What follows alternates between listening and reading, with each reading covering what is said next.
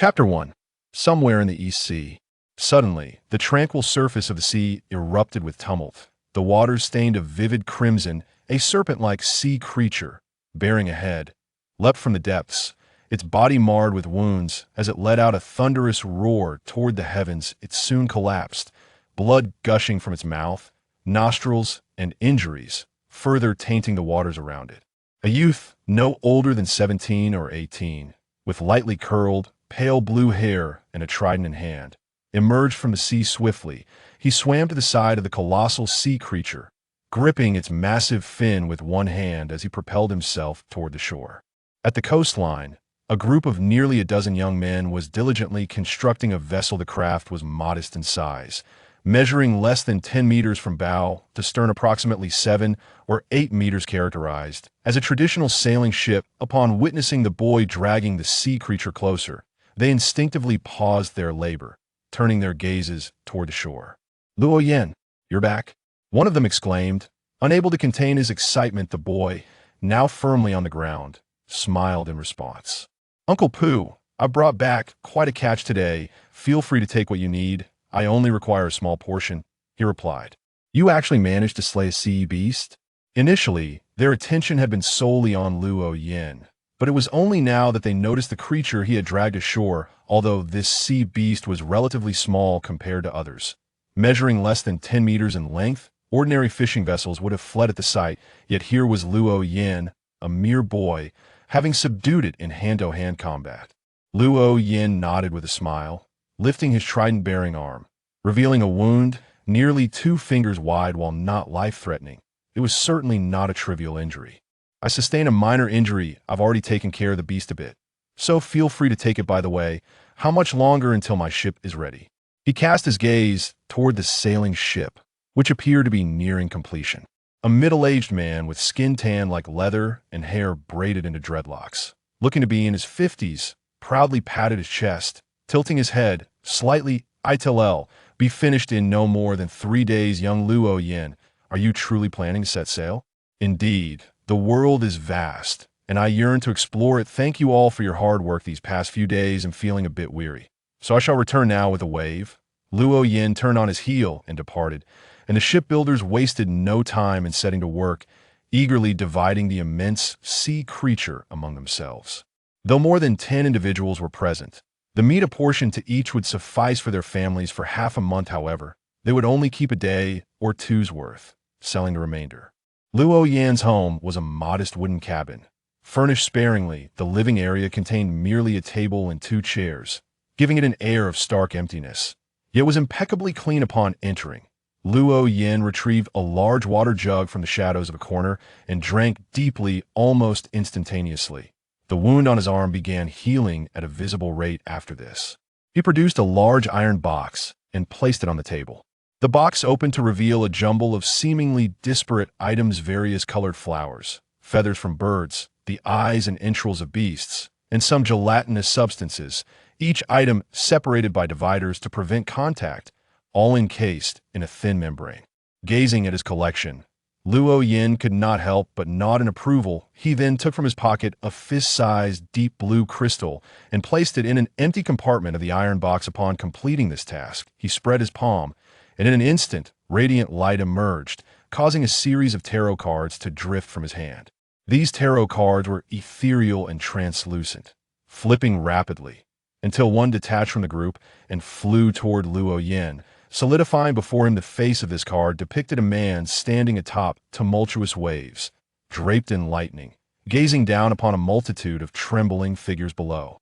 The man, with a countenance as sharp as a blade and muscles clearly defined, exuded an aura that compelled one to bow in submission. Adjacent to him were the words "Sequence 0 Tyrant." Luo Yin traced his finger across the card's surface, causing it to flip like a book, soon halting at the desired position, which read "Sequence 6 Wind's Favor." "I only need 100 milliliters of blood from a merman or mermaid. Only by becoming a wind's favor can I begin to possess the means for self-preservation." Luo Yin murmured softly, a wry smile crossing his lips. He had once been an ordinary university student on Earth, and after reading the book The Master of the Mysterious, he felt a surge of excitement and developed a profound interest in tarot cards. Thus, he ordered a deck online, but upon receiving it, he fainted, only to awaken in this very room. Through various newspapers and other sources, he confirmed that he had transmigrated into the world of One Piece initially. He felt bewildered and despairing as a fan of the series. He was acutely aware of the dangers lurking in this world with his frail physique. A single encounter with pirates could spell his doom. Fortunately, he had also brought along the tarot cards, or rather, not just a single deck. It comprised only 22 major cards, having transformed into something akin to the Blasphemy card from the Master of the Mysterious. Each card contained a complete pathway to divinity, albeit not in the image of Roselle. Moreover, the Blasphemy cards seemed to have undergone a localization process. Many of the ingredients and rituals differed from the original text, with numerous substitutes. Indeed, many descriptions of materials were vague. For instance, one of the primary materials for becoming a wind's favor was a small sea beast cranial crystal, but the type of sea beast was not specified in the recipe. Without a moment's hesitation, Luo Yin chose the tyrant pathway, representing mastery over land, sea, and air among the omniscient pathways. It offered the greatest advantage in this world of vast oceans. Furthermore, if a way to return existed, the omniscient would undoubtedly be the most promising avenue to pursue. The primary potion materials for the tyrant pathway were largely oceanic in origin, making them the easiest to gather in such a world.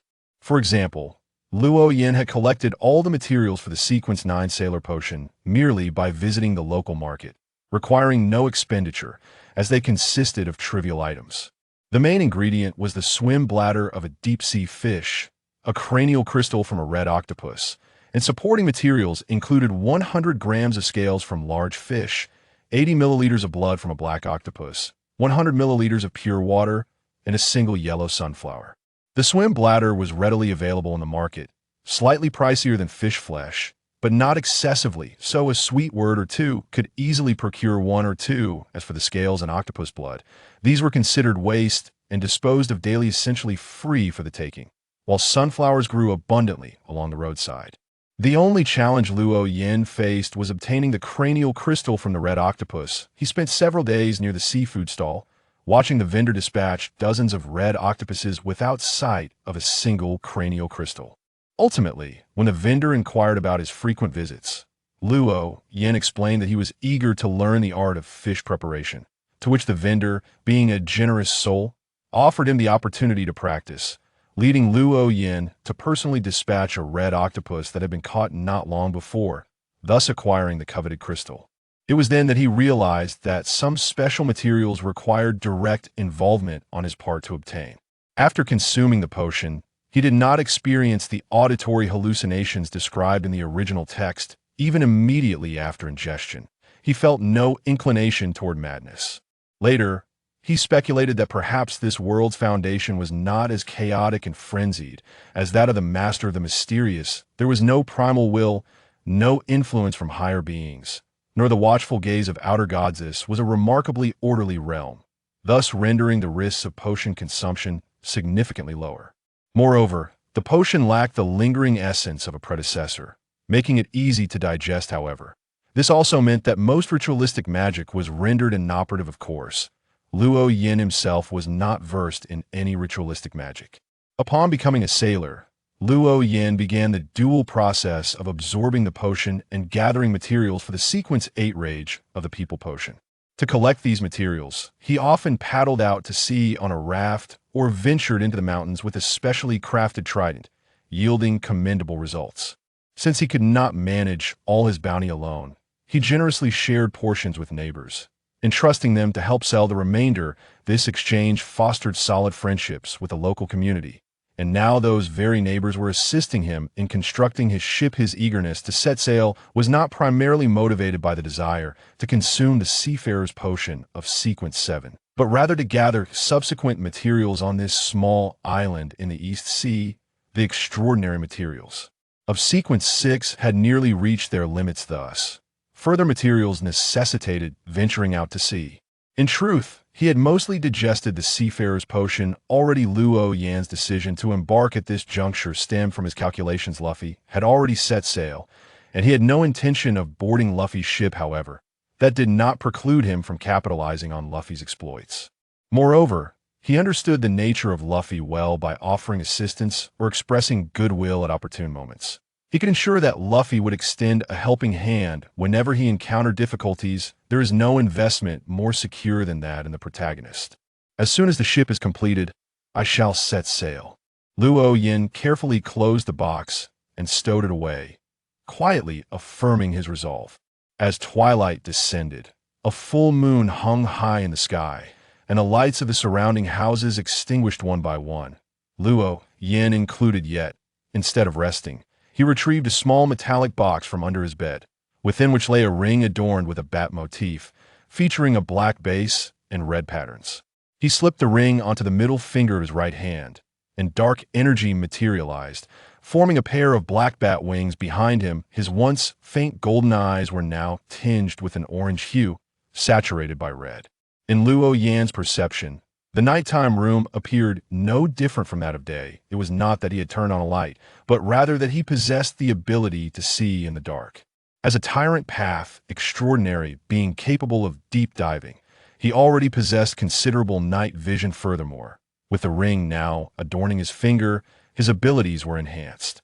During the past 6 months of gathering materials, Luo Yin had accumulated not only the extraordinary materials and traits of the tyrant path, but also numerous others from different paths. The ring corresponded to the vampire of sequence 7 from the moon path.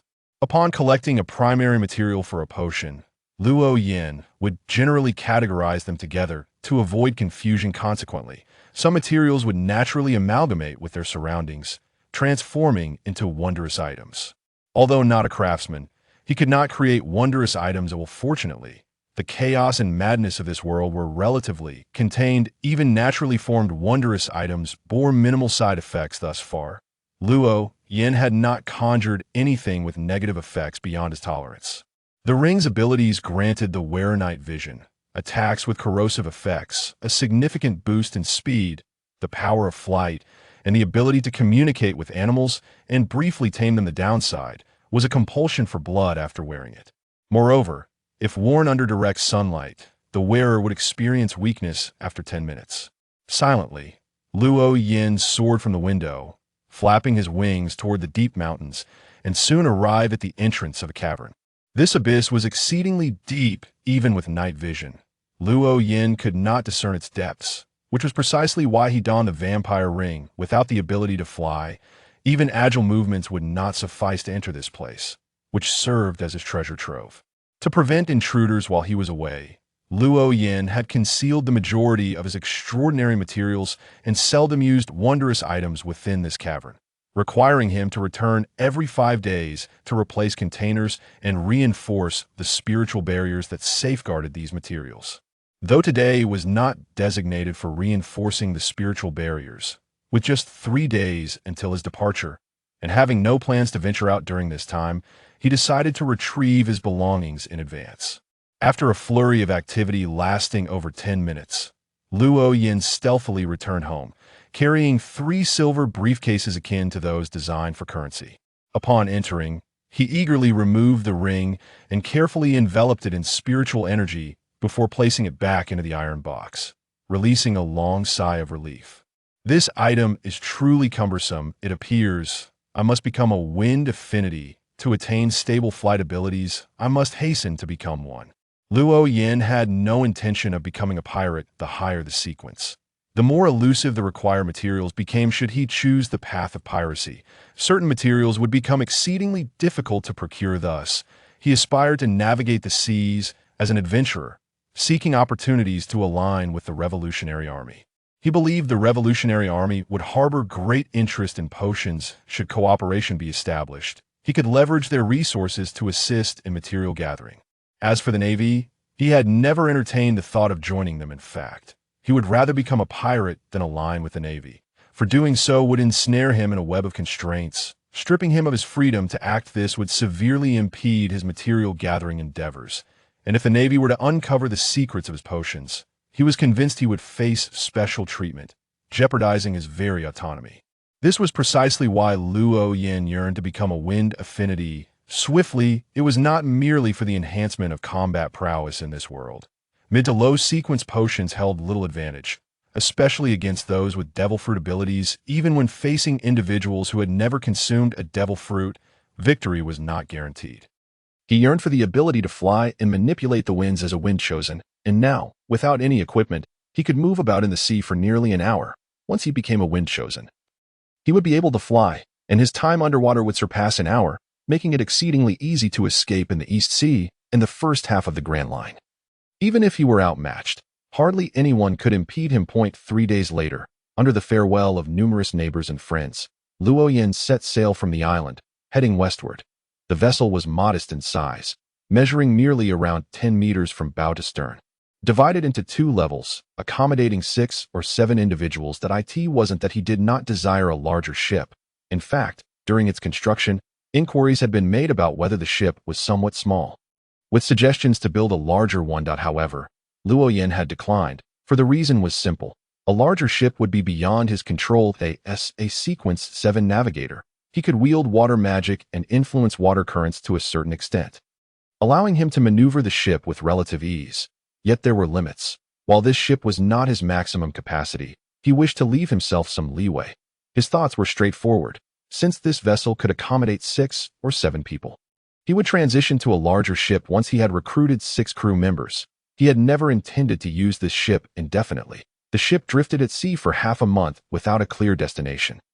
Simply continuing westward, Luo Yin sat cross-legged beside a beach chair on the foredeck. In front of him, a fist-sized astrological sphere adorned with various gems and fragments of diamonds. He closed his eyes tightly, murmuring incantations while his hands caressed the surface of the sphere. A suitable candidate for my crew, a suitable candidate for my crew, a suitable candidate for my crew. Upon completing the chant for the 7th time, a flash of light momentarily illuminated the sphere's surface. Luo Yin opened his eyes, exhaling slowly, then disregarded the astrological sphere, rising to recline on the chair, his visage slightly haggard. I need a true astrologer. Before that, I also require a ship's doctor, a shipwright, a cook, and a helmsman, he muttered under his breath. Initially, he had thought to let things unfold naturally, not overly yearning for crew members, believing in fate. If he encountered them, he would. If not, there was no rush. Now, he felt his primary focus should be on acquiring fishman blood. However, merely 3 days at sea had changed his perspective. Controlling a ship single-handedly proved far more challenging than he had imagined. It wasn't that the steps were intricate, but rather exhausting. A sequence 7. He lacked the spiritual energy to continuously manipulate the water to accelerate the vessel. Then there was food.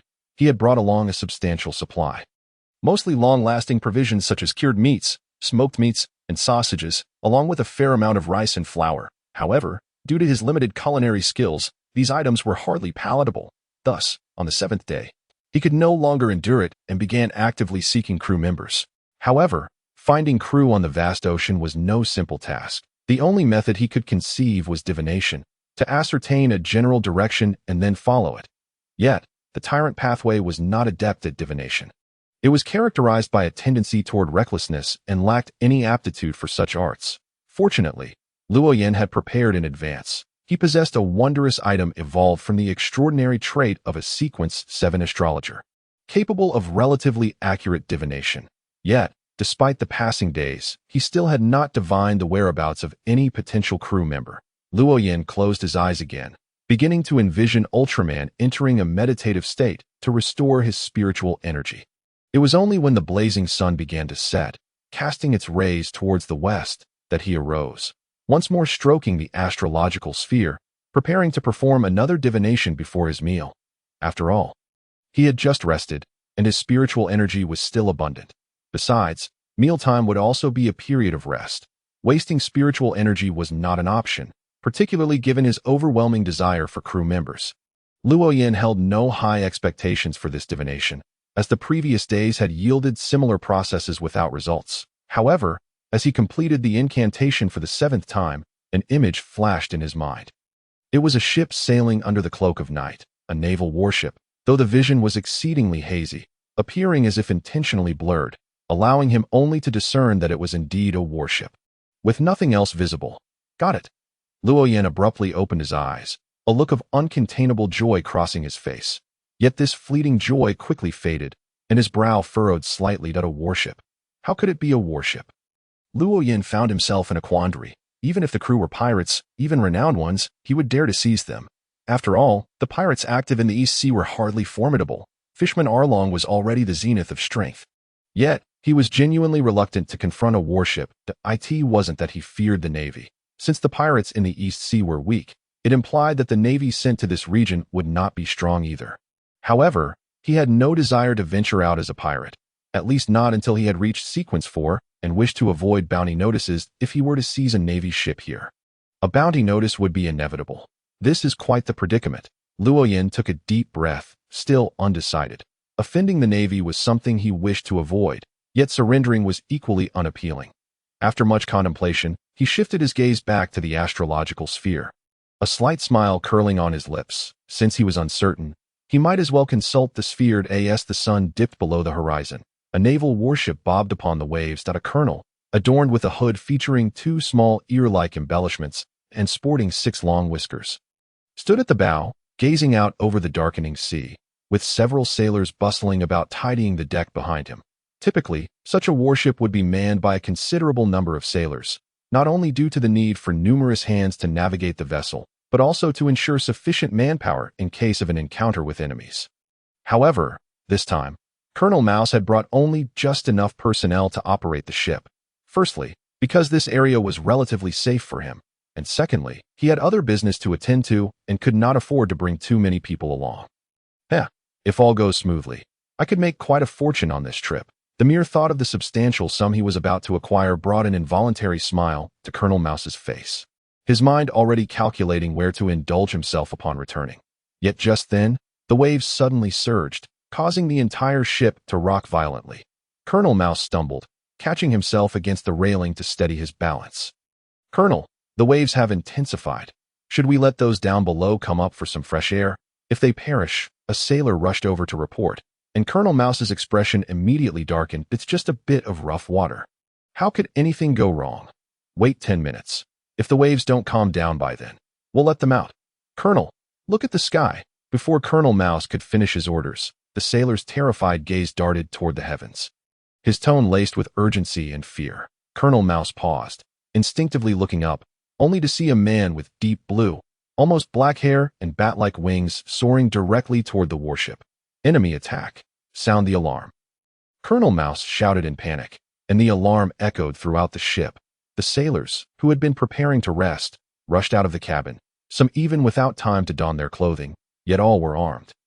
Clearly accustomed to drills for such emergencies, knowing precisely what to do in the face of unexpected situations, faced with the pointed weapons of the sailors, Luo Yin showed no sign of retreat. He landed heavily on the deck, and before the sailors could react, he swiftly disarmed them, sending their weapons flying.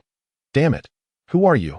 Colonel Mouse instinctively drew his gun, but before he could aim it at Luo Yin, a cold, sharp blade was already pressed against his throat, the faint sting reminding him that any movement could be fatal. "Let us have a civil discussion. What do you want?"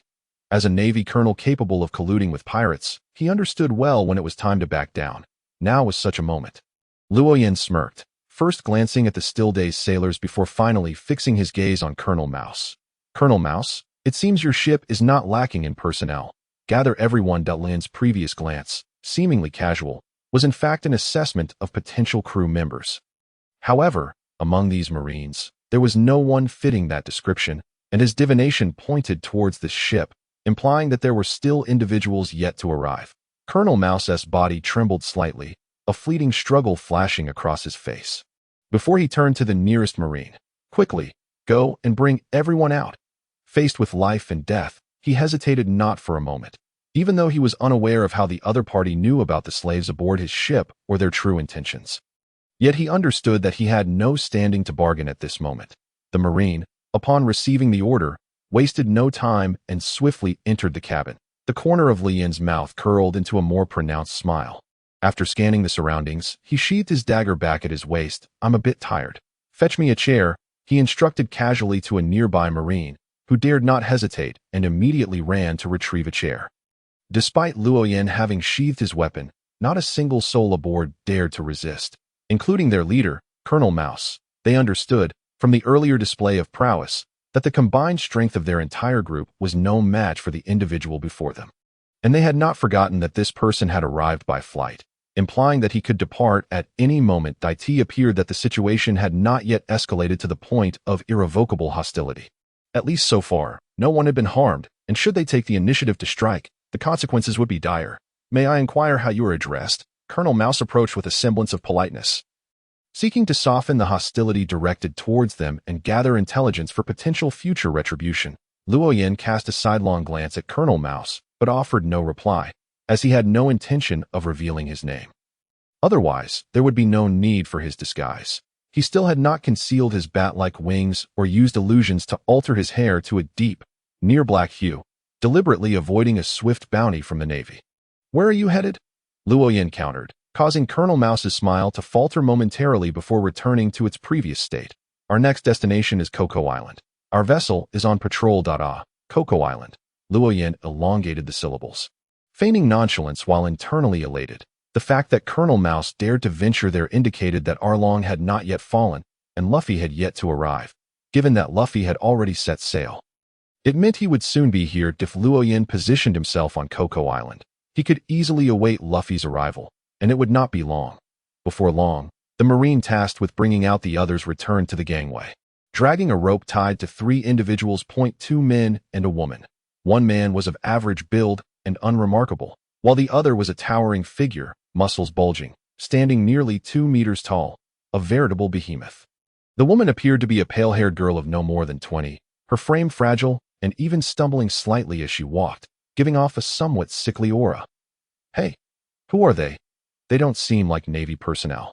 Nor do they resemble prisoners," Luo Yin asked in a casual tone, observing how Colonel Mouse's face twisted slightly, hesitating before finally gritting his teeth to respond. They are slaves? Huh. You, a Navy colonel, moonlighting as a slave trader?" Luo Yin's sarcasm was blatant, causing Colonel Mouse to open his mouth as if to defend himself, but no words escaped. Suddenly, Luo Yin flashed a mysterious smile, dramatically producing a lavish crystal ball from within his cloak. "Ah, look what I have. Let me show you." His face lit up with a friendly smile, drawing Colonel Mouse's gaze to the crystal ball, which shimmered to life, revealing a scene. The imagery depicted the Marine dragging the 3 slaves from the cabin, culminating in Colonel Mouse's admission that they were indeed slaves. Upon witnessing this, Colonel Mouse's complexion drained of color, as if all strength had fled from his body, collapsing to the ground. If the footage from the crystal ball reached the Navy branch, he would not only lose his rank but also face imprisonment or even execution on the spot. "Yyyu," Colonel Mouse stammered, overwhelmed. Luo Yin tucked the crystal ball away, his smile broadening. "There's no need to panic. I bear you no ill will. The lack of harm towards any of you thus far should be evident. Rest assured, I will not be handing over that footage to the Navy for the time being, and will even assist you in covering your tracks. For instance, by helping to dispose of the evidence," he added, gesturing towards the 3 slaves. Colonel Mouse's lips twitched, yet he nodded without hesitation. "Then, I shall trouble you. No need for thanks. By the way, did you mention your next stop is Coco Island? I've heard it's renowned for its oranges. I intend to purchase some. I'll bring my ship over shortly, and you will lead the way." Colonel Mouse nodded vigorously, his spirits lifting significantly. Luo Yin rose, waving to the 3 slaves from a distance. "Wait here. I'll return shortly to collect you." With that, he unfurled his wings and soared into the night sky, vanishing into the darkness. That moment, a Marine cautiously approached Colonel Mouse, lowering his voice. "Colonel, he intends to go to Coco Island as well. That we could join forces with Arlong too." The Marine did not finish his sentence, but made a slicing gesture across his neck. Colonel Mouse's face, which had just regained some color, twisted again in horror as he kicked the Marine down. "Are you an idiot? Did you not see he can fly? No matter how strong Arlong is, he cannot fly.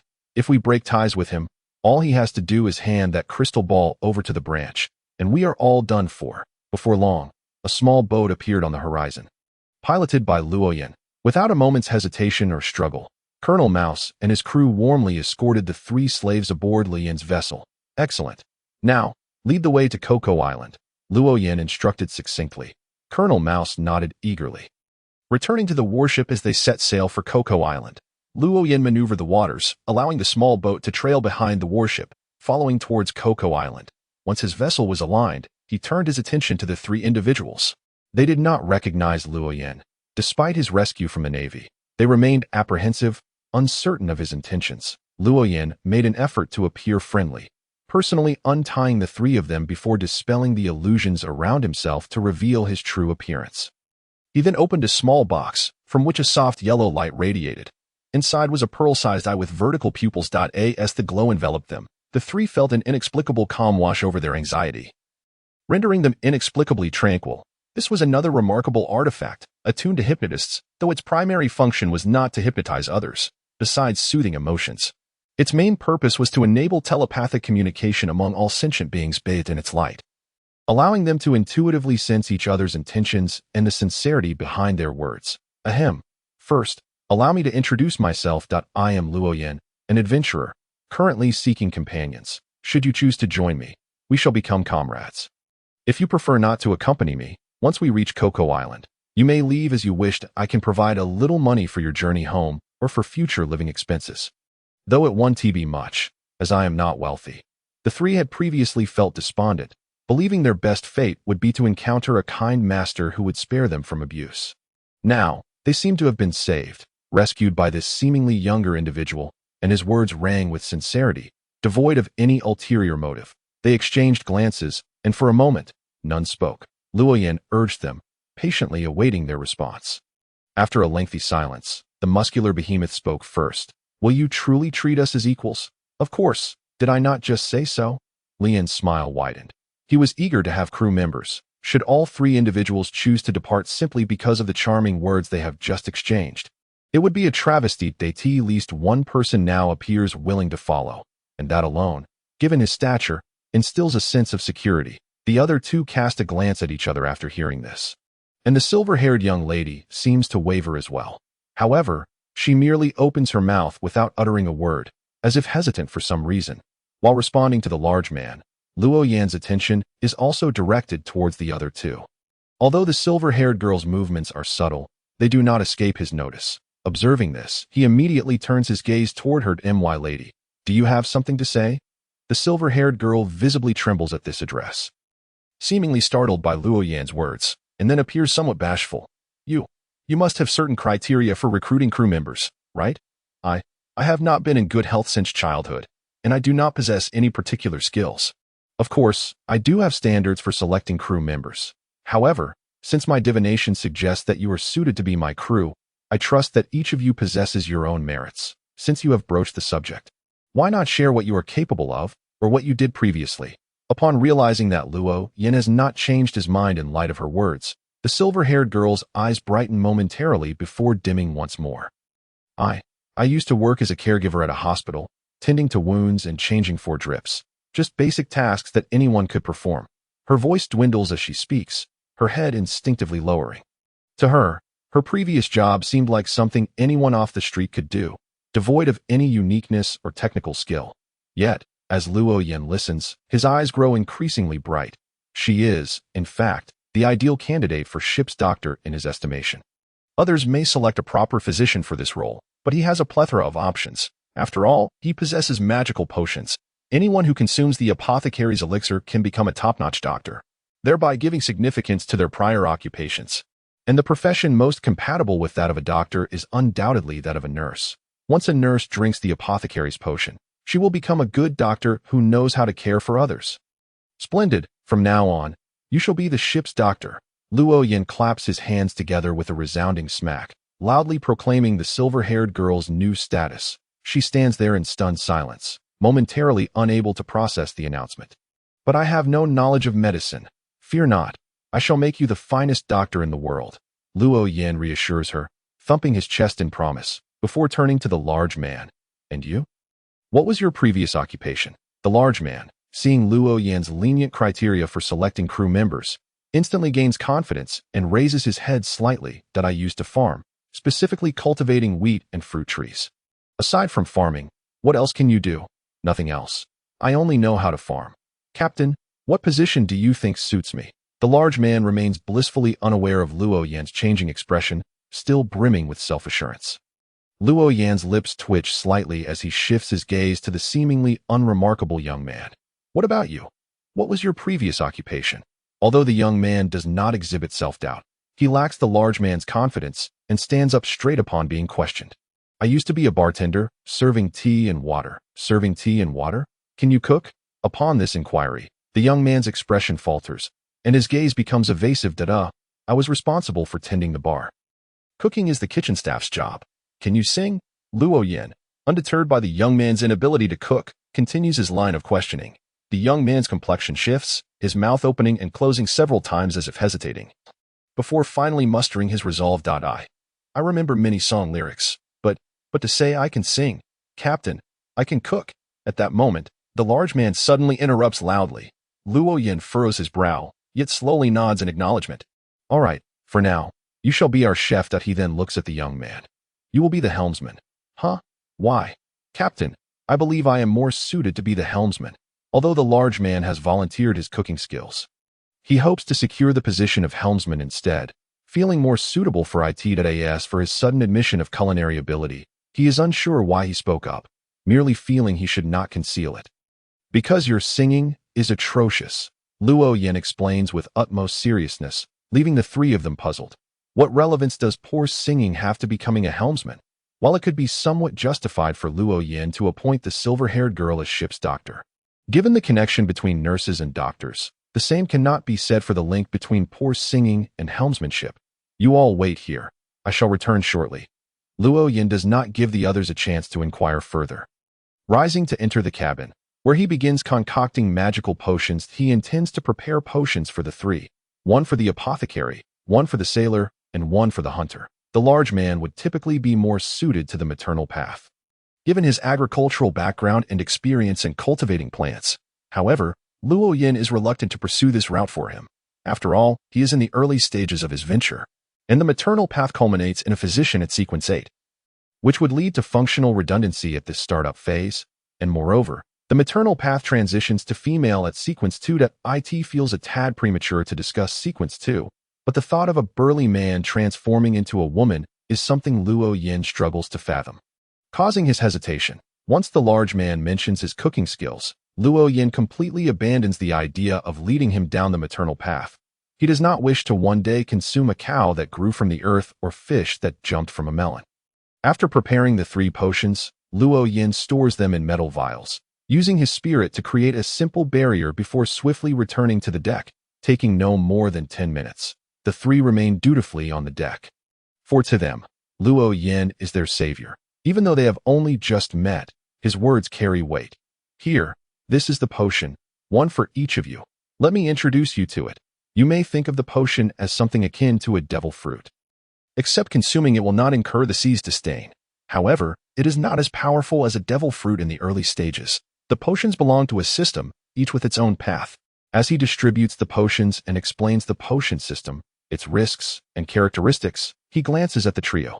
Now that the potions are in your hands, the decision to drink them rests entirely with you. Initially, the three listen eagerly to the introduction, but upon hearing the risk of losing control and becoming a monster, they begin to hesitate. Captain, you mentioned that the potion is not as strong initially as a devil fruit. Does that imply it becomes stronger than a devil fruit later on? The question comes from the large man, while the other two appear somewhat subservient in Luo Yin's presence. Only the large man speaks up, which is why Luo Yin plans to give him the hunter's potion, recognizing his potential for provocation. Without hesitation, Luo Yin nods. He had not intended to paint such lofty prospects for his crew so soon. But since the large man has raised the topic, he cannot let such an opportunity slip. Indeed, the potion's sequence path ranges from 9 to 0 based on my estimations. Sequence 4 corresponds to those notorious pirates with bounties in the hundreds of millions, while sequence 3 equates to the strength of those who have awakened the abilities of devil fruits. Luo Yin has yet to finish his enticing description when the silver-haired girl raises her hand slightly. What does it mean to awaken a devil fruit? You can think of it as the strength of the 7 warlords of the sea. You know of the 7 warlords of the sea, right? Even among them, it would be considered quite formidable. I see. The silver-haired girl nods, and the other two display expressions of dawning comprehension. Although they do not fully grasp the extent of the 7 warlords' strength, they understand what it represents. Powerful pirates recognized by the world government, ruling over the seas. All right, You should decide whether to drink or not, and we will discuss the next steps afterwards. Luo Yin refrained from further discussing the sequence. For upon reaching sequence 2, one would encounter genuine mythical beings, entities worthy of being referred to as he. The conversation at hand was beginning to stretch the limits of believability. The trio lowered their heads, gazing at the potions in their hands, revealing a hint of hesitation in both the stout man and the youth. Only the silver-haired girl displayed no signs of doubt. She tilted her head back and consumed the potion in one swift motion. Observing this, the other two gritted their teeth and followed suit. Their steps became unsteady, each displaying different abnormalities as a result of the potion's effects.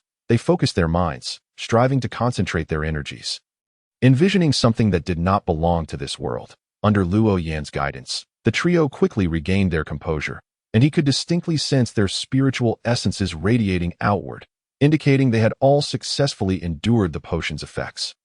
The potion is truly remarkable. I feel as if I could swim like a fish in the ocean, the youth murmured as he emerged from the state of absorbing the potion's knowledge. Though the other two remained silent, their expressions mirrored the youth's sentiments. Excellent. Congratulations on successfully enduring the potion. From this moment forth, we are truly companions. Let us introduce ourselves. Dara MIT. The youth declared first. The silver-haired girl followed suit, her lips parting just slightly. Shatari. The stout man took a small step forward, lifting his chin with an air of pride. Atre e Rhoda. Luo Yin was unaware of why Rhoda expressed such arrogance while stating his name. Nor did he wish to know that he merely nodded slightly, feeling a sense of satisfaction with his newly acquired companions. Very well. I am Luo Yin, a fact you are already aware of. Now, you are all extraordinary individuals. Allow me to share with you some fundamental knowledge of the extraordinary and the art of roll dash playing at BY noon the following day. Colonel Mouse's warship docked beside Coco Island, while Luo Yin anchored his vessel on the opposite side. Separated by the entire island, he descended with a large suitcase, accompanied by Shatari, while Rhoda and MIT remained aboard. His current objective was the blood of the fishmen and the solidified hearts of adult fishmen. The blood of the fishmen served as a supplementary material for the potion of the Wind Wielder, while the solidified hearts of adult fishmen constituted one of the primary materials for the Ocean Singer. However, Luo Yin did not intend to confront Arlong directly. His current strength offered little chance against him, even with magical items in hand. After all, Luffy would surely come to deal with Arlong. He merely needed to wait on the island. Seizing the opportunity to forge a connection with Luffy, Luffy was currently in the early stages of his journey, and acts of kindness now would be akin to planting seeds that would yield future rewards as Luffy grew. This also constituted one of the reasons for bringing Shatari along. After all, she was now an apothecary. Following the inevitable clash between Luffy's crew and Arlong's, Shatari could serve as the ship's doctor to tend to their injuries. A significant favor. Another reason was that he intended to take advantage of the time before Luffy's arrival to explore the island with Shatari, seeking out flora and fauna suitable for potion crafting. As another day passed, Luo Yin sat upon a grassy slope by the sea, gazing out at the distant horizon. Behind him, Shatari diligently sorted through the various herbs and plants she had gathered. It wasn't that Luo Yin did not wish to assist in gathering herbs. Rather, he was unaware of which plants held value, only able to discern their spiritual essence. Among the herbs Shatari collected, only 2 grasses and 1 flower exhibited any semblance of spiritual essence, while the rest were exceedingly ordinary. Captain, this marks your 4th time gazing at the sea today, Shatari remarked, carefully packing the herbs into small pouches. Luo Yin nodded, a smile gracing his face. Indeed, I await someone. Who are you waiting for? A boy with a straw hat, bright and cheerful. Luo Yin did not directly utter Luffy's name. Instead, he described the image Luffy held in his heart. Shatari paused in her sorting, glancing up at Luo Yin with a slight tilt of her head, a flicker of confusion crossing her features before she returned to her task. I can't shake the feeling that your purpose for coming to this island extends beyond simply gathering herbs and purchasing oranges. She mused. Luo Yan's mouth twitched slightly. He had not anticipated Shatari would genuinely believe the ruse he had used to deceive Colonel Mouse. Both the herb gathering and orange purchasing were secondary. His primary need lay in obtaining the blood and heart of the fishmen, who were ruled by Arlong's crew, rumored to be the strongest pirates of the East Sea. Shatari had indeed heard of Arlong's notorious reputation. Had she encountered his name previously, she would have trembled in fear. Yet for reasons unknown, upon seeing Luo Yin's confident demeanor, an inexplicable sense of calm washed over her. even when discussing Arlong and the intention to take his heart. She felt no fear. Luo Yin nodded in agreement with Shatari's assertion. Precisely. In a one-on-one confrontation, I would have a chance if I exerted my utmost effort. However, they are not alone, thus I require an ally. Once Shatari had stowed the final flower, she joined Luo Yin at his side, retrieving vials and jars from the large suitcase to begin concocting potions. Luo Yin turned to glance at her, maintaining silence, refraining from interrupting her work. He did not inquire about the potions she was preparing. He had already prepared the healing potions he would require later, and he was more concerned with when Luffy would arrive on the island. Luo Yin's vigilance was heightened, for the Going Merry had indeed arrived, signifying Nami's presence. With Nami's arrival, it was undeniable that Luffy and the others would soon follow. Shatari swiftly prepared a light brown potion, lifting it to her lips, poised to drink, when suddenly she sensed something. She glanced toward the sea, while Luo Yin, who had been staring at the ocean longer, rose to his feet, a smile adorning his face. A small boat was drifting toward them from the distance. Though it was too far to discern who was aboard, Luo Yan's spiritual intuition indicated that it was indeed the person he had been waiting for, Luffy.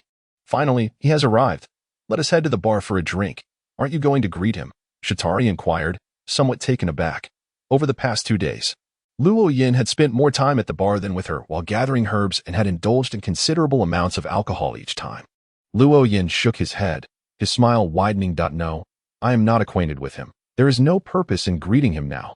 It would likely yield counterproductive results. Captain, I feel you resemble a charlatan. Luo Yin did not deny this. Rather, he enthusiastically nodded in agreement. Indeed, I am practicing how to be a charlatan. After 2 more days of waiting, both Luo Yin and Shatari enjoyed a relatively leisurely time.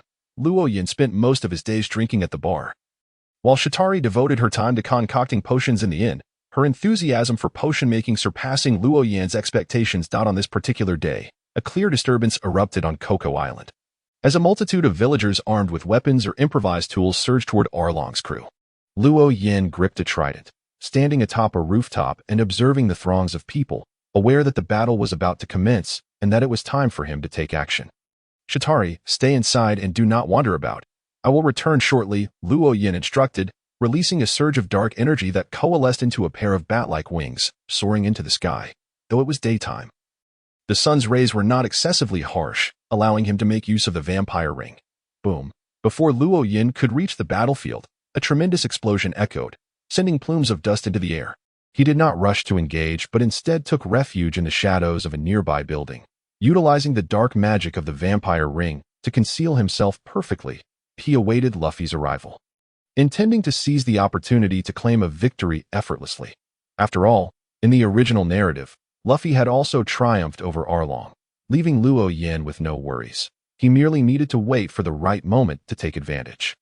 At that moment, Luffy had already been thrown into the sea. Zoro was engaged in combat with Buggy, and Sanji had jumped into the water to rescue him. Zoro's swordsmanship is quite impressive. Perhaps I should consider learning some sword techniques? No. Swordsmanship does not align with my current path. The immediate priority is to master Haki, and everything else can be set aside for now. While observing the battle, Luo Yan's thoughts began to wander, and he couldn't help but murmur to himself. The clash between Zoro and Arlong grew increasingly intense, and Luo Yin noticed a fallen fishman minion lying not far from him, which caused him to pause in surprise.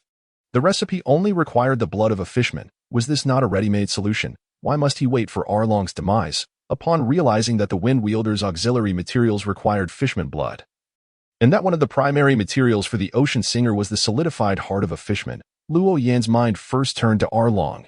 His journey had been aimed at plotting against Arlong, but he now recognized that he had fallen into a cognitive trap. Though fishmen were not as numerous as humans, their population was still substantial, and there was no need to insist on obtaining Arlong's blood. With a thought, Luo Yin activated the dark spell Dark Chains from his vampire ring, causing the shadows around him to deepen and extend into a black chain that silently ensnared the fallen fishman. Pulling him into the shadows, the fishman was on the brink of death, his breath barely perceptible, yet he clung to the last vestiges of life, making him the ideal target for a finishing blow. If he were already dead, Luo Yin would only be able to procure blood, merely the auxiliary material for the Wind Wielder, whereas only the fishman he killed could yield a solidified heart, providing the extraordinary material he sought. Hey! Luo Yin chuckled softly and, without hesitation, plunged his trident into the fishman's throat. The already dying fishman offered no resistance and perished on the spot, blood gushing forth. Luo Yin wasted no time, retrieving a test tube from the hidden pocket of his clothing to collect the required amount, before pulling out other extraordinary materials from a small pouch at his waist and casually mixing them in a nearby empty wine jar to concoct a potion. Upon combining the various ingredients, a pale blue liquid formed, swirling as if stirred by an unseen breeze. Luo Yan's keen intuition informed him that this was indeed the potion of the Wind Wielder. Without the need to transfer the potion to another container, he tilted his head back and drank deeply from the wine jar. In that instant, he felt the winds converge upon him from all directions, as if his body had become hollow, allowing the winds to penetrate and continuously reshape him. The experience was not painful, yet the wind seemed to blow directly against his soul, leaving Luo Yin with a sense of disorientation, as if a single misstep might cause his very essence to scatter and transform him into a monster. He struggled to center his thoughts, resisting the winds that assailed his spirit. Time seemed to stretch indefinitely until the winds gradually subsided, and his mind began to calm. The first sight to greet him was the lifeless body of the fishman sprawled on the ground, its left chest aglow with a radiant light, an extraordinary brilliance that clothing and skin could not conceal. Without hesitation, Luo Yin sliced open the fishman's chest and extracted the solidified heart within, placing it into his small pouch. Rubber, rubber! A distant shout broke the moment. Luo Yin looked up to see Luffy engaged in fierce combat with Arlong. Arlong, brimming with arrogance, appeared dismissive of Luffy's attacks, not bothering to evade as Luffy's fists landed blows that forced him to retreat repeatedly. Luo Yin narrowed his eyes, a whirlwind suddenly swirling around him, lifting his body off the ground. Arlong seemed to sense the impending danger, abruptly halting his retreat and shifting to dodge Luffy's punch, seizing the moment to glance back and spot a youth with pale blue hair, wielding a trident, soaring toward him. Another ally. Arlong was taken aback. Although he was uncertain of Luo Yan's combat prowess, the mere ability to fly warranted his attention. "Who are you?" Luffy echoed his surprise at the unexpected assistance, not recognizing the boy approaching on the wind. However, Luo Yin did not respond to Luffy's inquiry, for he had seized a prime opportunity and would not squander a moment. Furious strike. Luo Yin tightened his grip on the trident, his right arm's muscles visibly bulging, lightning-like symbols flashing in his eyes. Mind piercer. Arlong, clutching a droplet of water ready to hurl at the ambusher, suddenly felt a sharp pain in his head as countless steel needles seemed to pierce his brain, causing his movements to falter. With a decisive thrust, the trident pierced Arlong's chest. His pupils dilated in shock as he coughed up a mouthful of blood. Driven by the trident's immense force, he staggered backward.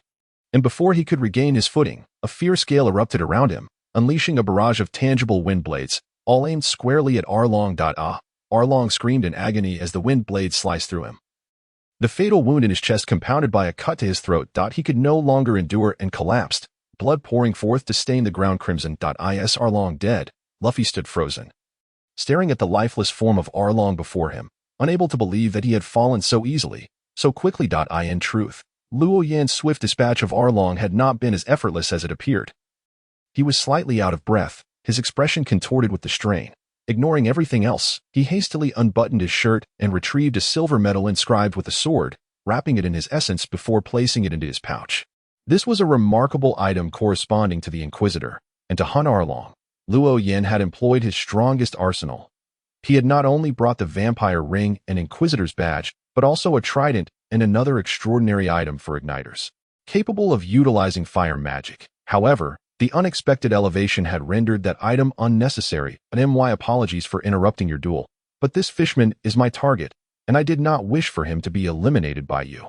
Hence my intervention. With the Inquisitor's badge removed, Luo Yan's expression relaxed, a smile gracing his features. It was then that Luffy fully reacted. Impressive, I must say. You are truly remarkable. Luffy exhibited no anger over the stolen kill. Instead, his eyes sparkled with admiration as if inviting Luo Yin to join him as a comrade. Before Luo Yin could respond, Luffy extended an invitation. Would you like to be my companion? Oh, by the way, I'm Luffy, the man who will become the Pirate King. As Luffy spoke, he stood tall, puffing out his chest with confidence. Luo Yin chuckled softly, shaking his head. Companionship is unnecessary. I have my own ship and crew. And I am an adventurer. not inclined to become a pirate. Luffy tilted his head slightly, appearing puzzled. The term adventurer was not entirely foreign to him, yet it was not something he was accustomed to. In the vast seas today, most were pirates or navy personnel, with perhaps a few bounty hunters. Adventurers were indeed rare. Adventurer, indeed, Luo Yin nodded, explaining, to sail freely upon the ocean in search of lost treasures. To witness the customs and cultures of various lands. Do you not find this a splendid pursuit? Freedom, how wonderful. Luffy seemed to harbor a special sentiment for the notion of freedom, and his face lit up with an untainted smile upon hearing it.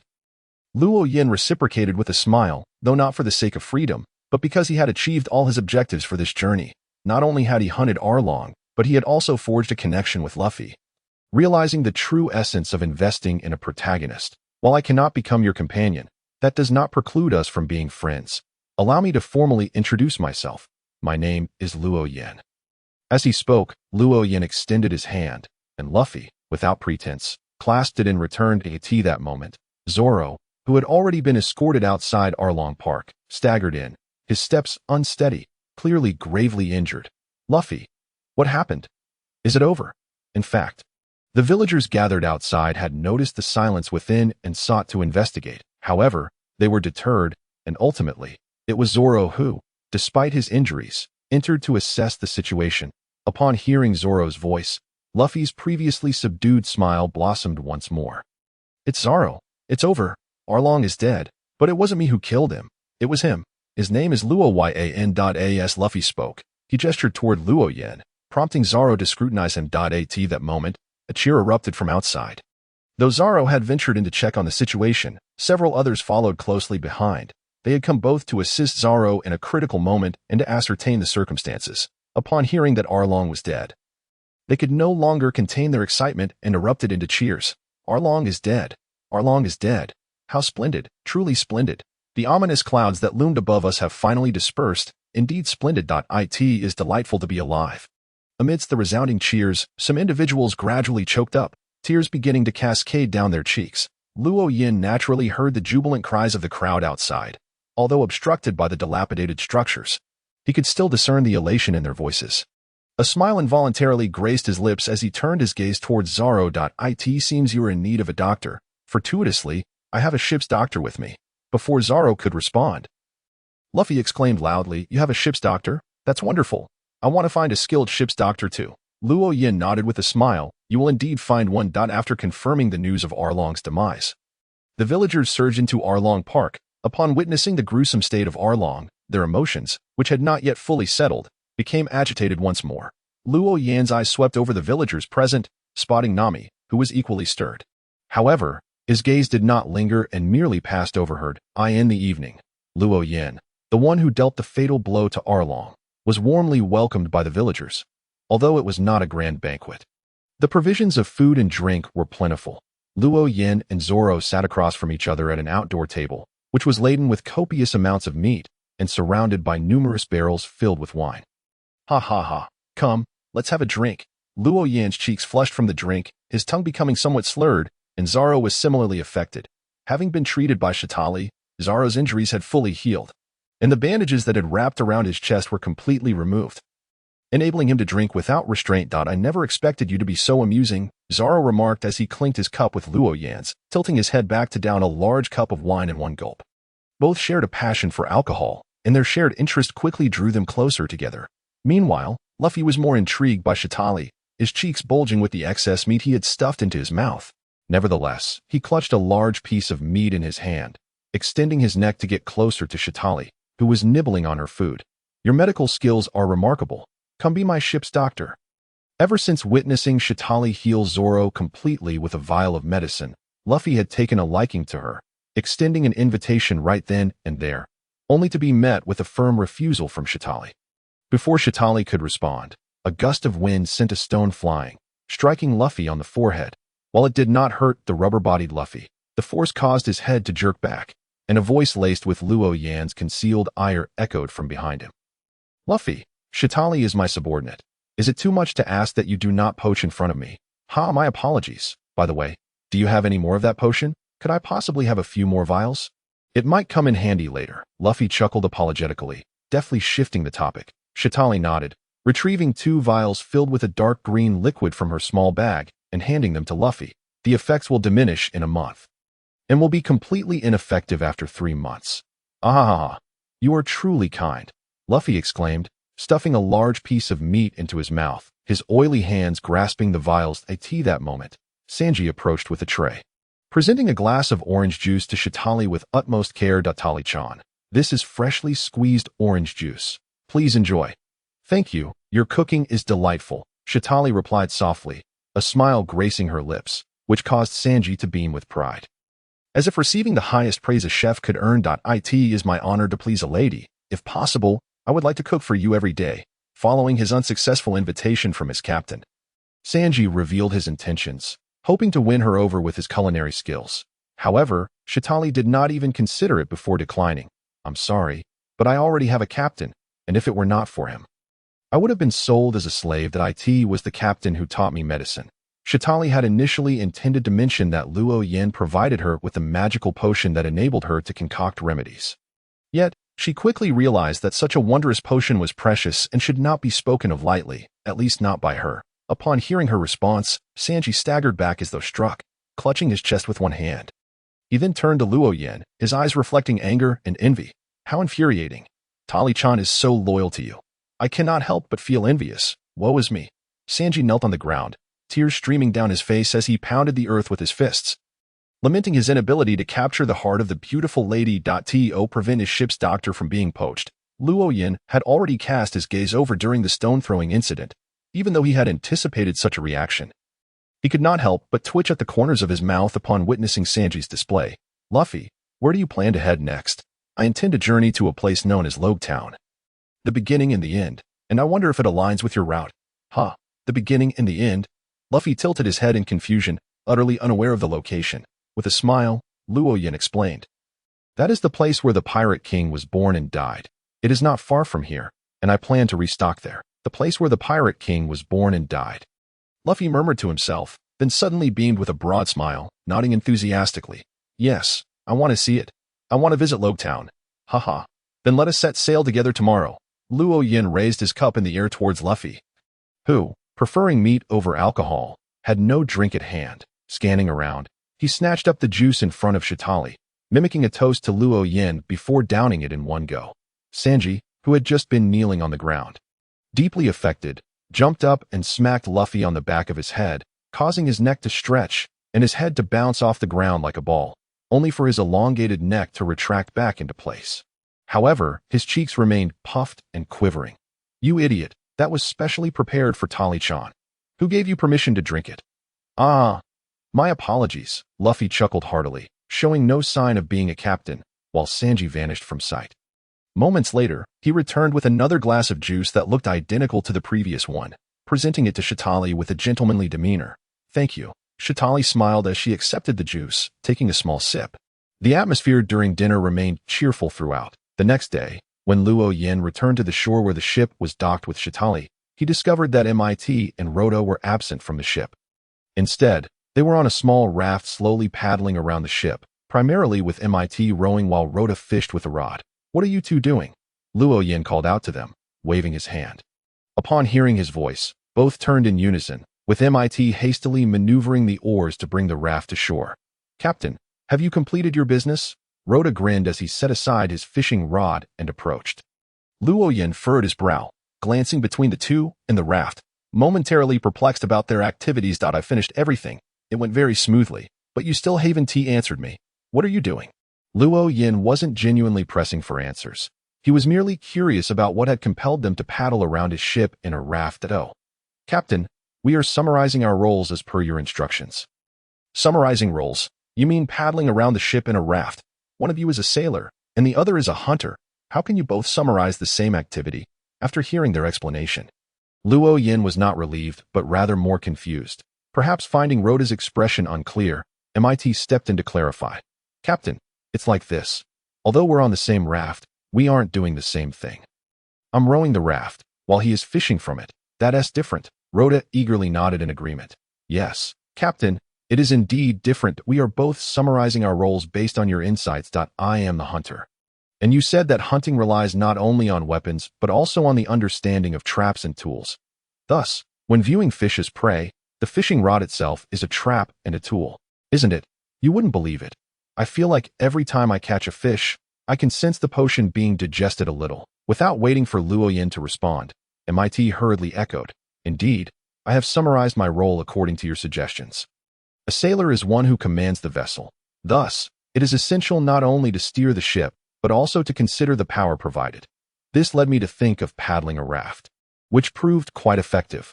Luo Yin's lips twitched involuntarily, momentarily at a loss for words, and he could only clear his throat with a forced cough to steer the conversation away. "Ahem, let us depart now." "Shall we set sail?" "Yes, Captain," the trio replied in unison, and soon the four of them boarded the ship, hoisting the anchor and unfurling the sails as they left Kokoja Island, heading towards Rogue Town.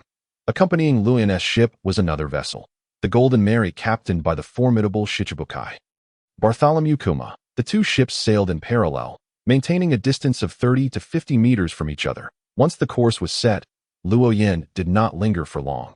He returned to the cabin's quarters, eagerly opening his suitcase. Inside, alongside the peculiar items he had brought ashore, lay 2 hearts, solidified as if encased in amber, a pouch of blood, several scales, and a complete set of teeth. One of the hearts belonged to a merman soldier, while the others were extracted from Arlonji. In truth, had he meticulously searched, he could have acquired even more extraordinary traits and materials. However, Luo Yin refrained from doing so, fully aware of his current vulnerability, until he attained a semblance of self-protection. The matter of the magical potions must remain undisclosed.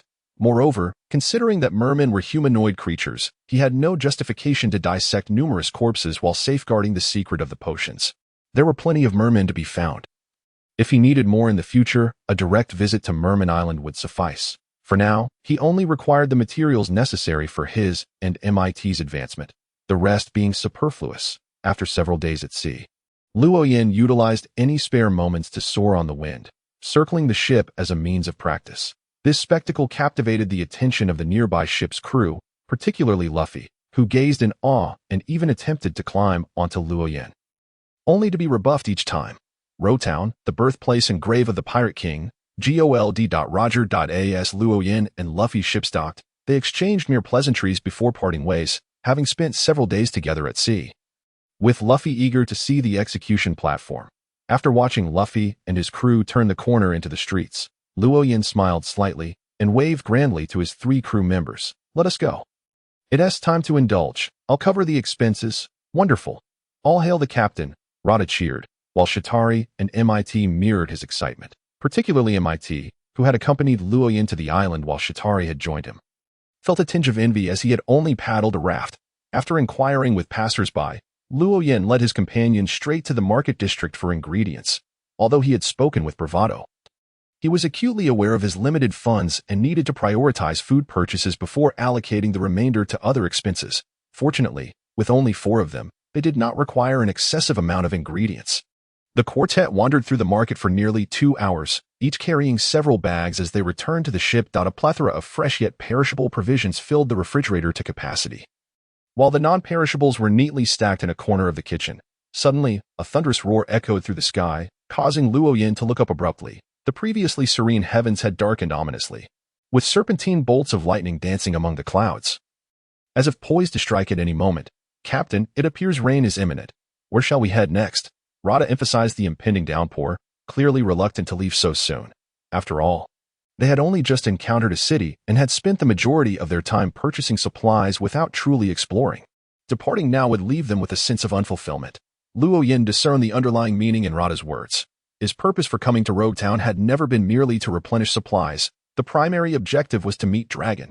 With the weather turning abruptly, it was evident that Dragon had arrived, and there was no way he would depart at such a moment. "I will provide each of you with 100,000 berries for your outing. Enjoy yourselves, but be sure to return before nightfall, as I have other matters to attend to." As he spoke, Luo Yin retrieved a stack of money from an inner pocket of his clothing and handed it to the trio, 300,000 berries in total, perfectly apportioned. Joy illuminated their faces instantly, with Rada eagerly grasping the money in hand. While 100,000 berries was not an exorbitant sum, it would suffice for an afternoon of merriment. "Thank you, Captain," Rada exclaimed, distributing the funds among the others as Luo Yin wasted no time, soaring off towards the execution platform. Boom! Before Luo Yin could reach the vicinity of the execution platform, a mighty bolt of lightning descended from the sky, striking the platform directly, causing it to collapse. Luffy, grinning widely, emerged from the wreckage, charred but unharmed, while beside him lay the smoldering figure of Buggy the Clown. Luo Yin landed on a nearby rooftop, closing his eyes to sense the surroundings. At that moment, torrential rain began to pour, thwarting his initial intention of using the wind to locate Dragon, forcing him to abandon the idea. To change the weather so effortlessly is truly remarkable.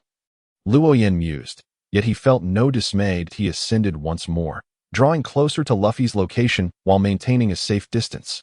After all, he was well aware of the unfolding events. Smoker would soon apprehend Luffy, only for Dragon to intervene and rescue him. As anticipated, Smoker indeed appeared and engaged Luffy in combat. With Luffy still unacquainted with Haki, Smoker held the upper hand from the outset, quickly overpowering Luffy and preparing to capture him. Just then, Luo Yin's instinctive senses flared to life. He turned sharply to see a figure cloaked in black, their face obscured by the shadow of the hood, darting through the rain with astonishing speed, crossing an entire street in mere breaths to seize Smoker's arm as he attempted to strike Luffy. "You, the government has long sought your head," Smoker exclaimed, astonished yet unafraid in the presence of the sudden arrival of Dragon. As lightning split the sky, illuminating Dragon's face beneath the hood, he bore no trace of anger, only a broad smile. "The world awaits our answer." With a gust, the rain ceased, and a fierce wind arose, overwhelming all present. The pirates were swept away to the edges of Rogue Town, while the Marines remained nearby, unable to escape the tempest. In a single moment, Dragon's intervention had liberated all the pirates present. As a favorite of the winds, Luo Yin remained impervious to the forces that tossed ordinary men about. The gusts failed to disturb him in the slightest. Yet, rather than feel triumphant, a sense of dread welled up within him. He could distinctly perceive through the wind that all those who had been blown away landed safely, unharmed, and no structure had collapsed as a result. However, the coastal defense cannons stationed along the shoreline were utterly destroyed by the winds, with not a single one remaining intact. This undeniably indicated one thing: Dragon's mastery over his powers had reached an alarmingly formidable level. Even merely witnessing a glimpse of it instilled fear in Luo Yin. Before long, the tempest subsided, and the rain fell anew, while Luffy and his crew seized the opportunity to set sail. Smoker glared at the receding silhouette of the Golden Mary, his expression shifting between anger and confusion. Suddenly, a realization struck him, and his countenance paled. At that moment, Dragon's slightly audacious voice echoed from the rooftop beside him. "Ha ha ha. Go forth. If this is your course of action, why assist that man?" Smoker demanded loudly. But Dragon maintained his smile, his gaze fixed on the Golden Mary. "What reason is there to hinder a man from setting sail? Prepare the ship. I shall pursue Straw Hat Luffy," Smoker declared without hesitation. And although the nearby Marines were astonished, they could not impede him. Dragon listened quietly, making no effort to thwart Smoker's intentions. He had come only to bid farewell to Luffy. Preventing the Marines from capturing pirates was not the role of the Revolutionary Army. "Hey," Dragon chuckled softly, retracting his gaze as he prepared to depart. At that moment, a gust of wind swirled around, brushing against his temple, and a voice whispered in his ear, "Might I inquire if you have a moment to converse?" The Dragon paused momentarily before shifting his gaze, spotting a youth not far from him, with lightly curled, pale blue hair, who appeared to be around 17 or 18 years of age. "Intriguing. Then follow me." Without a moment's hesitation, the Dragon acquiesced, confident that no one in the entire Rogue Town could pose a threat to him, rendering the likelihood of a trap virtually non-existent, with a few flickers. The Dragon departed from the rooftop, entering a secluded alley, hastily followed by Luo Yin, for he regarded this individual as a promising benefactor and could not afford to let him escape. After navigating several turns in the alley, the Dragon slipped into an uninhabited small house, furnished only with a few simple tables and chairs. Apart from these, there was nothing else. Due to the overcast sky, the light within was rather dim. And upon entering, Luo Yin caught sight of the Dragon lifting his hood, revealing a face adorned with tattoos. "Oh, you seek something from me." The Dragon's tone was unpretentious, exuding an amiable demeanor, yet there was an ineffable aura of authority about him, causing Luo Yin to feel quite tense. Nevertheless, he maintained a facade of calm, smiling slightly as he offered a subtle "BOW. It is a pleasure to meet you." I am Luo Yin. I have summoned you for two matters. First, to witness the essence of the turning point in this era, and second, to convey goodwill from the Revolutionary Army. The turning point of the era, do you imply that the actions of the Revolutionary Army will instigate such a shift? Luo Yan's words stirred ripples in the dragon's heart, but given Luo Yan's youth, that flicker of disturbance quickly subsided, not affecting the dragon's demeanor. Luo Yan shook his head, then offered a bittersweet smile. My divination and prophecy can only discern the starting point in you. Unable to reveal more, perhaps due to the vast disparity in our strengths. Compared to you, I have gleaned much more from that Navy officer named Smoker. Prophecy, the dragon keenly seized upon the key term. His eyes narrowing slightly, which was precisely the reaction Luo Yan had hoped to elicit. The bitterness in his smile faded, replaced by pure delight. Yes, prophecy, it is one of my abilities. An intriguing ability indeed. I wonder if you could perform a prophecy for me. The dragon's tone carried an unmistakable skepticism and probing quality. The term prophecy seemed rather dubious, even to the average person, let alone the leader of the Revolutionary Army. Luo Yan appeared to anticipate this, smiling as he nodded. Of course, that would be no problem. So, who is the subject of the prophecy? The world. The dragon uttered these two words without the slightest hesitation, leaving Luo Yan visibly startled. Even he had not anticipated such a response, but he quickly regained his composure and nodded affirmatively. No problem. That is not a difficult subject. With that, Luo Yan lowered his head slightly, slowly closing his eyes, while the dragon made no effort to rush him, casually pulling up a chair to sit down. After approximately 2 minutes, Luo Yan opened his eyes, and 2 streams of crimson blood flowed from his eye sockets, cascading down his cheeks like tears and dripping onto the floor. I have seen. Initially, the dragon had harbored doubts regarding Luo Yan's prophecy. However, upon witnessing the blood, he began to sense that this young man might possess some genuine talent. In truth, Luo Yan's so-called prophecy was merely a reflection of the original plot. He had long considered that, given his current strength and age, extracting benefits from the Revolutionary Army would not be an easy feat. Thus, the most feasible method was to masquerade as a mystic.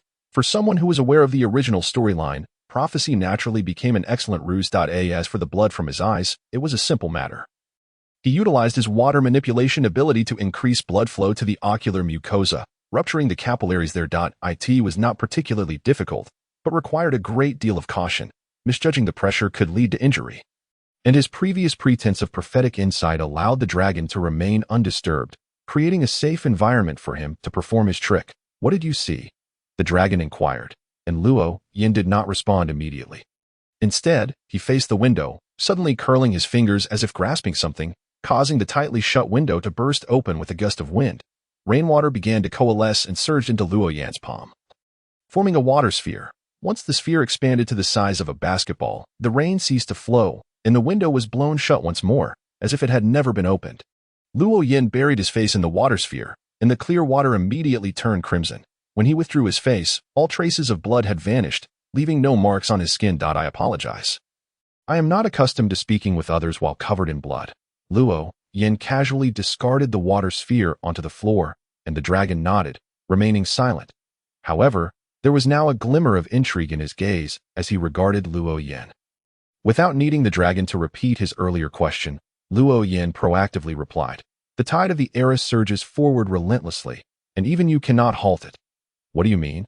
I am saying that even if you were to disband the Revolutionary Army now, the tide of the era would not cease. You have already loosened the final reins with your own hands. Luffy, the dragon arrived at the answer almost instinctively, and Luo Yan nodded affirmatively. Indeed, in the near future, Luffy will become one of the leaders propelling the tide forward. But curiously, what? The sudden twist captured the dragon's attention to the fullest. He wasted no time in pressing for clarification. Luo Yan's heart swelled with delight. He had gone to great lengths to feign this mysticism, even drawing blood, and now he had finally seized the initiative. Though he maintained an expression of perplexity that I cannot see Luffy clearly, I can only vaguely discern a few words. Go on. The dragon's expression grew more serious as he assumed a listening posture. Luo Yan nodded, feigning deep thought. A free warrior, the drums of liberation, Joy Boy, and Nika, these are what I have seen. The initial parts one can comprehend, but I am uncertain about the latter references to Joy Boy and Nika. I wonder if you possess any insights. Luo Yan certainly could not feign ignorance regarding their meanings. However, he deliberately chose to say so. believing that as the leader of the revolutionary army, the dragon would surely recognize the name Joy Boy. Furthermore, although the world government sought to obscure Nika, since the dragon was actively opposing them, there was a reasonable chance he would grasp the significance of the name Nika by claiming ignorance. Luo Yan enhanced his mystique, as anticipated. After hearing Luo Yan's words, the dragon's demeanor grew exceedingly grave. His expression momentarily lost in thought, an effect that exceeded Luo Yan's expectations. You seem to know something. Seizing the moment, Luo Yan pressed further, and the dragon regained his composure, nodding slightly in affirmation. Yet, he showed no inclination to enlighten Luo Yan, instead diverting the conversation. Earlier, you mentioned wanting to convey goodwill to the revolutionary army. I am curious about the nature of that goodwill. Despite Luo Yan's efforts to maintain his disguise, his eyes could not help but gleam with excitement. An item capable of significantly enhancing the combat strength of the revolutionary army in a short span of time. And what would be the cost of such an enhancement? The dragon remained composed. Fully aware that power requires diligent acquisition, a substantial boost in a short time must come at a price. The most straightforward example would be the devil fruit. Typically, an individual who consumes a devil fruit experiences a drastic enhancement in power, yet must bear the consequence of being despised by the SEA.IT. Seems you possess considerable experience, which is understandable, as the devil fruit aligns with what I just mentioned. I can concoct something called elixir. Depending on the type of elixir, consuming it can grant various special abilities. For instance, the wind and water manipulation I just demonstrated. Elixir. The dragon muttered the name, mentally searching for any previous encounters with such a substance. Confirming that he had never encountered anything similar. So what is the price? The dragon reiterated his question, and Luo Yan, maintaining his expression, continued to explain. Naturally, there is a cost. Consuming the elixir carries the risk of losing control and transforming into a monster. However, at lower tiers, this risk is minimal. I neglected to mention that the elixir is not like the devil fruit, which can only be consumed once. After digesting the elixir, one can consume it again. But it must be in strict accordance with the sequence and type. Otherwise, one risks immediate loss of control, transforming into a monster. The dragon narrowed his eyes, scrutinizing Luo Yan as if seeking signs of monstrosity within him. However, he did not perceive any characteristics in Luo Yan that were not human. Luo Yan, fully aware of the dragon's thoughts, smiled subtly and chose not to elaborate further, continuing his explanation. There are a total of 22 types of potions, each divided into 9 stages, which I refer to as sequences, ranging from sequence 9 to sequence 1, with sequence 9 being the starting point and sequence 1 the conclusion. The dragon had assumed that the potions Luo Yan mentioned were limited in number, only to be surprised by the revelation of 22 varieties, along with the concept of sequences, which sounded like a thoroughly developed system, entirely unlike something newly conceived, yet he had never heard of it before. Are there truly that many? Indeed. However, not all 22 potions are suitable for the revolutionary army. Some can lead individuals to become exceedingly malevolent, and I presume you would not wish to see anyone in the revolutionary army transformed in such a manner. How can I trust what you just stated? Despite Luo Yan's convincing performance, the dragon remained somewhat skeptical, particularly after witnessing Luo Yan's abilities to control wind and water. It all seemed too incredulous. This reaction was anticipated by Luo Yan. Were the dragon to believe him outright, he would begin to question the dragon's true intentions. That it's quite simple. We need only to allow someone to try it. I still possess a considerable number of potions. The dragon fell silent, and after nearly a minute, he slowly nodded. 50 nautical miles to the south lies an uninhabited island, home to a secret harbor of the revolutionary army. We shall proceed there. No problem. So, will you be boarding my vessel, or? My ship is over there. Let us take yours. Luo Yan did not conceal his delight as he exclaimed, "Welcome." Luo Yan led the way, with the dragon following closely behind. The two walked through the streets of Rog Town, attracting no attention. The previous turmoil had instilled fear in the residents, causing them to retreat indoors, and with the rain still falling, few ventured out. Luo Yan assumed he would need to wait on the ship for his crew, as they had agreed to return before nightfall, and the three clearly wished to indulge in some fun. However, upon returning to the dock, he found all three waiting by the shore, and the atmosphere seemed somewhat peculiar. Shatari's expression was strange, and she appeared somewhat uneasy. Rhoda and MIT were also unusually quiet, exchanging furtive glances. The captain has returned, Shatari exclaimed, rushing towards Luo Yan. Yet, Upon noticing the formidable figure accompanying him, her expression of joy gradually faded, and her steps slowed unconsciously. "Shatari, what troubles you?" "And nothing." Shatari discreetly glanced at the dragon before shaking her head. Observing this, Luo Yin refrained from pressing further and gestured towards the dragon. "This is the dragon of the Revolutionary Army. We are heading to the Revolutionary Army's harbor to set sail." "The Revolutionary Army?"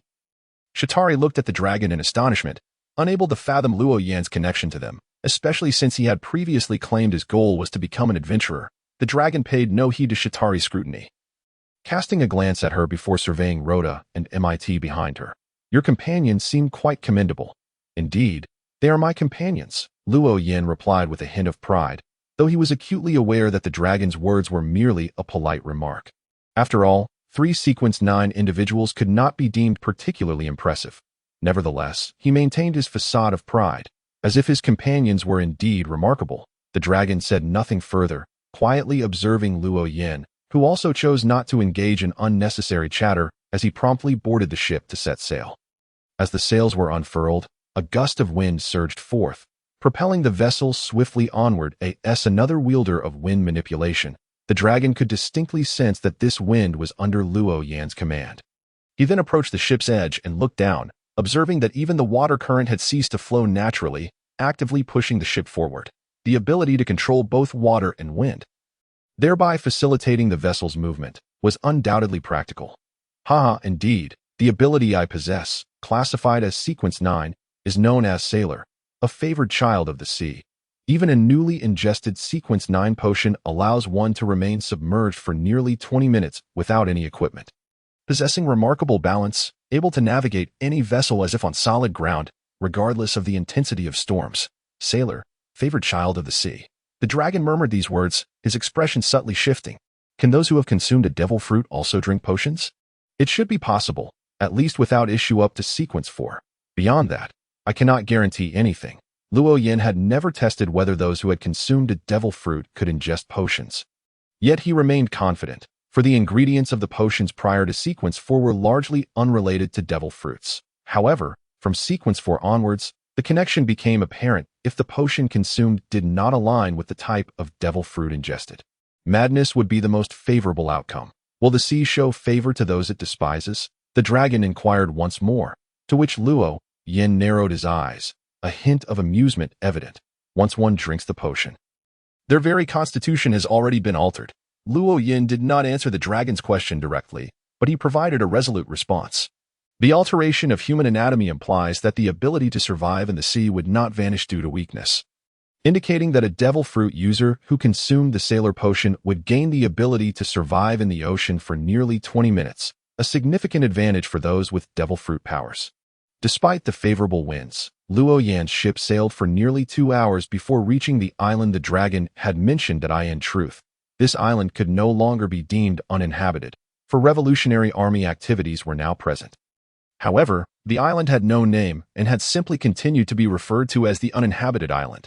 Luo Yin quickly spotted a massive ship adorned with dragon carvings on either side, docked near the harbor, bustling with people both on the vessel and the island. Mr. Dragon. As Luo Yan's ship approached the dock, still in motion, a Revolutionary Army member clad in a gray coat and matching cap called out, waving his hand. The dragon, who had been standing beside Luo Yin, suddenly vanished, only to reappear before the Revolutionary Army soldier moments later. "Thank you for your efforts." The dragon's response was calm, exuding an air of authority that caused the soldier's demeanor to shift to one of solemnity as he saluted the dragon and then turned his attention to Luo Yan's party. "Mr. Dragon, who are they?"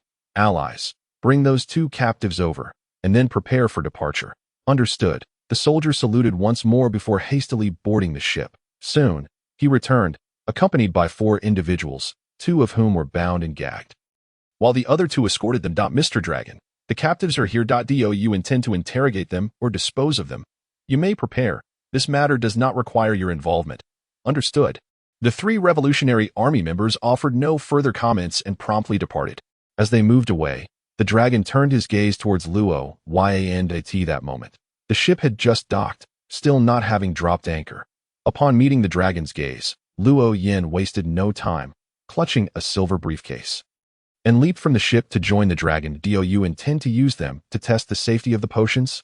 Luo Yin did not need to guess the dragon's intentions. To which the dragon nodded, showing no desire to conceal his thoughts. As you mentioned, consuming potions carries risks. Without confirming the extent of those risks, I cannot put my subordinates in jeopardy. Perhaps you could enlighten me regarding the price of the potions. Regardless of the outcome of the experiments, I will purchase the potions at the price you set, ensuring you suffer no loss. The ability I attribute to the potions is termed extraordinary, and the extraordinary never fades. It merely transfers from one entity to another.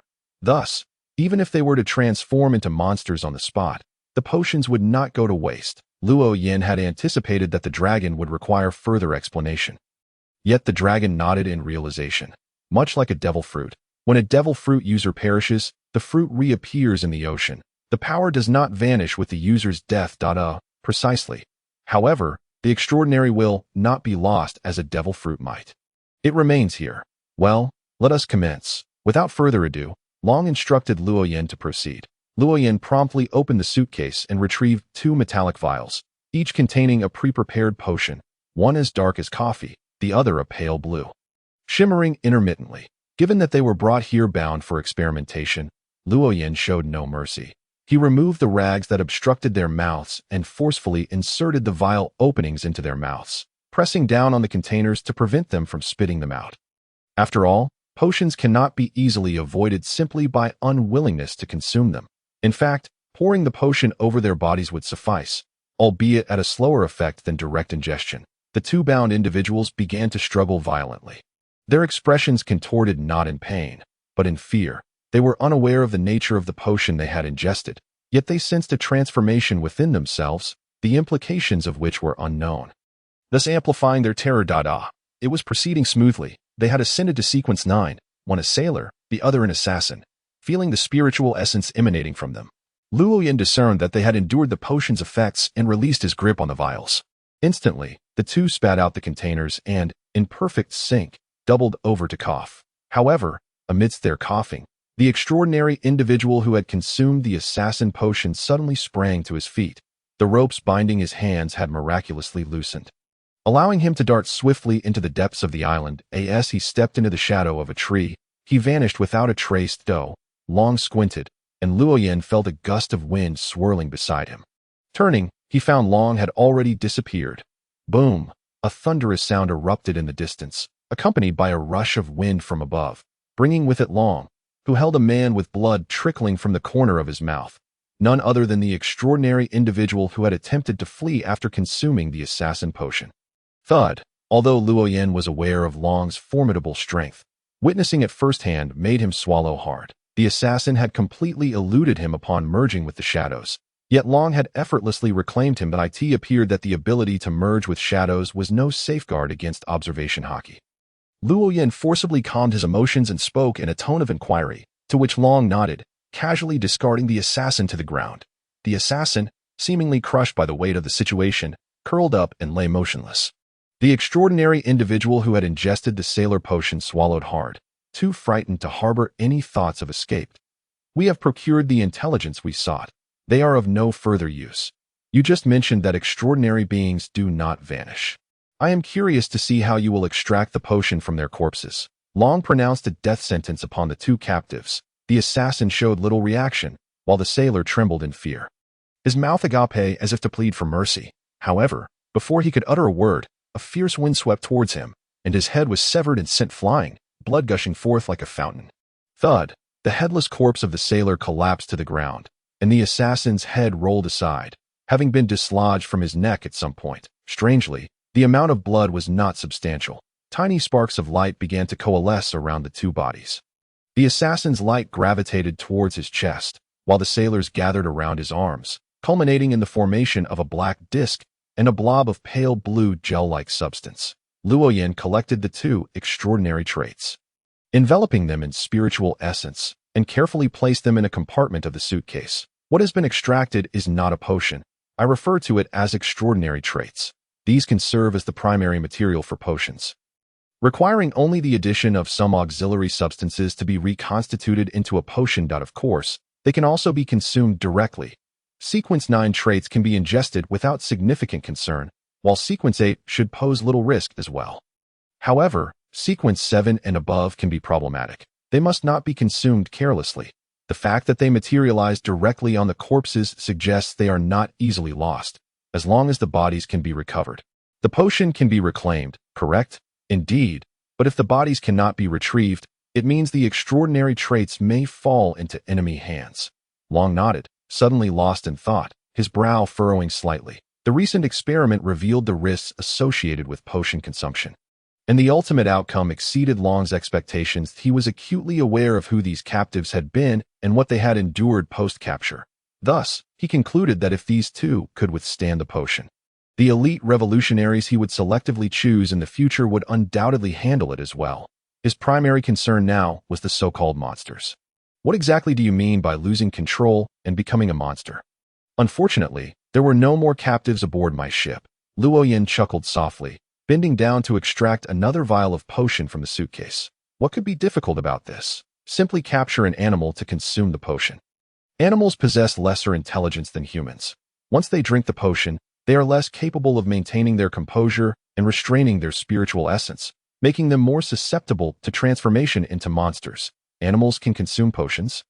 Long inquired, slightly taken aback yet not overly surprised. Luo Yin first nodded, then immediately shook his head. Not only can animals consume potions, anything can drink potions. In fact, if a potion is not consumed promptly after preparation, the vial itself will gradually absorb it. Long was taken aback. While it was not wholly unbelievable that animals could drink potions, given they could consume devil fruits, the notion that inanimate objects could consume potions was entirely different. Even inanimate objects can drink potions. Indeed, I refer to those as marvelous items. I possess quite a few, which I can demonstrate to you later. All right, just a moment. Long did not linger, his figure suddenly vanishing, only to reappear in less than 10 seconds, now holding a sea bird with black and white feathers, crimson legs, and a black beak. Is this suitable? Long inquired as he extended the bird towards Luo Yin. Absolutely. Luo Yin nodded, receiving the sea bird. Instead of pouring the potion, he utilized his water manipulation ability to direct the potion into the bird's beak as a golden stream. Once the potion had fully entered, the unbound sea bird began to flail in Lian's grasp, yet no matter how it struggled, it could not take flight. Naturally, Luo Yin was apprehensive about allowing the bird to undergo a transformation while still in his hands, and quickly set it down. Stepping back as time passed, a small tuft of golden down sprouted from the bird's head, and the tips of its wings and tail feathers acquired a golden edging. How is this possible? Lian's eyes widened in disbelief. Though the sea bird enduring the potion was unexpected for Long, his reaction was far less pronounced than Lu Yin's. He merely raised an eyebrow. The risks of potion consumption seem lower than I anticipated. What do you know? The potion I just administered was not of Sequence 9, but rather Sequence 8. This defies logic. This is not mystical. Where did you capture this bird? Luo Yin had deliberately given the sea bird the Sequence 8 potion of the Radiant Path, anticipating that it would succumb to the potion and transform into a monster, yet it had managed to withstand it, directly ascending to Sequence 8. Sequence 8. Is it possible to bypass Sequence 9 and consume Sequence 8 directly? Of course not. Well, it is not entirely impossible. However, directly consuming Sequence 8 potions significantly increases the risk of losing control, potentially by several times or even a dozen times, which is why my reaction was so intense. The risks of potion consumption are lower than I imagined, Long murmured, repeating the words quietly. He then turned to the seabird, which had managed to stand once more. What do you plan to do with it? Luo Yin furrowed his brow in contemplation. He leaned towards reclaiming the traits. After all, the bird was a temporary capture. Letting it escape would be a grave loss. Yet, given that this bird could withstand the direct consumption of a Sequence 8 potion, it was evidently special, and killing it felt somewhat regrettable. Just as Luo Yin grappled with his indecision, the radiant bird had already begun to regain its strength, flapping its wings and taking flight. However, it did not depart. Instead, it settled upon Luo Yan's shoulder. Once it stood still, its pair of small, black eyes suddenly radiated a golden light, transforming into a pure hue of gold. The golden glow emanated from the Qiguang bird, enveloping Luo Yin in a warm sensation that was indescribably comfortable. The Qiguang bird emitted a call, and a visible wave of golden energy spread outwards, causing Luo Yin to feel a significant enhancement in both his strength and spirit. Stunned, Luo Yin remained rooted in place, observing his daze. The Qiguang bird gently pecked at the corner of his hair with its sharp beak. When Luo Yin regained his senses and turned to look, it proudly lifted its head, as if to say, "Look at me. I am formidable." It seemed to have gained wisdom and appeared intent on following him. Could it be that it recognizes me as the source of its newfound power?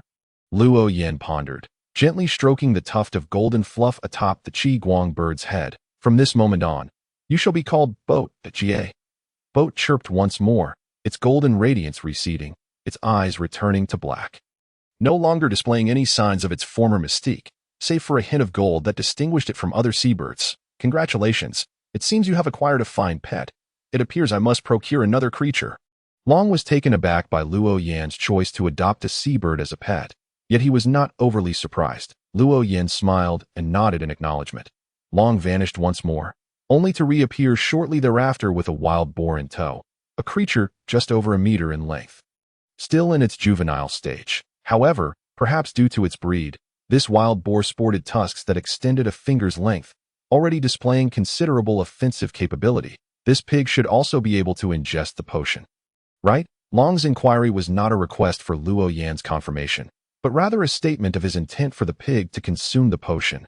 Luo Yan nodded, offering no further words, and retrieved a vial of potion from his box.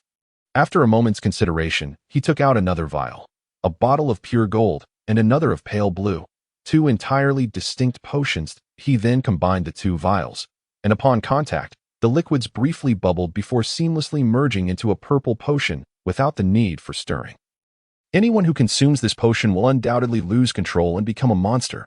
Luo Yin felt assured this time, for the potion itself had inherent complications. If a pig could withstand it, then he would need to revisit the fundamentals of mysticism. Long nodded, his expression growing serious. He was prepared for battle. Should he encounter a mutated monster, he would strike to avert destruction. Luo Yin said no more, stepping forward to use his water manipulation ability to guide the potion into the wild boar's mouth in fine threads.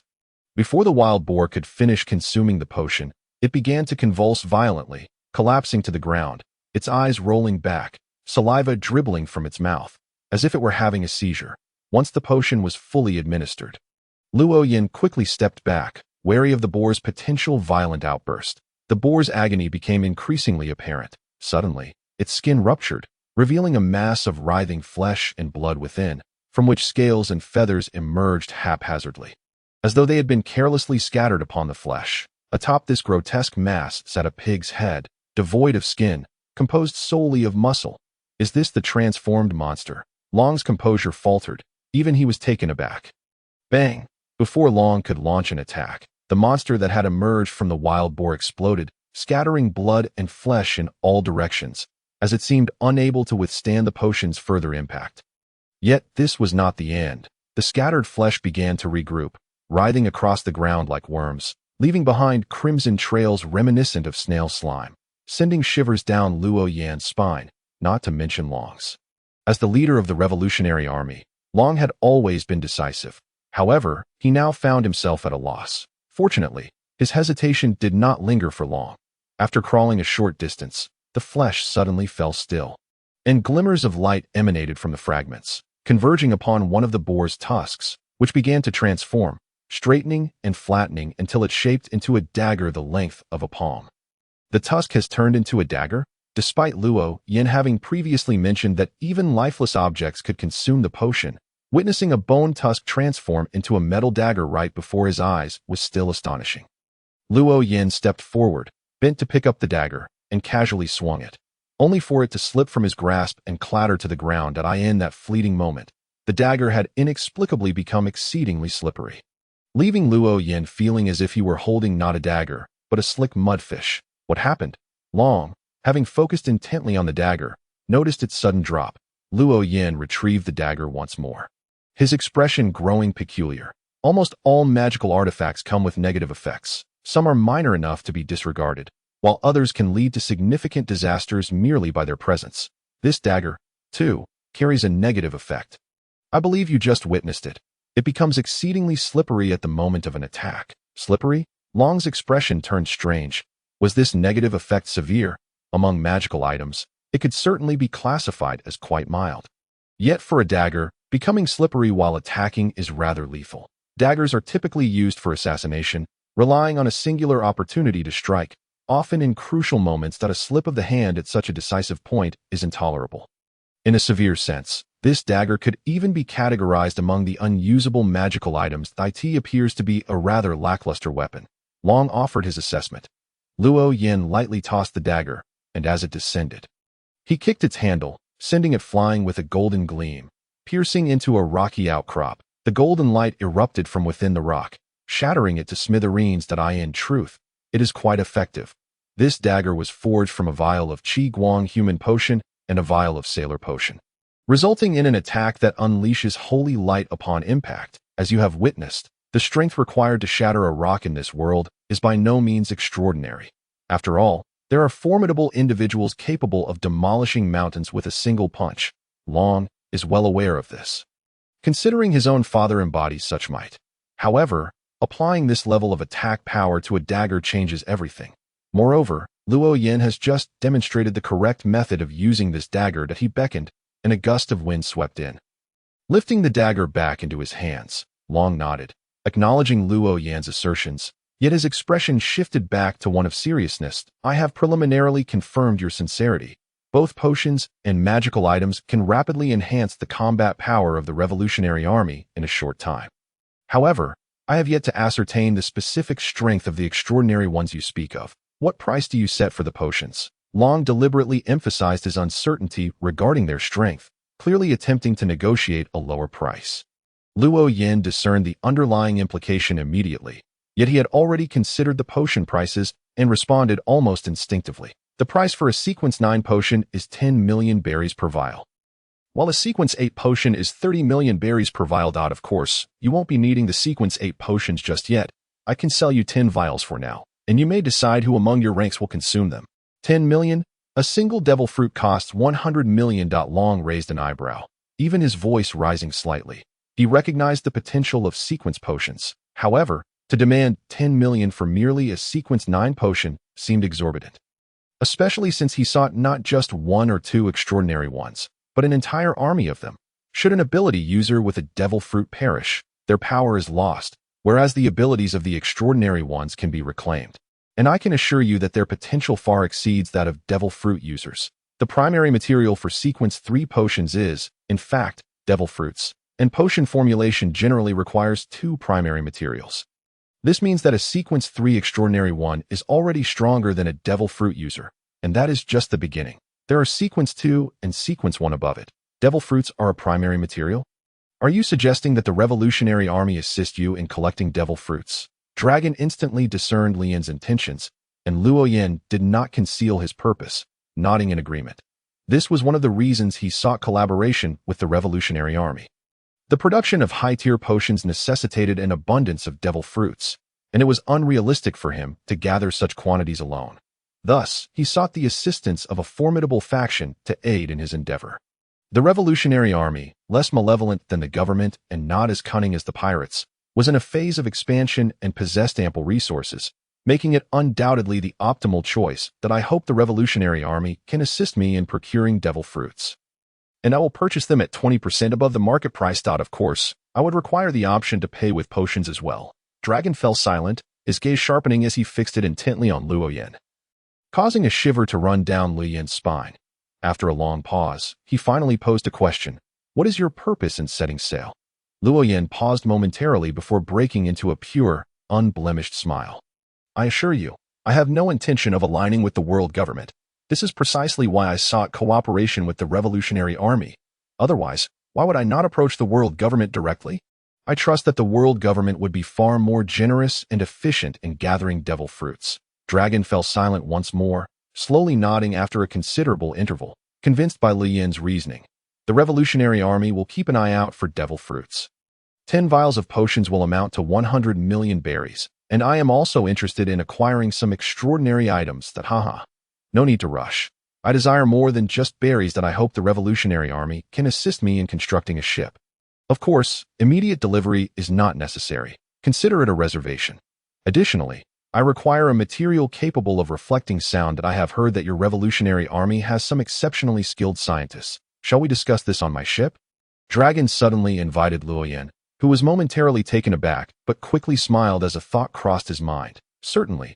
I am eager to witness the grandeur of the revolutionary army's vessel. Dragon gestured for him to proceed, leading the way as Luoyin silently followed.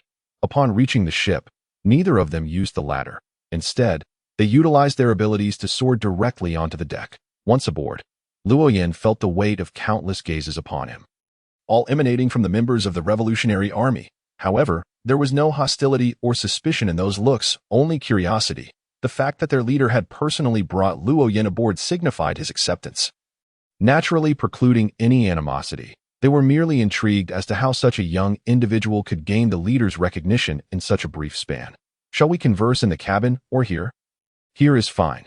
The sea breeze aids my composure. Dragon nodded and turned to a revolutionary army member, instructing, fetch a low table and some refreshments.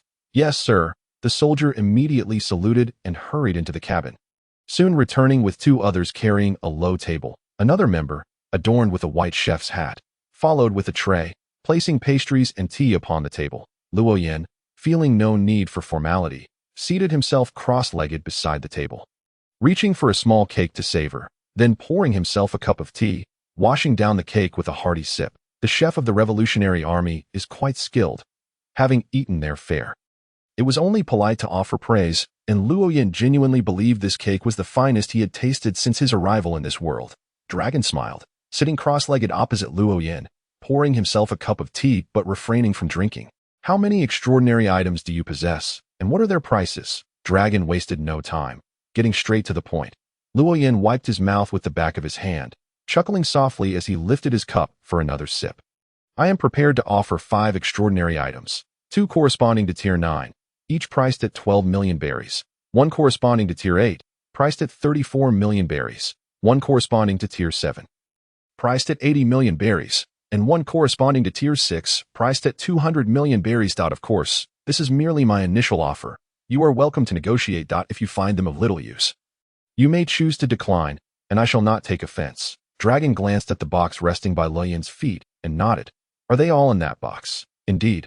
Luoyin promptly opened the box, revealing 5 items: a silver ring adorned with a large pearl, a sheer glove that could reveal fingers, a slender black metal rod slightly longer than chopsticks, a red wrist guard, and a bowl that A.S. Dragon observed Luoyin producing each item.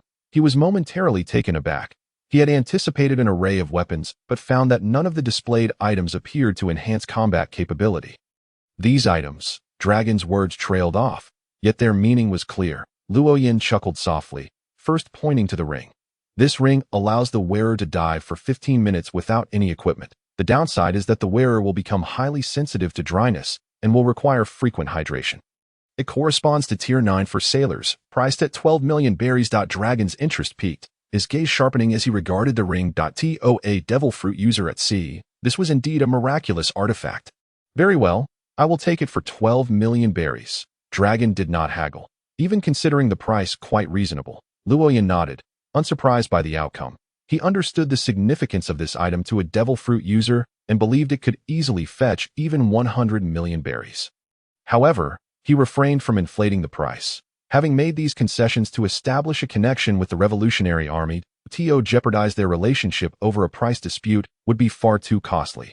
Luoyin then pointed to the sheer glove, preparing to explain, but Dragon interjected unexpectedly. Are you not concerned that we might resort to violence? Luoyin paused mid-motion, then lowered his hand, allowing a smile to grace his face. Not at all. Have you forgotten? I specialize in prophecy. Since I decided to meet you, how could I not have consulted a prophecy beforehand? Moreover, do you truly believe you could detain me? Even a Tier 9 sailor can remain submerged for 20 minutes. And I am not merely Tier 9. I can plunge into the depths of the sea at will, unless you can eliminate me instantaneously. Luoyin certainly had not performed any actual prophecies, but possessing the astrological sphere. He had conducted a divination prior to landing in Rog Town, receiving a favorable outcome regarding his meeting with Dragon. This was why he had approached Dragon with relative ease from the outset. Furthermore, being well-versed in the storyline, he understood the Revolutionary Army's nature as a fundamentally righteous organization, making the likelihood of brutal acts exceedingly low. Indeed, the series of astonishments has caused me to forget your greatest talent. Dragon remarked with a wry smile, gesturing for Luo Yin to continue his presentation. Luo Yin raised his hand again, pointing to the sheer glove. This glove also corresponds to Tier 9, known as Apprentice. It possesses a singular ability to open doors. It can unlock any door without a key and create a door in a wall where none exists. The downside is that it renders the wearer a complete spatial disoriented, truly a lost soul. It is an incredibly practical ability. 12 million berries is a modest price. Without hesitation, Dragon purchased the glove, while it might render an ordinary person a skilled thief in the hands of the Revolutionary Army. It was invaluable. As an organization aiming to topple nations, they often undertook infiltration missions, making a glove capable of opening any door and passing through walls exceedingly suitable for their purposes. Luo Yin nodded, seamlessly moving on to the third item, the black rod. This rod corresponds to Tier 8, named Beast Tamer. With this rod, the wielder can understand the speech of animals and command them, whether it be an elephant or a mosquito. However, the success of such commands ultimately depends on the communication between the wielder and the animal, which encompasses both verbal and physical interactions. And the wielder can only command up to 3 animals simultaneously. The downside is that it heightens the wielder's libido, making it best suited for those who are married and with their partners. Of course, it is also suitable for those who frequent the pleasure district. A glimmer of excitement sparkled in Dragon's eyes. The ability to communicate with animals was already impressive, and the capability to command 3 at once proved exceptionally useful for certain specialized tasks. 34 million berries is a fair price. Once more, Long articulated his purchasing inclination, to which Luo Yin nodded in acknowledgement, subsequently gesturing towards a crimson wristband. This wristband corresponds to Sequence 7. With the potion known as Arsonist, the wearer of this accessory is endowed with the ability to wield fire spells, such as Fire Crow, Fireball, and Flame Javelin. Truly remarkable items that can significantly enhance combat prowess. However, the negative effect is that the wearer becomes quite repugnant, with every utterance dripping with provocation. Hence, it is advisable to adorn it on someone skilled. Otherwise, there exists a considerable risk of being overwhelmed by enemy fire. Manipulating flames, it seems akin to the burning fruit. I have witnessed the combat prowess of Fire Fist Ace. So, what do you think of this item priced at 80 million berries? After a moment of contemplation, Long nodded, although the specific potency remains uncertain. It is undeniably a rather straightforward item, and 80 million berries is acceptable. Thus, the final bowl is priced at 200 million berries. I am quite curious to see how you plan to persuade me to purchase a bowl for that sum. Long jested with Luo Yin, who shrugged and raised his hands in a gesture of indifference, proceeding with the introduction. This bowl corresponds to Sequence 6, with the potion named Living Corpse. It grants the holder's skin a hardness akin to steel, virtually impervious to gunfire, while also significantly enhancing speed and strength. Collapsing a wall with a single punch is a trivial feat. Furthermore, it allows for the use of ice-based spells when filled with water and splashed upon a corpse. It will rise again under the holder's control, with no apparent limit to the quantity. Perhaps there is one, but I have yet to determine an upper limit. I have previously resurrected 54 animal corpses, and still had surplus capacity. Its ordinary negative effect is rather mild, merely intensifying one's desire for slaughter slightly. At this point, Luo Yin pinched the first joint of his right thumb with his index finger, indicating that slightly truly means slightly, before continuing. However, during a full moon, this desire becomes exceedingly potent. I have not experienced it myself, but have foreseen that even those with steadfast minds would find it hard to resist. Therefore, it is best to avoid using this item during a full moon. Upon finishing, Luo Yin seemed to recall something and added, however, it is not absolute. While the full moon may plunge the holder into madness, it also bestows substantial enhancements, further amplifying speed and strength. If one finds themselves in dire straits and coincidentally encounters a full moon, it might just offer a glimmer of hope, ignoring gunfire, resurrecting the dead, augmenting speed and strength, along with ice-based spells. Long lowered his gaze, savoring these words, and ultimately nodded. 200 million berries is a tad extravagant, yet I have no intention of haggling. This is my sincerity for our inaugural transaction. Thus, may our collaboration be fruitful.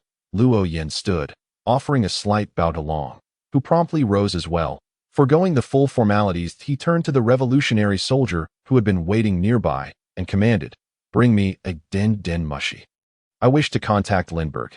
"Yes." The soldier saluted and swiftly entered the ship's cabin, soon emerging with a palm-sized den mushy. Long did not take the creature, but rather picked up the microphone affixed to its back. As the buru sound echoed, the den mushy was quickly connected, and a cheerful, lively voice rang out. "This is Lindbergh. I am Long.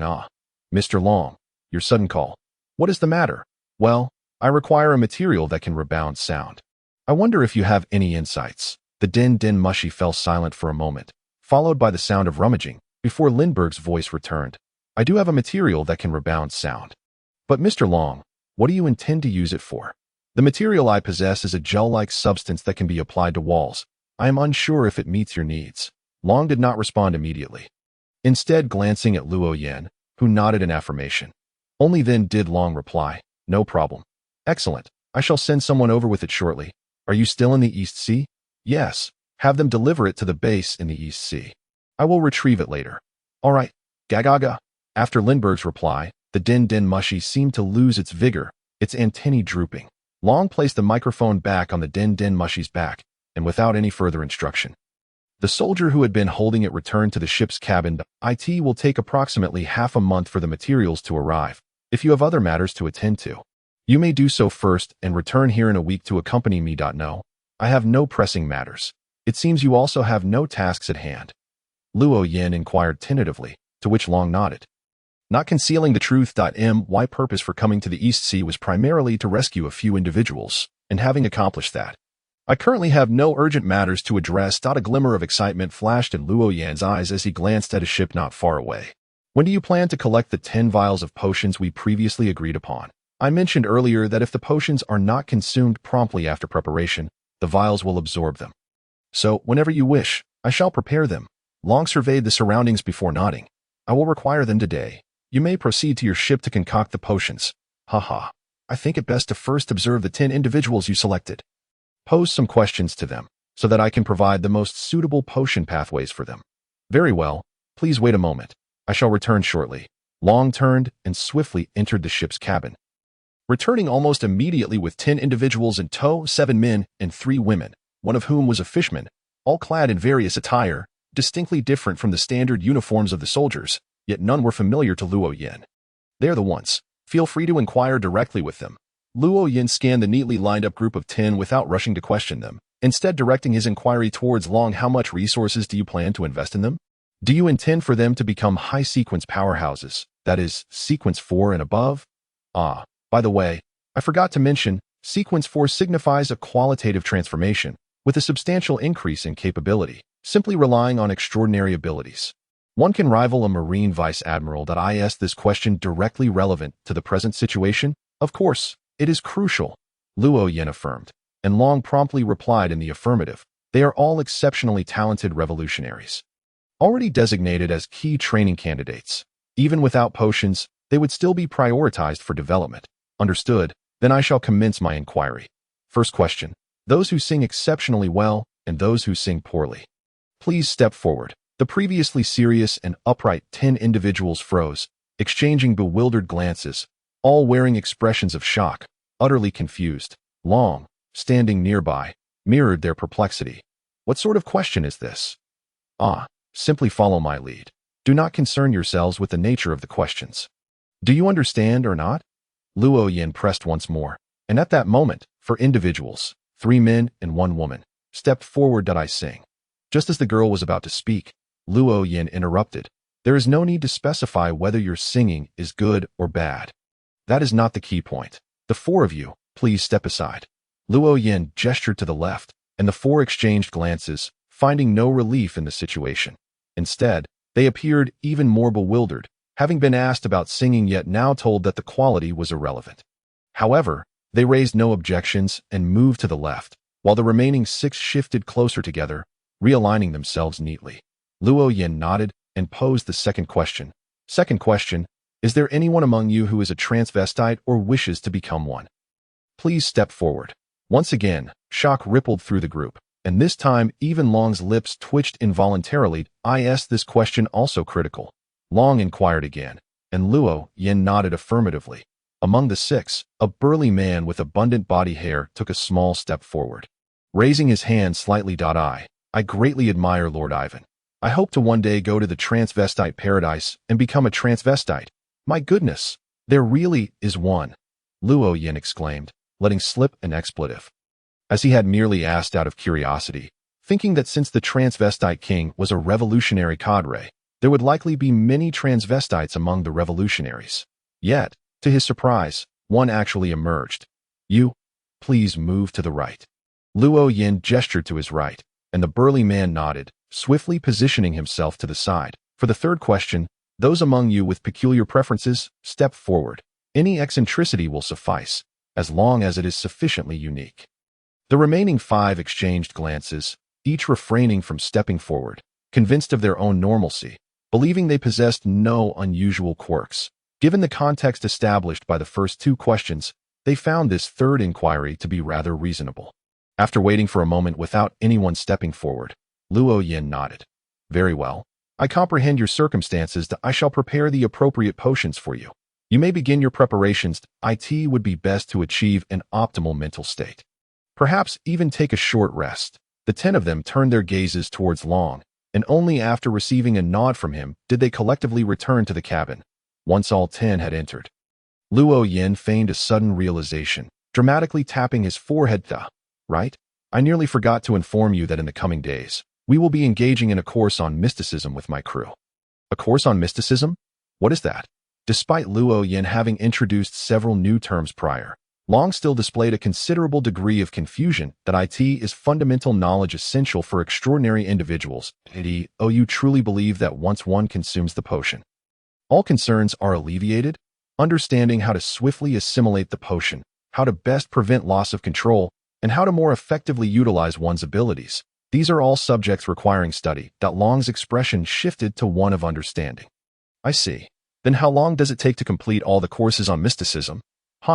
It is impossible to fully master it. Mysticism is an extensive field. What I will impart are merely basic concepts, akin to after-sales support for potion sales. Deeper knowledge of mysticism cannot be acquired simply by desiring it.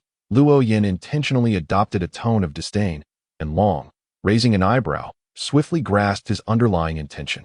What do you desire? Truly a commendable leader of the Revolutionary Army.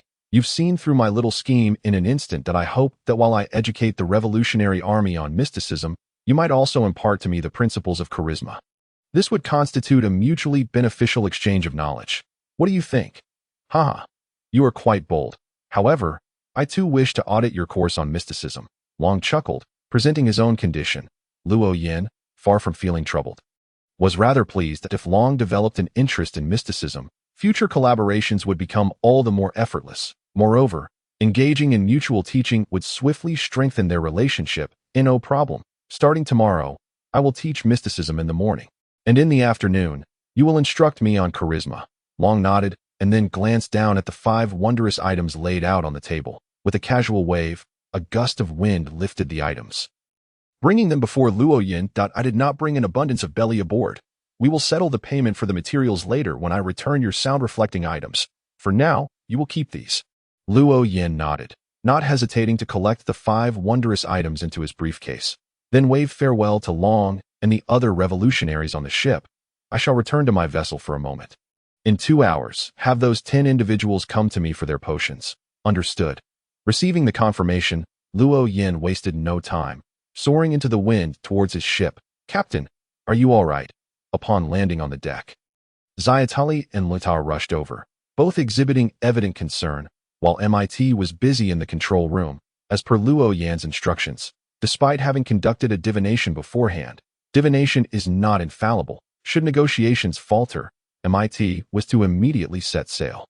Luo Yin glanced at the still-perched porter on his shoulder, chuckling softly as he shook his head. I am fine. The discussion went smoothly. By the way, allow me to introduce our new companion. Porter. Luo Yin introduced the radiant bird, Porter, to Xiatali and La. Xiatali cast a fleeting glance at the bird, which exuded a warm aura, yet her brow subtly furrowed, as if she was not particularly fond of it. In contrast, Loata showed great interest. Captain, is this bird also extraordinary? Indeed, and it surpasses you all in prowess. It is a Sequence 8 Lightbringer. Well, to be precise, a light bird. Sequence 8? Just this bird? Captain, you cannot be serious, Luota bluntly questioned. But Luo Yin preferred not to elaborate further, casually handing Porter to Lita as he strode towards the cabin. I have no reason to deceive you. Prepare yourselves. We shall remain on this island for a week. Shortly, you will disembark to set up tents, while I will commence potion preparation. Please do not disturb me for the next hour. Understood, Captain, Lita replied nonchalantly, redirecting all his attention towards Porter. Zayatali scrutinized Porter for a considerable time. Her attractive brows knitted tighter with each glance until she abruptly shook her head, withdrawing her gaze. That I will go inform MIT. With that, Zayatali disregarded Lota and made her way to the control room. Zayatali initially believed her discomfort towards Porter was merely a fleeting notion, as she had no aversion to birds in general. In fact, she had kept birds in her childhood, and, given Luo Yan's clear statement about Porter being a companion, she thought she would be fine.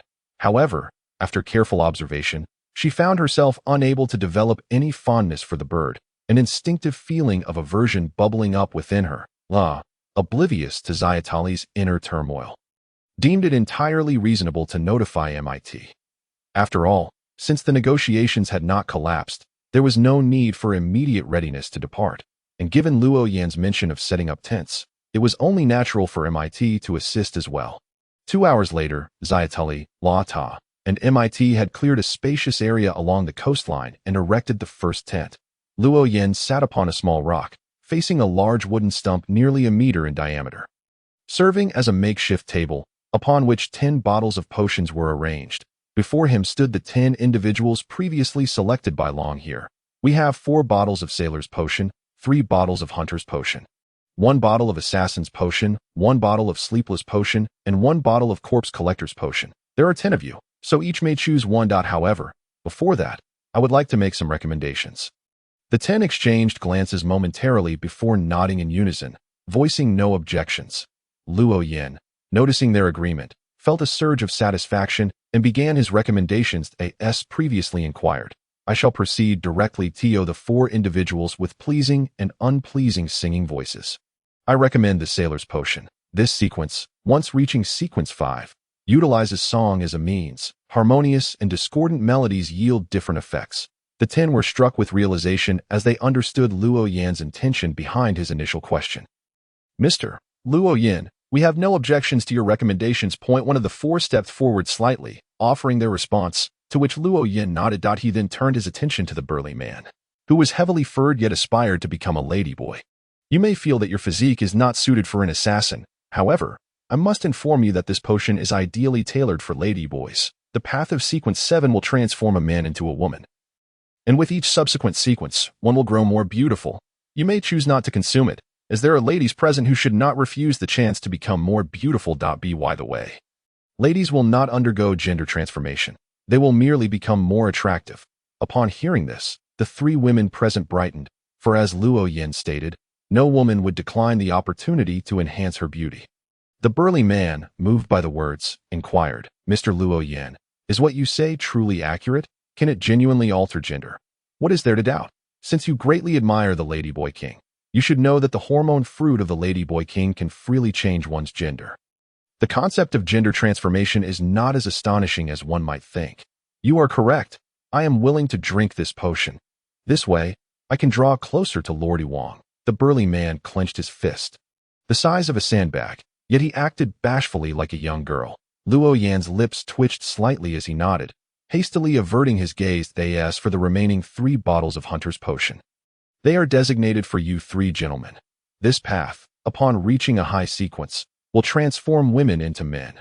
Therefore, unless you are ladyboys, I do not recommend that women consume the Hunter's Potion. Of course, if either of you wishes to become a man, I have no objections. Upon hearing this, the remaining 2 girls quickly shook their heads.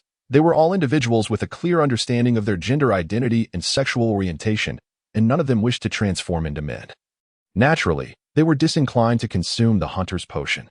Well, the remaining 2 vials of potion included one called the Sleepless Elixir, which, as its name suggests, allows the drinker to require significantly less sleep. Merely 2 hours a day would suffice. thereby granting one ample time compared to others. The other vial was known as the corpse collector. Those who imbibe it can directly perceive spirits and possess a remarkable tolerance for the stench of decaying corpses. You too may deliberate amongst yourselves regarding who shall consume which potion. Luo Yin initially anticipated some hesitation from them, yet he was taken aback by their decisive action. Scarcely had his words left his lips when they all promptly seized the potions and drank them down in one gulp.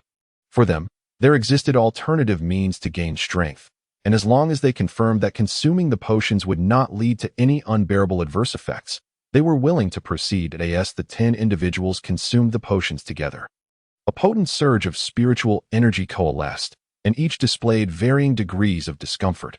Luo Yin immediately interjected with a reminder: steady your minds, envision that which does not exist in reality, and restrain your spiritual energy. His voice resonated like thunder in the ears of the 10, and the effect was markedly evident. Their contorted expressions eased considerably, and the anomalies induced by the potion gradually subsided. All 10 successfully became extraordinary beings. Congratulations, you are now extraordinary. I trust you have gleaned some knowledge from the potions and are aware of the most fundamental aspects, such as the abilities you have each acquired. I shall refrain from elaborating further today. Since you have just consumed the potions, your spiritual energy is still quite apparent. It would be prudent for all of you to rest.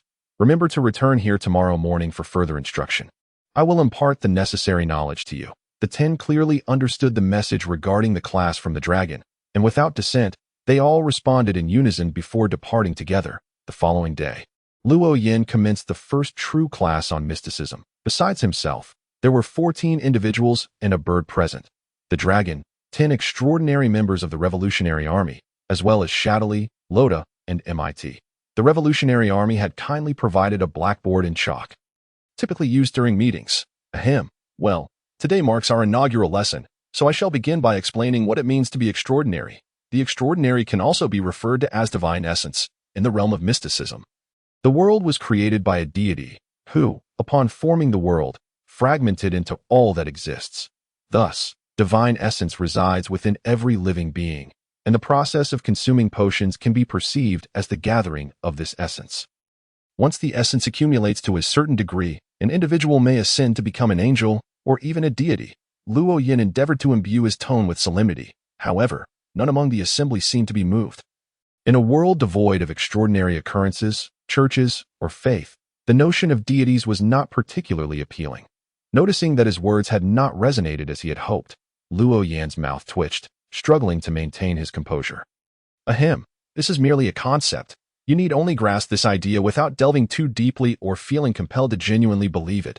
Upon hearing this, the 13 present finally nodded in understanding, while the dragon remained calm, his expression unchanged. Without further ado, let us delve into the first key point. What extraordinary beings must be mindful of? The foremost concern for an extraordinary individual is their mental state. Remember, at all times, to ensure you maintain sufficient rationality. Should an extraordinary person's mind falter, they are perilously close to losing control. As Luo Yin began to elaborate passionately, all present, including the dragon, listened intently. This was substantive knowledge, and Luo Yin spoke fervently for over an hour, pausing to drink water 7 or 8 times. All right, today's lesson concludes here. We shall continue tomorrow. After another sip of water, Luo Yin announced the end of class, prompting the students to rise, still eager for more. Even Shadowly and her companions, who had heard similar information before, were equally engaged for them. The knowledge imparted by Luo Yin was thoroughly intriguing. The 10 members of the Revolutionary Army departed in pairs, while Shadowly and her companions also left to prepare lunch, whereas Luo Yin intended to take flight and explore the island. This served the dual purpose of assimilating the effects of the wind affinity potion and potentially discovering extraordinary materials on the island. However, as the wind began to stir, the dragon's voice suddenly resonated. Do deities truly exist? Luo Yin paused, the swirling winds dissipating into nothingness. I had anticipated that this question would arise first from my subordinates. Yet it was you who posed it. Deities do indeed exist, Luo Yin replied gravely, nodding in affirmation. Even if divine beings have yet to manifest, he could not deny the existence of such a notion, for he needed the Revolutionary Army to believe in the existence of deities. This was part of his preparation for acquiring an anchor in the future, and it also explained his eagerness to teach them. Is that so? Then what is the name of that deity? Is it related to the celestial dragons? Ha ha. The deity creates all, and is connected to all forms of life. In the eyes of the deity, a pig and a celestial dragon are essentially indistinguishable. Both are weak and feeble beings with minimal divine essence. The dragon fell silent for a moment, nodded, and turned to leave, only to suddenly recall something, casually remarking, "In the afternoon, I shall teach you hockey." "Thank you," Luo Yin replied cheerfully, taking to the winds to explore the island. The island was not large, nor was its vegetation particularly dense, while there were some materials rich in spiritual energy. There were no extraordinary creatures. Perhaps any potentially formidable beings had already been cleared away by the Revolutionary Army. In the afternoon, the dragon began instructing Luo Yin on hockey as promised, starting with the armament hockey. Thus, Luo Yin spent a structured 7 days on this island, and after that period, both ships set sail together. During these days, Luo Yin had nearly covered the foundational aspects of mysticism, albeit only the basics. As he intended to retain some information for himself for his progress with hockey, it left him somewhat disheartened. At this point, his armament hockey remained merely theoretical, and he had yet to truly utilize it. Lying on a deck chair on the foredeck, gazing up at the azure sky, Luo Yin could not help but let out a long sigh after smacking his lips a couple of times. Hockey is indeed not so easy to learn. What should I do? In his moment of frustration, he turned over and happened to see shadowy emerging from the cabin, holding 2 glass test tubes, one containing a dark green liquid and the other a deep purple one. "Captain, you seem quite troubled?" Shadowy inquired curiously, to which Luo Yin nodded, resuming his previous posture. "Indeed, I am quite conflicted." "What troubles you?" "I am torn between continuing to stay with the Revolutionary Army under the guise of furthering my studies in order to master hockey after completing our transaction, or setting sail for the Grand Line immediately." Shadowy tilted her head, displaying her confusion. "What is there to be conflicted about? Have we not been getting along splendidly with the Revolutionary Army these past few days? Staying a little longer should not pose any issues, right? You do not understand. My time is of the essence. I have certain matters that must be attended to, and they must be accomplished before a particular event occurs. Otherwise, my subsequent promotion will become significantly more challenging. In that case, it would be best for you to decide. By the way, would you like to try the new potion I just concocted?" Rather than offering advice, Shadowy shifted the topic and handed over the 2 test tubes in her possession. Luo Yin straightened slightly, glancing at the tubes before looking at Shadowy's face. "What kind of potion is this?" "The green one is an anesthetic. Once consumed, it will numb any pain for half an hour, though it may also cloud your mind. The purple one is a calming agent, which can enhance rationality and diminish desires." Both are quite excellent potions, but I have no need for them at the moment. You might find MIT and Loda to test them instead. I shall pass." Luo Yin first acknowledged the value of the 2 potions, then firmly rejected the suggestion to test them. He did not wish to feel drowsy nor engage in any activity. Upon hearing this, Shadowy appeared somewhat embarrassed. "MIT and Loda, ahem, in any case. They're unwilling to test the potions in the near future." What transpired? Luo Yin sensed something amiss. After a moment's hesitation, Shadowy decided to come clean. "MIT had previously requested me to concoct a potion to enhance certain abilities, and while I did manage to create one, it was not particularly successful. Upon trying it, well, he ended up getting beaten up by Loda. Which aspect? Why was he beaten by Rhoda? Luo Yin was utterly bewildered, unable to comprehend the situation. Shadowy bit her lip gently. Her cheeks flushed with a rosy hue. "It's that aspect, becoming more proficient in bed." "Oh, so you're saying it wasn't entirely successful, was it? Though the potion I concocted can enhance that ability, it leans more towards an aphrodisiac." After MIT drank it, he completely lost control. Realizing things were going awry, I rushed to find Rhoda, only to discover that MIT actually intended to assault Rhoda, resulting in Rhoda delivering a beating. Thus, I hurriedly prepared 2 more potions to address MIT's predicament. But I feared that directly giving them to him might lead to further complications. As Xiaotali's voice dwindled, her head involuntarily lowered, Luo Yin finally grasped the situation. "I understand now. With your explanation, I am even more hesitant to try the potions. You should just administer them directly to MIT. I certainly want to try them myself." "Wait, what's with MIT's audacity in seeking you out for such a potion?" Initially, Luo Yin hadn't considered it deeply, but he gradually recognized the oddity. MIT, a grown man, sought Xiao Li, a woman, to concoct a potion for that aspect, which practically revealed to her that he was lacking in that area. Luo Yin believed that if the situation were reversed, he would feel utterly embarrassed to engage in such matters. Upon hearing this, Xiao Li's face turned even redder. Back in Rog Town, didn't you give us 100,000 berries? MIT and Rhoda went to the pleasure street, and I heard Rhoda was dragged out by MIT, which left Rhoda particularly displeased. He outright stated in front of me that MIT was lacking in that area, making MIT wish he could dig a hole to bury himself in. Subsequently, he implored me to concoct a potion. Wow, such a thing happened? It seems I missed quite the spectacle while I was seeking out Long. While those two were enjoying themselves at the pleasure street, where did you go? I went to the herbal shop to buy herbs. Luo Yin suddenly realized that Xiao Li had never mentioned going to the island to gather herbs during those days on the uninhabited island. She had already purchased plenty and had no need to forage. Still, I reiterate, I want to try the potions. You should just give them to MIT or let Rhoda drink them. Then, Captain, accompany me. Rhoda is watching over MIT. All right. Luo Yin, wishing to avoid becoming a test subject, acquiesced to Xiao Li's request for company. They entered the cabin and approached Rhoda's room, where they immediately saw MIT sprawled on the floor, his face bruised and bound, while Rhoda stood guard nearby. Captain, you've arrived. This MIT attempted to assault Xiao Li, and I gave him a good beating. Upon seeing Luo Yin, Rhoda immediately reported, albeit slightly distorting the truth. Xiao Li attempted to speak several times, but could never manage to voice her thoughts. Luo Yin, observing this, began to understand. Perhaps Rhoda's account wasn't entirely distorted, merely that Rhoda was unaware MIT had consumed the potion. Ahem. Rhoda, could you check if the ship has deviated from its course? Understood. Rhoda responded and left the room. Once the door closed, Luo Yin gestured for Xiao Li to administer the potion to MIT. After a moment of hesitation, Xiao Li approached and poured the 2 vials of potion into MIT's mouth, followed by a vial of healing potion. The bruises on MIT's face vanished at an observable rate, and he soon regained consciousness, albeit with vacant eyes, resembling a fish devoid of dreams, after a lengthy voyage. Luo Yan's ship docked at a bustling city port, far more prosperous than Rog Town, though he was unaware of its name. The city streets were filled with revolutionaries wielding firearms, clearly indicating that the area had been entirely overtaken by the Revolutionary Army, establishing it as their stronghold. As soon as Long's ship docked, the revolutionaries came to greet them, led by a burly man with a bushy beard, broad shoulders, and a weight of at least 300 pounds. Though his bulk was not mere fat but pure muscle, exuding a palpable sense of strength, Mr. Long, the bearded man stepped forward and bowed respectfully.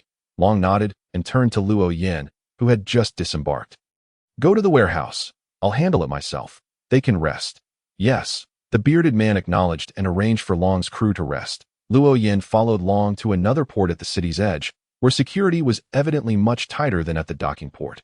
At a glance, there were at least hundreds of guards, indicating the importance of the warehouse. Please wait. I will retrieve the items. Long instructed the others to remain 100 meters away from the warehouse. Luo Yin had no objections, as he hadn't expected to access the Revolutionary Army's warehouse anyway. Before long, Long returned from the warehouse, accompanied by a dozen individuals, 4 of whom carried 2 large boxes, while the rest, in groups of 3, transported several massive barrels. Long himself cradled a small golden box. Everything is here. These 2 boxes contain 400 million berries, and the barrels hold the materials you requested. I am not sure of their worth, so let us just settle the change later. Additionally, I have a devil fruit here. If you're interested, I can sell it to you. As he spoke, Long opened the small box he was holding, revealing a round, glistening devil fruit. What kind of fruit is this? It's a paramecia-type secret fruit. The person who consumes this fruit can compel others to keep secrets, according to the devil fruit compendium. Beyond that, I'm not entirely certain. Luo Yin narrowed his eyes and reached out, accepting both the box and the devil fruit. I'll take this fruit. Name your price. 120 million. That Long had evidently premeditated the price, stating it without a moment's hesitation. Luo Yin nodded in agreement, indicating his acceptance of the transaction, then lowered his gaze to the 2 boxes containing the berries. I'll only take 100 million. The remainder will serve as a deposit for the ship. If it's insufficient, I'll settle the balance after those 10 have consumed the potion. No problem. You can contact me then. long handed over a telephone snail, which was no larger than half a palm, while, without needing instruction, two revolutionaries approached with a slightly smaller empty box to tally out 100 million berries from the large boxes. Luo Yin handed over his suitcase, which contained the 5 magical items they had previously agreed upon. Long took the suitcase, and thus the transaction was formally concluded, with both parties highly satisfied, especially Luo Yin, who hadn't anticipated acquiring a devil fruit so swiftly. The only regret was that this particular devil fruit did not pertain to his path, preventing him from concocting potions for himself, but he could transform it into a magical item. Once the revolutionaries loaded the large barrels onto Luo Yan's ship, he did not linger and immediately ordered the departure. Set sail, destination, the Grand Line. MIT, and Rhoda enthusiastically replied as the anchor was lifted and the ship gradually departed the port, heading toward the Grand Line. Ultimately, Luo Yin chose not to tarry and headed directly to the Grand Line, for the matter had a time sensitivity. Missing it would indeed mean missing it, while learning hockey could be postponed. After nearly 8 days of sailing, the ship finally entered the Grand Line, and upon entering, Luo Yin felt an inexplicable pull, as if something was drawing him in, though he could not quite identify what it was. "Captain, where are we headed next?" As the helmsman, MIT promptly approached Luo Yin to confirm the course. Luo Yin casually handed the astrolabe in his hand to MIT, smiling as he said to Alabasta, "You will be responsible for this astrolabe from now on." As it can fully replace the log pose, MIT was overjoyed. Having witnessed Luo Yin use the astrolabe for divination multiple times, he had long desired it, and now, unexpectedly, it was gifted to him upon entering the Grand Line. "Thank you, Captain. Oh, by the way, go summon Rhoda and Xiaotali. The Grand Line is far more perilous than the East Blue. I should provide you with some magical items for self-defense. I'll retrieve them. Just wait here." "Understood, Captain." MIT cheerfully ran off to gather the others, while Luo Yin returned to his quarters to select the magical items he would provide for their protection. When Luo Yin emerged onto the deck with the selected magical items, the three were already eagerly lined up, filled with anticipation. There's no need for such formality. Be casual. "Here, Xiaotali, this is for you." Luo Yin handed a string of pearl necklaces to Xiaotali, who immediately received it with sparkling eyes. "Thank you, Captain," she exclaimed cheerfully, delightfully adorning her neck with the necklace. This particular necklace corresponded to sequence 7 of the Navigator, granting the wearer the ability to operate underwater for 2 hours, cast certain water spells, and enhance their strength. However, the adverse effect was a propensity for irritability. While generally manageable, once provoked, the wearer would be unable to refrain from resorting to violence. "Very well, Captain. I understand." Xiaotali seemed hardly to heed Luo Yan's words, still brimming with joy, to which Luo Yin paid little mind, considering the negative effect was not particularly severe. Next, Luo Yin produced a golden revolver and handed it to Mite. This firearm corresponded to sequence 7 of the Sun Priest. Imbued with extraordinary traits of a witch, it could fire holy light bullets and frost bullets without the need for reloading. The downside was that the wearer would occasionally feel as if basking in the blazing sun, then suddenly plunged into an icy abyss, an experience of erratic temperatures. "Thank you, Captain." Mite joyfully accepted the revolver, astonished that after receiving the astrological sphere, he would be bestowed with such a marvelous item, which sounded exceptionally formidable. Indeed, the revolver was quite powerful, yet it could not be held concurrently with a vampire ring. Otherwise, the sensation of sunlight would render him weak if he wore the vampire ring. Before becoming a Wind Chosen, Luo Yin had to relinquish this weapon for the sake of flight. However, after gaining the abilities of the Wind Chosen, he acquired a ranged offensive method through Wind Blade, which was equally potent, thus rendering the revolver unnecessary. Subsequently, Luo Yin handed a copper mirror to Luo Ta. This mirror corresponded to sequence 6 of the Dawn Night, serving as a defensive magical item capable of emitting light to form a luminous barrier.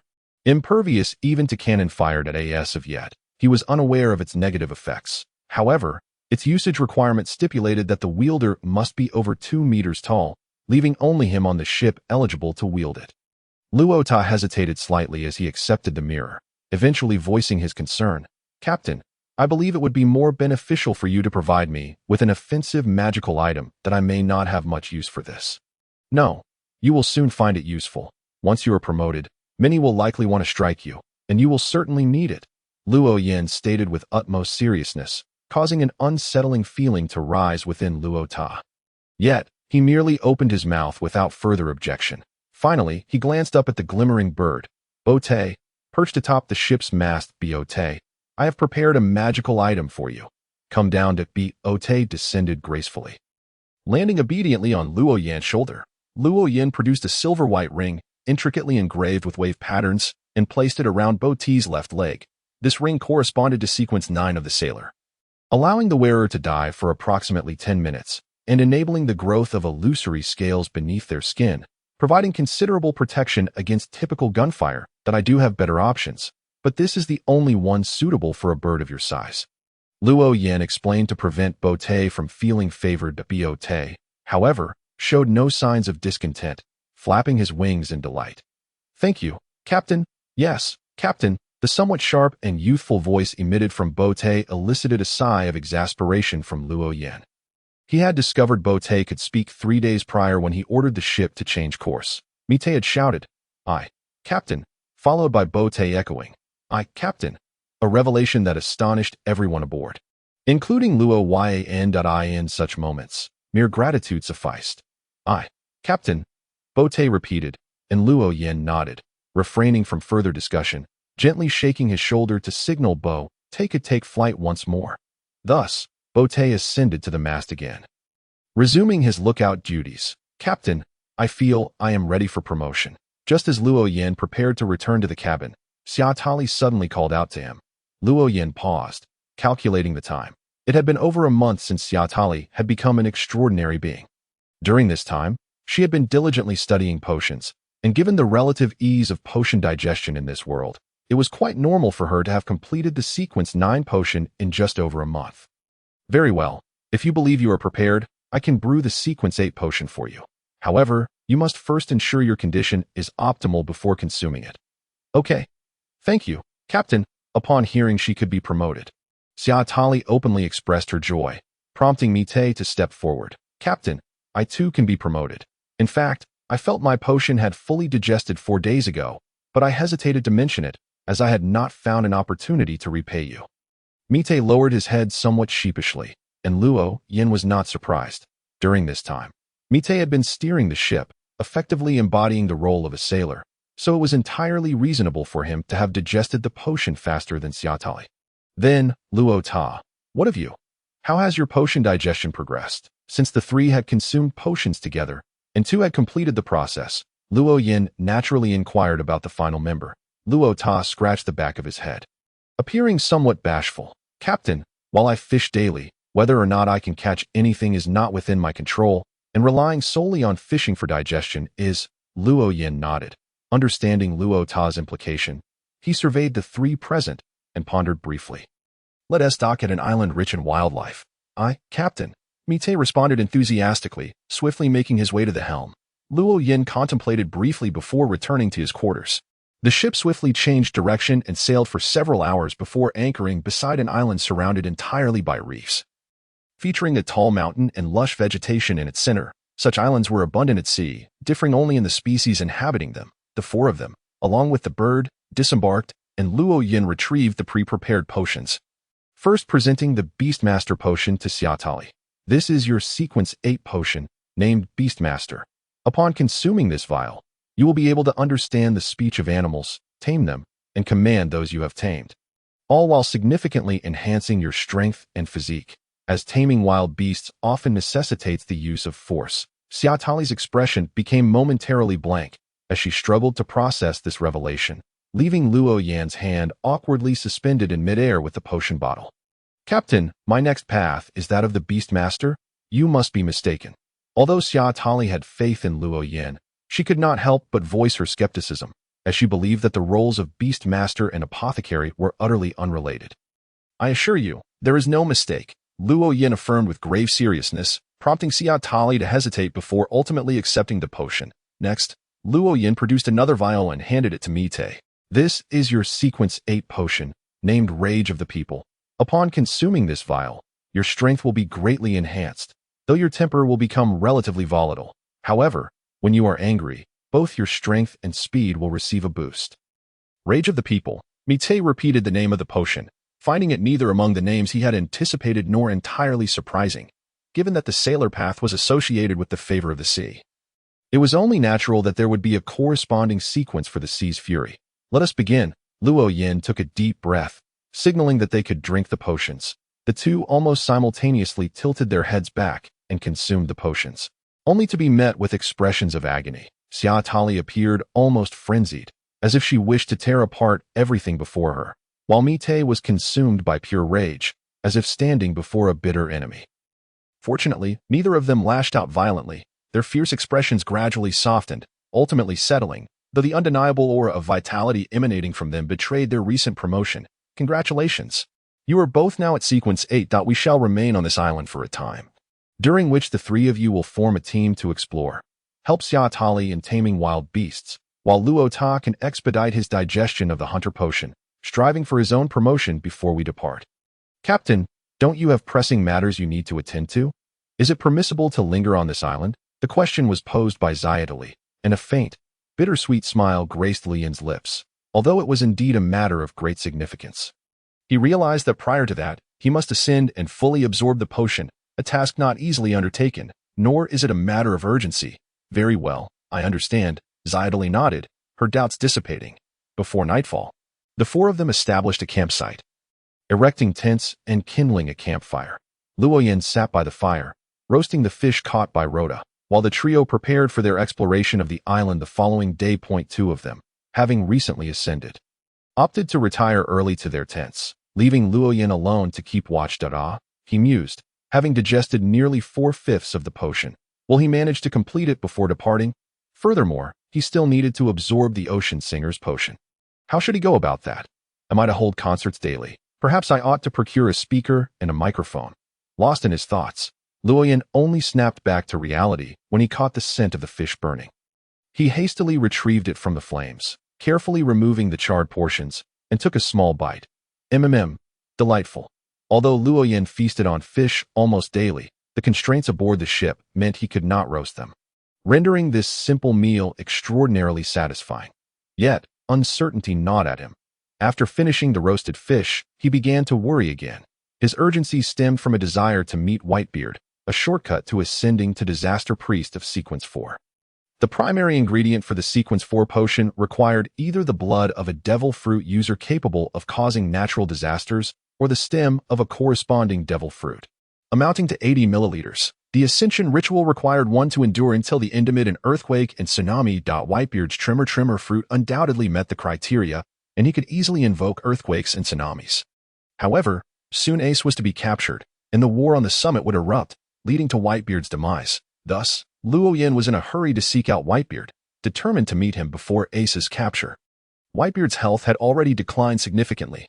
Once they met, he would have Xiatali administer a few vials of medicine to restore Whitebeard's condition, who would surely be willing to assist Luo Yin in provoking a minor earthquake and tsunami. As for obtaining Whitebeard's blood, that was a trivial matter. He could simply have Xiatali draw a vial under the guise of testing. 80 milliliters could be extracted with a single syringe, arousing no suspicion. Upon reaching the Grand Line, Luo Yin ordered a course towards Alabasta, knowing that Luffy would encounter Ace there. Seizing this opportunity to connect with Luffy would simplify everything that followed. Yet, the foremost condition was that Luo Yin must completely absorb the Ocean Singer's potion before all these events transpired. Should he miss this chance, not only would it be challenging to gather the necessary materials, but encountering earthquakes and tsunamis would also prove difficult. If years passed without such occurrences, how could he ascend? When the world's situation spiraled into chaos, how would a Sequence 5 manage? These thoughts ignited a sense of urgency within Luo Yin, compelling him to waste no time. He swiftly ascended into the air, commencing the digestion of the potion. The next day, the trio embarked on their exploration of the island, while Luo Yin remained vigilant, riding the winds high above, descending to the treetops whenever he felt his instincts waning. Attuning himself to the sounds carried by the breeze to monitor the trio's progress, he was careful to remain undetected, not wishing them to know he was watching from afar, as that would embolden them. The exploration proved even more fruitful than Luo Yin had anticipated. Despite the island's ferocious fauna, tigers nearly 2 meters tall on all fours, elephants towering over 4 meters, and rhinos with blood-red eyes, seemingly perpetually frenzied, the trio Through mutual cooperation and newfound extraordinary items, overcame every obstacle unscathed, reaping numerous remarkable traits. Previously, Luo Yin had taken care to brief them on this matter. Understanding that transactions with the Revolutionary Army would follow, Dragon had expressed a desire to form an extraordinary army, necessitating vast quantities of extraordinary traits, a task Luo Yin could not undertake alone. Since they had already acquired extraordinary beings besides himself, it was futile to conceal the existence of extraordinary materials and traits. Transparency was preferable. Luo Yin discovered that by listening to the information carried by the wind, the speed of potion absorption noticeably increased. In just 2 days, Xiaotli successfully tamed a wild beast, a snow-white marten, whose expressive eyes exuded an undeniable spirit. This was Li Yin's immediate impression upon seeing the creature, yet he remained uncertain whether its spirit had emerged through taming or if it had always possessed such vitality. Prompting Xiaotli to select it on the 4th day, Rhoda finally completed the digestion of his potion. Luo Yin assisted him in concocting the potion and revealed its name. Provocateur at it was then that Rhoda understood the significance of the mirror Luo Yin had given him. After another 3 days, the trio aided Xiaotli in taming a second beast, a small, pale golden monkey, standing less than a meter tall, suitable for perching on a shoulder. On this day, Luo Yin also completed the digestion of the wind affinity potion. Immediately upon finishing the potion, Luo Yin constructed a temporary wooden cabin of less than 4 square meters, applying sound-reflecting materials to its walls before he began preparing the Ocean Singer's potion. First came the auxiliary materials, coral harvested from the depths of the sea, golden pearls, and beautiful blossoms. Once the auxiliary materials had dissolved into liquid form, Luo Yin produced 2 final items, a solidified heart, the heart of Arlong, and 3 purple feathers adorned with silver branch-like patterns. Upon contact with the liquid, both the heart and feathers dissolved as if they were destined to merge with the concoction. Ultimately, they yielded a bottle of azure liquid reminiscent of sea water, swirling with tiny vortices and flickering with sparks of electricity. Li Yin's intuitive senses confirmed the potion's success. It was indeed the Ocean Singer's potion. Without hesitation, he tilted his head back and consumed it in one swift motion. Boom! A thunderous roar echoed in his mind as the potion expanded within him, wreaking havoc throughout his being, prompting an involuntary grunt to escape his lips. Visible sound waves emanated from him, plunging him into a moment of disorientation, as if a fragment of his soul had departed with those waves. Yet, as the sound waves struck the cabin walls, they rebounded, returning that sliver of his soul to him. Seeing it truly effective, Luo Yin cast aside his hesitations and began to sing with abandon. His voice soared in ebb, the sound waves rippling like ocean tides against the cabin walls, all of which were reflected back. The entire ascension process lasted nearly 5 minutes, during which Luo Yin sang 2 complete popular songs. Boom! A bolt of lightning descended from the clear sky, striking the cabin, which splintered into fragments. Luo Yin emerged from the wreckage, radiating an aura akin to crashing waves, his very presence imbued with newfound authority. His eyes reflected the lightning, and in the next moment, a tremendous bolt struck the once tranquil sea. Boom! When the lightning dissipated, the thunderclap reached Luo Yin's ears, and at this moment, he firmly believed he had succeeded in his ascension. Having become the Sequence 5 Ocean Singer, endowed with the power of lightning, he had truly acquired destructive force. This was the power of the Ocean Singer. Clenching and releasing his fists, Luo Yin reveled in his newfound strength while absorbing the knowledge entwined with the potion. As he had anticipated, the Ocean Singer wielded the power of thunder, capable of unleashing lightning strikes. Furthermore, his songs could influence those around him, soothing melodies could calm, while rousing tunes could invigorate, providing a degree of strength enhancement. Discordant notes could incite chaos, and in severe cases, lead to outright loss of control. Additionally, the Ocean Singer could remain submerged in the sea for extended periods, drawing oxygen from the water, in a sense. He had become an oceanic being. Captain! Before Luo Yin could fully assess his powers, Xiaotli's slightly breathless yet exhilarated voice rang out. Looking toward the sound, he saw the exploring trio returning, with MIT holding an orange devil fruit resembling a banana. Captain, look what we found! Xiaotli exclaimed, her excitement palpable as she pointed at the devil fruit. Yin's gaze was already fixed on that very fruit. Not requiring her guidance, a strong surge of emotion stirred within him. It manifested as an irresistible allure, a yearning, an almost instinctual desire to possess. Undoubtedly, this devil fruit symbolizes a natural disaster, belonging to the category that can facilitate the concoction of high-tier potions along his chosen path. However, he was unaware of the exact nature of this fruit, only able to surmise its classification as a zootype based on its appearance. Devil fruit? Luo Yin inquired, feigning ignorance, to which Shitali nodded solemnly. Yes, Xiao Jin led us to a cave, and this fruit was nestled within the crevices of the cave wall. Xiao Jin? Luo Yin instinctively asked, and Shitali pointed to the monkey perched on her left shoulder. It was this little one. Well done. This devil fruit holds significant value. Luo Yin forced himself to appear less eager for the fruit, calmly receiving it from MIT's hands, although MIT and Luo Yin were on the same path. MIT, being only at sequence 8, did not exhibit a pronounced desire for the fruit due to the lessened effects of the extraordinary trait aggregation law on him. We have already lingered on this island for far too many days. It is time to set sail. Let us go. How wonderful. We can finally leave this wretched island. Upon hearing the announcement of their departure, Rhoda exclaimed, and Luo Yin looked at him in surprise, waiting for him to elaborate. Captain, you have no idea. For the past few days, I've been ambushed by the island's creatures. They either throw stones at me or attack me directly. Even the passing birds aim to drop their droppings on my head. I can't take it anymore. Could it be that your misfortune stemmed from your provocative demeanor? Luo Yin responded coldly, causing Rhoda's expression to sour. Captain, I have no choice. The island's animals are terrified and flee at the sight of us. I must employ my abilities to make myself detestable so that they run away. Enough, enough. We are sailing now. Luo Yin interrupted Rhoda's complaints, declaring their departure. The four returned to the ship, where the deck was already laden with a plethora of cured meats.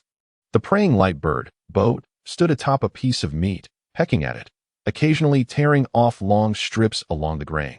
These were the animals slain by the trio during their explorations over the past few days.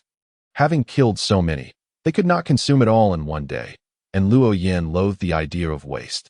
Thus, he opted to salt the meat and let it dry on the deck, which proved to be remarkably effective. At least the initial pieces hung had yet to spoil. Hurry, hurry, let us tidy up and weigh anchor. Bring the completely dried meat into the kitchen and place the not yet dried ones on the aft deck. Boat, you've eaten the most.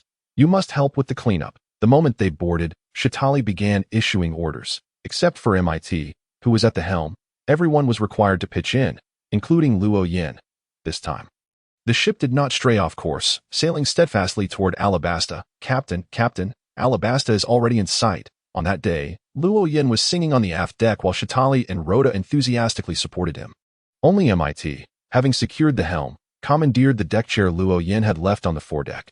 Boat, responsible for lookout duties, descended from the mast, his voice cutting through Luo Yin's song.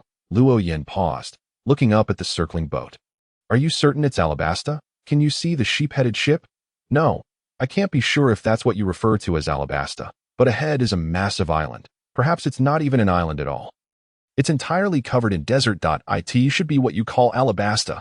Boat did not provide a definitive answer, yet his words convinced Luo Yin that they had indeed arrived at Alabasta. Excellent. Go inform MIT to steer us closer. But do not dock. Understood, Captain. Boat flew to the foredeck, while Shitali looked at Luo Yin with some confusion. Captain, aren't we going to land? Although there is still plenty of cured meat, we've long run out of fresh vegetables and fruits. It would be wise to replenish. No. If you wish to go ashore, you may. I, for one, will not. Luo Yin rejected Shitali's suggestion without a second thought. He simply could not venture into the desert, not even for a day. But Shitali opened her mouth to speak but did not finish her sentence. Boat arrived at the foredeck, observing Rhoda had already dozed off in the deck chair, blissfully lost in a dream. Wake up! Wake up! The captain wants you to steer us closer.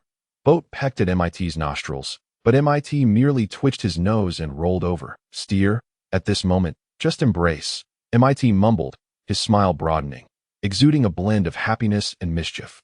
Get up! Boat raised his voice, curling his claws to strike at MIT's face. MIT yelped, springing up from the chair, instinctively touching his face only to find it smeared with blood. Damn, stupid bird, what's wrong with you? As a member of a furious race, waking up in anger combined with injury was enough to infuriate him. However, Boat had evidently gained experience. He had already elevated his body as MIT screamed. Keeping out of reach, what foolish dream are you having? The captain wants you to approach Alabasta but not dock, and to look for a sheep-headed ship. What? Alabasta? MIT immediately forgot his anger, striding forward a few steps to confirm that indeed land was appearing near the coastline. Have we finally arrived at Alabasta? Wonderful. I've heard it's a member of the world government. Certainly there will be bustling cities and lively streets filled with beautiful women. MIT became increasingly excited, eager to disembark, while Boat S' dark bean-like eyes openly displayed disdain. You idiot, didn't you hear? The captain said we aren't landing. What? What did you say? Why aren't we landing? Why? MIT struggled to control his emotions. If he were speaking to a person rather than a bird, he might have already throttled the individual by now. How would I know? Go ask the captain. Why are you asking me? I'm merely relaying the captain's orders. Damn you, you stupid bird. All you do is sleep and eat, and you don't even know this. What use are you? MIT cursed Boat, hastening past the cabin to the aft deck, where he had already suppressed his anger. Captain, ahead is Alabasta. You said we aren't landing, right? Don't we need to replenish our supplies? Luo Yin nodded first, then shook his head. It's not exactly that. Did you not gain relevant knowledge when consuming the sailor's potion? Sailors are extraordinary beings who thrive near the sea and dislike arid environments. Alabasta is a desert country. I, for one, will not go. MIT's expression turned blank, his lips moving soundlessly before he clenched his teeth. Captain, I believe those are challenges we can overcome. Extraordinary individuals should push their limits and improve themselves. Luo Yin's mouth fell open, his eyes widening as if he were seeing MIT for the first time. You dare to say such a thing? After spending time together, Luo Yin had grasped the personalities of his three subordinates. Shitali was meticulous and introverted, always gentle even when affected by the negative effects of magical items. Never resorting to violence, Rhoda was generally diligent, readily taking on most physical tasks aboard the ship. However, he was overly talkative and often spoke without thinking. MIT, on the other hand, was more diplomatic, preferring to involve Rhoda and Shitali in most tasks outside of steering. He was certainly not a person of noble virtue. Captain, you underestimate me.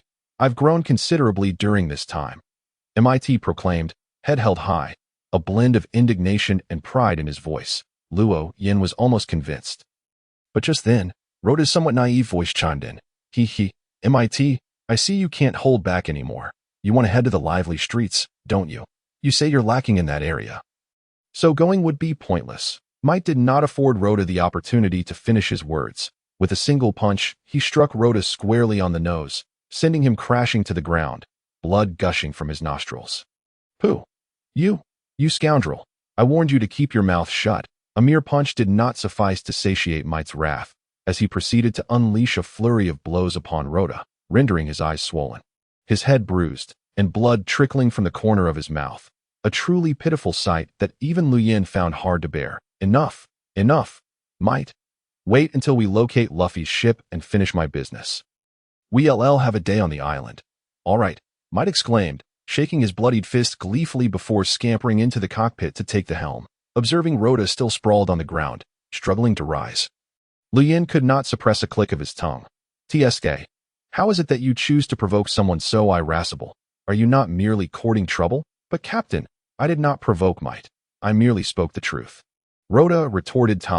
You truly are suited for this path. Lu Yin, at a loss for words, opted for silence. Shitali retrieved a test tube containing a pale pink liquid from her pocket and handed it to Rhoda. Upon receiving it, Rhoda uncorked the vial and gulped down the entire contents, witnessing a remarkable improvement in his injuries almost instantaneously. No worries. Thanks to your willingness to serve as a test subject. The healing potion I concocted is now 60% more effective than it was initially. Shitali's eyes sparkled with amusement, leaving Rhoda, now somewhat restored, deep in thought rather than angered by her words. Shitali, I have suddenly conceived a question. Can you formulate a potion to enhance my defensive capabilities? Enhance your defenses? But did not the captain provide you with a remarkable defensive item? It seems you have yet to utilize it during your frequent beatings. Intrigued by Shitali's remark, Lu Yin also inquired, Indeed, what is the matter? Did I not bestow upon you a magical item? Why do you not employ it? Captain, you do not understand. Consider this. If I were to use the magical item while being struck by Might, he might retaliate with his own magical item. And what if I fail to react in time and perish?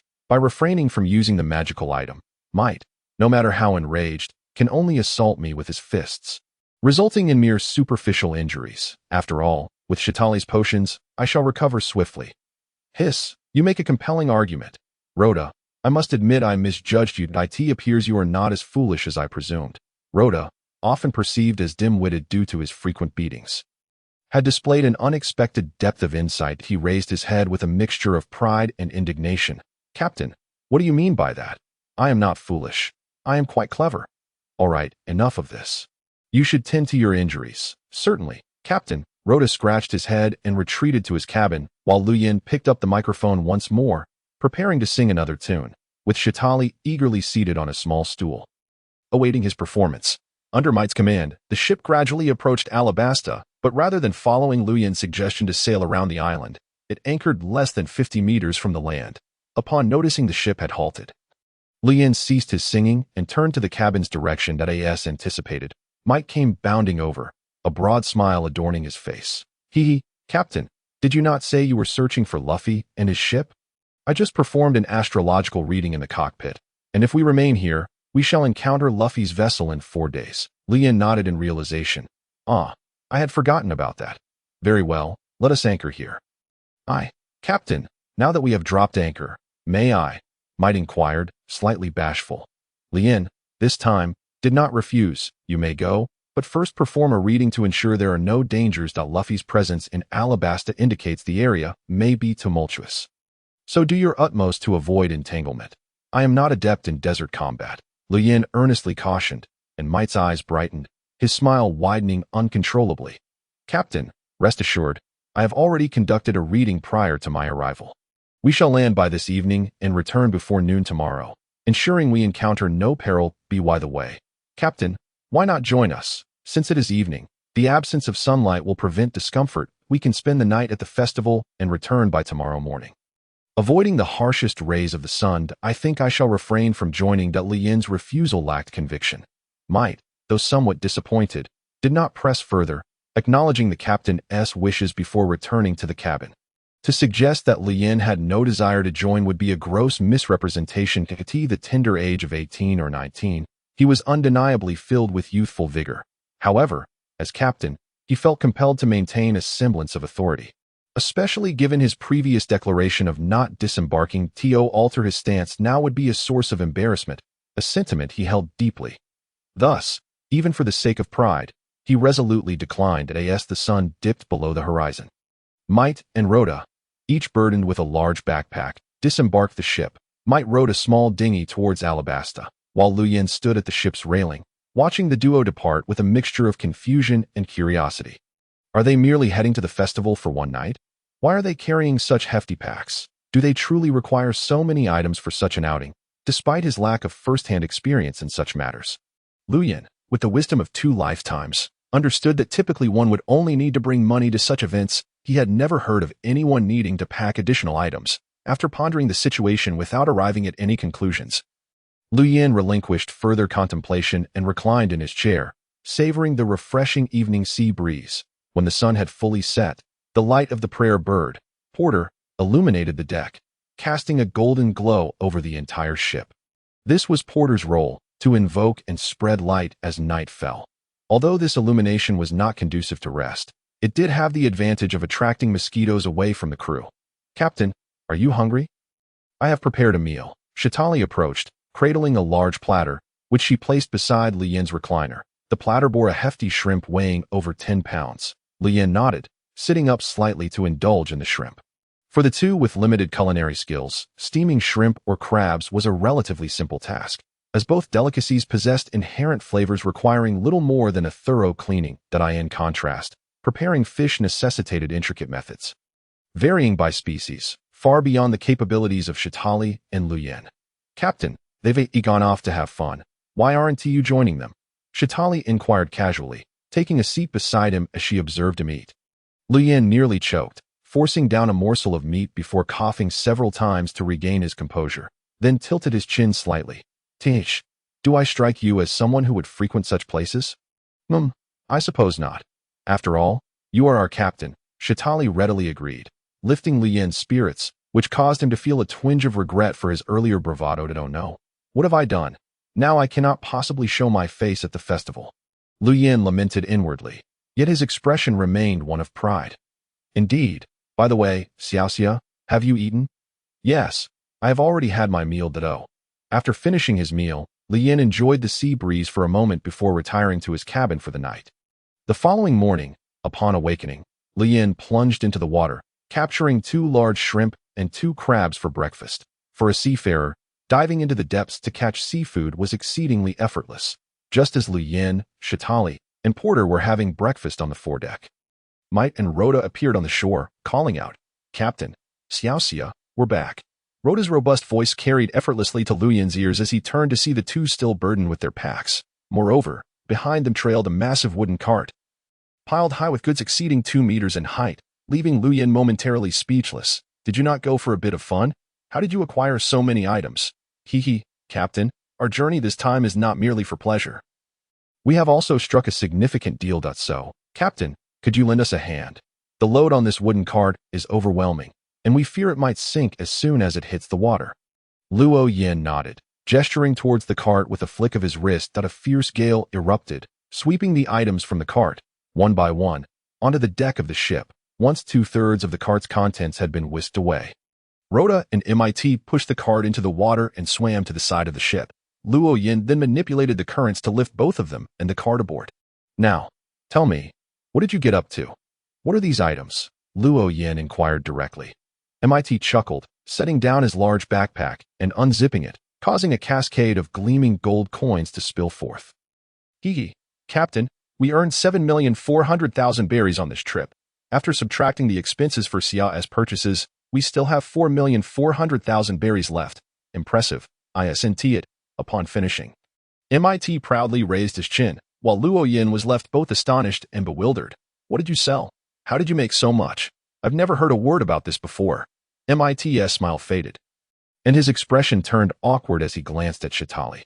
Luo Yin's gaze followed, discovering Shitali's face had turned crimson, her mouth slightly agape, trembling before she strode towards the cart. "I need to check the items I wanted." Clearly, Shitali was not inclined to answer MIT's question. Luo Yin returned his attention to MIT, who had regained some composure and was once more sporting a smile. "Well, it's nothing particularly special. Just the potions mixed by Xia." Understanding dawned on Luo Yin, his tone elevating significantly as his eyes widened. "Oh, you went to the festival to sell potions that enhance certain abilities?" "Hee, indeed, I must say. Xia's potions are quite potent. I swapped partners twice last night, and Rhoda, though he usually speaks without thinking, is a remarkable salesman. Those at the festival, be they soldiers, commoners, or pirates, were all eager to buy. They were clamoring for them. Unfortunately, we only brought 80 vials." MIT's expression turned regretful at this point, indicating that the potions had sold out in a remarkably short time. 80 vials netted you over 7 million. "And you even used some yourselves? That means each vial was worth 100,000 berries. How could anyone pay such a price?" Luo Yin's voice rose once more, realizing for the first time how lucrative business could be in this world. "Wait, I sell magic potions too. Isn't that business as well?" Just as he was marveling at MIT and Rhoda's fortune, Luo Yin suddenly recalled that he was engaged in similar endeavors. And it seemed that the profit from magic potions was even higher. The potions he sold to the dragons fetched 10 million berries each. However, he alone knew that the cost of those potions was merely the price of a meal. The ingredients easily procured at a market for the same price. Yet, they were worth 10 million. How wonderful it is to do business, Luo Yin couldn't help but exclaim, leaving the others puzzled by his musings. Yet they refrained from questioning him, for they had more pressing matters at hand, dividing the earnings. Of the 4,400,000 berries, MIT and Rhoda each received 1 million, while the rest belonged entirely to Shitali. Along with the entire cart of items. "You two, come help me move these items to the bottom of the cabin." "Sure thing." Shitali commanded MIT and Rhoda to assist her, and the two, who had just spent a lavish evening, showed no signs of fatigue, eagerly lending their support as Luo Yin refrained from intervening. Although selling potions proved profitable, after calculating the profit from magic potions, he suddenly found this some less appealing. 3 days passed swiftly, during which MIT and Rhoda indulged themselves twice more. After all, they had money now, And in this world, seeking pleasure was not illegal. It could even be deemed quite commonplace. The seas were rife with pirates, especially in the Grand Line, where many bore the risk of losing their lives at any moment. Thus, acquiring wealth naturally led to seeking enjoyment. Over the course of these 3 days, Shatali had transformed the ship's aft deck, adorning it with numerous potted plants. Of course, they were merely seeds at this stage, as 3 days was insufficient for them to sprout. The bottom of the cabin, which Luo Yin had intended for storing miscellaneous items, had also been converted into a garden, but not with pots. Instead, an enormous waterproof tarp had been stretched across the entire bottom, layered directly with soil, creating a proper ground where seeds were sown. And even Porter's nest had been relocated below. What astonished Luo Yin most was that Porter had actually consented. Typically, Porter and Shatali didn't share a good rapport, at least not as well as with the other two, so Luo Yin was surprised that Porter would agree. His task in the cabin's depths was to emit light, illuminating the seedlings as needed. While a plethora of plants were tended to, Shatali's daily life remained unchanged, showing no signs of increased busyness. As the little golden monkey and the albino ferret took on the responsibility of care, particularly the little golden monkey, diligently watering and fertilizing, was undoubtedly a perfect gardener. Another splendid sunny day. Luo Yin stretched after finishing breakfast. Glancing towards the ship's edge, MIT and Rhoda, who had been living it up for 3 days, were now obediently staying aboard. For one, their continuous revelry had taken a toll on their appearances, prompting Shatali to issue a warning. Secondly, today was the day foretold for encountering Luffy. As time ticked by, noon approached rapidly. Boom! A distant roar echoed, followed by commotion from the land. Moments later, a ship adorned with a ram's head sailed towards Luo Yan's vessel, accompanied by pursuing Navy forces on shore. However, lacking a naval ship, they could not catch up. Captain, Luffy's ship has arrived. Is the person you've been waiting for aboard. MIT's expression was a mix of joy and reluctance upon spotting the ram-headed vessel. Joy for finally seeing the ship after days of waiting, and reluctance knowing that it meant soon they would set sail and bid farewell to this vibrant street, without needing MIT's reminder. Luo Yin had already fixed his gaze upon the Going Merry, spotting Ace standing at the rail, using his powers to light Sanji's cigarette. Luo Yin squinted, preparing to call out when he heard a voice from the Going Merry. Hey, Luo Yin, is that you? It was Luffy, waving from atop the ram's head, sporting a pure, joyful smile. A smile graced Luo Yan's face, his eyes reflecting lightning, and in the next moment, a flash of lightning shot towards Luffy, accompanied by Luo Yan's voice resonating in Luffy's ear. This isn't a place for idle chatter. Let us talk once you've shaken off your pursuers. How impressive! I can actually hear Luo Yan's voice in my ear. Luffy was not startled by the sudden voice. Instead, he marveled at the phenomenon, finding it quite extraordinary. Shortly thereafter, the Going Merry began to change course, heading out into the open sea. And Luo Yin did not rush to follow but remained where he was. Having confirmed Ace's presence, there was no need to hurry. Soon, Smoker arrived, trailing several Marines, their naval ship nowhere in sight. Despite their reluctance, they had to halt here, partly because Ace was also aboard Luffy's ship. And even if they caught up, they could not win. You again. Smoker's gaze suddenly locked onto Luo Yin, his tone implying familiarity, as though they had crossed paths many times before. Luo Yin was momentarily taken aback. He never expected that his first interaction with Smoker would be this. You know me? Luo Yin responded with a light chuckle, undeterred by Smoker's status as a Marine, especially since his ship did not fly the Jolly Roger. I noticed you back in Rogue Town. Not only do you know the Straw Hat Kid, but you also know Dragon of the Revolutionary Army? Who exactly are you? What is this? You think I'm an easy target? Ready for you to pin a label on me before attempting to capture me. Luo Yin narrowed his eyes at Smoker, feeling no fear. After all, he was now at Sequence 5, and on the sea. Even a rear admiral would struggle to catch him. Moreover, Smoker had yet to grow into his full potential. He was still merely a colonel. Even a natural-type devil fruit would not surpass an ordinary rear admiral in strength. Smoker gazed at Luo Yin for quite some time, yet ultimately shook his head, showing no intention of making a move. No, I merely wish to ascertain your identity. My objective is the Straw Hat Kid. I see. My name is Luo Yin, an adventurer. Rest assured, my ship does not fly a pirate flag. Let us hope so. Smoker averted his gaze, slinging his weapon onto his back before turning to leave with his subordinates. Luo Yin exchanged a knowing glance with MIT, who promptly began to raise anchor and prepare to pursue the Going Merry. I thought that fellow would make a move, murmured Shatari, who had been accompanying Luo Yan. Her tone tinged with disappointment yet relief. Why do you say that? Luo Yan inquired, curiosity evident in his eyes. Shatari shook her head, responding, did he not mention it? You are acquainted with Luffy and also with Dragon. Luffy is fine. After all, he's merely a pirate with a relatively low bounty. But Dragon is another matter entirely. He's the man with a bounty of 5 billion, having spent half a month with the Navy. Shatari had gleaned some information regarding the Revolutionary Army, knowing that Dragon was loathed by the world government and had a staggering bounty of 5 billion. Luo Yan smiled and reclined back onto his chair. If it were someone from CP, they might consider capturing me to extract information about the Revolutionary Army. But they are the Navy, and the Navy has no interest in the Revolutionary Army's affairs. I merely know Dragon. I have committed no crime, and they have no reason to act against me. But I have heard that the Navy is a subordinate force of the world government.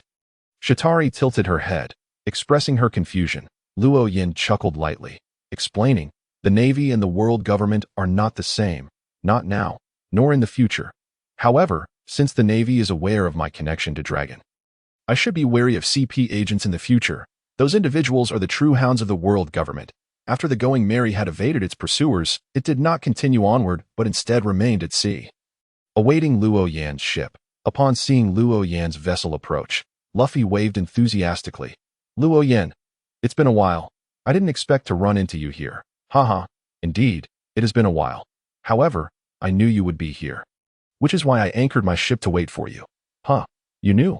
Luffy's eyes widened in astonishment as if he had heard something unbelievable. The others, though surprised, displayed far less reaction. At this moment, the distance between the two ships had dwindled to less than 5 meters, and Luo Yan leaped onto the Going Merry, raising a hand to greet the others.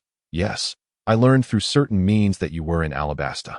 By the way, it seems you have found new companions. Luo Yan's gaze fell upon the diminutive Chopper, who, unfamiliar with Luo Yan, appeared slightly uneasy under his scrutiny. Luffy, however, erupted in laughter. Huh? Yes, this is Chopper, our ship's doctor. He's an exceptionally skilled physician. Huh, indeed. Perhaps he and Shatari could exchange medical knowledge. They might both benefit from the interaction. Sounds good. Without a moment's hesitation, Luffy readily agreed, and the others, including Chopper, voiced no objections. After all, they were friends, and previously, Shatari had easily treated Zoro, so an opportunity to share medical expertise with someone like her was undoubtedly desirable for Chopper. Speaking of which, who is this? Luo Yan was certainly aware of Ace. Yet being their first meeting, he feigned ignorance as he looked toward Ace. Luffy, brimming with enthusiasm, threw an arm around Luo Yan's shoulders and cheerfully introduced him to Ace. Hey, this is my brother Ace. Ace, this is my friend Luo Yan whom I met on Coco Island. Hello, thank you for looking after my brother.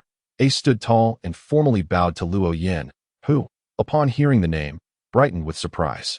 Ace, Fire Fist Ace, the 2nd Division commander of the Whitebeard Pirates? You know me, of course. Fire Fist Ace's name resonates throughout the seas. To be honest, I came to the Grand Line seeking an audience with Whitebeard, and I never expected to encounter the 2nd Division commander of his crew here. Looking to see Pops? Ace's expression turned slightly grave. What brings you here? Hee hee, just a minor matter that I require a localized earthquake and tsunami for certain tasks. So I hope to enlist Whitebeard's assistance. Ace nodded in understanding, but then his brow furrowed slightly.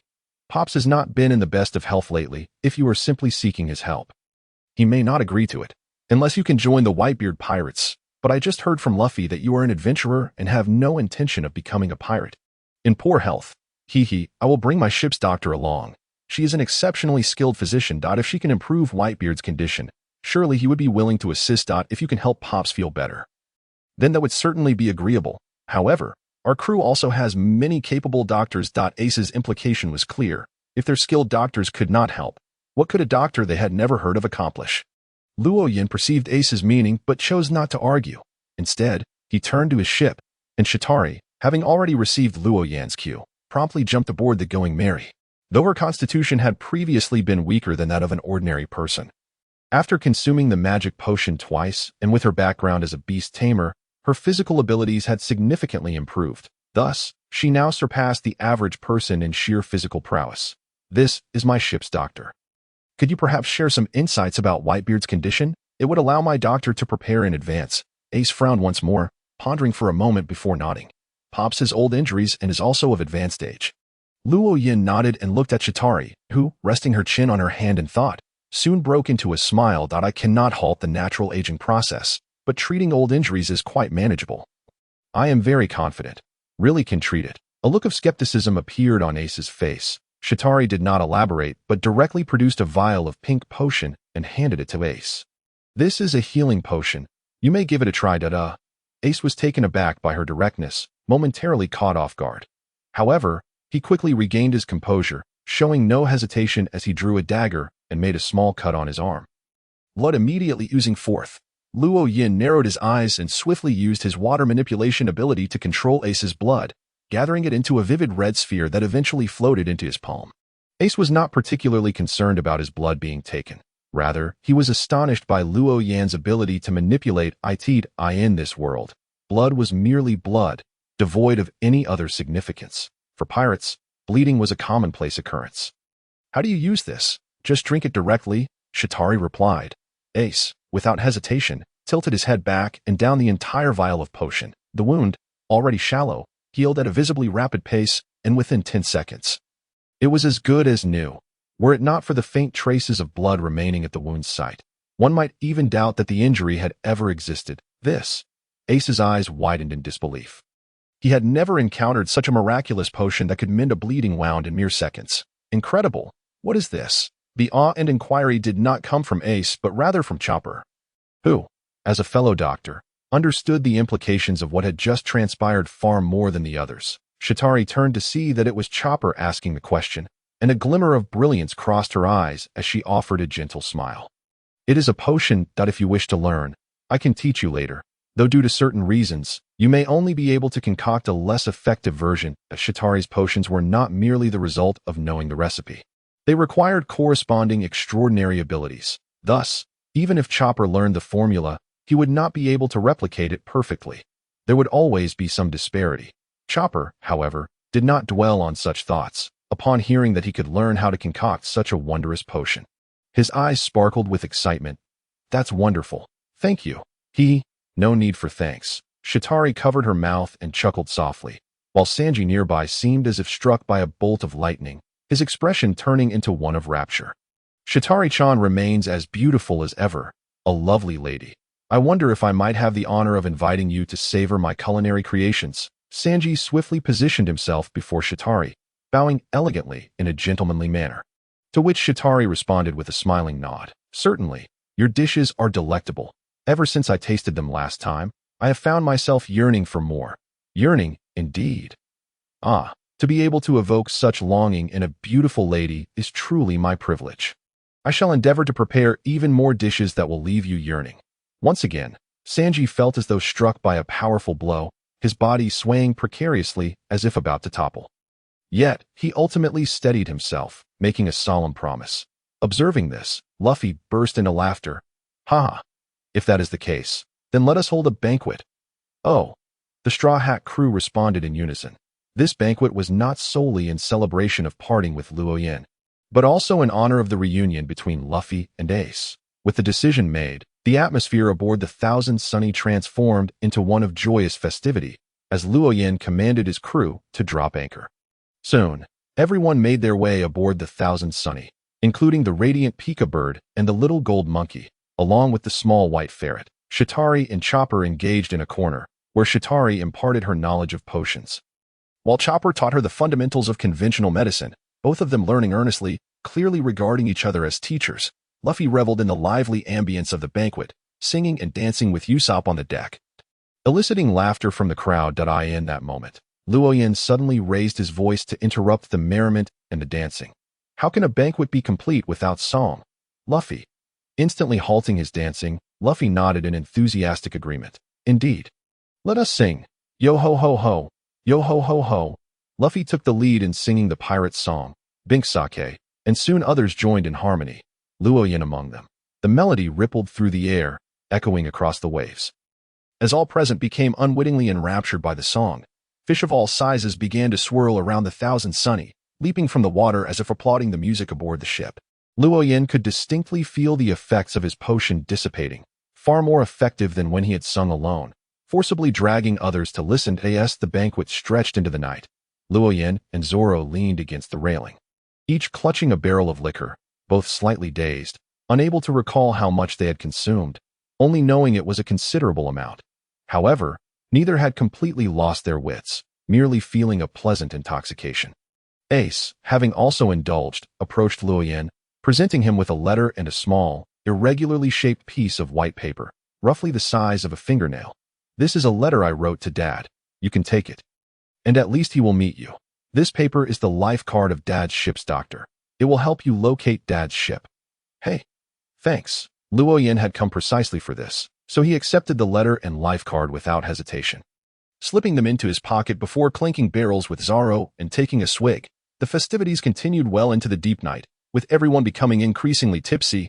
Even Might and Rhoda, who had not imbibed as much as Luoyin, began to feel the effects, while only Chitauri remained sober, not due to superior tolerance, but because she had not consumed any alcohol. Sanji had been serving her fruit juice, and she simply did not enjoy drinking. As the revelers on the Thousand Sunny gradually succumbed to intoxication, Luoyin and his companions prepared to return to their own ship. Chitauri guided Luoyin by placing her hand on his shoulder, assisting him as they made their way to her vessel. Just as Luoyin, already tipsy and struggling to keep his eyes open, passed by Ace, he suddenly lifted his head and halted abruptly. "Hey, Ace, why not come with us to meet Whitebeard?" After uttering those words, Luoyin lowered his head again, resuming his previous state of inebriation. Ace chuckled and glanced at Chitauri. "Do you need any assistance?" "No, I can manage on my own." Be careful." Ace nodded, saying no more, dismissing Lian's drunken ramblings entirely. Once all the people and animals had returned to their ship, Chitauri retrieved a potion to sober Might and Rhoda from her quarters, just as she was about to offer the potion to Luoyin. She realized he was already sober, although his cheeks still bore a hint of redness. His eyes were clear, showing no trace of intoxication. "Set sail," Luoyin commanded suddenly, leaving Might, who had just consumed the sobering potion, momentarily stunned, unable to process the order. "Captain, are we departing now? Shouldn't we wait until tomorrow to bid farewell to the Straw Hats?" "No need. We shall depart tonight." "Ah, understood." Though Might was baffled by his captain's urgency, the serious demeanor of Luoyin instilled a sense of authority that deterred him from questioning further, and he hurriedly ran to the helm. The tyrant exerts a strong suppressive force over those of lower rank. Although this dominance is not typically overt, yet, when Luoyin became earnest, he could impose a psychological pressure on Might, a passive skill beyond even Lian's control. As Might entered the helm, Rhoda, in perfect synchrony, lifted the anchor, while the little gold monkey and the small white ferret untied the ropes securing the sails. With the sails unfurled, Luoyin's ship set sail towards its predetermined course, once the Thousand Sunny had receded into the distance. Becoming merely a distant dot, Luoyin made his way to the aft deck, his gaze complex as he watched the ship gradually vanish. "Captain, what is it that troubles you?" Chitauri's voice suddenly pierced through Luoyin's thoughts from behind, causing him to flinch as he turned to face her. "I am not troubled. No. You are. You conceal it well, nearly betraying no sign, yet the color of your aura does not lie." Luoyin opened his mouth, then shook his head with a wry smile. "The insight of a potion master surpasses that of a sailor. Now that we have distanced ourselves, there is no harm in saying it. Ace is truly a remarkable person. But alas, he is destined to die." "What do you mean?" Chitauri's face paled slightly, yet she did not grasp the meaning behind Lian's words. Luoyin fell silent for a moment, glancing once more at the direction of the Thousand Sunny, which had now disappeared beyond the horizon. Ace's journey was to pursue the traitor of the Whitebeard pirates, Marshal D. Teach. Yet Ace is no longer a match for Teach. His fate is dire. Chitauri's mouth parted slightly as a realization dawned upon her, her expression shifting to one of understanding. "Oh, you invited Ace to meet Whitebeard?" "Yes, but unfortunately, he declined." Luoyin spread his hands in a gesture of helplessness, shrugging. Chitauri lowered her gaze in contemplation for a moment, biting her lip before raising her eyes to Luoyin once more. "If that is the case, why did you not express your intentions more directly? If you had articulated the stakes clearly." Before Chitauri could finish, Luoyin raised his hand to interrupt her. "For me, this is the best outcome. The best outcome." Chitauri repeated Luoyin's words softly, yet she could not comprehend their meaning. Observing her confusion, Luoyin's tone softened as he reassured her. "Enough of this. Do not dwell on it too much. You will understand in due time." It will not be long. Shatari nodded, setting aside her concerns as she shifted the topic. By the way, Captain, I completed the digestion of the Beastmaster potion yesterday. Ah, what? Luo Yin could hardly believe his ears. It had been less than a month since Shatari had consumed the Beastmaster potion, and he never anticipated she could digest it in such a short time. Shatari nodded earnestly, reiterating, I completed the digestion of the Beastmaster potion yesterday. Hiss, what exactly did you do? How could it be so fast? Luo Yin couldn't help but gasp in astonishment, genuinely inquiring, as he was now keenly interested in potion digestion. Shatari tilted her head in thought, then shook it that I didn't do anything special. I just assigned tasks to the little gold monkey and the small white ferret each day. Then I noticed the speed of digestion was quite rapid. I thought perhaps the Beastmaster potion was simply easier to digest. Ha! You really have the audacity to say that. Luo Yan's lips twitched slightly, and just as he was about to utter another word, he noticed the little golden monkey approaching, equipped with a watering can specifically designed for tending to plants. The monkey meticulously watered the flower pot, where the seeds had finally germinated, sprouting green shoots nearly half a centimeter tall. It seems your little monkey possesses quite the talent for nurturing flora, Luo Yin remarked, steering the conversation in a different direction. Xiaodali nodded, a hint of a smile gracing her face. The little golden monkeys were indeed known for their horticultural skills. Even on that island, they had displayed such abilities. However, back then, they merely collected seeds and sowed them at the appropriate time without watering or weeding, leaving the outcome to fate. Go fetch Rhoda, Might, and Boat. Such a fortunate development should be shared with them. I will assist you in concocting the potion. Thank you, Captain, Xiaotali exclaimed joyfully, stepping into the cabin ahead of him. Luo Yin returned to his quarters and first prepared a vial of vampire potion for Xiaotali. Yet, he did not leave immediately. Instead, he proceeded to concoct a bottle of cultivator potion and then opened another chest containing extraordinary materials, selecting additional potion ingredients. The sight of the little golden monkey tending to the plants sparked a realization in Luo Yin. He need not rely solely on humans to consume potions. Animals could partake as well, much like Boat. Furthermore, both the little golden monkey and the white ferret were tamed creatures, making them more manageable when consuming potions, thus less prone to losing control compared to Boat. If Boat could handle it, especially with a direct intake of an 8th-tier potion, there was no reason the two animals could not withstand it. The cultivator potion was naturally intended for the little golden monkey. As it was already engaged in nurturing the plants, Luo Yin felt it inappropriate to force the monkey into other tasks. As for what potion to administer to the white ferret, he needed to contemplate the type of extraordinary being required on the ship at present. After nearly 3 minutes of deliberation among a plethora of extraordinary traits, he finally settled on a vial of arbitrator potion. Although they already had the supportive praying light bird as an extraordinary being, Luo Yin desired an additional supportive presence aboard. In truth, he preferred to acquire a lawyer over an arbitrator. However, he possessed only the materials for an 8th-tier barbarian potion, while he had an entire range of materials from 9th to 7th tier for the arbitrator pathway, including a primary ingredient from the 6th tier. Thus, he chose the arbitrator. Luo Yin emerged from his room onto the foredeck, where all members of the crew, including several animals, had gathered, upon seeing him holding 3 vials of potion. Astonished expressions spread across their faces, though no one spoke. Luo Yin did not immediately distribute the potions. Instead, he scanned the crowd, his gaze settling on Might and Rhoda, who stood closely together. How well have you two been digesting your potions? His tone was exceedingly neutral, devoid of emotion, yet Might involuntarily shivered. Captain, I have digested 1/3 of mine, Might stammered. Rhoda, seemingly oblivious to the tension, cheerfully replied, Hee, I've digested half out of 1/3. Half. Just look at yourselves compared to others. You both consumed your potions around the same time, yet there's such a disparity, especially you. Might, what is going on? Might lowered his head, unable to muster an explanation, not even daring to breathe. Rhoda, too, finally sensed something amiss, his grin fading as he swallowed hard. Humph, starting tomorrow, you two will focus intently on digesting your potions. Stop daydreaming about irrelevant matters. I'm talking to you, Might. Are you listening? Might trembled again, nodding vigorously like a chick pecking at grains. Yes, I understand, Captain. Don't just speak empty words. Stop letting your mind wander to women all day. Look how obedient Rhoda has turned out. You've led him astray. If you truly desire women so much, once my business is concluded, I'll give you money to marry one, but you need to get your act together. The moment Might heard this, his expression shifted drastically, and he shot his head up, a hint of panic in his voice.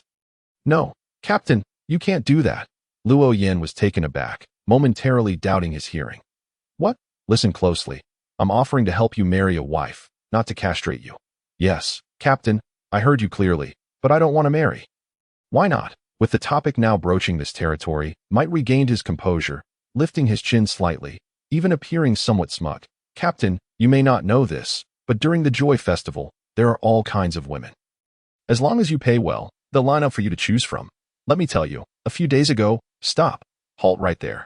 I asked why you don't want to marry, not for you to ramble on.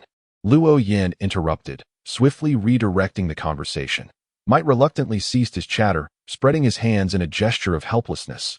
Captain, isn't it obvious? If I marry, I can't go to the Joy Festival anymore. And no matter how beautiful a wife is, there will come a day when I tire of her, and she will age that I'm quite devoted, preferring girls aged between 17 and 22. Ha! Luo Yin coughed, momentarily at a loss for words. You do as you please. Then, ultimately, Luo Yin conceded, deciding henceforth to refrain from meddling in Might's affairs. He turned his attention to Xiao Ali. Here, these 3 vials of potion. One is for you, a 7th-tier vampire potion. The other 2, 1 cultivator potion for your monkey, and 1 arbitrator potion for your ferret. Xiao Ali paused with her hand poised to accept the potions, her eyes widening and her lips trembling. A vampire. Indeed, as the potion's name suggests, upon consuming this vial, you will become a true vampire. Xiao Ali pressed her lips together, swallowing hard, her outstretched hand lowering slightly. Becoming a vampire. Does that mean I must drink blood? Luo Yin nodded, his expression turning more solemn. Correct. Once you become a vampire, human food will no longer be essential. You will find yourself craving the essence found in blood. For instance, human blood. Of course, if your only aim is to satiate your hunger. Blood-lacking essence, such as that from cattle or sheep, is also acceptable. However, this should not be a long-term solution, or you will grow weak. This. Xiao Ali fell into a state of confusion. Just moments ago, she had been eager to discover her 7th tier, but now, upon learning, she felt a surge of fear. In her understanding, vampires were creatures of legend, often regarded as malevolent beings, and she had never envisioned herself becoming such a villain. Luo Yin tilted his head, expressing his bewilderment. Xiao Ali seemed startled, trembling slightly. She then bit her lower lip, looking at Luo Yin with a hint of grievance. Captain, do you wish for me to consume this potion? Ah, isn't that obvious? If I didn't want you to drink it, why would I have brewed it? Xiao Ali's face suddenly drained of color, her gaze vacant, her voice taking on a dreamlike quality. I thought potion makers were inclined towards righteousness. Noticing her demeanor, Luo Yin realized the misunderstanding. Did you misinterpret something? I should have been clearer. This vampire is not the kind you envision. The amount of blood required daily is minimal, about 1 or 2 cups. And if your sole purpose is to feel full, consuming regular food is still an option. The primary function of drinking blood is to prevent weakness. As for sourcing the blood, you could simply purchase it from a hospital. Xiao Ali's eyes regained focus, as if she had suddenly awakened. Really? Why would I deceive you? Furthermore, vampires are long-lived beings, typically possessing a lifespan of around 300 years, and they will enhance your beauty. Aging will only commence at the twilight of your life, meaning that after drinking this potion, you will become even more beautiful than you are now, and that beauty will endure for at least 2 centuries. Xiao Ali's eyes widened once more, her astonishment surpassing that of her initial revelation of becoming a vampire. Not just she, but Might and Rhoda also stared in disbelief. Captain, why didn't you say this sooner? If you had, I would have chosen this path as well. Naturally, it was Rhoda who spoke up, unafraid of angering Luoyin. That he began to complain, causing the corners of Liyin's mouth to twitch, wishing he could deliver a kick to the other. What is it to you? If you desire immortality, then consume the potion swiftly. Once you reach sequence 4, you could live for several centuries. There's no need to create such a racket now. Is that true? Captain, you can live for centuries at sequence 4. How many centuries are we talking about? Rhoda's eyes sparkled with excitement, completely disregarding the irritation in Luo Yin's tone. Luo Yin couldn't help but twitch his mouth again, but thought that perhaps this could serve to motivate these 2 fools. So he patiently began to explain. Typically, an extraordinary individual at sequence 4 can expect to live around 2 to 300 years, while at sequence 3, It is generally 500 years. As for Xia's pathway, a sequence 4 can live up to 1,000 years. I'm not quite sure about sequence 3, but it's certainly a long time to 1,000 years. Captain, are you out of your mind? Why didn't you choose that pathway? Luo Yan felt a surge of frustration, nearly wanting to slap him a few times. However, he ultimately restrained himself, taking several deep breaths to calm his emotions. Sequence 2. Time loses its significance. As long as one is not killed, theoretically, they cannot die. Furthermore, with adequate preparation, even if one were to be slain, resurrection is not impossible. Is that really true? Captain, you must be joking. Go to hell. Luo Yan finally lost his composure, delivering a swift kick to Rhoda's chest, sending him tumbling into the sea. After venting his frustration with that kick, Luo Yan felt his mood lighten, turning his gaze back to Shitali. Have you made up your mind? Would you like to drink? At that moment, Shitali had ceased her inner turmoil and nodded decisively. Yes, since you wish for me to become a vampire, then I shall become one. Luo Yan nodded, handing the potion to Shitali. She took the 3 vials, first distributing the potions to her 2 tamed animals, and then tilted her head back, consuming the vampire potion in one gulp. The 2 animals did not immediately drink their potions. Instead, they held them, gazing intently at their mistress. Shitali cried out in pain, her flowing silver hair billowing as if caught in a wind, her eyes turning a bloody red, and her fingernails elongating. She bent over, her face contorted in agony, radiating immense suffering. Seeing this, Luo Yan's heart involuntarily tightened as he focused intently on Shitali, even unaware of Rhoda who had climbed back from the sea. Dark mist seemed to seep from Shitali's pores, increasingly obscuring her form. Suddenly, a pair of bat-like wings erupted from her back, scattering the black fog. Panting heavily, Shitali gradually stabilized, her features becoming more exquisite, her figure more curvaceous. Yet, overall, she appeared somewhat more juvenile, with the blood red in her sclera converging towards her pupils, rendering her irises eternally crimson. With her already remarkable beauty enhanced, she became even more perfect. Relieved, Luo Yan exhaled. This indicated that Shitali's ascension had been successful. Just then, Shitali abruptly hurled the vial that had contained the potion. And with a swift gesture, 5 beams of black light shot forth, shattering the bottle into fragments. She then flapped her wings and soared into the sky, circling once before gracefully landing back on the deck. Appearing somewhat dazed, as if struggling to comprehend her newfound abilities. This is what it means to be a vampire. It surpasses being a beast tamer by leaps and bounds, Shitali murmured softly, prompting a light chuckle from Luo Yan. Indeed, at sequence 7, a vampire's strength ranks among the top. Even some sequence 6 individuals might find themselves outmatched. Before Luo Yan could finish his thought, Shitali had already leaned closer, tilting her head and twitching her delicate nose. What are you doing? Having never dealt with girls much, Luo Yan found himself at a loss as Shitali, now even more alluring, made such suggestive gestures. He instinctively took a step back. Captain, your blood smells delightful. It dawned on Luo Yan that vampires crave blood rich in spirituality. Blood from extraordinary individuals is inherently more infused with spiritual essence than that of ordinary people. Thus, in this world, the person with the most spiritual blood would undoubtedly be Luo Yan. A sequence 5, making Shitali's attraction understandable. I understand. I'll provide you with blood later. Just have your pets drink their potions first. Luo Yan found himself unable to refuse, for it was he who had guided Shitali down this path, and had just persuaded her to consume the vampire potion. Now that she required blood, it was impossible to deny her.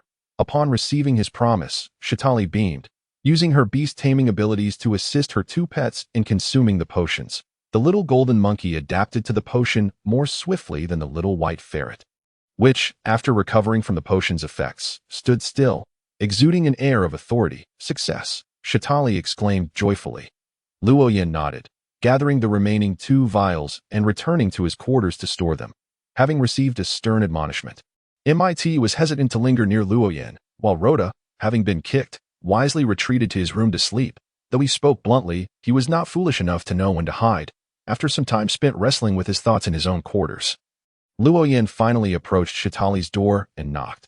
Come in. Shitali's clear voice rang from within, and Luo Yan pushed the door open to find her seated on a small chair, grooming the little white ferret, which appeared to be thoroughly enjoying itself, eyes closed in bliss. Captain, you finally arrived. I've been waiting for quite some time. Upon seeing Luo Yan enter, Shatali abandoned the ferret and rose to present a goblet, a small dagger, and a vial of healing potion she had prepared earlier, placing them on the table. "Captain, would you like to do it yourself, or shall I assist you? You've prepared quite thoroughly." Luo Yin shook his head helplessly, sitting down at the table. He used the small dagger to cut open his wrist, allowing his crimson blood to flow steadily into the goblet. Simultaneously, he utilized his water manipulation ability to aid the flow, soon filling the goblet to about 70%. Though Luo Yin did not yet show signs of excessive blood loss, the rapid release of so much blood left his complexion somewhat pale. Seeing that it was nearly sufficient, Luo Yin promptly halted the bleeding, downing the healing potion beside him before rising to his feet. "I'm heading back to rest. You should too. In any case, I'll take my leave."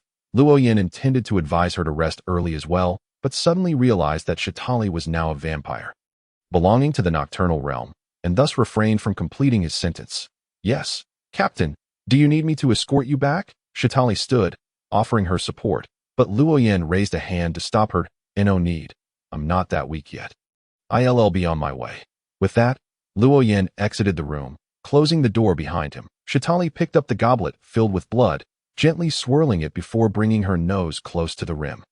Inhaling deeply, her eyes narrowing as if savoring the aroma. The following day, even before opening his eyes, Luo Yin felt a throbbing headache after indulging in copious amounts of alcohol at the banquet and losing a cup of blood. He now suffered both a headache and a sense of weakness, as if he had endured a severe illness. "Ugh, it seems I must drink less in the future." Muttering to himself, Luo Yin sat up, intending to linger for a moment until his headache eased before getting out of bed. Indeed, that moment, a knock resounded on the door. "Who is it?" "Come in. The door is unlocked." The door swung open, and Shatali entered, carrying a large tray. "Captain, I've brought you something to eat."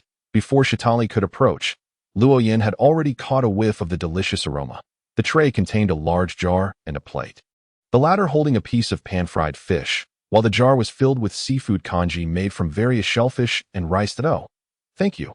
Please set it on the table. I'll eat once I finish washing up." "Sure, Captain. I've also prepared some medicine, so remember to take it." Shatali placed the tray on Lian's table and retrieved a green vial from her pocket, placing it beside the tray. Luo Yin instinctively nodded but suddenly recalled something and quickly inquired.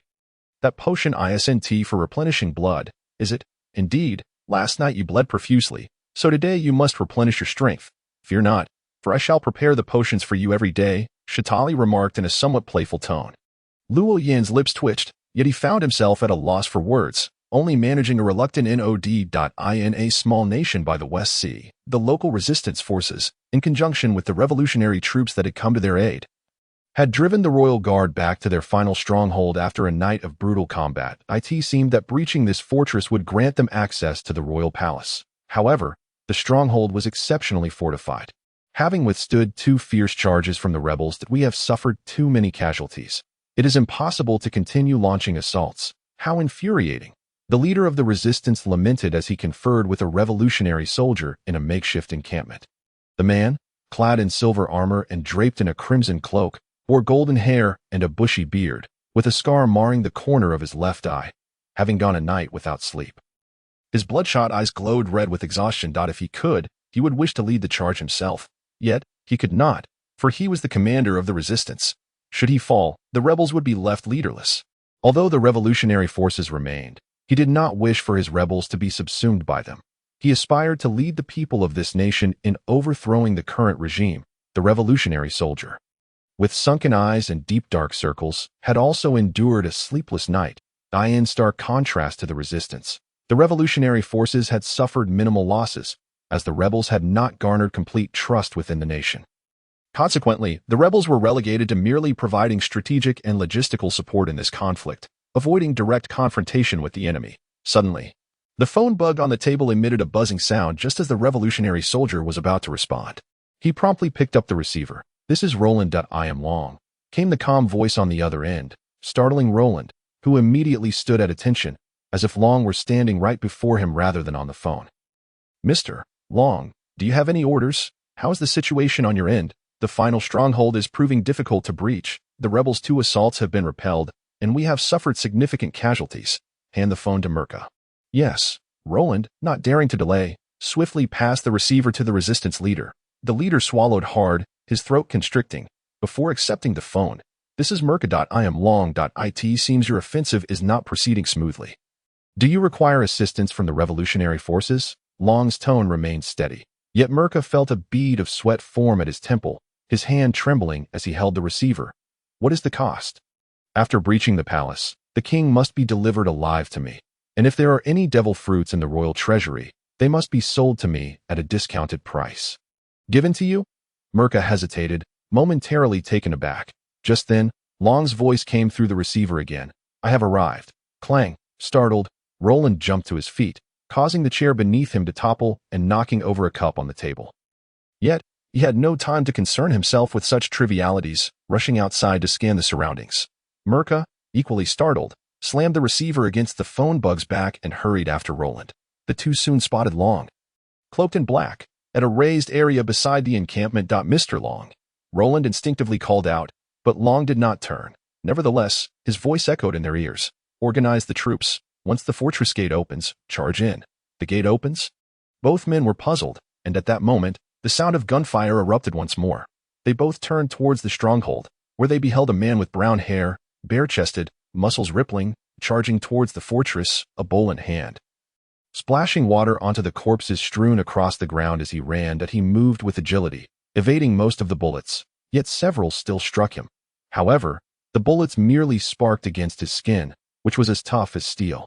He soon approached within 20 meters of the fortress gate, where the bodies were sparse and scattered, and the water in the bowl had run out. Gradually, he came to a halt, and the corpses that had been doused with water slowly began to rise.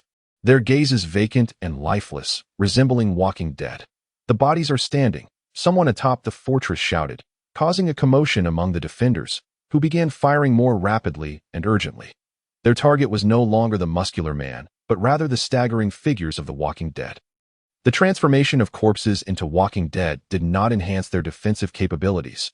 Bullets could still penetrate their bodies. However, it could not prevent their unsteady advance. Even with their heads blown apart, they continued to march forward. For they were already dead. Creak. Just as all the defenders' attention was drawn to the walking dead, the heavily fortified metal gate of the fortress swung open.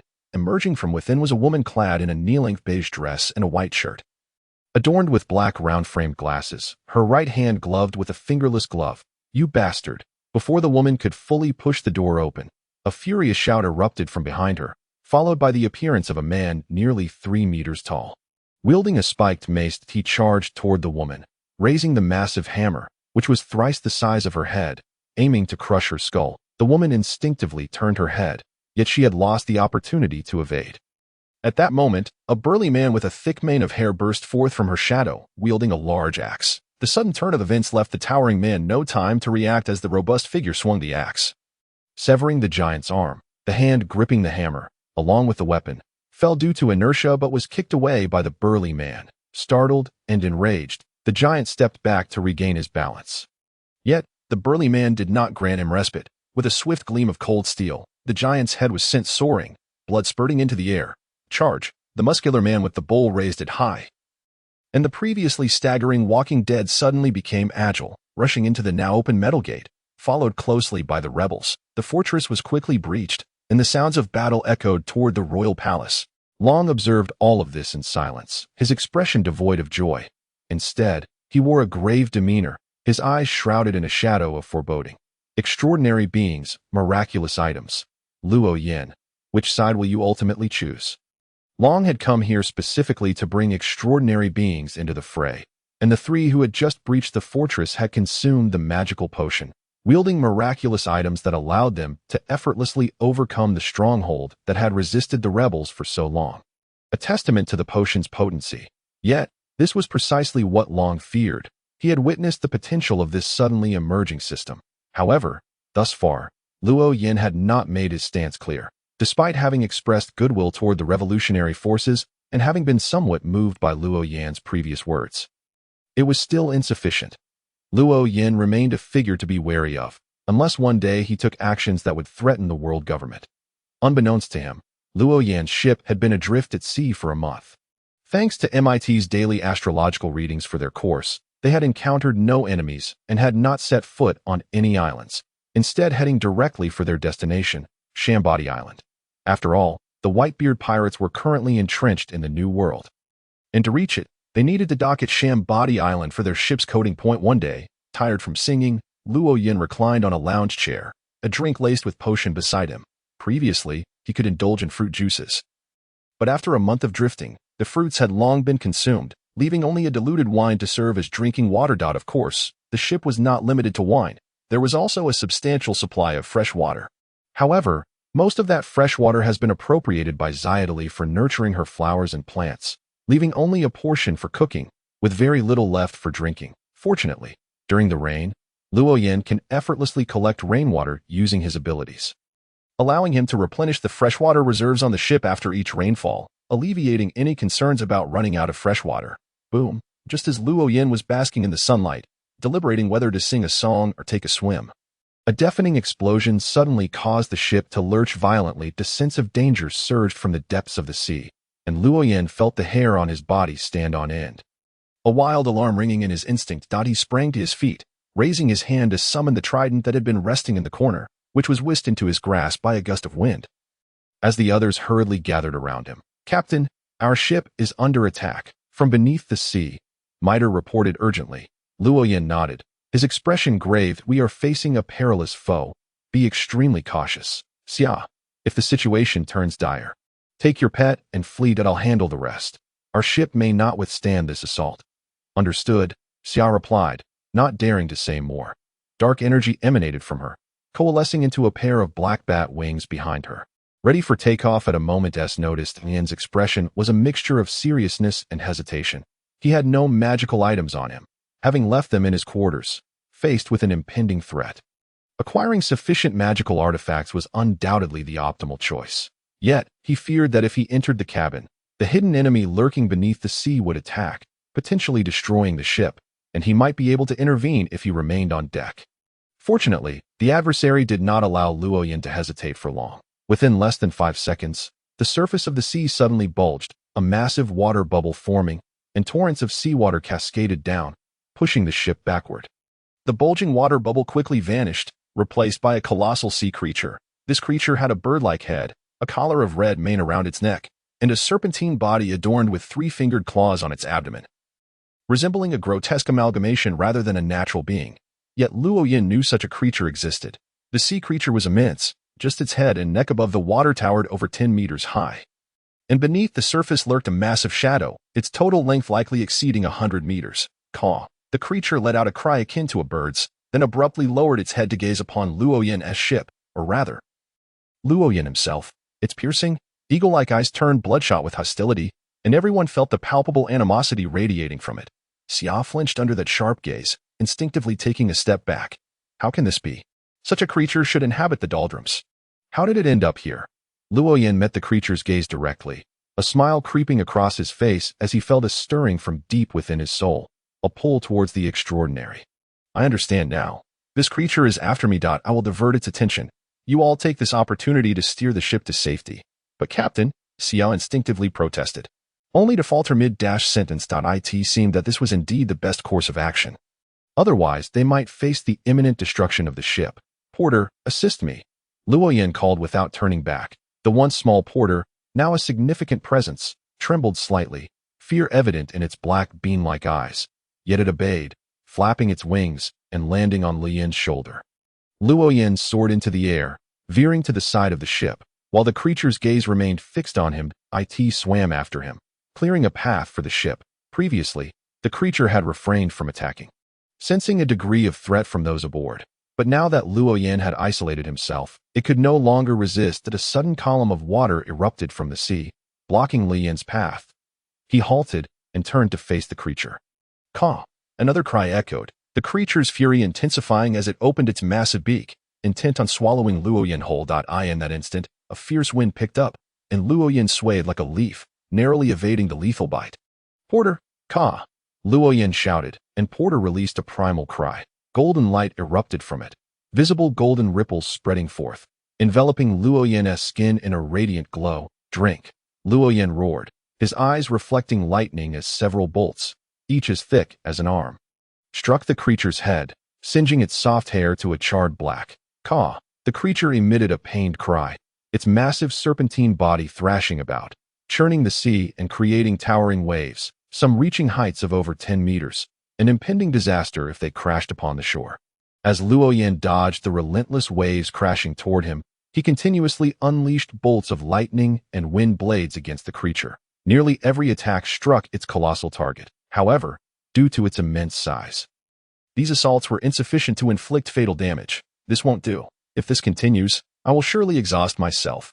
Luo Yan's sense of urgency intensified. If the stalemate persisted, he would eventually tire and fall into the water, where the creature would consume him, and even if he attempted to escape, it would relentlessly pursue him. Come on, catch up if you can. With a steely resolve, Luo Yan decided to take a gamble, allowing the wind to entwine around him as he flew swiftly. The creature, sensing the movement, pursued him, its massive form trailing behind. Luo Yan expended his spirit and stamina in flight, not genuinely intending to flee, but rather hoping to find an island to land on. Battling the creature in the water was unwise. If he could lure it onto land, he might have a chance. Within just a few minutes of flight, Luo Yan spotted a small island. The vegetation was sparse. Most of the landscape exposed black stones, and few animals could be seen. Only the occasional seabird alighting. Upon landing, Luo Yan dashed toward the center of the island, while the creature reached the shore but did not pursue him onto land. Instead, submerging completely beneath the waves, a brief calm enveloped the sea, only for the entire island to begin trembling, as if an earthquake had struck. Damn, is that creature trying to ram the island from below? Luo Yan cursed, astonished that it had not surfaced. Yet he remained unperturbed. Although the island was not large, it was substantial enough, and its underwater portion would undoubtedly be greater than that above, despite the creature's massive size. It would not be easy to shatter the island.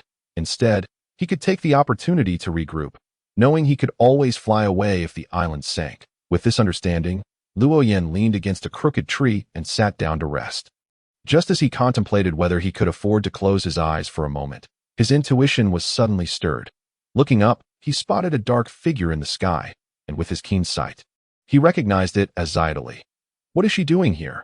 Luo Yan wondered as he squinted to see more clearly. He noticed she was carrying a silver briefcase, evidently taken from his quarters. This girl, Luo Yan felt a mixture of helplessness and gratitude. In such perilous circumstances, Xiaotali had braved danger to bring him something.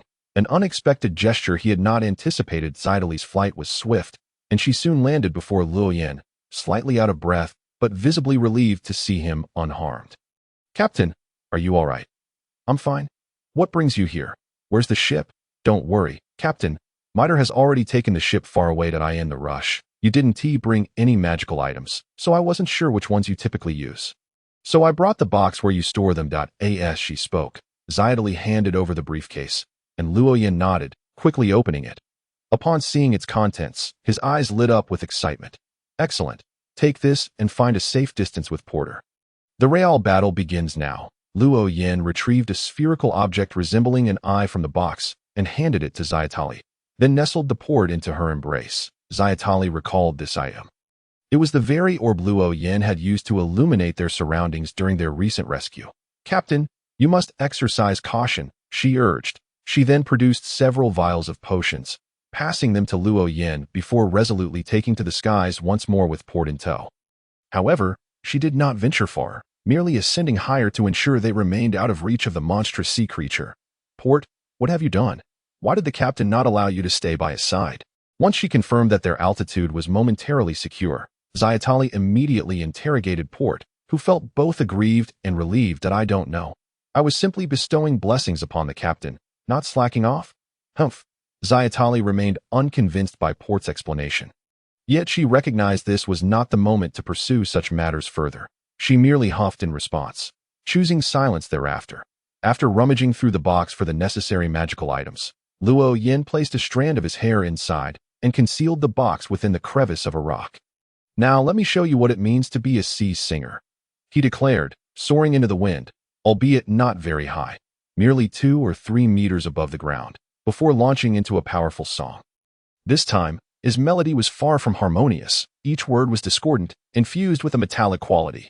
Visible ripples radiated from Luo Yan, causing the sea to resonate and carry his voice deep into the ocean, inciting the various fish to become wildly aggressive, attacking one another without restraint. Squawk. The monstrous sea creature erupted from the depths, exuding an aura of ferocity as waves began to batter the shores of the small island.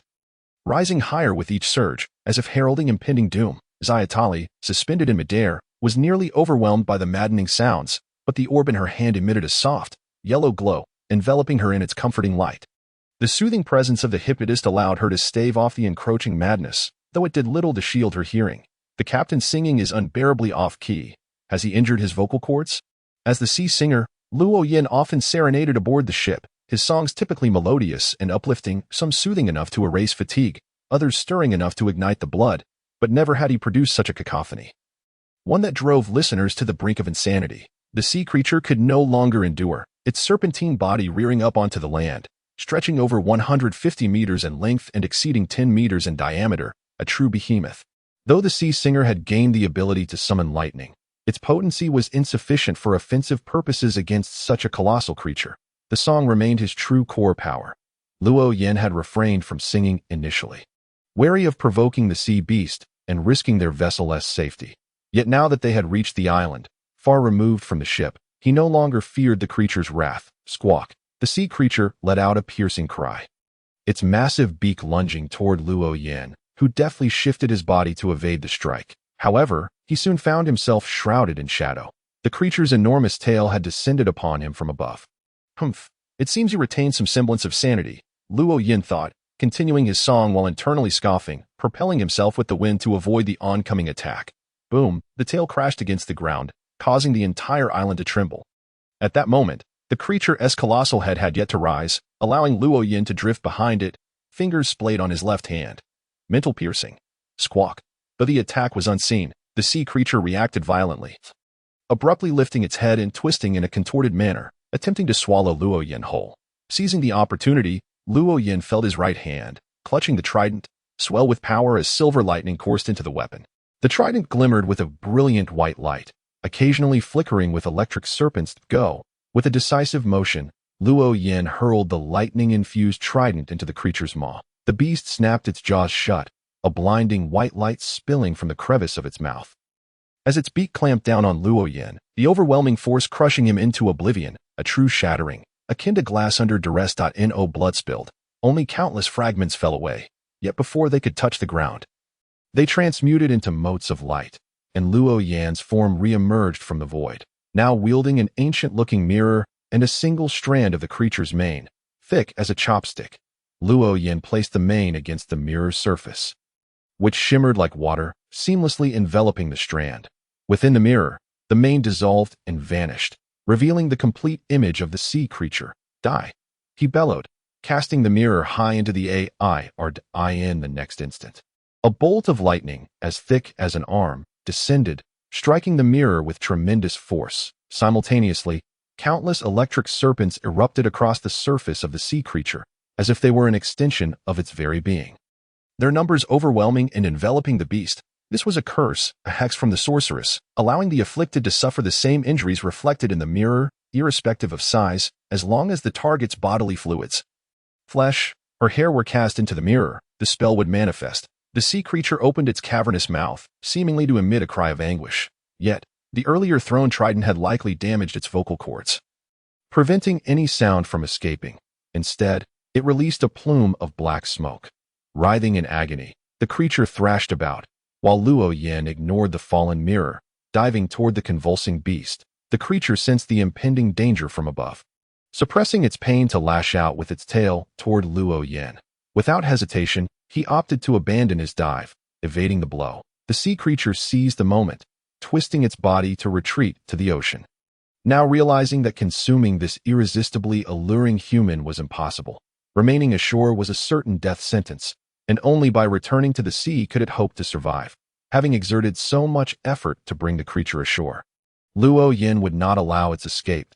He plummeted directly in front of the beast, drawing a rusted, blood-stained dagger from his waist, and thrusting it into the ground with fervor. Great Flame Realm, Flame Emperor. Flames erupted from the dagger, forming an immense fire circle that ensnared the colossal sea creature entirely. The fire circle then rose, shaping into towering walls, culminating in a massive fireball that ascended skyward, completely engulfing the creature in the process. Boom! As the fireball soared beyond the heights of the walls, it detonated like fireworks, scattering sparks that ignited the sparse vegetation on the island. The firewalls, losing their structural integrity, rapidly extinguished, revealing the charred sea creature within. At this juncture, the creature was blackened to the core. The aroma of roasted flesh mingling with the scent of char. Luo Yan's condition was scarcely better. His right hand, gripping the dagger, was scorched, his entire arm marred by burn marks, leading one to believe he had stood within the flames rather than outside them. Creak. The already rusted dagger seemed unable to withstand the strain.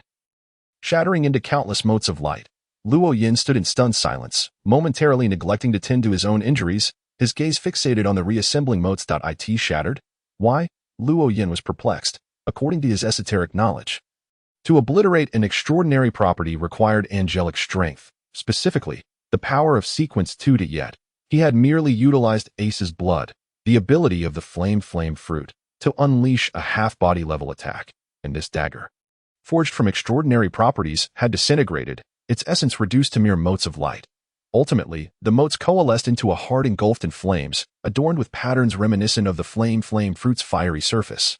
Setting aside his bewilderment, he concluded, in any case, I have triumphed. Despite the exorbitant cost, Luo Yan felt an immense sense of joy. He had won, and the extraordinary properties derived from the sea creature would likely serve as a crucial material for the disaster high priest. In this manner, as long as he could persuade Whitebeard, his sequence 4 potion would be secured. Heh.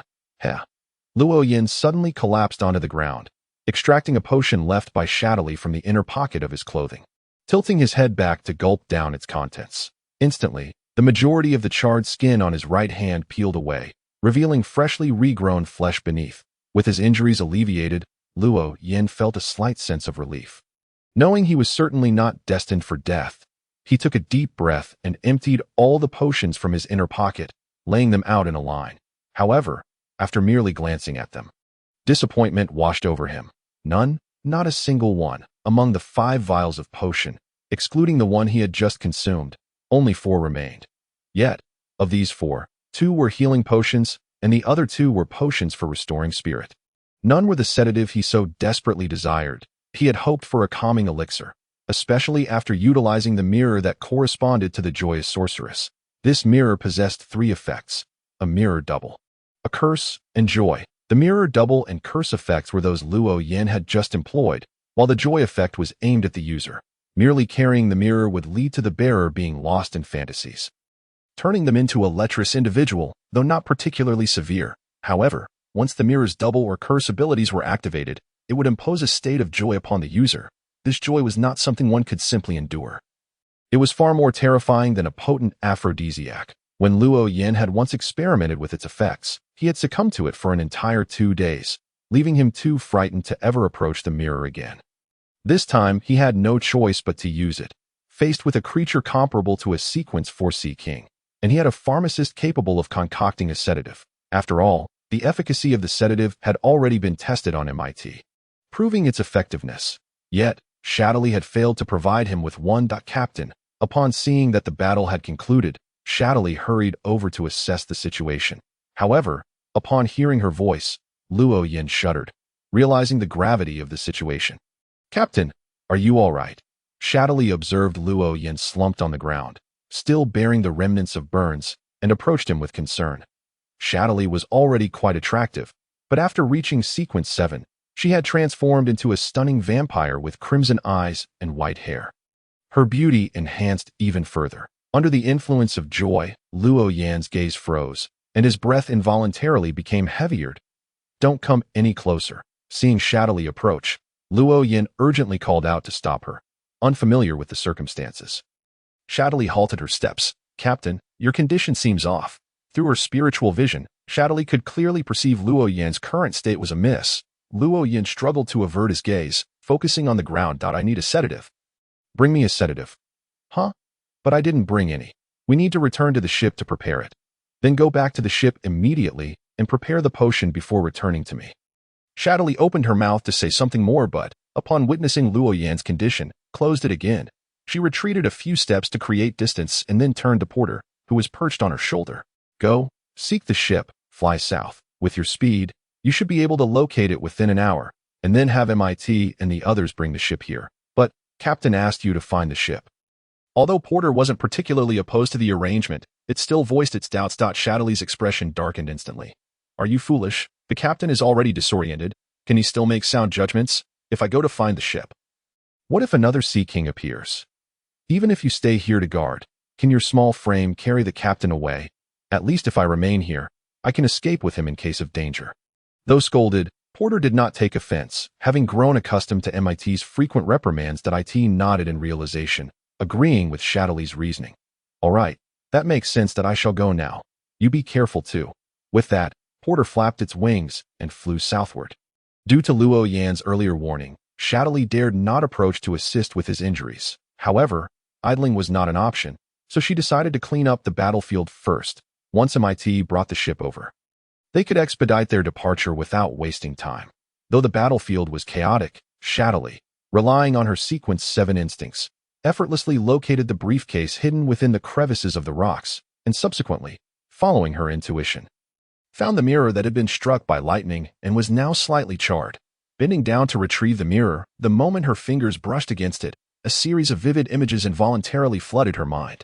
As a former pharmacist, Shadowly understood precisely what state Luo Yan was in and why he had instructed her to keep her distance. She had been saved by Luo Yan, who had subsequently bestowed upon her potions that granted her a new lease on life, leading to a burgeoning affection for him that she had previously failed to acknowledge. However, under the mirror's influence, her mind was now inundated with inappropriate visions of herself and Luo Yan. What am I thinking? No, this is taking advantage of someone in distress. It's wrong. Why am I having these fantasies? Shadowly vigorously shook her head, attempting to dispel the chaotic images from her mind. Yet no matter how hard she tried, it was futile. Those images were as firmly etched in her thoughts as if carved by a chisel, and they continued to multiply. No, this isn't right.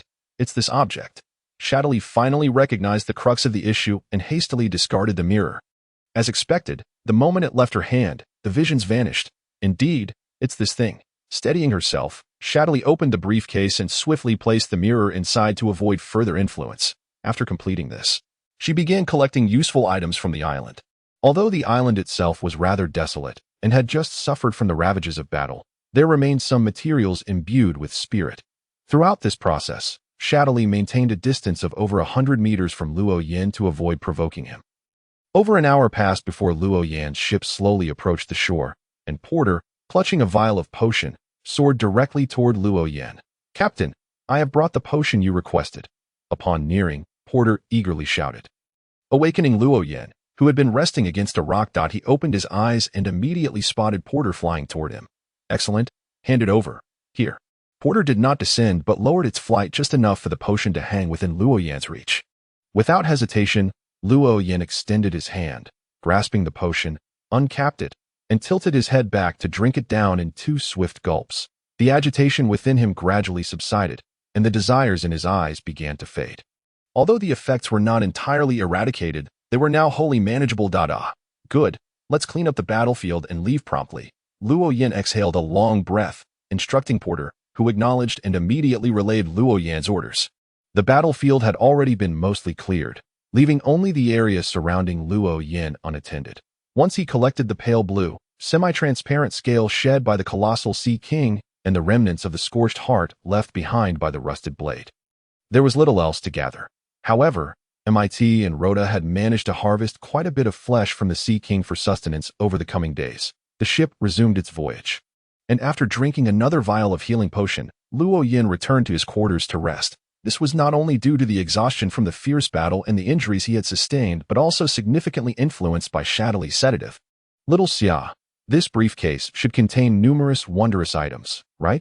We seldom have the opportunity to see them. Why not take this chance to open it, and let us broaden our horizons? In his haste to return to his room, Luo Yan had completely forgotten to retrieve the briefcase from Shadowly. Consequently, upon returning to the ship with it, Shadowly found herself encouraged by Rhoda as the most unafraid of the captain aboard the vessel.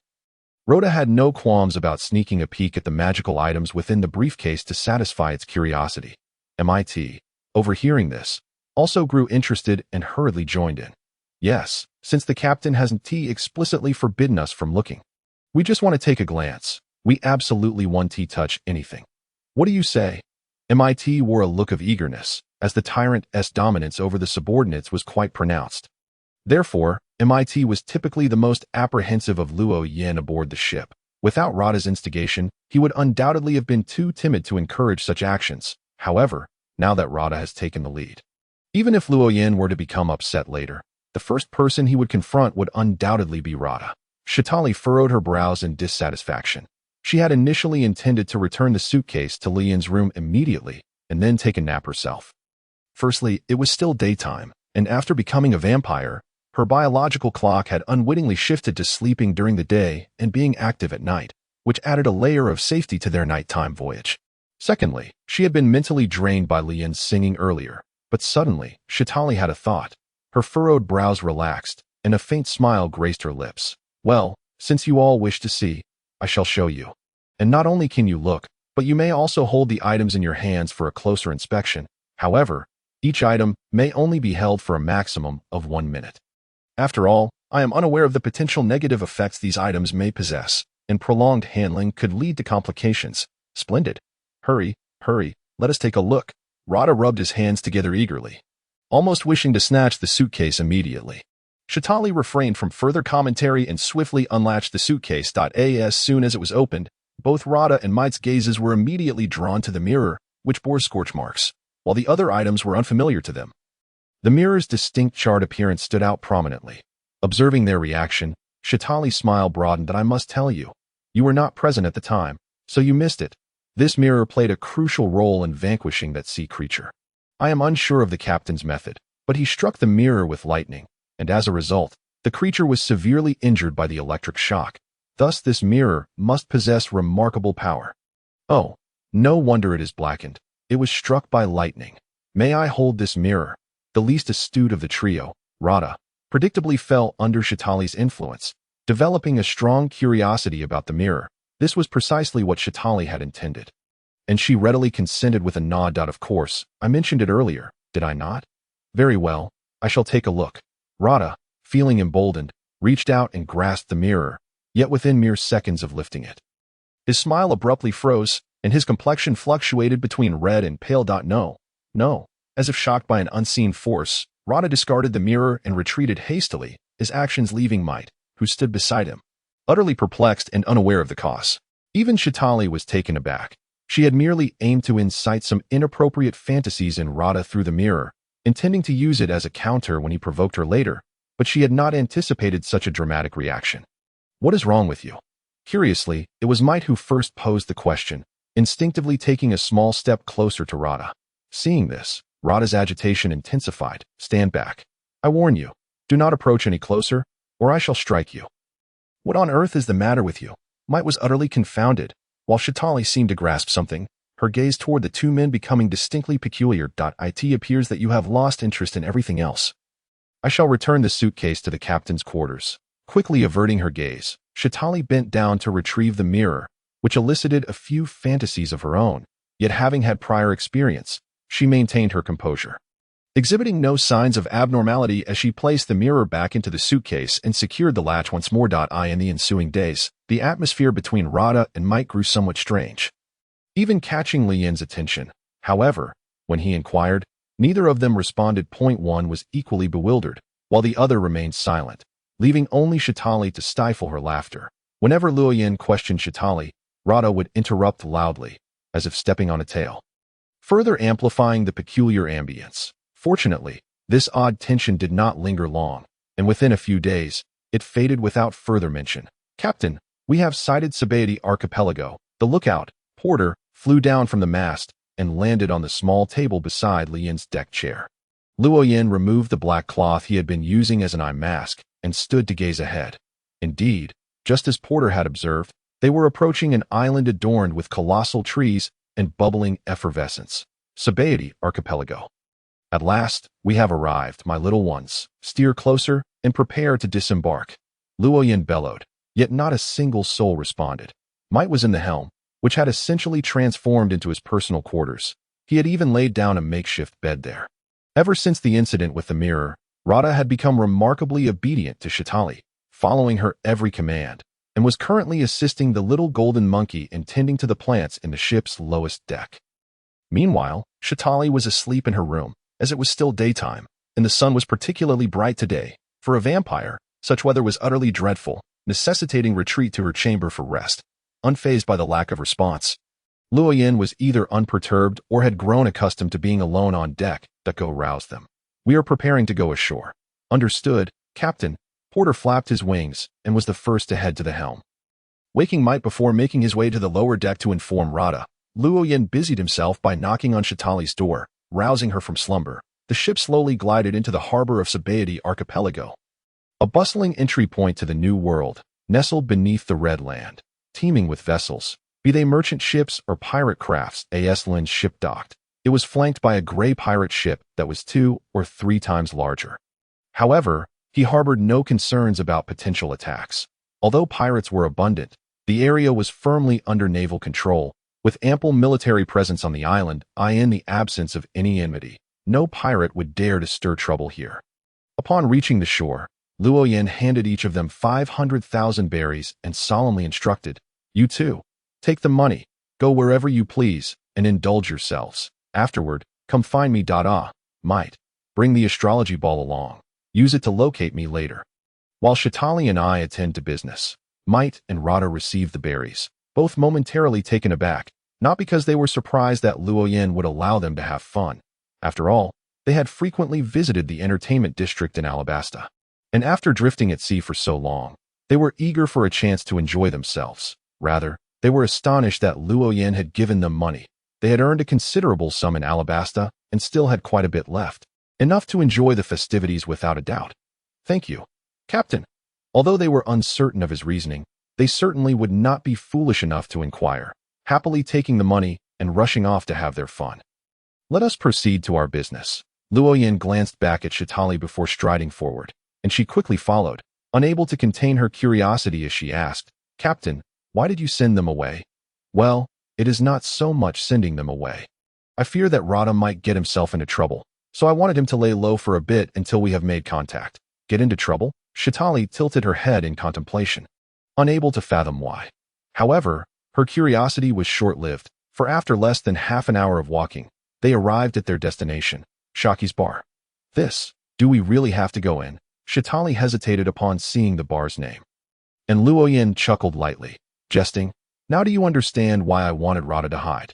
The name alone indicates that the patrons here are not to be trifled with, and I may not even stand a chance against them right now." As he spoke, Luo Yin pushed open the bar's door, and with the chime of a bell, Shaki, who was smoking behind the counter, looked up. "Oh, a customer has arrived. What would you like to drink?" "A beer, please." Luo Yin strode confidently to the bar and took a seat. Xiachi nodded in acknowledgement, turned around, and placed a glass of beer on the counter. Luo Yin, without hesitation, seized the beer and downed nearly half of it in one gulp, costing a staggering 1,000,000 berries. Upon witnessing Luo Yin's indulgence, Xiachi squinted her eyes and smiled, revealing the price of the beer to the entrance. Shatali hesitated for a moment. Upon hearing the outrageous price, her eyes widened in disbelief, questioning the reliability of her hearing. "Ha. That's not too expensive," Luo Yin remarked, finding no issue with the cost. He chuckled heartily and placed a pre-prepared stack of money on the table, as if it were merely 100 berries rather than 1,000,000. Xiachi's squinted eyes widened slightly, as if she was just beginning to assess this intriguing patron. Without a moment's pause, her hand reached down to collect the 1,000,000 berries, sliding them beneath the bar. "What an amusing young man," Xiachi remarked, simultaneously pinching her cigarette with her right hand's index and middle fingers, exhaling a thick cloud of smoke. Luo Yin raised his glass and finished the remaining half of the beer in one swift motion, releasing a long belch. "Burp, this beer certainly has a strong kick," he exclaimed. "Indeed, it's fine brew. So, young man, do you require anything else?" Xiachi transitioned directly to the core of the matter, recognizing that someone who would come to this bar to spend 1,000,000 berries on a single beer must have ulterior motives. Luo Yin, catching her drift, maintained his cheerful demeanor. "I intend to venture into the New World and require a coating for my ship. I believe the owner can assist me," he stated confidently. Xiachi flicked the ash from her cigarette, took a deep drag, and exhaled slowly. "I happen to know a coating specialist. If my calculations are correct, he should arrive shortly, assuming he hasn't gone missing. So, I merely need to wait here." "Precisely," Xiachi confirmed. Luo Yin nodded and turned to Shatali, who had been standing behind him, lost in thought. "Come, sit down. Why are you standing?" Shoddily snapped back to reality, hurriedly crossing to the bar and taking a seat. Luo Yin gestured toward Shoddily, then turned to Xiaoqi. Please get her a glass of juice. Haha. It's quite rare to see someone ordering juice in a bar, Xiaoqi quipped. Yet her hands moved swiftly, placing a glass of orange juice before Shoddily. However, Shoddily hesitated to drink, having heard the price of the beer earlier, and cast a pleading glance at Luo Yin. Luo Yin smiled gently and produced another 1,000,000 berries, placing them on the counter. Just drink it. It's merely a glass of juice. As he pushed the money forward, indicating that Xiaoqi could accept it. She shook her head. This juice is on the house. A gift for this lovely little one. Thank you.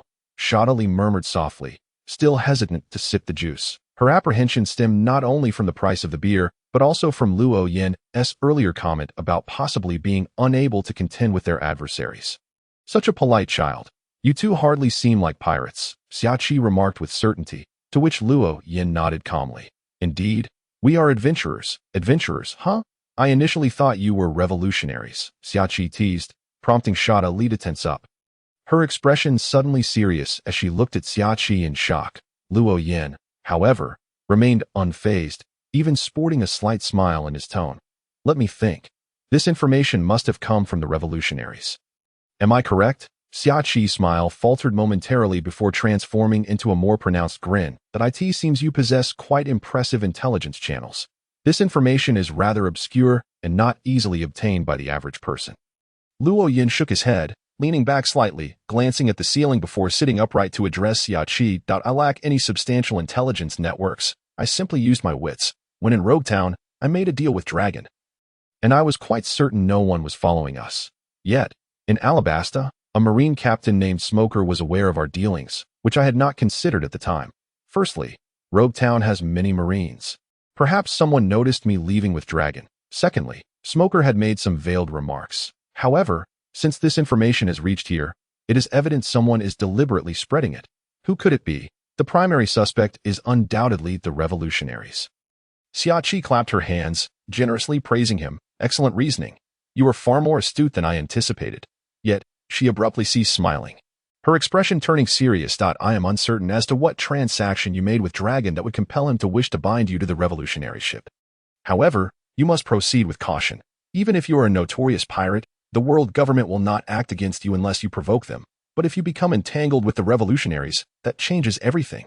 Luo Yin sighed, a bitter smile crossing his face. Rather than binding me to the revolutionary ship, it feels more like they are pressuring me to choose sides. Not even a mere test, truly the hallmark of a revolutionary leader. His smile conveyed genuine concern. Having confirmed the information's origin, he had already surmised Dragon's intentions. Spreading the news of Luo Yin's dealings with the revolutionaries discreetly and precisely would attract attention from various factions, potentially catching the world government's eye. Once the world government took notice, they would only have two choices. First, extend goodwill by sending envoys for negotiation and potential recruitment. Second, unleash hostility by issuing a bounty and attempting assassination. Should they opt for goodwill, Luo Yin might find himself inclined toward cooperation, while the revolutionaries would swiftly sever ties with him to avoid infiltration. Conversely, if hostility prevailed, Luo Yin would undoubtedly be pushed closer to the revolutionaries, which is precisely what Dragon desired to see. Thus, regardless of how the world government reacted, it would affirm the revolutionaries' assessment of Luo Yin's reliability. Xiaoqi, once more pinching her cigarette, exhaled a puff of smoke. As if struck by a sudden thought. I almost forgot. I have another piece of information.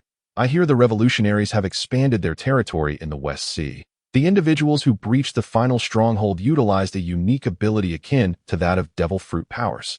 Yet it does not fall under the category of devil fruit abilities. The revolutionaries have dubbed this ability extraordinary. I wonder if you are aware of it. The bar fell into a brief silence. Shoddely's mouth agape as she gazed at her captain, genuinely alarmed, the sudden quiet amplifying her anxiety. However, she soon observed her captain breaking into a grin. Hey, there's something I wish to confirm. What do you think of the revolutionaries' intelligence capabilities? Luo Yin abruptly shifted the topic, posing a question seemingly unrelated to their previous conversation. Xiaoqi blinked in surprise before responding. Naturally, they are formidable. Without a robust intelligence system, how could the revolutionaries continue to grow stronger? They stand against the rulers of this world. After all, then I need not worry. For me, This is good news, Luo Yin shrugged, appearing remarkably at ease. Treating the matter as trivial that in truth, he was not overly concerned. Should the world government choose to extend goodwill, they would at least dispatch CP0 for initial contact. Only if he failed to negotiate would assassination be a possibility. In such a scenario, Luo Yin would have ample time. And as long as he reached the New World and encountered Whitebeard, he would gain a brief sanctuary under his protection. In this context, it is inconceivable for the world government to dare to carry out an assassination. By the time Luo Yin departs from the protection of Whitebeard, he has already attained Sequence 4, marking a significant transformation to that point, even if he were to face an admiral at sea. While victory would be out of reach, escape would certainly be feasible. Moreover, should negotiations with CP0 falter, Dragon would undoubtedly recognize Luo Yan's allegiance to the Revolutionary Army and would certainly provide some assistance, if not by sending reinforcements, then at the very least by offering a timely warning. The notion of assassinating a Sequence 4 individual who has been forewarned is utterly preposterous. After all, the heightened sensitivity of a Sequence 4 would naturally alert them to impending danger. If the world government initially harbored malice, the Revolutionary Army would surely issue a warning. After all, Luo Yin possesses a transponder snail gifted by Dragon. This is why Luo Yin sought confirmation from Xia Qi regarding the intelligence capabilities of the Revolutionary Army. Upon receiving an affirmative response, he felt reassured, though a degree of vigilance remained essential. As for why Luo Yin considered this a fortuitous development, it is because he requires an anchor for the future. What better and swifter way to acquire an anchor than by alleviating the suffering of others? Undoubtedly, those in desperate need of salvation reside among the ranks of the Revolutionary Army. If one cannot endure suffering any longer, who would willingly ignite the flames of war? Nations that incite revolution are undoubtedly those where the impoverished masses endure profound hardship. By alleviating suffering and disseminating faith, one can naturally garner followers and obtain the anchor necessary to become an angel. Xia Qi nodded, refraining from further inquiries. Her curiosity about Luo Yan's assertion of it being a good thing was of little interest to her. She would provide the intelligence and issue warnings. Firstly, she had received intelligence about Luo Yan in advance, sparking a certain interest in him. Secondly, she had accepted a payment of 1 million berries. Just then, the bar door swung open again, and in walked a man with a completely white beard and glasses. It was the legendary Rayleigh. "Oh, we have a guest today." Upon entering, Rayleigh immediately spotted Luo Yan. Xia Qi exhaled a smoke ring and chuckled as she introduced. "This is young Luo Yan, here to request your assistance with coating his ship." "Coating? Are you heading to Fishman Island?" In addition to occasionally selling himself for extra income, Rayleigh made a living by helping others with ship coating, so he was not surprised that someone would seek him out for such services. However, he also recognized Luo Yan, having received intelligence about him through Xia Qi's clandestine channels. Luo Yan, not daring to be remiss, promptly descended from the barstool and greeted Rayleigh with a courteous bow. "It is an honor to meet you. I am Luo Yan." "Ha, no need for such formality. I am merely a coding technician," Rayleigh replied cheerfully, much like an ordinary elder. Yet, Luo Yan's demeanor remained steadfastly serious. "If you were merely an ordinary coding technician, I would not be so formal. Standing before me is a living legend, the right hand of the pirate king Joel D. Roger, the Dark King Rayleigh.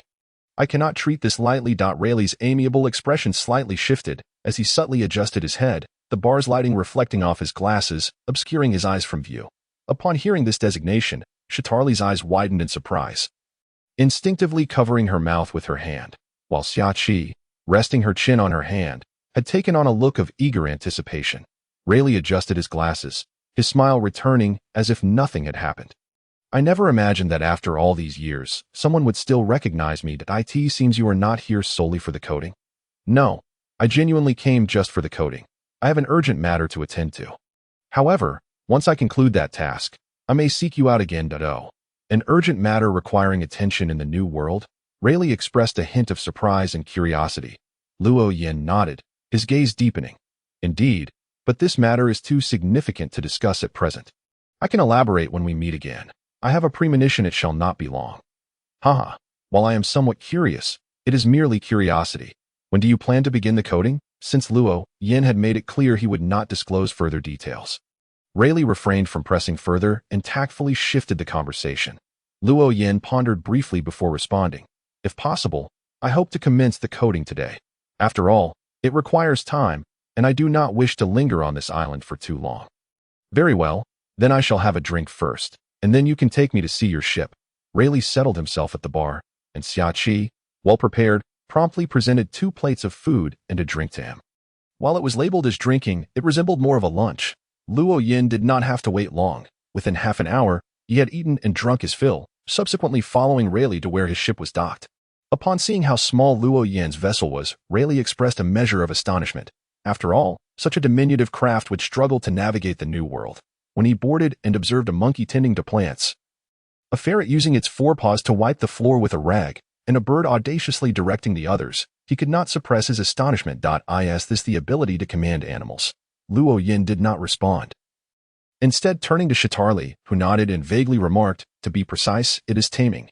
Xiao Jin and Xiao Bai are my trained pets, while that bird belongs to the captain. I see now. I understand. I can complete the coding by tomorrow afternoon at the latest. Thank you. May I inquire about your fees? Luo Yin did not assume that a few casual words would grant him a complimentary service and proactively broached the subject of payment. However, Rayleigh merely chuckled and shook his head. No need. I look forward to your growth. Consider this my investment in you. Then, I am truly grateful. Although the offer of complimentary service surprised Luo Yin, he was not averse to it. Indeed, he felt a sense of delight. After all, Rayleigh was a figure of significant stature, at the very least possessing the strength of an admiral. Undoubtedly a formidable ally. Given that such a leg had willingly extended itself, it would be illogical not to embrace it. After some additional discussion regarding the coding and instructing the animals aboard to heed Rayleigh's commands in assisting with the task, Luo Yin departed with Shitarli to shop, primarily for procuring ingredients. While meat could be purchased sparingly, it was imperative to acquire a substantial quantity of long-lasting vegetables and fruits. Captain, can we wait until the afternoon or evening to buy supplies? After only a brief walk, Shitarli could no longer endure it. For a vampire, traversing under the scorching sun was far from an enjoyable experience. The journey back and forth from Xiaoqi's bar had already pushed her to her limits, and she now wished to cease walking. Very well, let us first grab a bite to eat. Luo Yin nodded, leading Shitarli into a small eatery specializing in takoyaki. The shop front was quite modest, roughly the width of 4 people standing side by side, with a man and woman busily preparing food inside, the enticing aroma wafting through the air. Owner, 2 orders of takoyaki and 2 cups of juice, Luo Yin called out as he approached the entrance. The man, tied with a headscarf and busy at work, looked up and immediately broke into a wide smile upon seeing the guests. Please have a seat. Your takoyaki and juice will be ready shortly. Luo Yin nodded, saying little, and he and Shitarli settled at a small table nearby. Finally shaded from the sun, Shitarli let out a sigh of relief and began to scrutinize the passers-by with her striking red eyes. Captain, when will our new ship be ready? The current one is far too small and inadequate. This was rare for Shitarli to voice a complaint, and Luo Yin chuckled lightly, not particularly surprised, for she had been making full use of the limited space on board. For instance, she had placed several flower pots in each person's room, claiming that it enhanced greenery and was beneficial to health. Yet the truth was it was primarily due to the cramped quarters that she could no longer accommodate her beloved plants. I should be able to acquire the ship the next time I meet with Dragon. However, if we switch to a larger vessel, we will require more hands to operate it. Then why not recruit a few more subordinates? Captain, Shitarli waved her hand dismissively.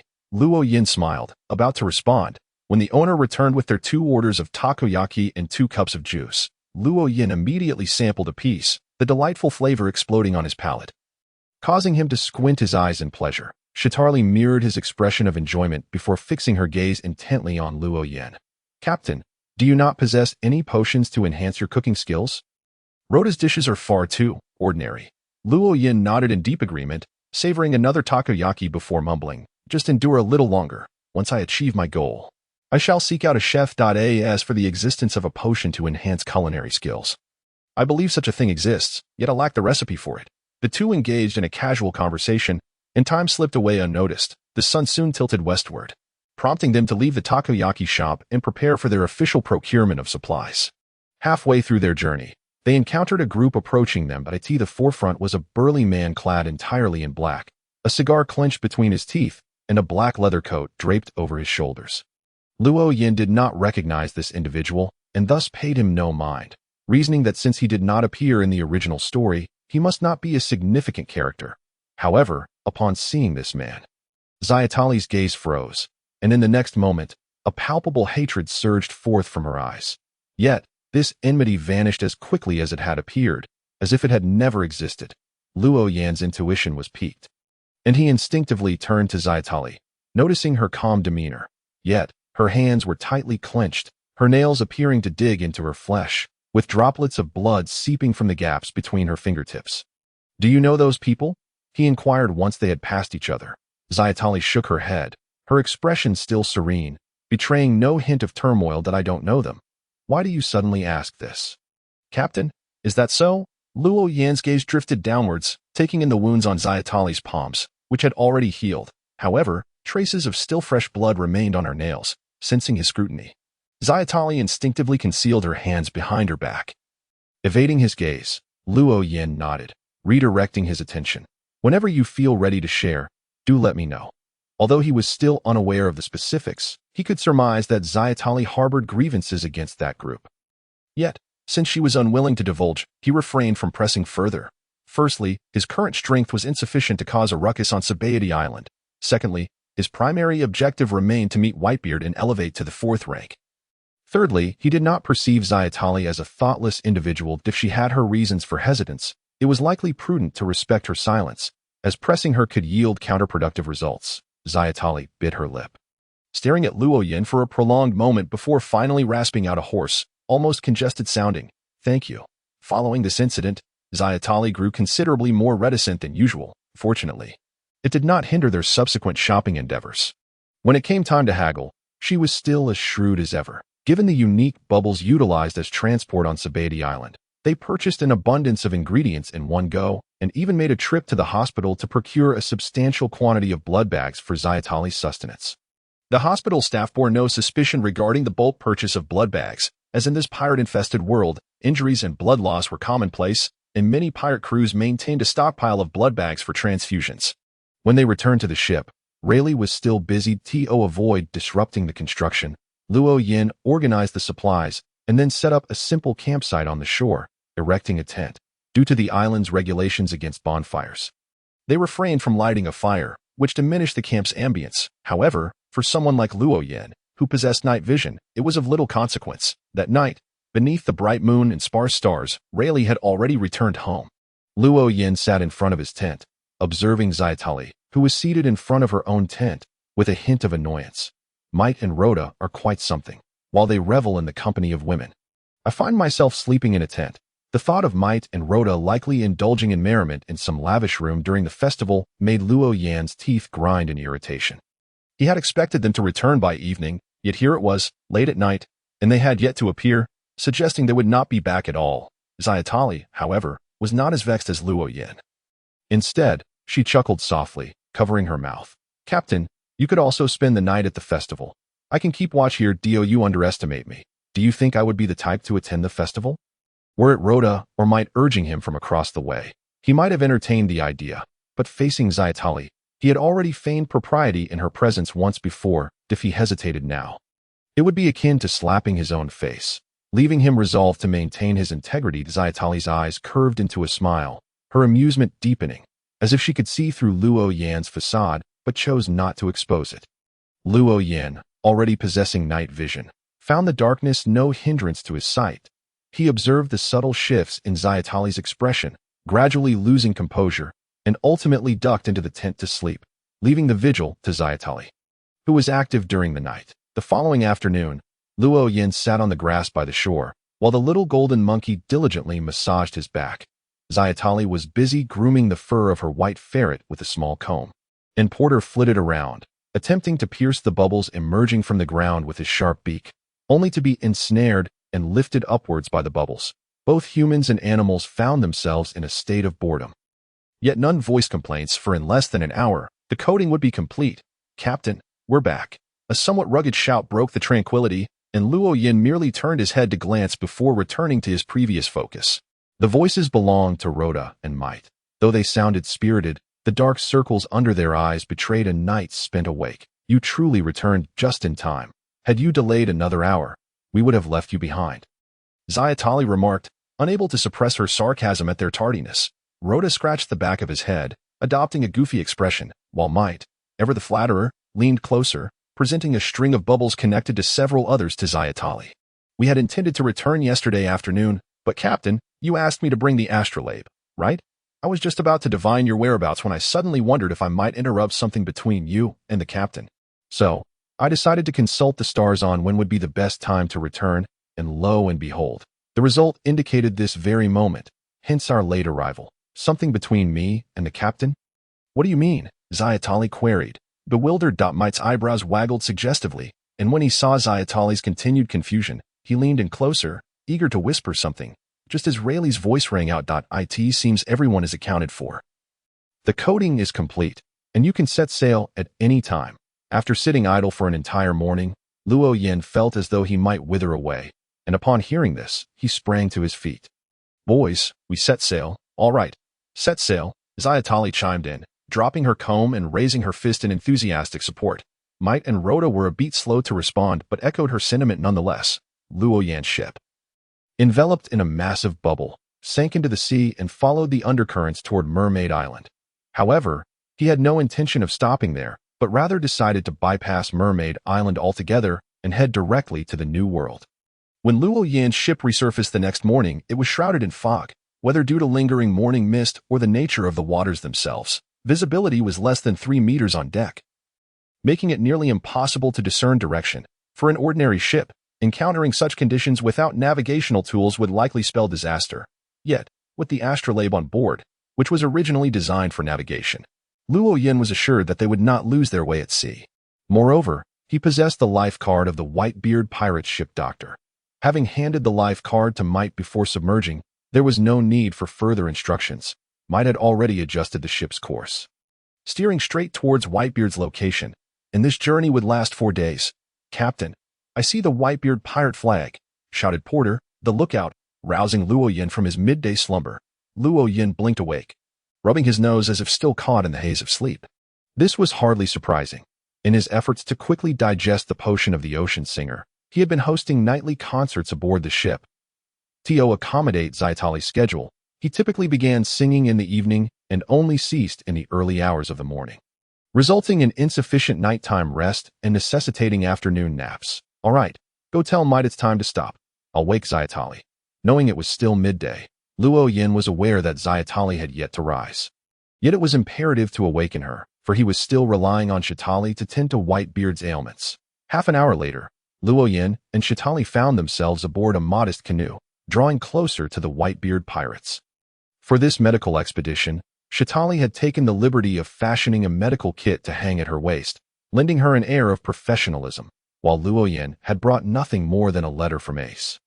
Driven by the currents, the small vessel swiftly approached within 300 meters of the Whitebeard pirates, drawing their attention. From one of the ships, a small dinghy was lowered, and a middle-aged man with fiery red hair paddled over. He harbored no fear of hostility, for behind him loomed the Emperor of the Seas, the Whitebeard pirates. Even if the adversaries were the Navy, he felt no trepidation of falling victim to their blades. Who are you? What business do you have? Although the Whitebeard pirates were indeed pirates, they were not savage or bloodthirsty. Instead, they possessed a strong sense of family, making them a remarkably amiable presence among pirates. Thus, they exhibited no malice towards the unfamiliar visitors and spoke in a rather cordial tone. I seek an audience with Whitebeard. This is a letter from Fire Fist Ace. Luo Yin extended his hand, and a gust of wind promptly whisked the letter to the newcomer, who, not daring to be negligent, swiftly caught it. Please wait here. I shall deliver the letter to old man. The man's demeanor shifted to one of respect, for he was aware that the letter came from the commander of the 2nd Division. Observing the man tuck the letter away and prepare to paddle back, Luo Yin chuckled softly and snapped his fingers. There is no need for such trouble. I shall escort you back. Before the words had fully left his mouth, the currents beneath the dinghy shifted, propelling it back at remarkable speed. Yet, as they neared, it slowed abruptly to avoid colliding directly with the larger ship. Captain, that fellow seems capable of manipulating the sea currents, exclaimed a member of the Whitebeard pirates, who had witnessed the entire exchange through his telescope. Behind him stood a towering man with well-defined muscles, diamond jaws. Manipulating the currents? What manner of ability is this? Yet, It appears he harbors no ill intent. Jaw's expression grew serious. As a seasoned pirate who had roamed the seas for years, he understood better than most the advantages of controlling the currents upon the ocean. Luo Yin watched as the man who had approached boarded the large ship before retracting his gaze, unable to stifle a laugh. Hey, Diamond Jaws, if his fruit has awakened, wouldn't he be an overnight millionaire? Though in this world, diamonds hold little value. Gold is far superior. Luo Yin murmured to himself, appearing quite at ease, while Shatali seemed somewhat anxious. Although she felt confident that their encounter would pose no issues, she was aware that they were about to face one of the 4 emperors of the sea, the man known as the strongest. Captain, you seem utterly unperturbed. There's no cause for anxiety, as long as we refrain from aggression. Even if negotiations falter, Whitebeard would not harm us. Perhaps that fellow would even wish for me to become his son. Luo Yin replied in a jesting tone, prompting Shatali to display an expression of disbelief, which alleviated her tension considerably, leaving her uncertain as to whether Luo Yin was joking. The Whitebeard crew did not keep Luo Yin waiting long. Within 5 minutes, the previous contact returned, rowing the dinghy closer. Old man invites you aboard. I will lead the way. This time, he did not approach too closely, calling out from a distance, and Luo Yin immediately manipulated the currents to follow. The 2 small vessels navigated through several escort ships and arrived at the flagship of the Whitebeard pirates, the Moby Dick, where a soft ladder had already been lowered. However, Luo Yin chose not to ascend the ladder but instead summoned a gust of wind to lift himself and the guide. While Shatali spread her wings, the 3 landed almost simultaneously, with the guide experiencing the wind's force for the first time, landing unsteadily and nearly losing his balance, fortunately catching himself with Li Yin's assistance. Shatali refrained from retracting her wings immediately. Instead, she scanned her surroundings before folding them away. Karala-la-la. What a brazen little imp. Whitebeard's voice boomed first, perhaps having received Ace's letter, his tone tinged with an imperceptible joy. Luo Yin then turned his gaze to the towering figure of Whitebeard, the man renowned as the strongest. He sat in a massive recliner, next to a stand supporting an intravenous drip, which was currently administering fluids to him. Pleasure to meet you. I am Luo Yin. Although he was confident that Whitebeard would not act rashly, Luo Yin still dared not act disrespectfully, offering a slight bow. Whitebeard sat up a fraction, the corners of his mouth curling into a crescent smile, revealing his iconic grin. I have read Ace's letter. Thank you for delivering it. He mentioned you wished to request my assistance.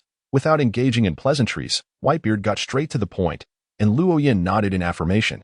Since the other party was being so direct, he felt no need to beat around the bush. I require an earthquake and a tsunami. I do not seek to destroy anyone, but rather, I need to accomplish certain tasks amidst the earthquake and tsunami. Hence my request for your aid an earthquake. Karala-la-la.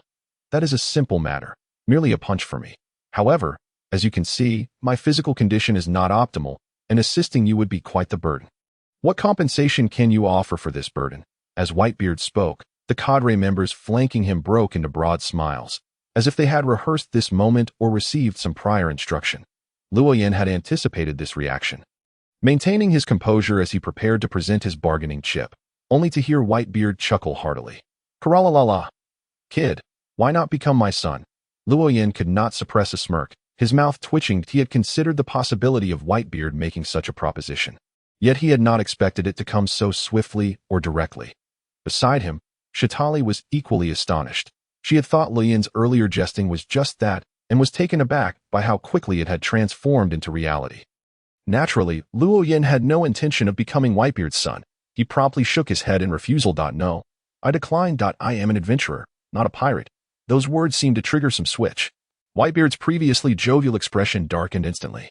He rose abruptly, drawing the sword beside him, swiftly spinning it in his hand, creating a whirlwind that forced some of the onlookers to shield their eyes. Shatali's face paled, her body instinctively bending forward.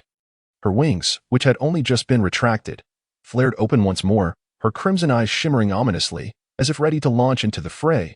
Luo Yin raised a hand to shield Shatali, while with the other, he pressed down in front of him, abruptly halting the tempest. Whitebeard squinted, gripping his sword tightly, and thrust it forcefully into the ground, unleashing a visible shockwave that radiated outward. Yet the circular wave deliberately veered around Luo Yin and Shatali, even failing to ruffle their garments. Whitebeard's darkened demeanor gradually softened, reshaping itself into a crescent smile once more. Karala-la-la. You have some skill. Truly, you do not wish to become my son. Indeed, I do not. Moreover, I believe that even if I agreed to be your son, it would not benefit you significantly. I bring something you desire even more, namely, to prolong your life and enhance your condition. These words sparked a stir aboard the ship. Not only the common crew members but even the cadre could no longer maintain their composure, whispering among themselves. As members of the Whitebeard pirates, they were well aware that Whitebeard's health had been deteriorating, often requiring intravenous fluids for relief. He likely had only a few years left. Now, an unexpected young man claimed he could extend Whitebeard's life and improve his condition, and they naturally found it hard to believe.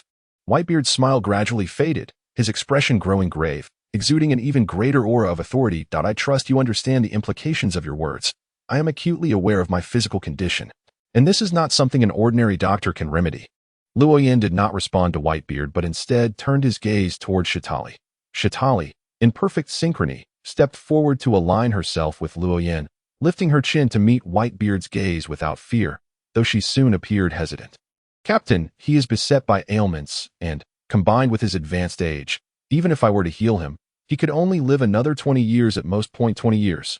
Are you serious? The first to inquire was not the venerable Whitebeard himself, but rather the immortal phoenix, Marco, who stood not far from him. As the captain of the 1st Division and Whitebeard's closest confidant, Marco was also considered to be half the ship's doctor. Possessing an intimate understanding of Whitebeard's condition, even he believed that Whitebeard had but a few years left to live. So how could he not be skeptical when a seemingly youthful girl, hardly in her 20s, boldly claimed 20 years? Chatalia raised her chin slightly, a smirk playing at the corners of her mouth, as she regarded Marco with an air of haughty confidence. I have great faith in my potion. If you doubt it, feel free to have someone test it. With that, Chatalia produced a vial of pink healing elixir and continued. This is a medicinal potion. Let the injured try it if there are no injuries. One can simply inflict a small cut and then consume the potion. A minor henchman stepped forward eagerly to take the potion, but Marco moved quicker, approaching Chatalia and claiming the vial for himself. I'll do it. Without hesitation, he sliced open a gash over 10 centimeters long on his own arm with a small knife, blood immediately gushing forth. How desperately Luoyin wished to catch that blood. Yet with so many people around, he found himself at a loss for words and forced himself to suppress his instincts. The others showed little concern for Marco. They all knew of his abilities. Even if the potion proved ineffective, Marco could swiftly heal his wound using his own powers, and there would be no issue whatsoever. Marco did not hesitate. He tilted his head back and drank the healing elixir. As the cool liquid coursed down his throat, he immediately felt the pain in his arm dissipate. Looking down, he observed with astonishment that the wound was visibly healing at an incredible rate. Within mere seconds, the lengthy cut had completely closed. If not for the still fresh blood surrounding the wound, he might have doubted the injury had ever existed. How can this be possible? How could such a potion exist? Marco was astonished. While his phoenix flames could indeed accelerate healing, it was never this rapid when applied to others. The primary distinction was that this was a potion, entirely independent of any fruit abilities, thus broadening the potential for manipulation. Seeing Marco's incredulity, Chatalia's satisfaction was palpable, her chin lifting just a fraction higher. What do you think? Are you now convinced of my ability to heal Whitebeard? Marco opened his mouth to respond but refrained, instead turning his gaze toward Whitebeard. Old man, her potion is indeed remarkable. Perhaps, before he could finish, Whitebeard waved his hand to interrupt and then broke into laughter. Ha, little girl, is he your captain? Chatalia was momentarily taken aback, not comprehending the meaning behind Whitebeard's words, yet she nodded in affirmation. Is that so? What a pity. A hint of disappointment flashed across Whitebeard's face, but it was quickly masked. Then let us give it a try. I require not 20 years, but if you could grant me another 10, I would be immensely grateful. Very well, please lie down. I need to draw some blood for examination before I can tailor a specific potion based on your condition.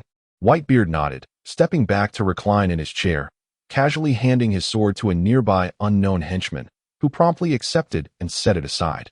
Chatalia retrieved a large syringe from her medical kit and, without any hesitation, drew a full 120 milliliters of blood. No one present questioned her actions, as blood draws for testing were commonplace in medicine, though some were surprised at the substantial amount required.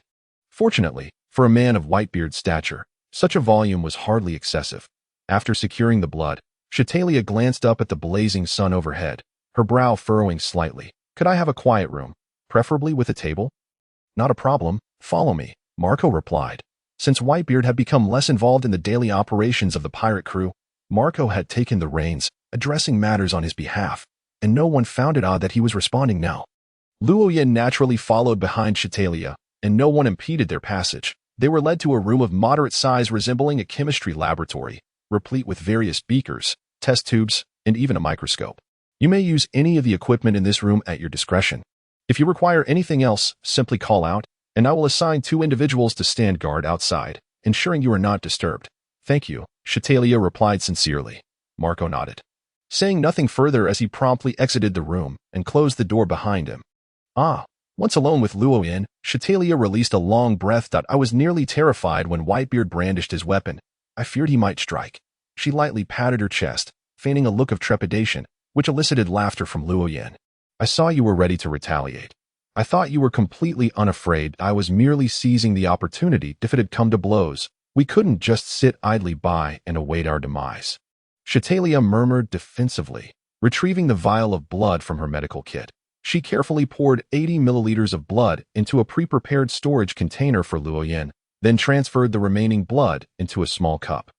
Chitalia handed the container to Luoyin, who nodded in acknowledgement and accepted it without further exchange. Their prior discussions had already covered everything necessary. They were now aboard Whitebeard's ship, with guards stationed at the door. Any revealing conversation could lead to unnecessary complications. Once Luoyin had secured the container, Chitalia exhaled deeply, bringing the small cup to her lips for a tentative taste of the blood. This was her final confirmation.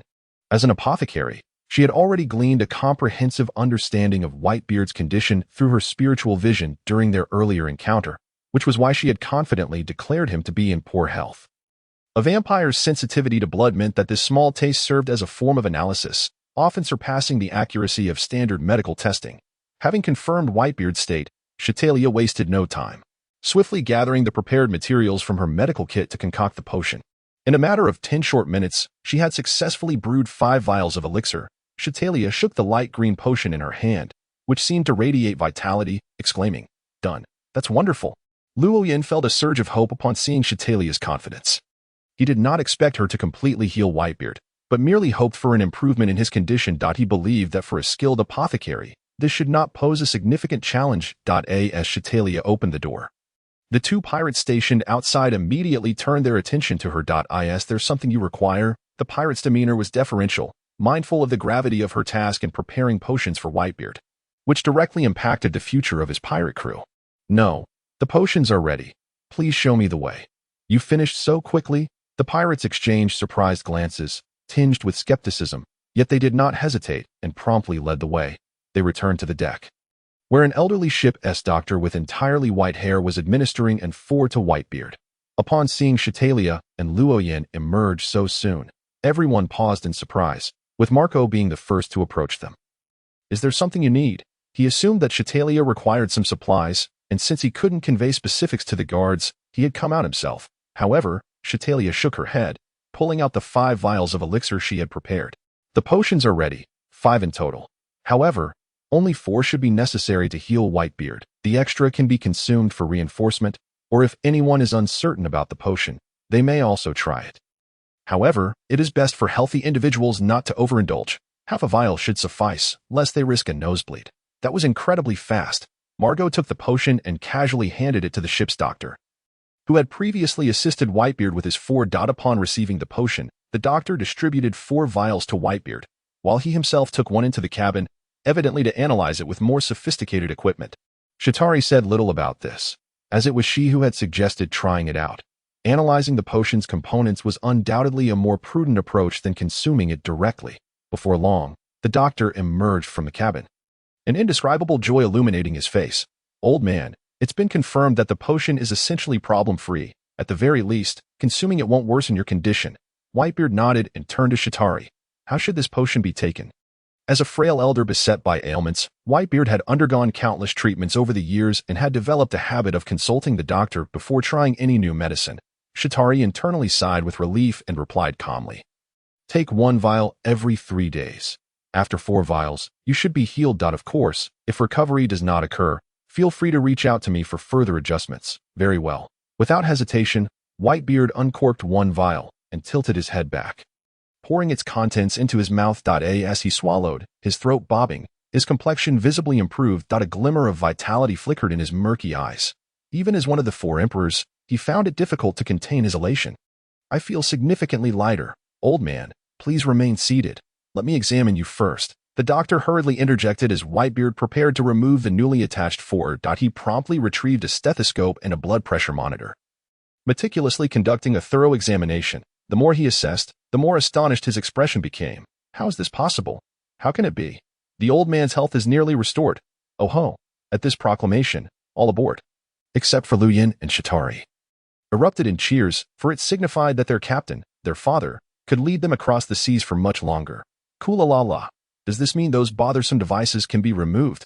Whitebeard, unable to contain himself, swiftly detached the syringe and stood up, exuding an overwhelming aura that silenced the jubilant pirates, who now gazed at him with a hint of trepidation. The corners of Whitebeard's mouth curved into a crescent shape, transforming into his iconic grin. Boys, let the banquet commence. Oh ho! The pirates erupted in even greater cheers, the joyous atmosphere spreading throughout the ship. A smile finally graced Luyin's face, at which point Whitebeard turned his gaze towards him once more. Kid, when do you need the earthquake? Luyin smiled dimmed slightly, though it remained a faint expression of confidence as he met Whitebeard's gaze with unwavering resolve. What could possibly be more important than the banquet? Koolalala. Well said. You must have companions, right? Call them over. Although this is a pirate feast, we shall not refuse the company of friends.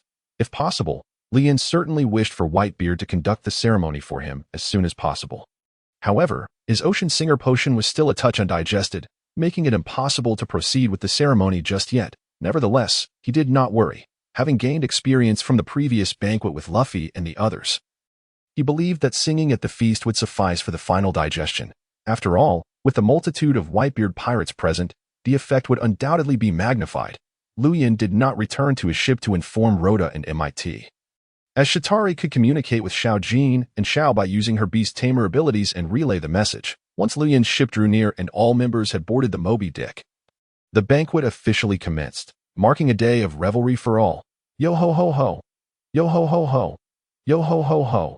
The melodies resonated across the ship, and Luyin, seizing the opportunity to digest the potion, sang alongside the throng of pirates. As the songs echoed, schools of fish began to circle the Moby Dick, occasionally splashing water as if applauding the melodies, at times leaping from the surface as if dancing to the rhythm. It was as though the music guided them. The fish leapt in synchrony, their numbers swelling to form an astonishing spectacle. Look at the fish in the sea. A pirate, still not fully engulfed in the festive atmosphere, shouted in delight, prompting the others to turn their gazes toward the water, their eyes widening in amazement. At that moment, Luyin felt something within him shatter, breaking into countless stars. These stars gradually fused with his flesh and soul, signaling that he had fully digested the potion. The banquet continued from noon until deep into the night, with the vast majority of pirates succumbing to intoxication upon the deck. Yet, as a crew of the four emperors, it remained essential for some to stay sober. Among them was Margot. He was presently directing a handful of pirates, who had not indulged excessively, to dismantle the banquet arrangements. As for those who had passed out, they could remain sprawled across the deck in any manner they pleased. The only others still conscious alongside Luyin were the juice-loving Shatari and Xiao Bai, as even Porter and Xiao Jin had succumbed to the revelry. Shatari did not take the inebriated members back to their ship. Rather, she moved them to a corner of the deck, where she and Xiao Bai kept watch. One hand gently stroked Xiao Bai's soft fur while the other rested on the ship's railing, her chin cradled in her palm, her eyes half closed in blissful enjoyment. I've prepared a room for you. Would you like to rest for a while? Rest assured, you are aboard a four Emperor's pirate ship. Your companions are quite safe. Margot approached Shatari after ensuring the banquet arrangements were taken care of, suggesting that she could take a break, for she had rendered a service to the entire Whitebeard pirates by healing their captain. Naturally, accommodations were to be arranged for her, especially as she had not succumbed to inebriation. Shatari paused her soothing strokes to glance at Margot, shaking her head with an increasingly bright smile. For me, this is merely the beginning of the day. I generally do not sleep at night. You may carry on with your duties without concern for me. Is this one of the abilities granted by your devil fruit? The need not to sleep at night. Shatari had initially revealed her vampiric nature upon boarding, yet in this world, the sight of wings sprouting from a human body was not deemed extraordinary. Given the existence of devil fruits, Shatari shook her head, dismissing Margot's conjecture. Yet she offered no explanation, choosing to remain silent. Margot, expecting her to elaborate, waited but received no clarification, ultimately shaking his head with a wry smile as he departed to arrange the night watch. As he left, he casually remarked, "The room I arranged for you is the fourth one on the left side of the cabin. If you tire, feel free to go." Shatari did not turn back but expressed her gratitude with a simple thank you. The following day, Lu Yin awoke from his drunken stupor, feeling a throbbing headache before even opening his eyes. He sensed something resting upon his chest and, upon opening his eyes, discovered a monkey's head nestled against him. He pushed the monkey's head away and sat up, vigorously shaking his head in an attempt to recall the events of the previous night. Yet, all that lingered in his memory was the incessant drinking with a throng of pirates. After which everything faded into oblivion. Ugh, did I black out? At that moment, a delicate white hand extended a glass of water towards him. Instinctively, he reached out to take it, only to lift his gaze and find Shatari offering it. "Shatari, do you have any potions to alleviate a hangover? I could use one. Yes, but I am unwilling to concoct any for you. Why not?" Lu Yin, still grappling with his hangover, failed to notice the displeasure etched on Shatari's face. Though she had maintained her composure aboard Whitebeard's ship, internally, she was quite anxious, especially after Lu Yin had drunkenly passed out. She had spent a restless night on guard, naturally harboring some resentment under such circumstances. Isn't this the price to pay? Indeed, it seems I cannot indulge so excessively in the future. Luo Yin finally regained his senses. Realizing his previous mistakes, he quickly aligned his words with Xiatali's, which noticeably eased her expression. "Captain, you sang quite a bit at the banquet yesterday. How have you digested it?" Since Luo Yin had acknowledged his error, Xiatali chose not to dwell on it further and deftly shifted the topic. Luo Yin nodded, a smile breaking through his headache-ridden face. "I have completely digested it. As long as I adjust my state, we can hold the ceremony. That's good to hear, Captain. Now that you're awake, I shall return to the ship for some rest." Xiatali had not slept well the previous night and was abruptly awakened in the afternoon, and now, 2 days later, she was thoroughly exhausted. However, since she was the only one still awake, she had managed to endure until now. With Luo Yin awake, she felt no need to continue her vigil. As she cradled her small white ferret, dark mist began to gather behind her, forming wings, and she soared directly back to her ship. Heading straight to her small cabin before collapsing into sleep, the little white ferret, however, did not rest. Having been pampered by Xiatali the previous night, it had already enjoyed a good sleep. Now, it needed to fulfill the duties of the little golden monkey, tending to the flowers and plants that had been neglected for a day. Nearly 2 hours later, Rhoda and Might finally awoke, both grimacing from headaches yet refraining from complaints or seeking medicine from Xiatali. Instead, they merely marveled at the revelry of the Whitebeard pirates, true to their reputation as one of the 4 emperors. As 2 more days passed, although no additional banquets were held, Luo Yin and his companions continued to receive warm hospitality from the Whitebeard pirates. After all, with only 7 of them, including the animals, it was hardly a burden for such a grand pirate crew. The relationship between the 2 parties grew even more amicable, and after consuming another vial of medicine, Whitebeard's condition improved significantly. It was then that Luo Yin finally made his request for Whitebeard to induce an earthquake and tsunami, which he naturally did not refuse.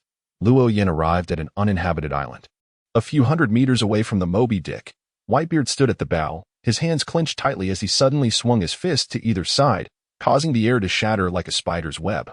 The ground began to tremble, and the waves seemed to be lifted by an invisible force, transforming into towering walls of water that surged toward the island. Boom! The first wave crashed against the island with a resounding roar, shattering many of the rocks along the shore, whether due to the tremor or the relentless impact of the waves. Feeling the vibrations beneath him, Luo Yin immediately retrieved the pre-prepared Series 4 Disaster High Priest potion from his pocket and tilted his head back to drink it. In an instant, he was engulfed by a ferocity that seemed to emanate from the colossal sea creature, the ocean itself, or perhaps even his own essence. His thoughts exploded, shattered by this rage, and it felt as though he was on the brink of losing control. At that moment, he sensed danger from all directions, a heightened awareness of the ocean's tumultuous changes merging with an instinct to survive. The dual forces of peril and ferocity reached a certain equilibrium, allowing Luo Yin's fragmented thoughts to gradually coalesce. He dared not hesitate, immediately entering a meditative state to gather his thoughts and maintain clarity. Meanwhile, the earthquake and tsunami continued unabated, the entire island shaking violently as waves surged higher and higher, every new wave threatening to capsize the island like a tiny boat amidst a storm. In reality, Whitebeard could obliterate this island at will. Yet he expertly controlled his power, ensuring that the earthquake and tsunami did not devastate the land. Through relentless effort, Luo Yin finally regained control over his body, his thoughts sharpening as he subdued the ferocity within him, his eyes regaining their clarity. A torrent of knowledge flooded his mind, an innate wisdom bestowed by the disaster high priest potion, signifying that he had successfully ascended to become a true demigod. From that moment onward, the sea would be his playground, impervious even to admirals. With a thunderous boom, Luo Yin found himself hovering several hundred meters above the Moby Dick, his speed now surpassing the sound barrier. Just as Whitebeard prepared to deliver another punch to sustain the earthquake, he abruptly halted, looking up at Luo Yin. It seems we no longer require the earthquake or tsunami. Luo Yin gently descended onto the deck of the Moby Dick, bowing sincerely to Whitebeard. Thank you for your assistance. I have accomplished what I set out to do. I cannot discern exactly what you have done, but I can sense that you have grown significantly stronger. Whitebeard's expression turned serious as he scrutinized Luo Yin. Luo Yin smiled, sidestepping the question. I glimpsed some visions of the future. Your future? Oh, pray, do share. Luo Yin's words piqued Whitebeard's interest, as he held no skepticism regarding the ability to see the future. After all, mastery of Kinbunchika Haki could grant such foresight. I saw you pierced by a knife wielded by someone. Yet you did not retaliate. Instead, you embraced him. I could not discern his face, only a vague outline of a long blade. In any case, be wary of those around you. They may not be traitors, but they are certainly misled. I see. Thank you for your warning. It's a pity you are unwilling to become my son. Whitebeard reiterated his desire to adopt Luo Yin, but he merely chuckled and shook his head. My destiny does not lie with the pirate crew. Having completed my business, it is time for me to depart. Until we meet again, may fate be kind. With that, Luo Yin pressed his hand to his chest, slightly bowing again. After a moment of silence, Whitebeard extended a piece of cut white paper. This is my life card. Should you find yourself in trouble, do not hesitate to seek me out. Thank you.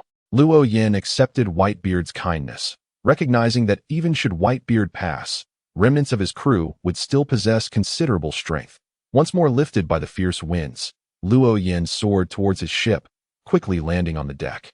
Xia Tali, Rhoda, and Might awaited him there, rushing over as soon as they spotted him. Captain!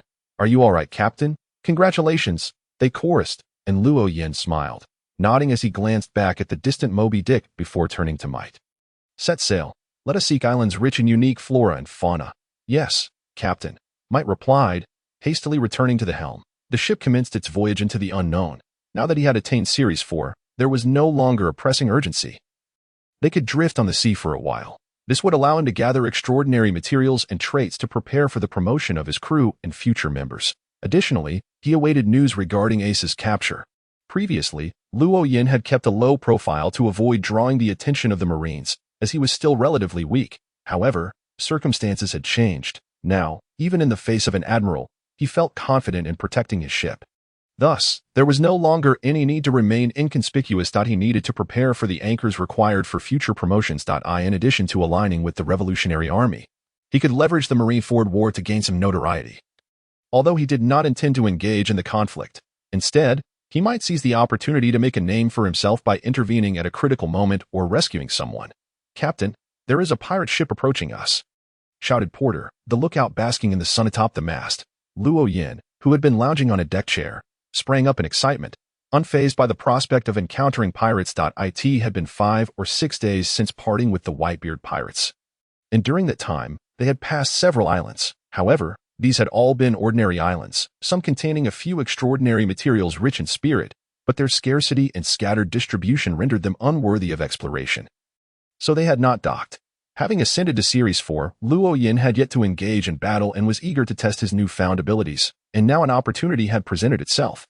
He lifted his gaze to behold a ship 2 or 3 times the size of his own, a relatively small vessel in the New World. The pirate flag displayed a skeleton donning a blue hat, with a circular emblem adorning its mouth. Porter, having spotted the pirate ship, was quickly joined by the lookout on the pirate vessel, who also noticed Luo Yan's ship. At 1 o'clock ahead, there lies a small vessel. It appears to have only a few individuals aboard. Shall we approach it? A small boat? Hey, do you recognize their flag? The response came from a man with dark skin, adorned in a blue hat and clad in a long black coat. A long-barreled revolver secured at his waist. The lookout scrutinized the sails, only to discover that they were devoid of any insignia. Captain, the opposite sail is blank, and there is no flag. They seem neither to be pirates nor naval forces. Not pirates nor navy. What brings them to the New World? Let us draw near. Prepare for the hunt, lads. Oh!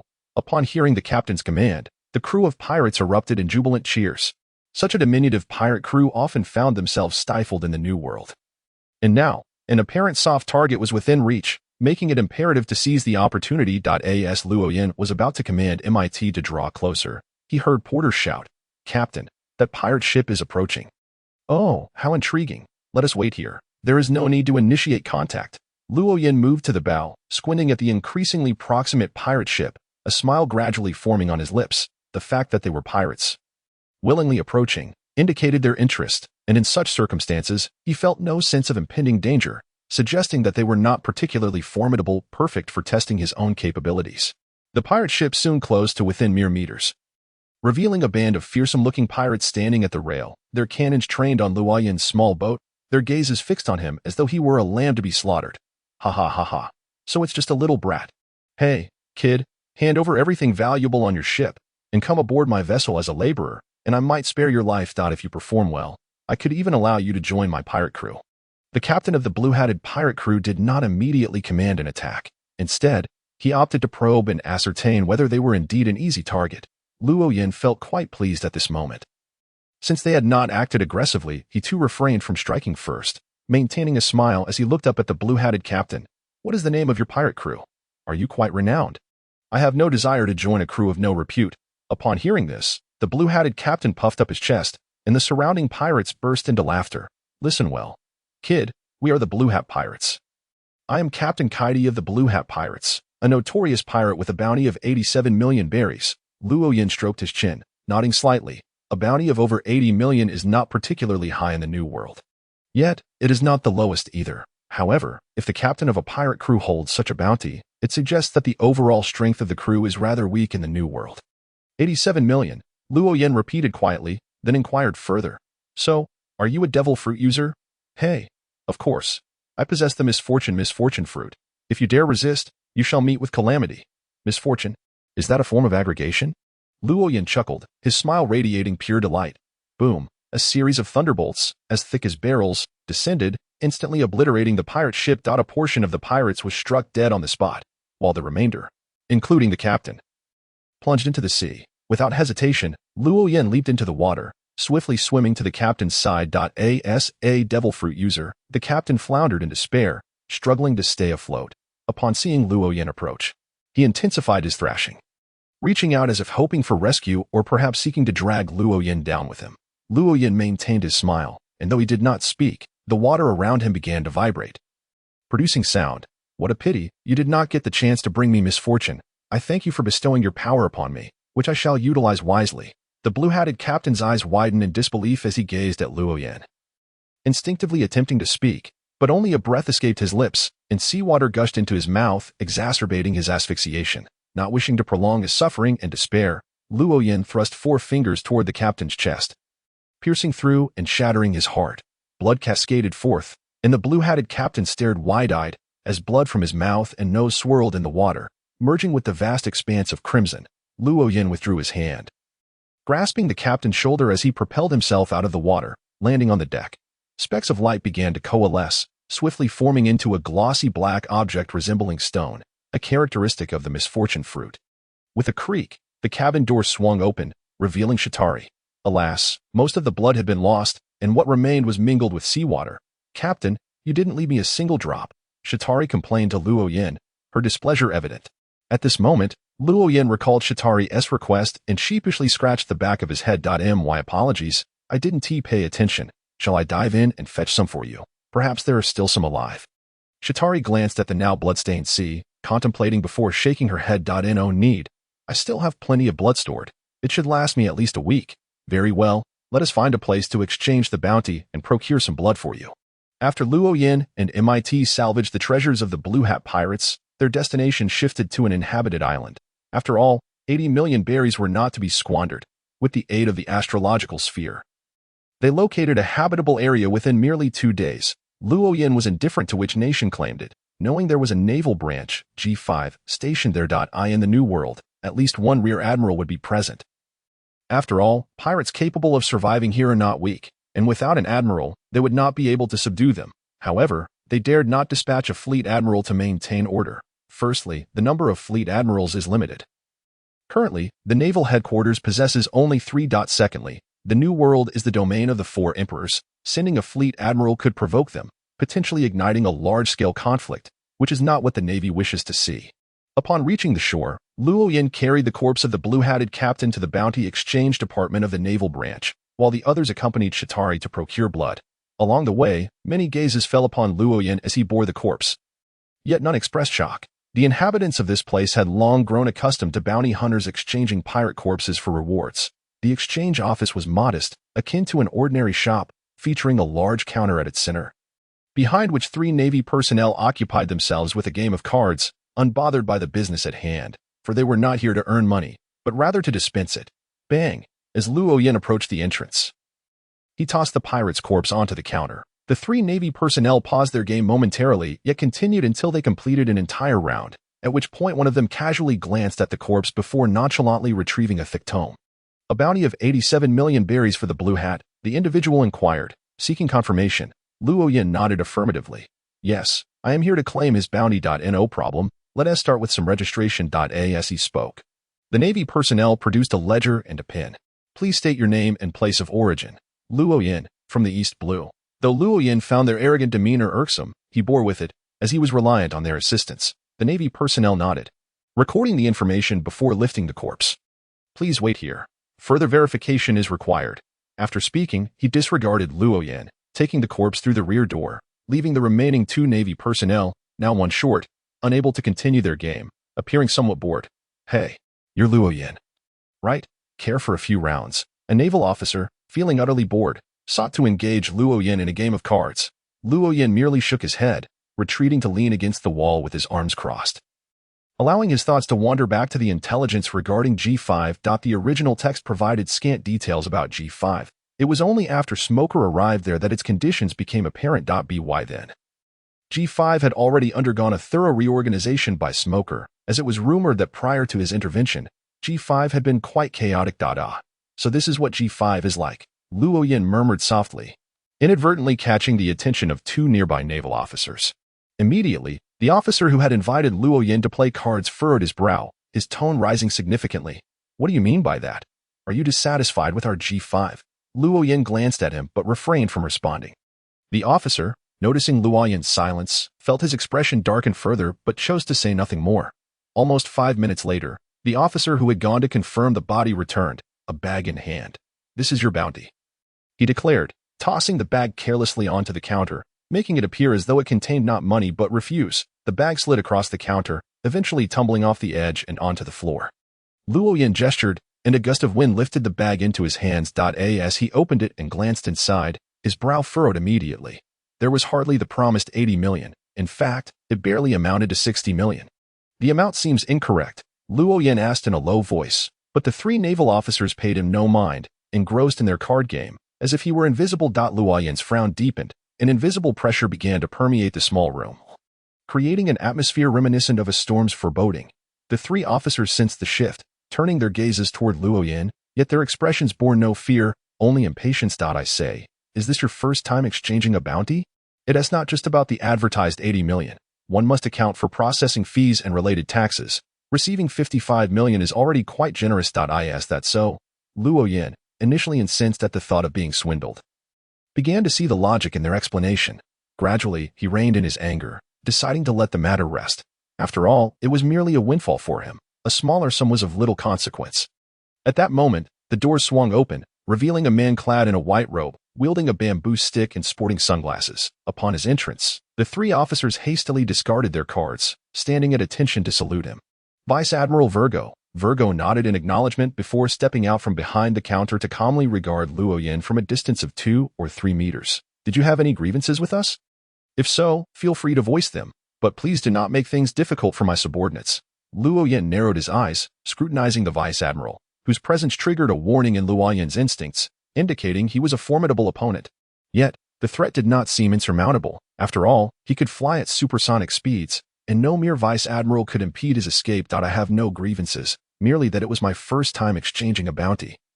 And I was unaware of the processing fees that I thought your subordinate had pocketed part of my reward. Virgo cast a glance at the bag Luoyin held, his expression remaining impassive. It is indeed necessary to pay processing fees for bounty exchanges. This holds true at any location. I understand now. I merely found that corpse at sea. Receiving 55 million is satisfactory, Luoyin replied with a smile as he turned towards the door. Virgo's brow subtly raised. Are you implying that you simply found the corpse? Luoyin halted mid-step, not turning around, but his tone carried a hint of mirth. What? Are you suggesting that because I did not personally slay that pirate, you wish to reclaim the bounty? No, I merely wish to know who it was that killed that pirate. Who can say? Luoyin shrugged and strode away, Virgo making no effort to stop him, merely standing there. Quietly observing Luoyin's departure, lost in thought, Luoyin returned to the predetermined meeting point, waiting half an hour for Zayatali and the others to return, only to find them empty-handed. Did you not go to procure blood? Where is it? Luoyin inquired, his surprise evident as Zayatali's expression soured. Don't mention it. The hospital here does not sell blood, insisting we need a Navy certification. Where are we to obtain such proof? Although taken aback, Luoyin understood the reasoning. Being stationed at G5, the area was undoubtedly under strict naval control. In the New World, those requiring blood were likely either Navy or pirates. Only the Navy could secure the necessary documentation. And without it, sales would be impossible. I see. Well, it seems there is no alternative. Let us find a group of pirates to deal with and collect some blood. Zayatali, still displeased, had no better options and nodded in agreement. Luoyin's ship set sail once more, gradually distancing itself from the island. Unbeknownst to him, Virgo stood on the shore, watching the sailing vessel depart, a telephone snail in hand. Luoyin just exchanged his bounty with me. He has just left. Virgo's tone was calm, and laughter erupted from the telephone snail. Fufufu, what are your impressions of that fellow? I have not engaged him directly, so I cannot say for certain. But he gives off a tempestuous aura. He is certainly not weak. Should I send someone to follow him? Virgo, noticing Luoyin's ship fading from view, hastened to ask, and the telephone snail laughed again. Fufufu, no need. I only suggested you keep an eye on him due to recent activities from the Revolutionary Army. Some of the old-timers have requested intelligence. I just happened to receive information about his connections with the Revolutionary Army. I see. In that case, it is best to let it go. Virgo nodded, his expression softening as he pocketed the telephone snail and returned to G5. On board. Since the departure, Luoyin stood at the stern of the ship, gazing back at the recently departed island. Despite Virgo's discreet observation, a being of sequence 4 could not escape his keen perception. He had long sensed Virgo's covert scrutiny, yet he chose not to confront it. For he had no desire to engage in battle with the vice-admiral, especially given that Virgo was not only a naval officer but also an ally of Don Quixote da Flamingo. Too many complications. Too much trouble. Virgo, Luoyin muttered with a hint of derision before retreating into the cabin. Captain, big news. On that day, while Luoyin was in his quarters experimenting with extraordinary materials and metals to craft talismans, he was interrupted by loud shouting from outside, followed by frantic knocking at the door. Stop knocking. The door is not locked. Luoyin called out irritably, his thoughts disrupted just as he began to gain insight. The door swung open to reveal a small golden monkey, with Porter perched atop its shoulder. The little monkey clutched a newspaper, while Porter was the one doing the shouting. Ace has been captured? Upon seeing the newspaper in the monkey's grasp, Luoyin immediately inquired, and Porter, who had been about to continue shouting, fell silent as if a hand had gripped its throat. Nevertheless, it nodded vigorously, confirming Luoyin's assumption. Summoning a gust of wind, Luoyin whisked the newspaper from the monkey's hands. The front page boldly proclaimed Ace's capture and Blackbeard's ascension to the warlords of the SEA. At last, it begins, Luoyin murmured to himself. Returning the paper to the little monkey. Go inform MIT, then enter the comm belt. I will take the helm myself. Yes, Captain. Porter, like a bird, did not ponder much and immediately responded. As for the little golden monkey, it goes without saying that after helping Luoyin close the door, it swiftly departed. Luoyin took a deep breath, closed his eyes, and began to intricately etch a pattern symbolizing a tyrant onto a spiritually enriched crystal. The design was not difficult to discern, as it was present on the reverse side of the tyrant's card. With the final stroke completed, the crystal transformed into a silvery talisman, the Thunder Talisman. Once activated, it could unleash demigod-level lightning strikes, representing a truly advanced talisman. Success at last. Luoyin exhaled a long sigh of relief. The mere act of creating a single talisman left him feeling somewhat drained. Previously, Luo Yin had refrained from engaging in such endeavors due to his own weakness, not to mention the insufficiency of spiritual energy required to craft talismans. Even if he succeeded, the results were rather lackluster. Lacking any formidable effects, after setting sail, he had been preoccupied with the urgent hunt for a long and the intricate plans to meet Whitebeard, perpetually feeling pressed for time, leaving him no inclination to study such matters. Now, the urgency had dissipated, and with Luo Yin having ascended to a higher echelon of strength, the talismans he crafted now possessed remarkable power, allowing him to finally embark on this scholarly pursuit. Within the windless zone, Luo Yan's ship had furled its sails, propelled solely by the currents he commanded. The entire vessel shimmered with ripples akin to sunlight reflecting off water, emanating an aura of impending calamity. It was as though the ship itself was brewing disaster, instilling a profound sense of danger. This formidable power emanated from the sea itself, making the marine creatures acutely sensitive to this ominous presence. Consequently, few sea kings would dare to attack the vessel. Driven by the currents, the ship advanced at an astonishing speed, reaching the vicinity of Nine Snake Island in merely a day, from a distance. Luo Yin spotted a naval warship drifting nearby. It seemed he had not arrived too late.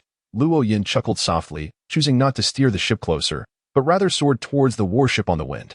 The sailors aboard had all been petrified. The only one untouched was the naval vice admiral codenamed Flying Squirrel. As Luo Yin approached, the Flying Squirrel sensed his presence, raising his head warily to glance upward. His eyes narrowing. Luo Yin.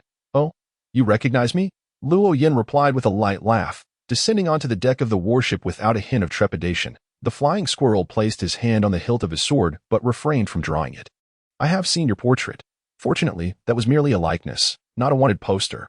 Luo Yin jested, alleviating the tension slightly, causing the Flying Squirrel to withdraw his hand from the sword's hilt while still maintaining his vigilance. What do you want? Luo Yin did not respond immediately, instead walking over to a petrified sailor, scrutinizing the exquisite stone figure. If this were not a transformation of a living person, it would indeed be a commendable work of art. How long have you been here? When were they petrified? The Flying Squirrel furrowed his brow slightly but did not conceal the truth that we just arrived today. They were petrified 2 hours ago. I see. I understand now. Rest assured, Hancock will certainly agree to the summons. The Flying Squirrel's brow furrowed deeper, a shadow casting over his face as his hand returned to the hilt of his sword. What is your true intention? At that moment, Luo Yan's spiritual energy issued a warning, indicating that the Flying Squirrel was contemplating an offensive action. Humph, Luo Yan coldly scoffed, the sound reverberating like thunder in the Flying Squirrel's ears, causing his mind to buzz and momentarily lose focus. Are the Navy this arrogant? What have I done to offend you? Do you truly wish to engage me in combat? You must consider carefully. At sea, I fear no one. A terrifying aura radiated from Luo Yan, who at that moment resembled a harbinger of disaster, poised to erupt at any moment. The Flying Squirrel's gaze sharpened, slowly lowering his hand from the hilt. Why are you here? Seeing the Flying Squirrel relax his stance, Luo Yin too reined in his aura, a smile tugging at the corners of his mouth. I was merely passing through. As he spoke, Luo Yin glanced at the crimson sunset bleeding across the horizon and the sun nearing its descent beneath the waves. It is getting late. It seems he will be spending the night with a group of stones. Luo Yin diverted the topic with a teasing remark, yet the Flying Squirrel's expression remained unchanged, his vigilance towards Luo Yin unwavering. This is hardly a trivial matter. Why do you insist that Hancock will undoubtedly agree to the summons?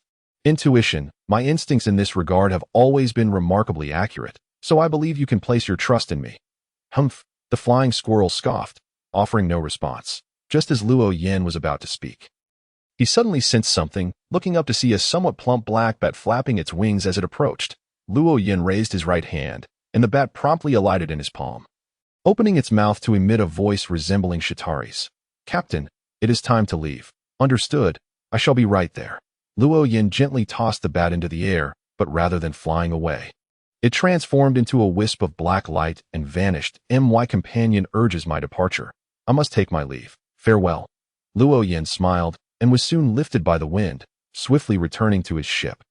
Though Shatari was not aboard, even before spotting the warship, Luo Yin had dispatched Shatari to Nine Snake Island to locate Luffy. The message conveyed by Shatari had been a coded signal. If she found Luffy, she would say, "It is time to leave," and if not, she would ask, "Where are you?" The bat's message, "It is time to leave," indicated that Shatari had indeed found Luffy. Luo Yin maneuvered the ship around to the opposite side of Nine Snake Island, ensuring that his vessel and the warship were separated by the entire island, thus guaranteeing that his meeting with Luffy would go unnoticed by Vice Admiral Flying Squirrel. After waiting for around 10 minutes, Shatari arrived at the shore with Luffy in tow, accompanied by 2 members of the Nine-Snake Pirates, one stout and one slender. Luo Yin found them somewhat familiar, though he could not recall their names. Luo Yin. Ha ha ha. Fantastic. Luo Yin, could you take me to Sabaody Archipelago? I have arranged to meet my companions there. Upon seeing Luo Yin, Luffy wasted no time on pleasantries and directly made his request, showing no hint of courtesy. Luo Yin tugged at the corners of his mouth, attempting a smile, but only managed a wry grin. Luffy, first, take a look at this newspaper. Casually, he tossed a newspaper into the air, where the wind guided it to Luffy's hands. Luffy momentarily froze, his smile quickly vanishing as he became serious, unfolding the paper to find the news of Ace's capture and imminent execution. This news had been published the day prior, but due to the windless zone, the newspaper had not arrived promptly, leaving Luffy unaware of the situation until now. Ace's execution? What does execution mean? Does this mean Ace has no chance of escape? Luffy's agitation escalated, and he shouted at Luo Yin. Unable to contain his emotions, the 2 members of the Nine-Snake Pirates who accompanied him were taken aback, not comprehending Luffy's sudden fervor, yet they wisely remained silent. Luo Yin nodded solemnly, his expression grave. Indeed, Ace has been captured. He is set to be publicly executed in 6 days. He will likely be taken to the underwater prison first before being transported to Marineford, but I must go rescue Ace. Please, Luo Yin, Luffy earnestly implored, but Luo Yin shook his head. Even if I could take you to the underwater prison, I would not be able to help you get inside. Pirates can only enter the underwater prison if captured. Even so, Luffy, there is no need to rush. I cannot ensure your safe passage into the underwater prison. However, there is someone who can. She is on this island, the Empress Boa Hancock. Seek her out, and she will surely aid you. A long-forgotten air of confidence adorned Luo Yin's face, causing Luffy to momentarily hesitate, seemingly incredulous. Hancock can help me enter the underwater prison? Why, you will know in due time. Furthermore, I have seen some things. You will encounter additional opportunities in the underwater prison, and one of those you rescue will eventually become your companion. However, I cannot ascertain who it will be. Luo Yin once again exhibited his enigmatic qualities. Speaking in half-truths, Luffy, apart from his prowess in battle, was utterly clueless in other matters, and at that moment, he lacked the inclination to ponder such words. He only remembered that Hancock could be of assistance to him. I understand. I shall seek her out at once. Thank you, Luo Yin. Ha. Go ahead. I too must take my leave. Xia, let us depart. Shatali nodded, unfurling her wings to soar onto the ship, while Luo Yin manipulated the currents to propel the vessel forward at an astonishing speed. Departing from Amazon Lily, Luffy immediately turned back, abandoning the banquet he had intended to attend, as he was eager to meet Hancock without delay.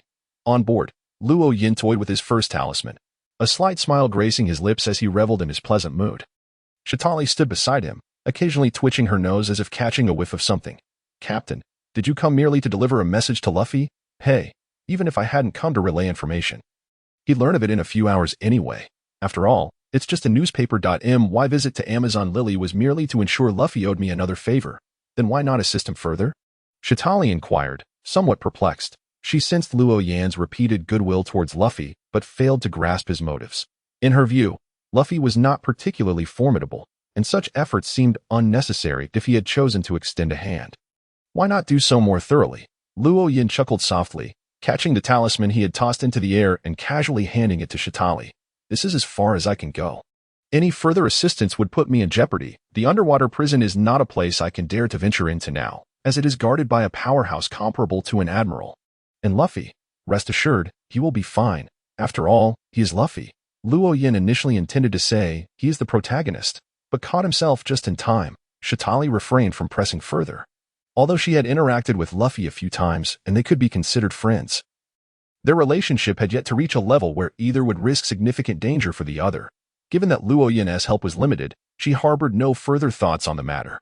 Captain, I am hungry, Shatali suddenly declared, catching Luo Yin off guard and filling him with an ominous premonition. What do you mean? As he spoke, Luo Yin unconsciously took a step back, distancing himself from Shatali. She pulled out a vial containing a pale purple liquid, speckled with shimmering starlight, giving it a dreamlike appearance. Captain, this is a blood-replenishing potion. Luo Yin ultimately did not refuse, accepting the potion and preparing to fetch a cup to draw some blood for Shatali, only to be taken aback as she lunged forward, wrapping her arms around him, rising on her tiptoes, and sinking her teeth into his neck. A slight tingling sensation coursed through his neck, but there was no pain. rather. He felt a moist, soft touch. Coupled with their current positioning, the atmosphere grew unexpectedly intimate. Almost immediately, Luo Yin became acutely aware of his blood flowing away. The process was not rapid. Yet the sensation was unmistakably clear. It did not last long. Within half a minute, Shatali released her grip, her lips devoid of blood yet appearing somewhat redder than usual. "Thank you, Captain," Shatali said earnestly, bowing to Luo Yin before swiftly departing. Luo Yin instinctively touched his neck, discovering only a lingering dampness, with no wound to be found. "This won't do. I must find a hospital to procure some blood." He resolved silently, hastening the ship's pace further. As the night deepened and the vessel sailed for half a day, it finally exited the doldrums, re-entering the first half of the Grand Line, now not far from Sabaody Archipelago, which was also in proximity to the Navy headquarters. Generally, a ship could reach there in under 2 hours, and with favorable winds, even faster. Luo Yin chose not to dock at Sabaody Archipelago, instead drifting upon the sea. For he intended to involve himself in the Marineford War and did not wish to reveal his presence just yet. After entrusting the ship to meet Sai, he retreated to his cabin for a restful slumber, sleeping until noon. Upon awakening, he remained in his quarters, tallying his extraordinary traits and materials, despite not having actively collected them during this period. The quantities of extraordinary traits and materials had still increased significantly. He found himself in a quandary, wishing to craft a few more marvelous items, particularly as he prepared to engage in the Marineford War. It was wise to make ample preparations with available resources. Although lacking a craftsman, transforming extraordinary traits into wondrous items was still relatively straightforward. The simplest method involved concocting a potion from the extraordinary traits, allowing it to rest in a container or directly applying it onto an item, thereby merging it with the item and naturally creating a wondrous object. The role of a craftsman lay in shaping the wondrous item into the desired form. In contrast, the results of merging potions with items were highly random, often yielding greater negative effects. Furthermore, a craftsman could create wondrous items using only extraordinary materials, though such items had a limited lifespan, typically lasting only 1 to 3 years. TSK. I must cultivate a craftsman. Luo Yin clicked his tongue, resolutely deciding that if there were a craftsman aboard the ship, he would not be plagued by such concerns. Though he wished for such, the absence of a craftsman left him to devise his own solutions. After much contemplation, Luo Yin ultimately sifted through a collection of extraordinary traits and retrieved the heart engulfed in flames. Originally a trait of an arsonist, however, after slaying a colossal sea king, it had been influenced by Ace's blood, resulting in its current state. While it appeared quite normal, Luo Yin was reluctant to utilize this trait to concoct a potion for Rhoda's promotion to arsonist. Given the inherent risks, moreover, he possessed more than one type of arsonist material, rendering the risk unnecessary. Thus, using this trait to create a wondrous item became an appealing choice. The most vigorous participant in the Marineford War would be Akainu. Should I involve myself, I risk attracting his ire. The arsonist, possessing not only the ability to wield flames, but also a high resistance to them, would hopefully allow me to craft a defensive item with significant flame resistance.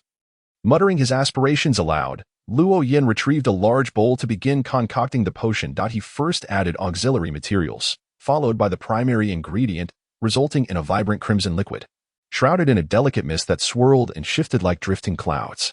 A defensive item, Luo Yin surveyed his surroundings but found nothing suitable within the room.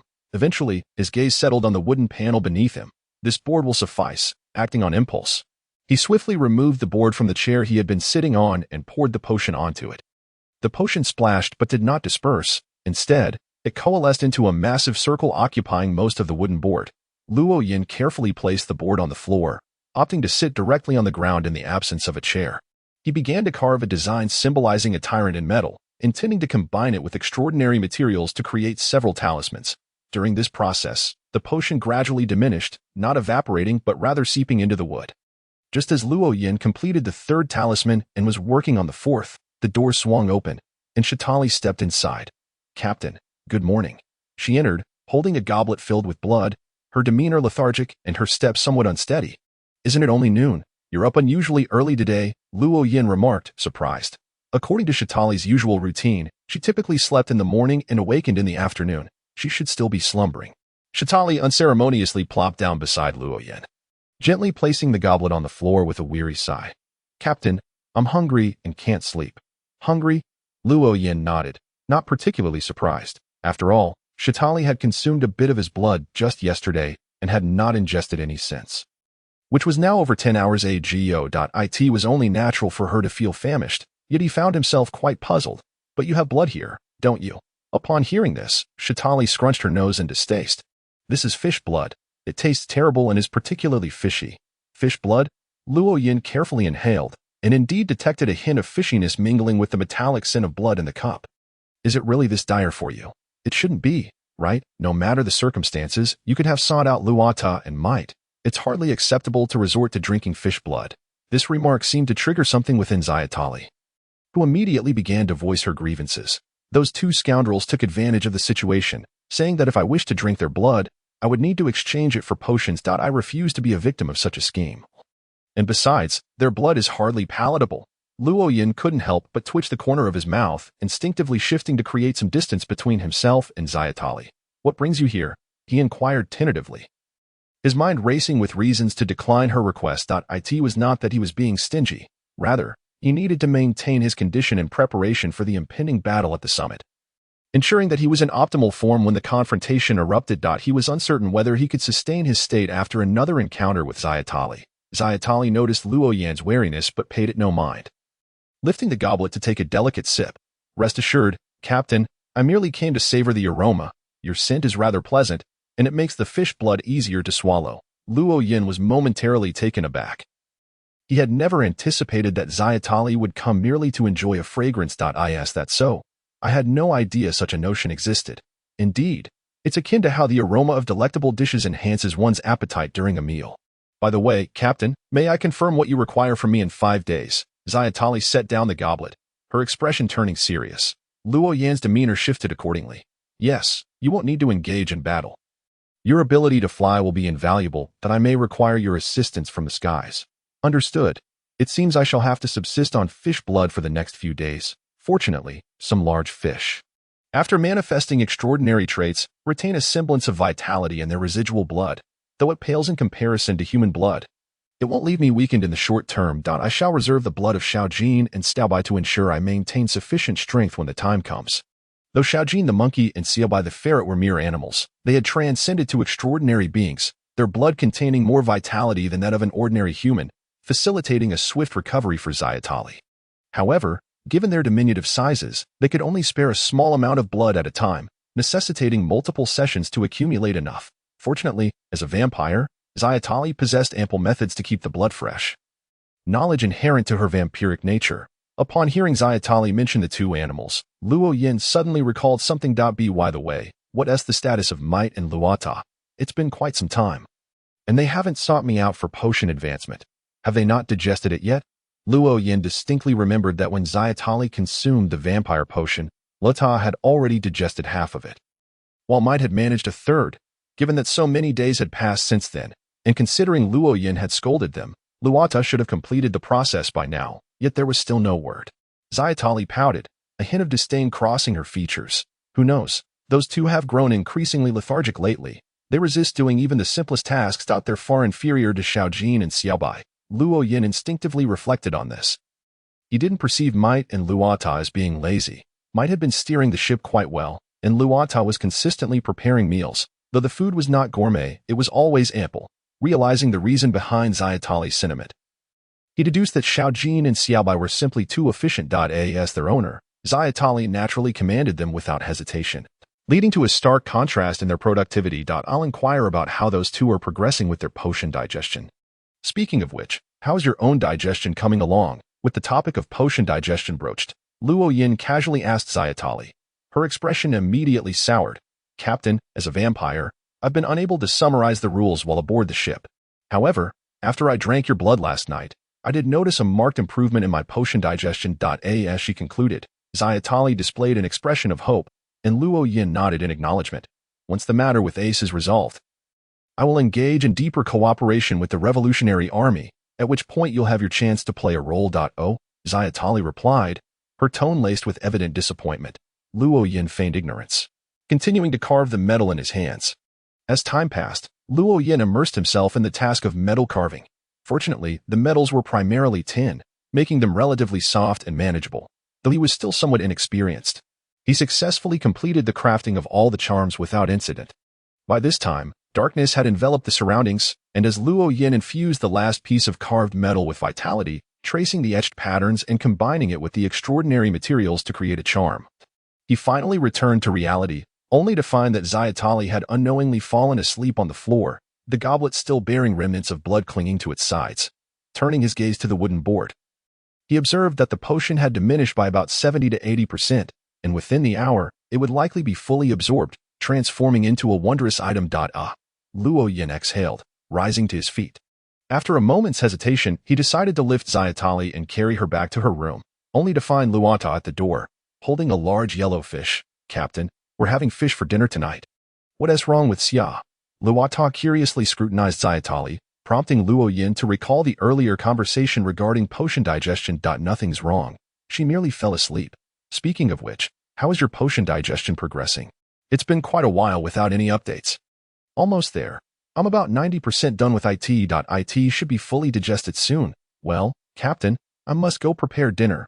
Luata seemed reluctant to delve into the subject further, striding towards the kitchen with the large fish in tow. Luo Yin refrained from pressing the matter, instead escorting Xiatali back to her room. After finishing dinner, Luo Yin returned to his quarters and immediately noticed a rusted, broad-bladed sword lying where the wooden board had been. The sword measured 1.5 meters in length and nearly 40 centimeters in width. It was covered in rust, as though it might break at any moment. Luo Yin bent down to grasp the hilt, instantly feeling the blade's intense heat, akin to a red-hot branding iron, making it quite uncomfortable to hold. He quickly released it and glanced down to find no burns on his hand. The sensation had merely been an illusion. Frowning, he grasped the hilt once more, experiencing the scorching sensation again. Yet, he did not relinquish it. Instead, he lifted the sword and placed it on a chair that had lost a piece of wood. Upon releasing his grip, the burning sensation vanished, and his hand remained unscathed. Through repeated trials, Luo Yin deduced that the moment one held the hilt, it felt as if gripping a searing iron. However, this burning was purely psychological and did not inflict actual harm. Employing simple divination and semi-divine instinct, he surmised that the sword's primary ability was related to fire, capable of unleashing fiery slashes and, when thrust, could coalesce into a flaming greatsword that would explode upon encountering resistance. Not too shabby, he mused. Having confirmed the sword's basic capabilities, he then attempted to strap the sword to his back, noting that it did not produce any burning sensation while resting there. Only when one held the hilt did the heat manifest. For a demigod, this was a tolerable inconvenience. 5 days later, in the waters near Marineford, Luo Yin's ship floated serenely upon the calm sea. Suddenly, the ocean erupted in fury as a colossal tsunami formed. Surging towards Marineford as if intent on engulfing it entirely, Luo Yin understood that this was the declaration of war by Whitebeard. It has finally begun. Luo Yin stood on the deck, gazing at the towering tsunami in the distance, his eyes narrowing slightly. As the wave threatened to obliterate Marineford, an intense cold erupted from its epicenter, instantly freezing the tsunami and the surrounding sea surface. Fortunately, Luo Yin's ship was at a safe distance, unaffected by the chaos. "Captain, has it started?" Xiatali, sensing the ocean's tremors, rushed out of the cabin. Though she had prepared herself mentally, seeing the frozen tsunami still elicited a look of shock on her face. Luo Yin nodded, a subtle smile gracing his features. "Prepare yourself, gather all the wondrous items I provided you, and accompany me." "Understood." Xiatali swiftly returned to the cabin to prepare, while the others remained in their respective positions. Luo Yin had already made prior arrangements. This operation would involve only himself and the flight-capable Xiatali. Although Porter possessed flight abilities and commendable support skills, Luo Yin had no intention of including him. Firstly, Luo Yin's primary objective was to make a formal appearance before the world rather than to alter the course of the battle. Secondly, Porter's small stature limited his capacity to carry a significant number of magical items, thereby compromising safety in their company. This time, he had distributed corresponding magical items to all individuals and creatures aboard the ship, ensuring each received more than one, enabling them to abandon ship and submerge into the sea when under attack. He had already concealed extraordinary traits and materials within the crevices of the ocean floor. Even if the ship were to be attacked by the Navy and sink, he would feel no remorse. Leaning against the ship's railing, Luo Yin listened intently as the gentle sea breeze carried the sounds of Marineford to his ears. Although he could not witness it firsthand, Luo Yin was able to conjure a vivid image of the current situation at Marineford in his mind by integrating the sounds with the original narrative. After a few more minutes, Xiatali reappeared on the deck, her demeanor markedly altered from before. Her cheeks were slightly flushed, her eyes shimmering with a glimmer, and she exuded an enchanting allure. all effects of the magical items. Following the successful creation of the Flame Greatsword, Luo Yin had crafted several magical items. Most were bestowed upon Shadowly, with only a few remaining for himself after distributing the others to his companions. The protagonist has yet to make an appearance. If you find it uncomfortable, you can remove the magical items for now. No need, she replied. These magical items have created a certain equilibrium. I can withstand the pressure without exerting much effort. Very well, Luo Yin said, sensing something as he turned his gaze toward the sea with a light chuckle. An intriguing individual approaches. I shall take a dip. Shadowly nodded in silence, and without further explanation, Luo Yin leapt into the water. Though his speed underwater did not match his supersonic capabilities in the air, he was still remarkably swift, far surpassing ordinary vessels and submarines. In no time, he found himself directly in front of a yellow submarine. The occupants seemed oblivious to Luo Yin's presence at first, but when they finally reacted, it was too late to evade him. Just as they were about to collide, an unexpected current surged from beneath, propelling the submarine upwards. In mere seconds, the submarine emerged from depths of several dozen meters, and Luo Yin floated to the surface, not soaring into the air, but standing upon the water's surface. The submarine's hatch slowly opened, and the first to emerge was a large polar bear, followed closely by a man wearing a white hat and wielding a long knife. Trafalgar D. Waterlaw. Ah, we are finally saved. The bear, Beepo, sprawled on the deck as if it had just come back to life. Law merely cast a glance at Beepo before fixing his gaze upon Luo Yin. Upon recognizing Luo Yin's appearance, his pupils constricted sharply, and he struggled to maintain his composure. Not a fishman, initially. The members of the Heart Pirates had assumed the submarine was intercepted by fishmen. For in their understanding, only fishmen could navigate the seas freely and manipulate currents. Yet, standing before them was not a fishman, at least not in appearance. It seems my earlier actions have sparked some misunderstandings. Perhaps this will alleviate them. As he spoke, Luo Yin's body gradually lifted from the water's surface, floating into the air. Law's previously softened expression nearly spiraled out of control once more. The man before him not only commanded the currents like a fishman, but could also fly. Who are you? Law asked, forcibly suppressing his emotions and inquiring calmly. A smile gradually appeared on Luo Yin's face. Luo Yin, an adventurer. Luo Yin, Lo repeated the name quietly, narrowing his eyes as he desperately searched his mind for any information regarding this individual, but found none. What brings you here? Failing to uncover anything, Law shifted his inquiry to Luo Yin's purpose for halting his submarine. With a maintained smile, Luo Yin replied, I wish to commission you for a task. Commission? Law seized upon this pivotal word, repeating it with a mixture of surprise and skepticism, as if questioning Luo Yin's intent to enlist a pirate. Luo Yin nodded and continued, Indeed, I seek your assistance in locating the silent fruit or someone who has consumed it. I believe you are familiar with this fruit. Law's pupils once again dilated, his expression turning serious as his grip on the knife slackened slightly. I do not know what you are speaking of. Law's tone became somewhat hostile, yet Luo Yin disregarded it, continuing, as a reward, I shall aid you in your vengeance against Don Quixote da Flamingo.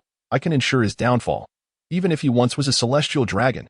Law's countenance shifted dramatically, his gaze locked onto Luo Yin as he took a deep breath, striving to calm his tumultuous emotions. How can I trust you? You are free to doubt me, for after all, it is merely a fruit that does not directly enhance combat prowess. It is hardly a rare item. Luo Yin adopted an air of casual cooperation, downplaying the significance of the silent fruit, hoping to conceal the depth of his desire for it. After a moment of contemplation, Law slowly nodded. I will attempt to find this fruit. Excellent. I eagerly anticipate the day you present it to me. I have foreseen Doflamingo's demise, just as Law was about to respond. A beautiful lady with wings flew towards them from a nearby ship, her speed moderate yet graceful. Captain, the bats I dispatched seemed to have spotted Luffy. Shadowly was not merely joining the conversation for amusement. She had come to relay information. Luo Yin could gather sounds through the wind, and Shadowly, utilizing her own abilities, could acquire distant intel, even more directly than Luo Yin could. Luo Yin nodded, preparing to respond when Shadowly suddenly exclaimed, What an adorable polar bear! Her gaze fixated on Beepo, who lay sprawled on the submarine's deck, her eyes sparkling with delight. Beepo sat upright, his eyes widening in astonishment upon seeing the beautiful woman staring at him. However, Shadowly soon sighed in disappointment. What a pity. He's too large. If only he were 1 meter. No, 60 centimeters tall. I'm sorry.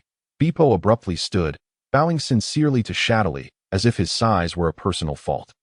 Shadowly raised an eyebrow, both astonished and intrigued as she reevaluated Beepo. Law cast a glance at Beepo, He was all too familiar with his bear companion's peculiarities and chose to focus his attention back on Luo Yin.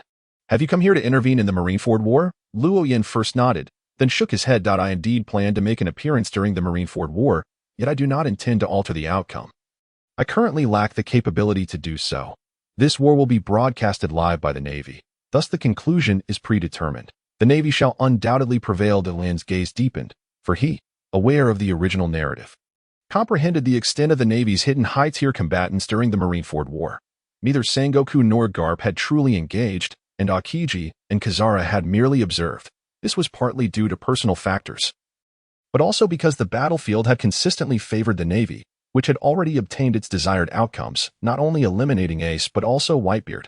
Once the Navy found itself at a disadvantage, those upper echelon combatants who had remained passive would surely take action. In such circumstances, even Luo Yin would find it challenging to prevail against the Navy, let alone any of the current 4 emperors. Law had his own assessments of the situation, but was nonetheless taken aback by Luo Yin's unwavering confidence. "You seem quite certain. Of course, I nearly forgot to mention that I possess the gift of foresight." "Foresight?" Law echoed the term quietly, his expression growing increasingly solemn. Seeing Law's reaction, Luo Yin smiled, but chose not to elaborate further. He turned his attention back to Shadowly. "Let us proceed and witness the Marineford War." As he spoke, Luo Yin was swept away by the wind towards the Navy headquarters, closely followed by Zayatali, who flapped her wings. Luo raised his head to watch the two depart, his already solemn expression growing even more grave. "Xiao Xia, did you just say that Luffy has arrived?" On the way, Luo Yin casually inquired, to which Zayatali immediately nodded in affirmation. "Indeed, he has arrived, and he is accompanied by a multitude of others. They fell from the sky, seemingly on the brink of disaster, but Luffy suddenly enlarged and caught them all." "Enlarged? Did they not fall alongside the warship?"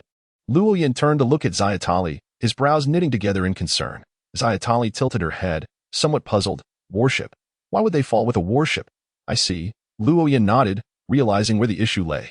The divergence from the original narrative could be attributed to his earlier warning, which likely prompted Luffy to leave Amazon Lily earlier for Impel Down, thus arriving at the Navy headquarters ahead of schedule. However, if he had arrived early, why had he not encountered Ace? As this thought crystallized, Luo Yin was soon beset by a deeper confusion, though he quickly found solace in the realization. The Navy was not comprised of fools.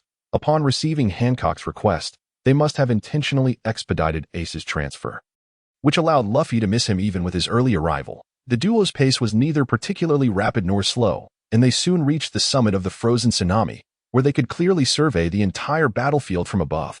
At that moment, they could see Whitebeard standing at the bow of the Moby Dick, commanding the various fronts through a transponder snail, while Luffy, filled with exuberance, charged forward, accompanied by Jinbe and Ivankov. Luo Yin settled comfortably into a cross-legged position, knowing that the war had only just begun, and it was not yet time for him to intervene. Zayatali, however, was brimming with enthusiasm, her crimson eyes darting across the battlefield, perhaps due to her excitement.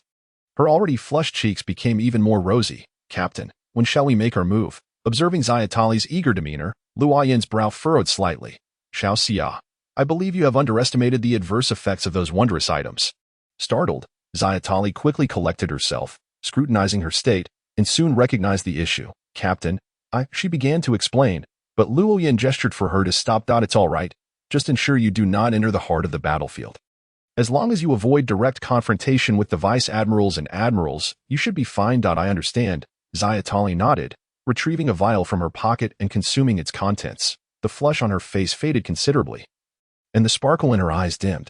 Her confidence in carrying multiple wondrous items stemmed from her ability to stabilize her condition with potions, ensuring she maintained her composure at crucial moments. Without succumbing to the negative effects of the extraordinary items, the intensity of the battle gradually escalated.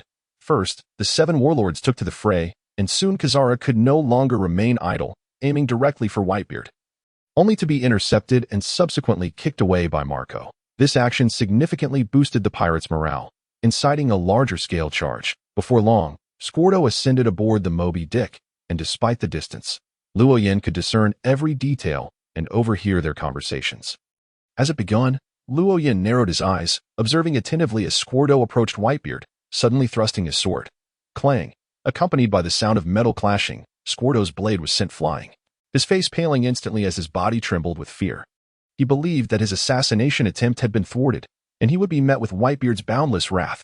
However, the fury he envisioned did not materialize. Instead, Whitebeard embraced him with unprecedented sincerity, softening his heart. "Captain, did you foresee that as well?"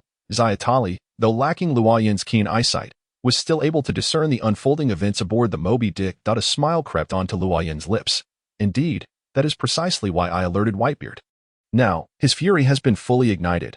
We shall see if he can take down 1 or 2 admirals." Luoyin feigned a demeanor of nonchalance, while Zayatali waved her hand, conjuring a mass of dark energy, from which several plump bats emerged and quietly descended into the battlefield to serve as her eyes. Just as Luoyin had predicted, Squarto's actions thoroughly enraged Whitebeard. He officially entered the fray, unleashing a destructive force that took the Navy by surprise, nearly overwhelming even the combined might of the 3 admirals. Standing atop the execution platform, Sengoku, commanding the various divisions, immediately adopted a grave expression. "What is happening? How can Whitebeard's condition be?"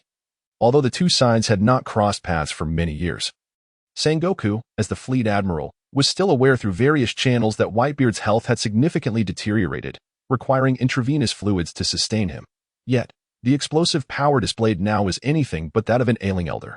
Alarmed, he prepared to issue further combat orders when a hurried intelligence officer rushed in, handing a document to Sengoku.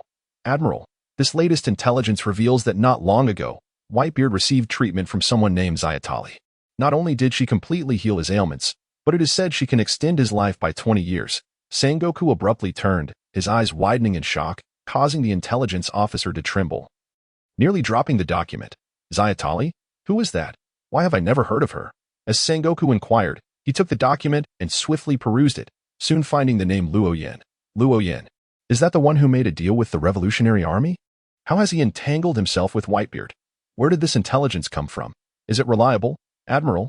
"This information comes from a pirate affiliated with the Whitebeard pirates and should be credible. I recall Smoker relaying a report that Luoyin appeared in Alabasta, where Port Yasti. Ace was also present. Sengoku's gaze snapped to Ace, who knelt shackled at the execution platform, his expression equally riveting, both astonished and elated. Luoyin's ship's doctor had indeed healed their father.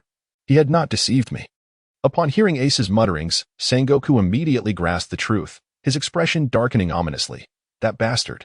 In his fury, Sengoku clenched the document tightly, crumpling it in his grasp. The intelligence officer trembled uncontrollably, feeling a chill run down his spine.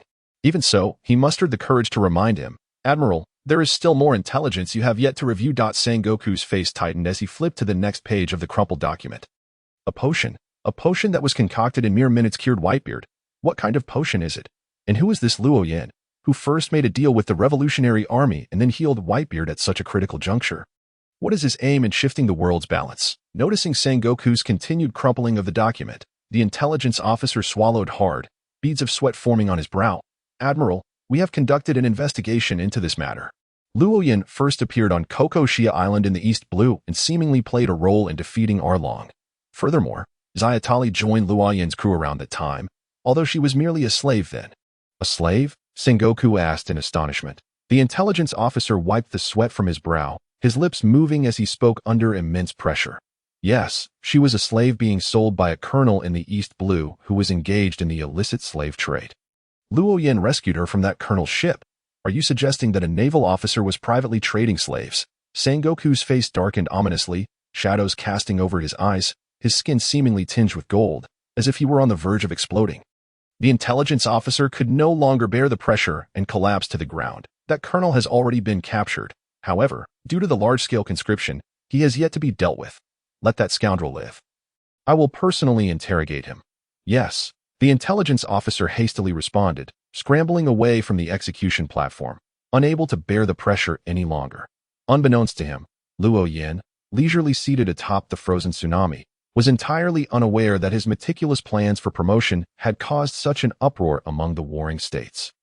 Although he had seen the intelligence officer reporting to the warring states, he had not overheard their conversation, while he possessed the ability to listen to distant dialogues carried by the wind. He certainly could not receive multiple conversations simultaneously, as this would result in a cacophony, rendering every word unintelligible. Thus, he could only focus on 1 or 2 voices, primarily attuned to the sounds emanating from the pirate's side. "Captain, what do you think that Admiral received in terms of intelligence? He seems quite furious." "Hey, who knows? Perhaps it's regarding the unsuccessful ambush on Whitebeard. The real show is yet to come, so let us just watch closely. Captain, look, that guy can summon bats too. Does that mean I could use his blood for my promotion materials? Shatari noticed Moria unleashing shadow bats on the battlefield, and her eyes instantly gleamed with excitement. Luo Yin followed her gaze and chuckled, shaking his head. The pinnacle of your path is called the moon, embodying beauty, life, certain plants, elements of darkness, and symbols of the bizarre. Those bats he conjured may resemble bats, but they are actually shadows, hence they cannot serve as your promotion materials. Luo Yin spoke with conviction, being well aware that Moria's shadow fruit was a material of that particular path. Integral to the uniqueness of the hangman, the dark fruit, the shadow fruit, and any fruit symbolizing filth and fallen shadows, the moon. Shatari murmured, suddenly struck by a thought. Her eyes shimmering with insight. So that's it. No wonder I always feel an inexplicable sensation when the moonlight shines upon me, and during the full moon, my spiritual energy noticeably increases. Speaking of which, it has been quite a while since I last conducted a mysticism class for you. I had originally planned to delve into it deeper when collaborating with the Revolutionary Army. However, I now realize that certain knowledge cannot be shared with them, but I can certainly impart it to you. I'll arrange a special session for you soon. Though Luo Yin intended to collaborate with the Revolutionary Army from the outset, he had no intention of divulging all of his esoteric knowledge. In fact, he only planned to reveal up to Sequence 1 to the Revolutionary Army, not Sequence 0, thereby naturally withholding the symbols of true divinity from them. Shatari's eye sparkled, her gaze fixed on Luo Yin. Captain, does that mean I will become even more beautiful? After transforming into a vampire, Shatari had already experienced a significant enhancement in her appearance and figure. She assumed this was the pinnacle of her transformation. However, it now seemed that was not the case. Luo Yin nodded, a peculiar smile suddenly gracing his face. Do you know what Sequence 1 of the moon path is called? It's named the Goddess of Beauty. She is the very embodiment of beauty. The Goddess of Beauty? Captain, I want to be the Goddess of Beauty. Shatari's eyes sparkled even brighter, and upon hearing this, Luo Yin burst into laughter. Ha ha ha. If that day truly comes, I shall definitely marry you.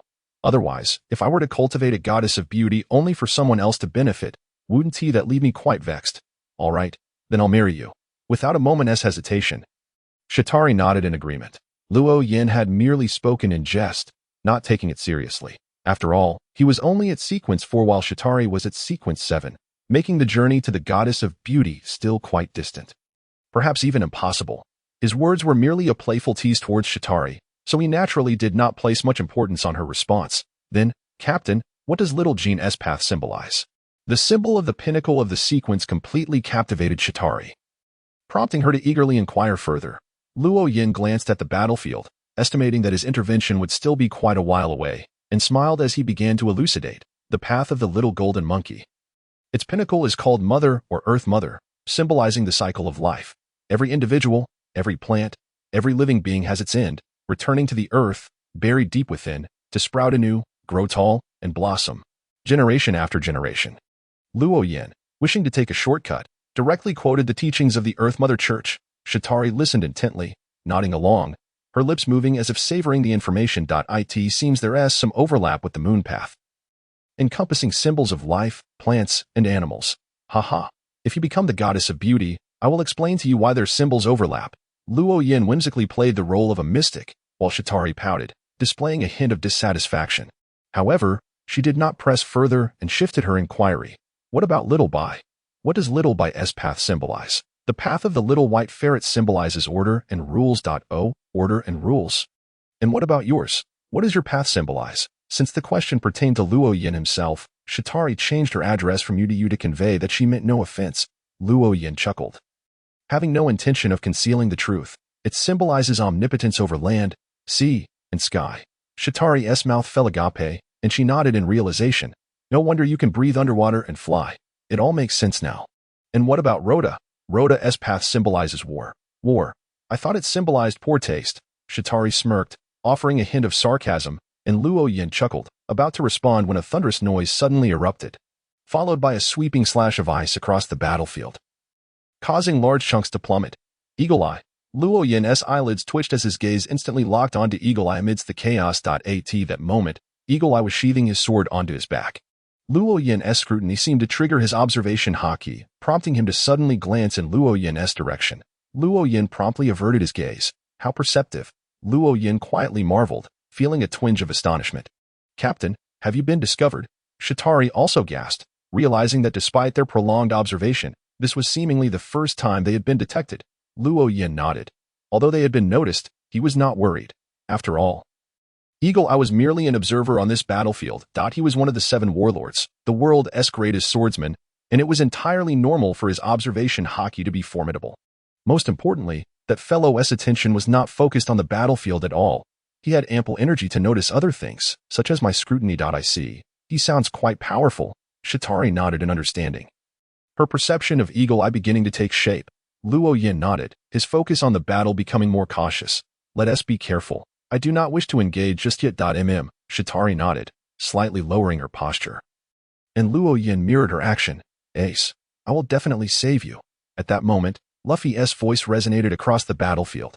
Luo Yin swiftly turned to look, only to see Luffy, who had previously fallen, rising once more. Exuberantly charging forward.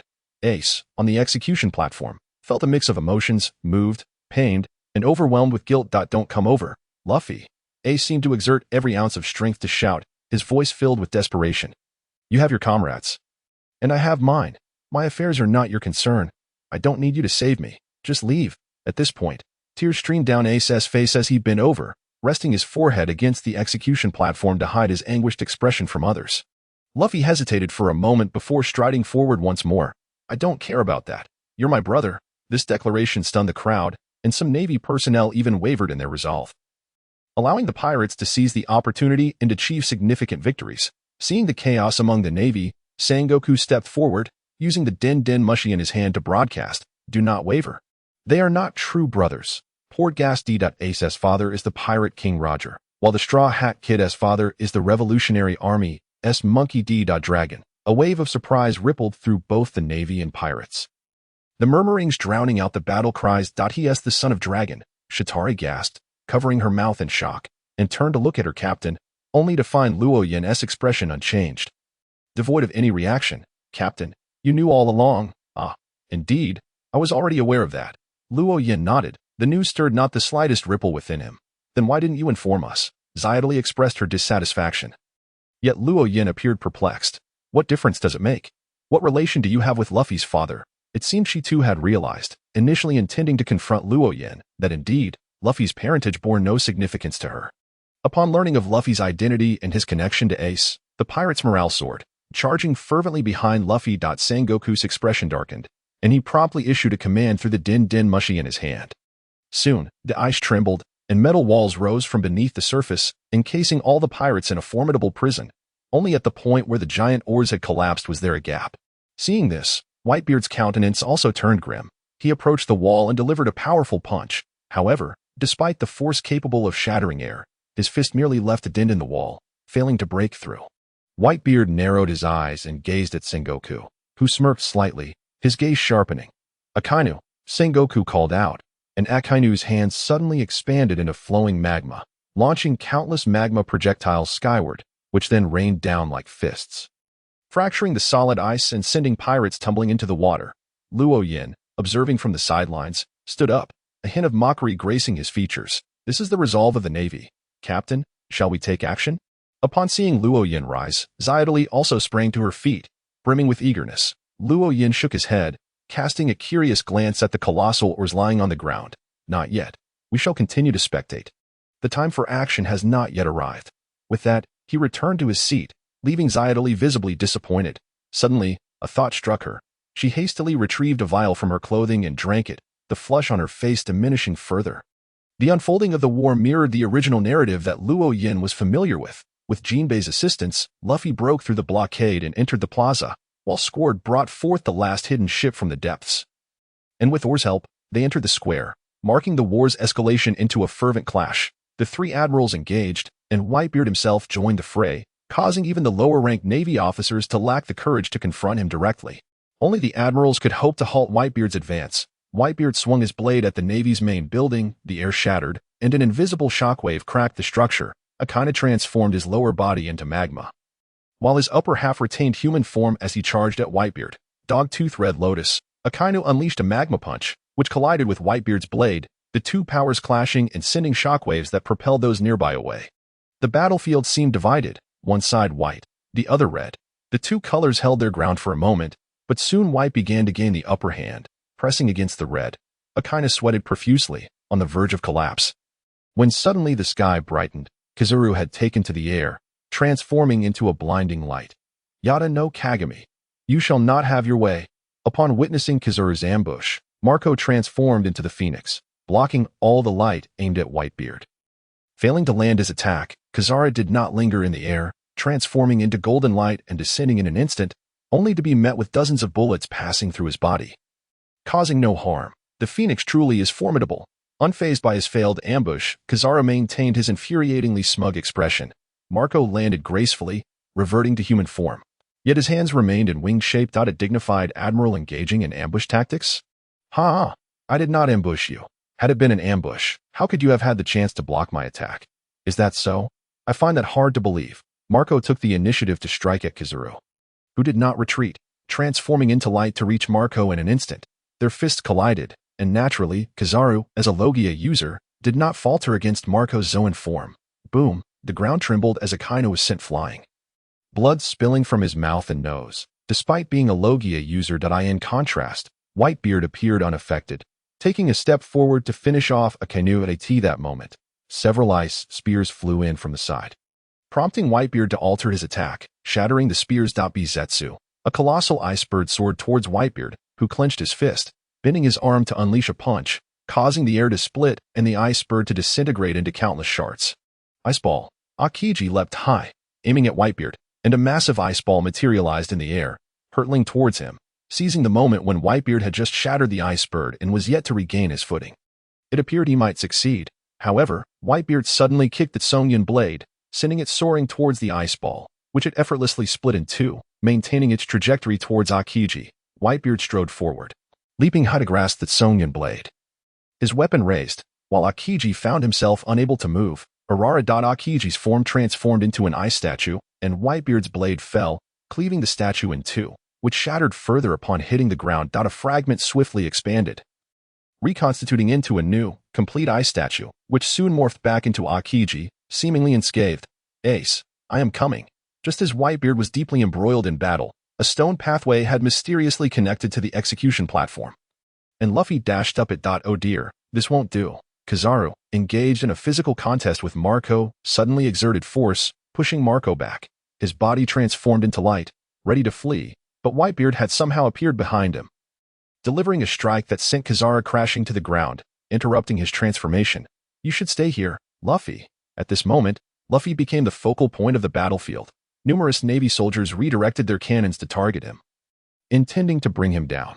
Just then, Carp, who had remained seated, charged through the crowd to stand before Luffy.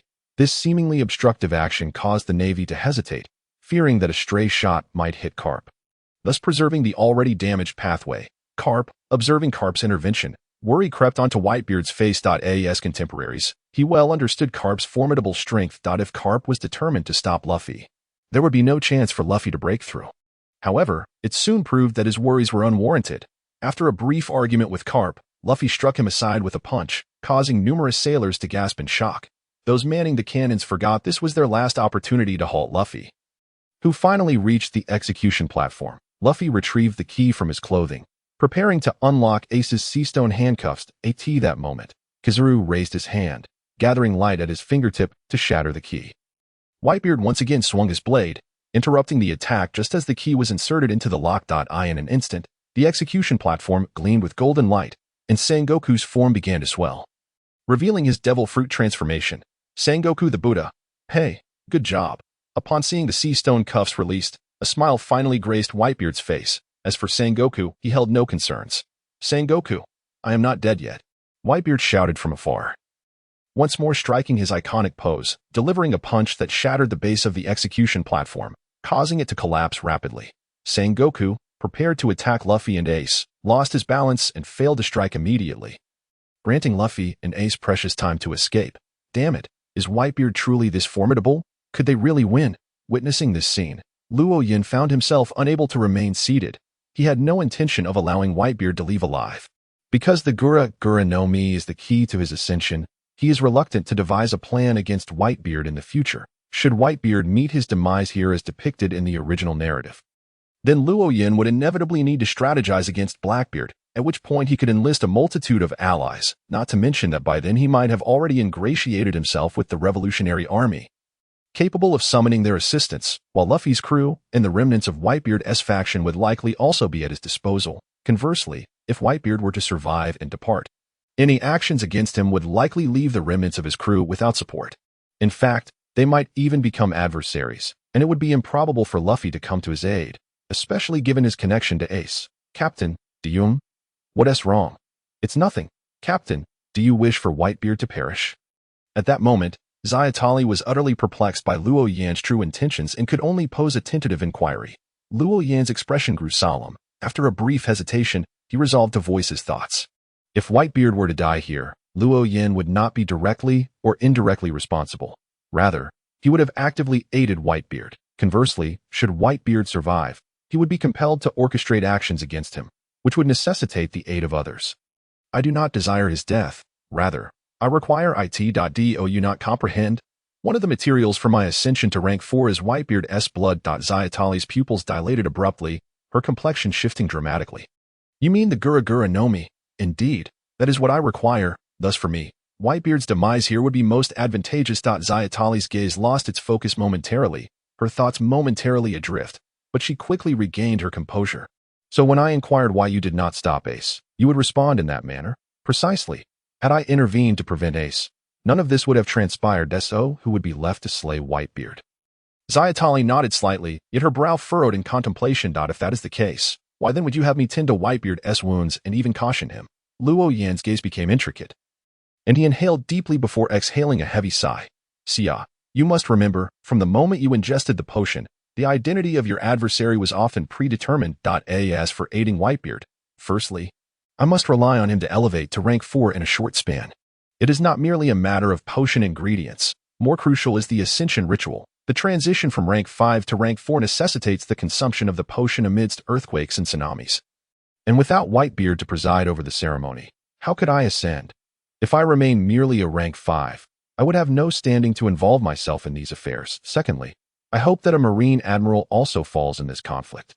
Zayatali nodded in realization, her doubts dissipating.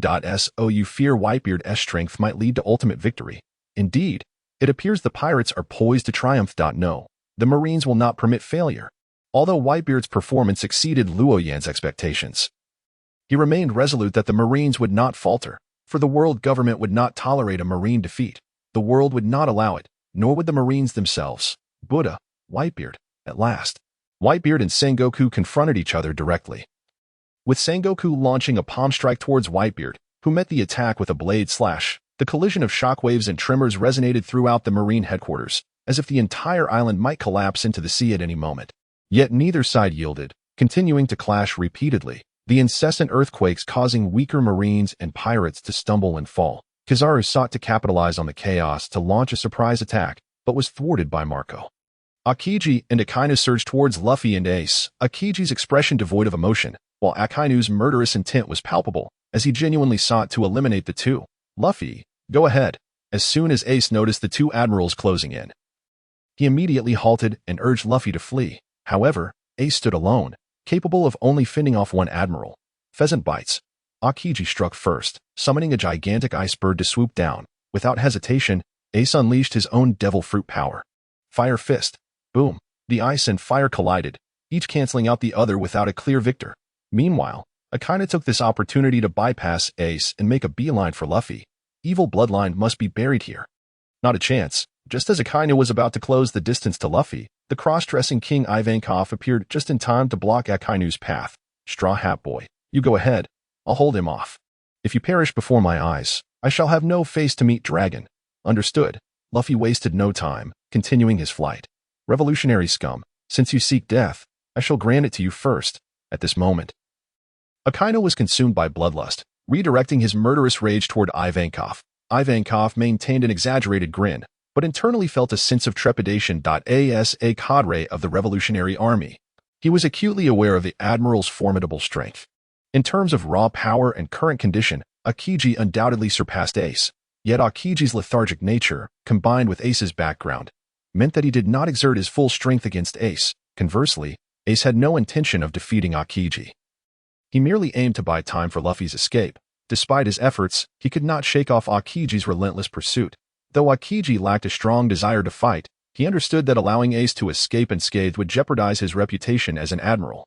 Thus, whether for his own sake or for the sake of maintaining the admiral's dignity, he needed to keep Ace occupied, doing only enough to impede him. Akainu's might surpassed Ivankov's expectations, swiftly overpowering him and rendering him unconscious. Yet Akainu did not deliver a finishing blow. His true targets remained Luffy and Ace. With Ivankov down, he felt no qualms about dispatching Luffy and Ace before returning to finish off Ivankov. Driven by this thought, Akainu transformed his lower body into magma and surged forward, quickly closing the gap to Luffy.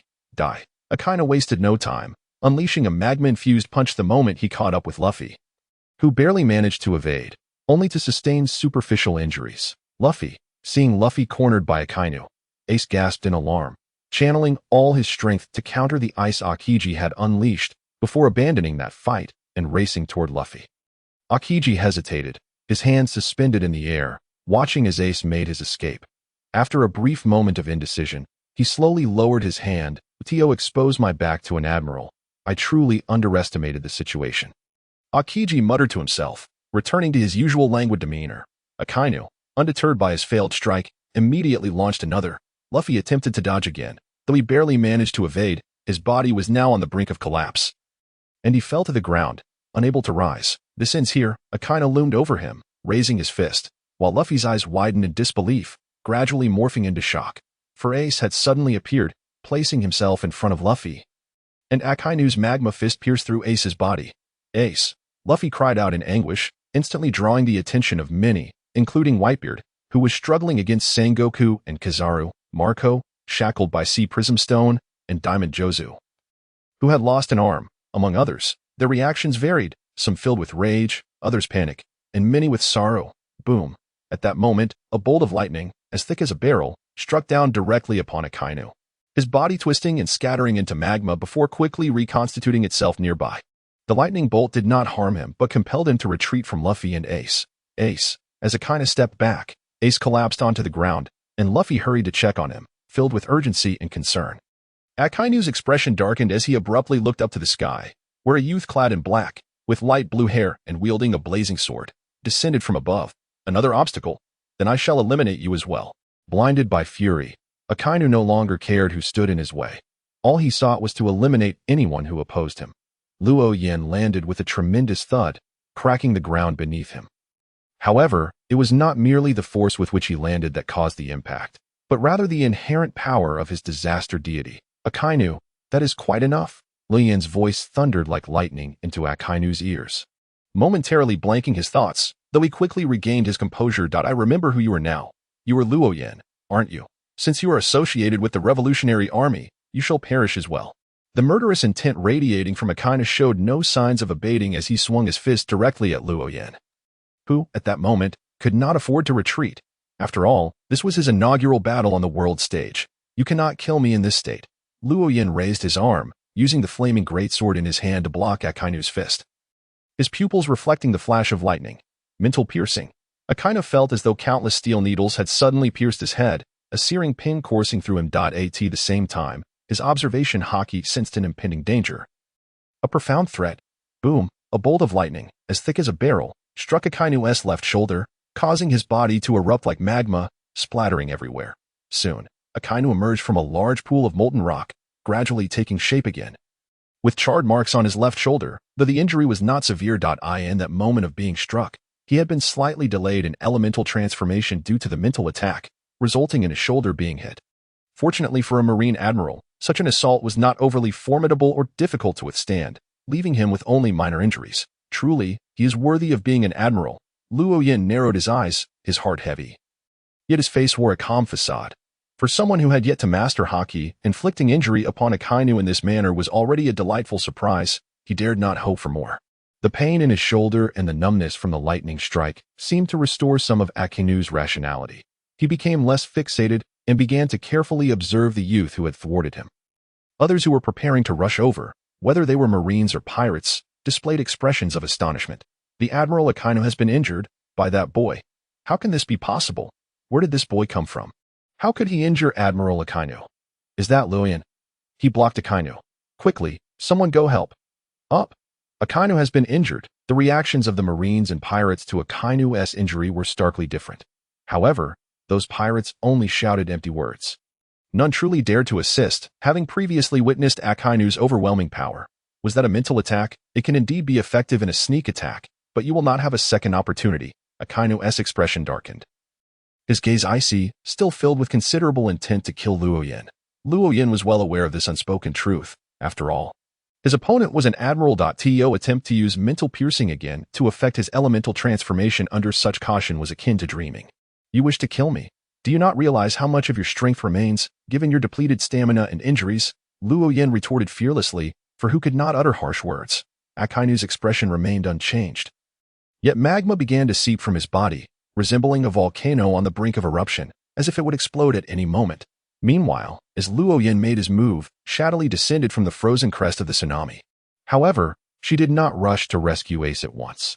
Instead, she landed before a figure surrounded by many clad in prisoner garments.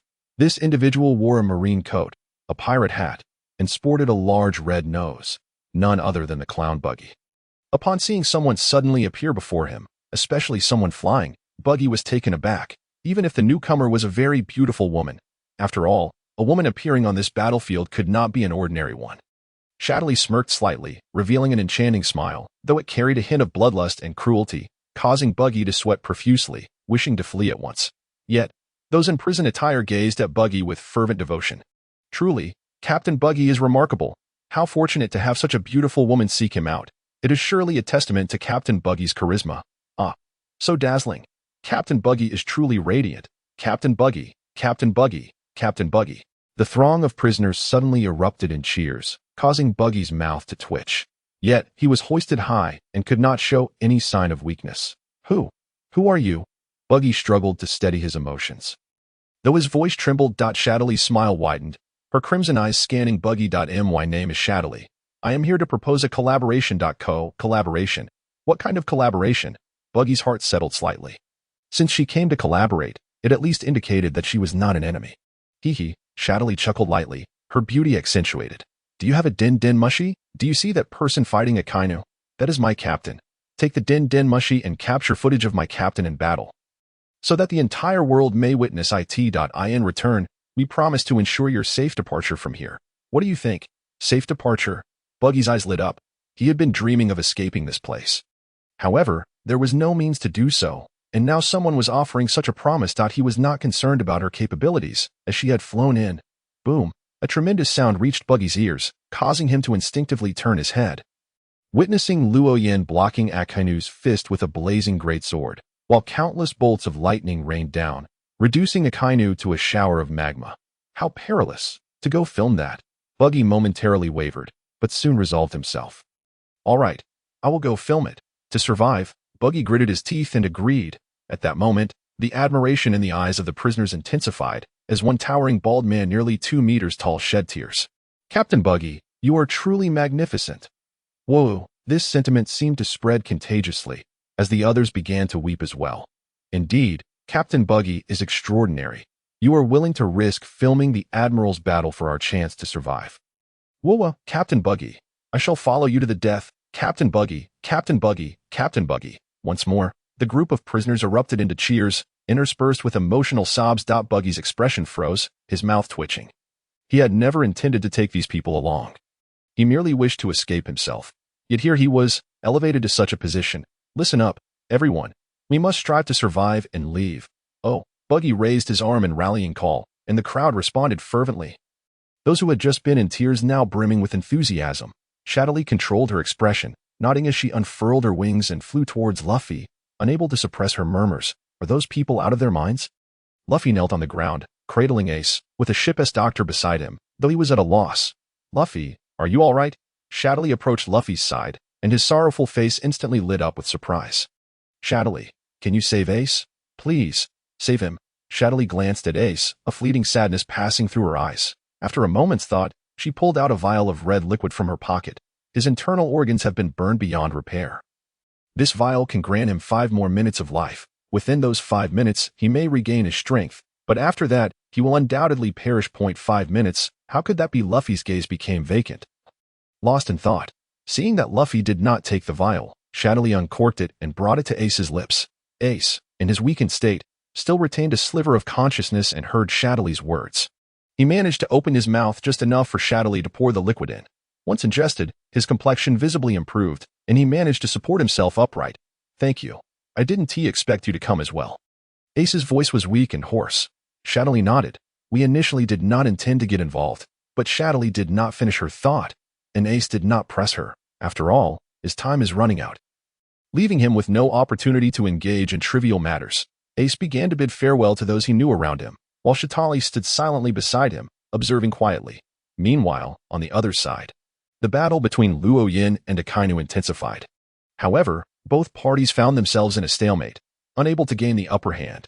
Initially, Luo Yin had harbored considerable apprehension towards the magma fruit. Thus, when he crafted a flame-infused greatsword, he hoped to acquire a piece of high-level defensive equipment. Yet, unbeknownst to him, his own defensive capabilities had significantly improved. Even a Sequence 9 sailor could manifest illusionary scales beneath the skin, which could withstand gunfire, and now that he had reached Sequence 4, the defensive strength of his illusionary scales had become unparalleled.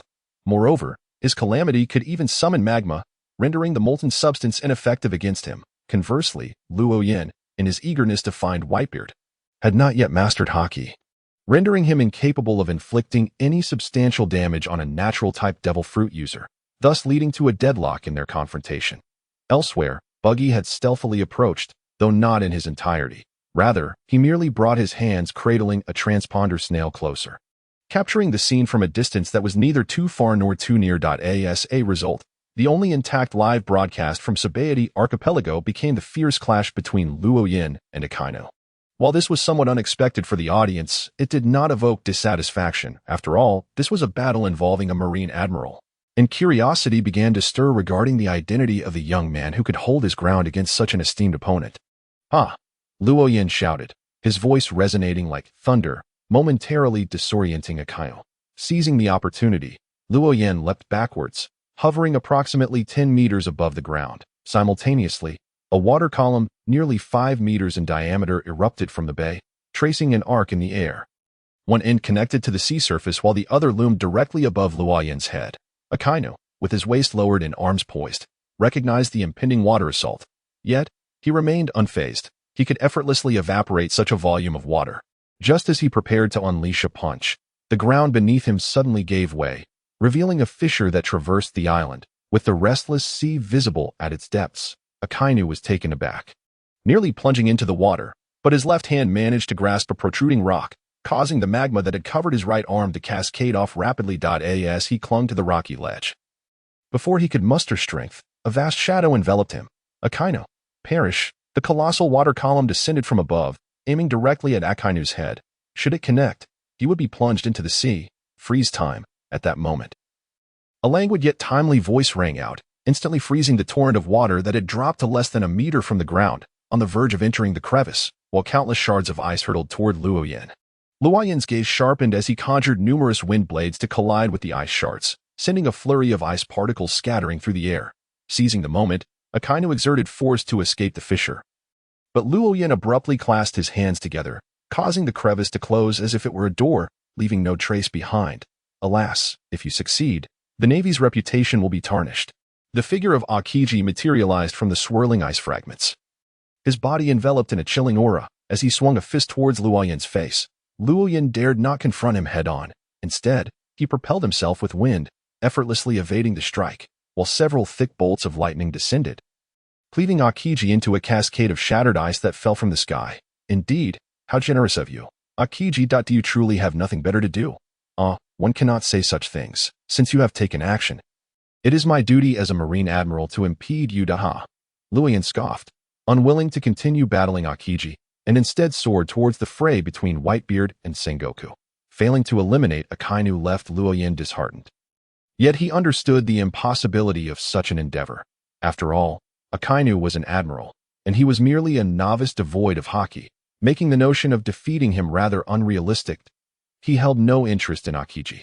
Believing that even if he departed, Akiji would not pose a threat to Luffy, his immediate focus was on the most critical aspect of this war, which would directly influence his subsequent stratagems. Boom! As Sengoku clashed once more with Whitebeard, thunder roared overhead, and an onslaught of lightning rained down, completely enveloping Sengoku's colossal Buddha form, the white electric glow overshadowing even the radiance emanating from Sengoku himself. My, how terrifying! The yellow monkey, poised to strike Whitebeard, halted upon witnessing the spectacle, his tone remaining nonchalant. Luoyin disregarded the insufferable voice, descending to a level aligned with Whitebeard's head. Whitebeard bore significant injuries, with numerous glowing spots and small wounds adorning his body. The handiwork of the yellow monkey, while a burn the size of a bowl marred his abdomen, a remnant of Akainu's earlier assault. Whitebeard, continuing this battle, holds no purpose, using the hilt of his sword for support. Whitebeard's chest heaved visibly, the corners of his mouth slowly curling into his signature crescent grin. To think you would also arrive. Apologies, your ship's doctor has just healed me, and now I am to perish here. You all should leave. I will buy you some time. What a joke. You cannot die yet. Kohahaha. I am but a remnant of the old era. What is there to fear in death? My comrades, this is the final command of your captain. I command you, all hands aboard, return to the New World. Whitebeard's voice rang out across the battlefield, momentarily stunning all the pirates, who soon realized the implications, their expressions swiftly transforming to one of sorrow. Father, no. Father, father, father, let us go together. Father. Faced with the looming specter of death, the once fearless pirates now wept profusely, their anguish manifesting in frenzied assaults against the surrounding marines, adding to the chaos of the battlefield. The lightning enveloping Sengoku gradually dissipated, leaving no trace upon his form. Sengoku first glanced at the weakened Whitebeard before turning his gaze to Luoyin. Luoyin, what exactly do you intend to accomplish? Where do you wish to steer the world's situation? I know not what you speak of. What concern is the world's situation to me? Sengoku's eyes narrowed as he aimed a palm towards Luoyin from afar. Luoyin swiftly landed and evaded the strike, bending down to slam his right hand against the ground. Boom! The earth beneath Sengoku fractured, crimson magma erupting from the fissure, a calamity. Sengoku shifted his stance to evade the spewing magma, his expression growing increasingly grave. Magma, you scoundrel! Sengoku raised his hand, preparing to retaliate against Luoyin, but Whitebeard stepped forward, raising his longsword, a white orb of light materializing upon the blade before he struck downwards. Crack! The space shattered like a spider's web. The fissures expanding, the ground trembling, and the already boiling magma growing more volatile due to the pressure. Sengoku had no choice but to defend himself, narrowly avoiding injury. Yada no Kagami, the yellow monkey had once again soared into the air, showering countless points of light that enveloped both Luoyin and Whitebeard. Luoyin's form rapidly thinned and lightened until he became a mere paper figure, which promptly disintegrated under the assault of the light points. Outside the range of the light points, Luoyin's figure was outlined. As he raised his hand, a powerful whirlwind erupting from the ground, forming a colossal tornado that seemed to bridge heaven and earth, engulfing the yellow monkey's form, and flashes of lightning flickered within the winds. With the yellow monkey's interference nullified, Whitebeard slammed his sword downward, causing the ground surrounding Sengoku to splinter and crack, more magma surging forth from the crevices. Seizing the opportunity, Luoyin forcefully gestured towards the magma, the free-flowing substance immediately succumbing to an invisible force, converging into a wave that surged towards Sengoku. Sengoku thrust his right palm forward, a visible shockwave dispersing the magma. Yet at that very moment, Luoyin clenched his grasping hand tightly, causing the dispersed magma to rapidly coalesce, targeting Sengoku at its epicenter. Sizzle! The magma splashed against Sengoku's Buddha form, emitting a piercing sound. And as the magma continued to accumulate, Sengoku's expression twisted in response. You brat, do not underestimate me. Sengoku bellowed, unleashing a powerful shockwave that radiated outward from himself, instantly dispersing all the magma. Meanwhile, Whitebeard had already executed his signature air-pounding gesture. Crack! The fist struck the air, causing the atmosphere around Sengoku to crack, as his massive form appeared to be sliced into countless fragments by the very air itself, with slight displacements evident between the pieces. Kaha!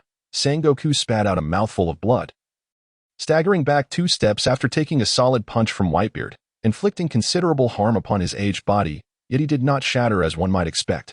Sengoku, you have grown old.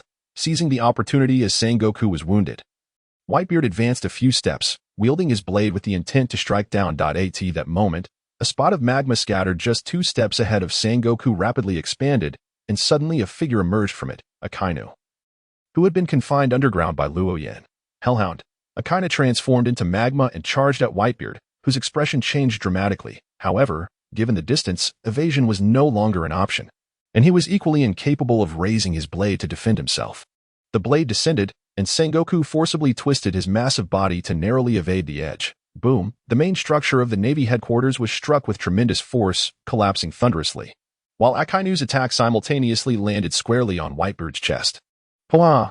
Whitebeard coughed up a copious amount of blood, his form swaying dangerously close to collapsing. Yet he managed to steady himself after staggering a few steps. Cough. Akainu. Whitebeard instantly appeared gravely weakened, as Akainu withdrew his fist, landing on the ground, his chest slightly heaving, clearly having expended considerable energy. Whitebeard, today you are destined to perish here. Kuah. You wish for my demise? I am Whitebeard. Whitebeard's eyes widened fiercely, his spirit surging forth. Yet, everyone knew he was already at the end of his strength. Luoyin's lips moved. Despite wishing for Whitebeard's death at that moment, he could not help but feel a profound sorrow. Whitebeard, I am sorry. Huh? What are you apologizing for? Luoyin, you should leave. I can still hold them off. Very well. Luoyin, without hesitation this time, turned and flew back, albeit at a speed akin to an average person's run. His earlier decision to leave Aokiji behind to assist Whitebeard was, in truth, to ensure Whitebeard's demise here. Granting him a final send-off. He had confined Akainu underground and had exerted himself in summoning magma to allow Akainu to emerge from it. He believed that as a vice-admiral, a powerful user of observation haki, and a magma fruit wielder, Akainu could not possibly be oblivious to the magma he summoned. Ultimately, his objective was fulfilled. Akainu emerged from the magma, delivering a fatal blow to Whitebeard. After that strike, Whitebeard was effectively doomed. And Luoyin naturally had no reason to remain. Thinking of leaving, not a chance. Seeing Luoyin attempting to escape, Akainu transformed his lower body into magma, surging forth in pursuit. Luoyin paid this no mind. If he truly wished to flee, aside from Kizaru, who might pose a challenge, no one else could possibly hinder him. Ace. At that moment, a mournful cry echoed, Luffy's voice. Luoyin needed no guess to know that Ace had perished. Akainu's pursuit of Luoyin faltered momentarily, and without hesitation, he redirected his focus toward Luffy. Though he was consumed by rage, his intellect remained intact. He understood that eliminating a flying opponent who was not weak would be exceedingly difficult, even in his prime, let alone in his current state. Thus, he decisively chose to pursue Luffy. Luffy's body, already pushed to its limits by Ivankov's hormones, could no longer withstand the shock of Ace's death before him, leading to his loss of consciousness. Luffy-kun. Jinbe, arriving just in time, scooped Luffy into his arms and fled, while others scattered in disarray. Shitali seized Ace's lifeless body to accompany him in flight. Thank you for Ace's body. Jinbe, without turning back, spoke calmly to Shitali, who shook her head and glanced back, noticing Akainu drawing closer. That man has gone mad. Can you contend with Akainu? Fat fishman. Shitali, unfamiliar with Jinbe, merely recognized him as a fishman of slightly stout build, thus bestowing upon him the nickname. Although Jinbe was taken aback by the moniker, he sensed that now was not the time for such matters, shaking his head with a hint of bitterness. Though I was once a warlord of the sea, I am well aware of the chasm between myself and an admiral. I see. That is troubling. I can offer a slight delay, but I will not risk my life for you. Ah, thank you very much. Jinbe, of course, did not expect Shitali to sacrifice herself. After all, he was a stranger to her, and he understood her assertion of merely providing a slight obstruction, for Akainu was an admiral, a foe not easily matched. Shitali hurled Ace's corpse toward Jinbe, who caught it with one hand while using the other to hold himself steady. Shitali retrieved a silver-white talisman from her pocket, one side adorned with a lightning motif, the other depicting the symbol of tyranny, lightning. Shitali recited the incantation to channel her spirit, and the talisman suddenly illuminated brilliantly. Without hesitation, she hurled the talisman toward Akainu. Boom! Countless silver-white electric serpents descended, transforming into a thunderous forest that engulfed Akainu's figure, this lightning far surpassing any unleashed by Luoyin before. So powerful, Shitali was momentarily stunned. She knew these talismans were crafted by Luoyin's own power, thus their strength should be contingent upon his might. Yet now, the talisman seemed to exhibit power beyond Luoyin's own. But soon, she understood. Evidently, Luoyin had never exerted himself fully, at least not in terms of his lightning abilities. The truth was, Luo Yan's primary purpose in coming here was merely to make an appearance and extend a favor. Naturally, he would hold back. After all, what if he overexerted himself, allowing those he wished to see perish on the battlefield to escape alive? Furthermore, the primary adversary Luo Yan faced was Akainu, and lightning could not inflict harm on a Logia-type user. Whether it was stronger or weaker mattered little. Rather than pursuing a dramatic display, it was wiser to conserve his spirit to avoid unexpected outcomes. Under the onslaught of lightning, Akainu's form erupted into a vast pool of magma, which was further scattered by the electric strikes, the chaos persisting for 3 to 4 seconds before the storm of lightning gradually subsided. As the magma swirled, Akainu's figure reformed, gazing up at Chitali with a cold, piercing stare. His expression darkened, with magma still dripping from him. Another nuisance. Why are there so many bothersome individuals today? Step aside. I have no interest in you right now. Though Akainu did not conceal his murderous intent, he had sensed the trouble a flying opponent could pose from Luo Yan. His primary goal remained the elimination of Luffy. The others could wait their turn. Chitali shook her head, dark energy swirling around her, unknowingly deepening the hue of Akainu's shadow. That won't do. The captain said that Luffy must not die. Captain, your captain is Luo Yan. Akainu narrowed his eyes, as if finally beginning to scrutinize Chitali earnestly. She nodded, not concealing the truth. Indeed, my captain is Luo Yan. Ha ha ha. Akainu suddenly erupted into laughter, a mix of joy and coldness. Then, abruptly, the laughter ceased, his voice chillingly cold. In that case, I must kill you. Akainu's magma surged around him as he clenched his fist and swung his arm, aiming at Chitali. Abyssal shackles. A glimmer of dark light flashed in Chitali's crimson eyes, and from within Akainu's shadow, 2 pitch-black chains surged forth, intertwining to bind him. Full moon. As the full moon ascended above Xiatali, the surrounding radiance dimmed, as if night had suddenly enveloped the scene. Akainu's expression softened, his gaze becoming vacant and sluggish, his head gradually drooping. Seizing the moment, Xiatali plunged to the ground, her right hand curling into a claw, her nails elongating by approximately 2 centimeters. With a slight bend of her waist, she propelled herself towards Akainu with remarkable speed, aiming a claw directly at his face. Instantly, Akainu's head was obliterated. However, rather than blood and brain matter, searing magma erupted forth. Akainu's dazed gaze abruptly sharpened, and the surrounding magma boiled violently, coalescing into a massive fist that struck Xiatali's chest with tremendous force. Her form shattered and disintegrated, yet swiftly reformed beneath the moonlight, leaving no trace of the blow. Great fire. Akainu, undeterred by his previous failure, launched another assault, torrents of molten rock gushing from his arm towards Xiatali. The fabric at her wrist glimmered with a dawn-like radiance, coalescing into a luminous barrier before her. With a thunderous crash, the magma collided with the wall of light, producing a deafening sound that made the entire structure tremble, though it did not collapse, merely dimming significantly. Akainu just then, a furious bellow echoed like thunder, causing Akainu to jerk his head up, spotting Luo Yan approaching. With hair billowing and eyes alight with fury, Luo Yan radiated an aura of impending calamity. Captain, upon seeing Luo Yan's arrival, Xiatali could not conceal her exhilaration. Though she appeared composed in the face of Akainu, in reality, she was nearing her limit. ASA Sequence 7. Her spiritual energy could not sustain prolonged use of multiple miraculous items. She had just employed 3 such items, one corresponding to her primary path, a Sequence 5 Crimson Scholar, another linked to Sequence 7 Nightmare, and a third aligned with Sequence 5 Guardian. Each of these required a significant expenditure of spiritual energy, especially the recent evasion utilizing moonlight, which had drained her reserves considerably. Initially, she had infused nearly half of her spiritual energy into a talisman, leaving her with less than 40% now. Get out of here. Luo Yan suppressed his rage, striving to maintain a calm tone, though his voice still resonated with an unsettling intensity. Understood. Without a moment's hesitation, Xiatali dispelled the effects of all her miraculous items, unfurling her wings and turning to pursue Jinbe. Akainu fixed his gaze on Luo Yan, his expression a tumultuous blend of emotions. He yearned to continue hunting Luffy, but lacked the strength to overcome Luo Yan. Not only was he physically drained, but he also bore injuries inflicted by Whitebeard. Luo Yan, I remember you are not a pirate. Why do you assist them? Because I choose to do you have any right to question me? Did you not just attempt to slay my subordinate? You are all a nuisance. Were it not for you, I would have eliminated that straw hat brat long ago. Your incompetence is your own fault. Had you killed Luffy before I arrived, none of this would have transpired. Akainu, you have done enough. Luo Yan's words faltered as he abruptly ceased, raising his gaze towards Whitebeard's direction. At that moment, Whitebeard and Sengoku had halted their battle, both pushed to their limits, and the yellow monkey had departed to deal with the foot soldiers after escaping the whirlwind Luo Yin had conjured. Luo Yin paused because Blackbeard, the one who had reaped the greatest benefit from the Paramount War in the original story, had arrived. Ha ha ha. Old man, you truly are in quite the predicament. Blackbeard spread his arms wide. Striding towards Whitebeard, flanked by a host of formidable individuals who had escaped from Impel Down. Whitebeard's once dull eyes regained their sharpness, an unexpected surge of energy coursing through him. Teach, ha ha ha, old man. I'm here to send you on your way.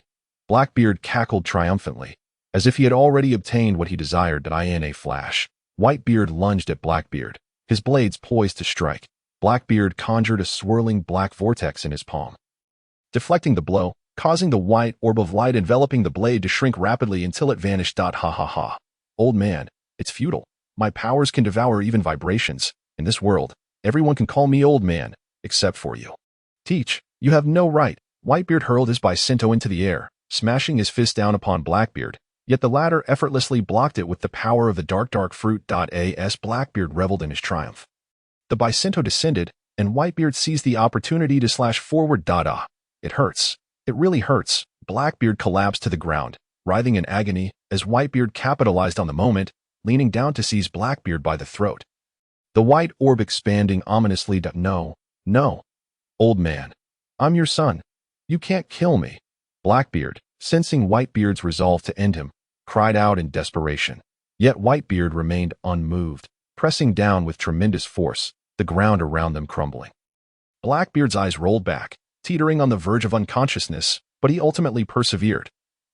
Whitebeard, already at his limit, lacked the strength to finish Blackbeard, spitting a mouthful of blood before stumbling back slightly. Without hesitation, Blackbeard drew a gun from his waist and unleashed a barrage of shots at Whitebeard. Whitebeard's body swayed dangerously as the bullet struck, appearing as if he might collapse at any moment, yet he stood resolutely upright. The great treasure truly exists. Whitebeard's final proclamation echoed across the battlefield before he fell silent. Standing motionless. Luo Yin sighed deeply, feeling his own fury dissipate with that exhale. He then turned his gaze to another direction, where a colossal red-sailed ship slowly entered the bay, flying the flag of the red-haired pirates. Another of the four emperors. It seemed the war was drawing to a close. Luo Yin descended to the ground, casting a light-hearted glance at Akainu, who remained silent, his face shadowed with gravity as he regarded the approaching vessel. Fully aware of its significance. As the ship docked, Shanks and the officers of the red-haired pirates stood at the edge of the plaza. Gentlemen, why not grant me a favor and cease hostilities? Anyone wishing to fight may do so with me. Shanks' voice was not loud, nor did he exude an overwhelmingly oppressive aura, yet all present halted in unison, for these were the words of a Yonko. Akainu's expression darkened further, yet he ultimately remained silent. Luo Yin no longer regarded Shanks, instead focusing on the body of Whitebeard, now draped in a black cloth, alongside the figure of Blackbeard beneath it. In the original narrative, Shanks appeared after Blackbeard had successfully acquired the tremor fruit, even briefly clashing with Sengoku. Now, it seemed he had arrived earlier than in the original tale, a result of Whitebeard's condition being far better, prolonging his life, and thus making Shanks' arrival appear sooner. If I were to eliminate Blackbeard here and now, Luo Yin's thoughts flickered, his eyes narrowing instinctively, yet he quickly snapped back to reality. Not only would this be a direct affront to Shanks, but the formidable forces stationed at Impel Down would prove a daunting obstacle, causing him to shake his head and dismiss the notion. As the black cloth covering Whitebeard was lifted, Blackbeard emerged, grinning broadly, having obtained what he sought, yet refraining from demonstrating his powers due to Shanks' prior warning. Sengoku, resting upon a stone, surveyed Blackbeard, and then Shanks, gradually rising to his feet. I concur, everyone. The war is over. This is a victory for the Navy. At Sengoku's declaration, the majority of the Navy erupted in cheers, not only celebrating their triumph but also their survival in the midst of conflict with the four emperors. Luo Yin let out a light chuckle, shaking his head as he turned to leave. He did not join Shadowly, but instead headed towards the direction where Buggy was located. At that moment, Buggy was still holding the image snail. Although he had accepted Shadowly's deal, he only recorded the battle between Luo Yin and Akainu. When Luo Yin went to assist Whitebeard, he lacked the courage to approach and thus refrained from filming. Naturally, the arrival of Shanks caught his attention, and he had even prepared to rush over and cling to Shanks' leg. However, at that moment, He caught sight of Luo Yin approaching him from the corner of his eye. Yes, it was that Luo Yin, the one who had bested Akainu. Buggy swallowed hard, unable to resist taking a small step back, fearful that Luo Yin was coming to cause him trouble, especially since he had not captured footage of Luo Yin helping Whitebeard. But he quickly composed himself, for his good friend Shanks was also present, and he believed that if he shouted, Shanks would certainly come to his rescue. What do you want? Despite feeling somewhat reassured, Buggy stammered as he watched Luo Yin draw nearer. The smile gradually etched itself onto Luo Yan's face, a congenial smile, or at least that was how he perceived it. You are Buggy the Clown, correct? Yes, that's me. What do you wish to do? Hee. No need to be anxious. Have you accepted Shadowly's commission? Luo Yin was well aware that Shadowly had struck a deal with Buggy, as it was he who had instructed Shadowly to do so. Hearing Luo Yin's question eased Buggy's anxious heart considerably, and he quickly nodded. Yes, that's correct. Then, would you be interested in joining my adventure crew and becoming one of my subordinates? Luo Yin inquired with a smile, causing Buggy's face to twitch slightly. After a moment of hesitation, he resolutely shook his head. No, I refuse. Is that so? What a pity. You see, I had originally promised to take you along safely. But since the war has concluded and you have declined my invitation, you may leave with Shanks. I believe he will not refuse you. Luo Yin shook his head regretfully, and Buggy blinked, instinctively glancing in Shanks' direction, his apprehension gradually transforming into delight. Yes, I can leave with Shanks. Following Shanks, I will surely be safe. Anything is better than being with this guy. All right. I agree. Buggy nodded emphatically, and Luo Yin also nodded before turning to depart. He had not walked far when Shadowly flew over, carrying Ace's lifeless body. Captain, are you all right? Luo Yin nodded, glancing at Ace's corpse. Hand the body to me. You go guard Luffy. I will join you shortly. Understood. Without hesitation, Shadowly discarded Ace's body and left. Luo Yin took Ace's lifeless form and headed towards Marco, who was standing alongside Shanks. Upon seeing Luo Yin approach, holding Ace's body, Marco stepped forward. Thank you, he said in a deep, hoarse voice. Luo Yin shook his head, offering Ace's corpse. This is all I could do. I am sorry. I couldn't save anyone. No, you have already done your best. Luo Yin nodded, gently patting Marco's shoulder before passing him to approach Shanks. He felt uncomfortable discussing that topic with Marco and thus chose to evade it. Marco remained absorbed in his sorrow, oblivious to any underlying tension. Shanks had been observant of Luo Yin from the start. Although he did not know Luo Yin, he could gauge Luo Yin's intentions through his actions, thus refraining from displaying any hostility towards him. Who are you? Shanks inquired. Luo Yin deliberately scrutinized Shanks from head to toe before smiling and replying. Red-haired Shanks, I've heard of you from Luffy. Luffy. As soon as he heard Luffy's name, a smile immediately illuminated Shanks' face. Luo Yin nodded and continued.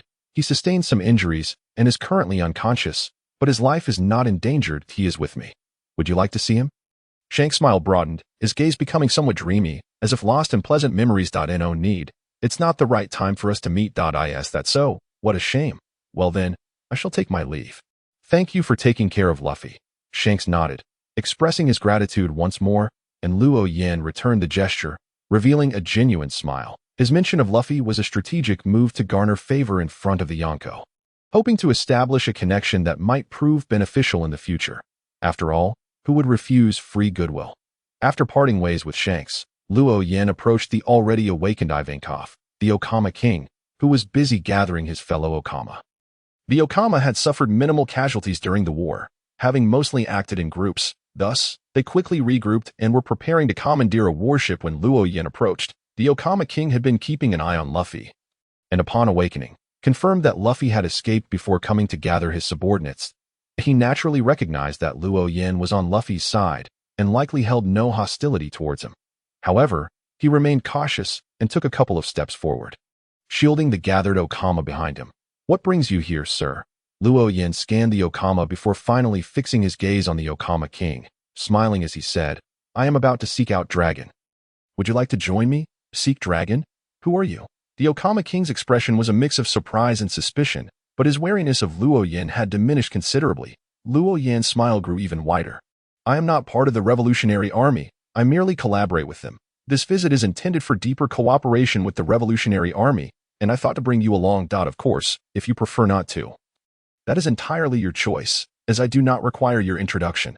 The Okama king's expression shifted several times before he finally opened his mouth, revealing an almost exaggerated smile. Hee haw. Since you are a friend of the Revolutionary Army, there is nothing to worry about. Let us go together. It will be good to have someone to look out for each other. Hee hee. Then let us depart. Luo Yin and the group of Okama boarded an empty warship.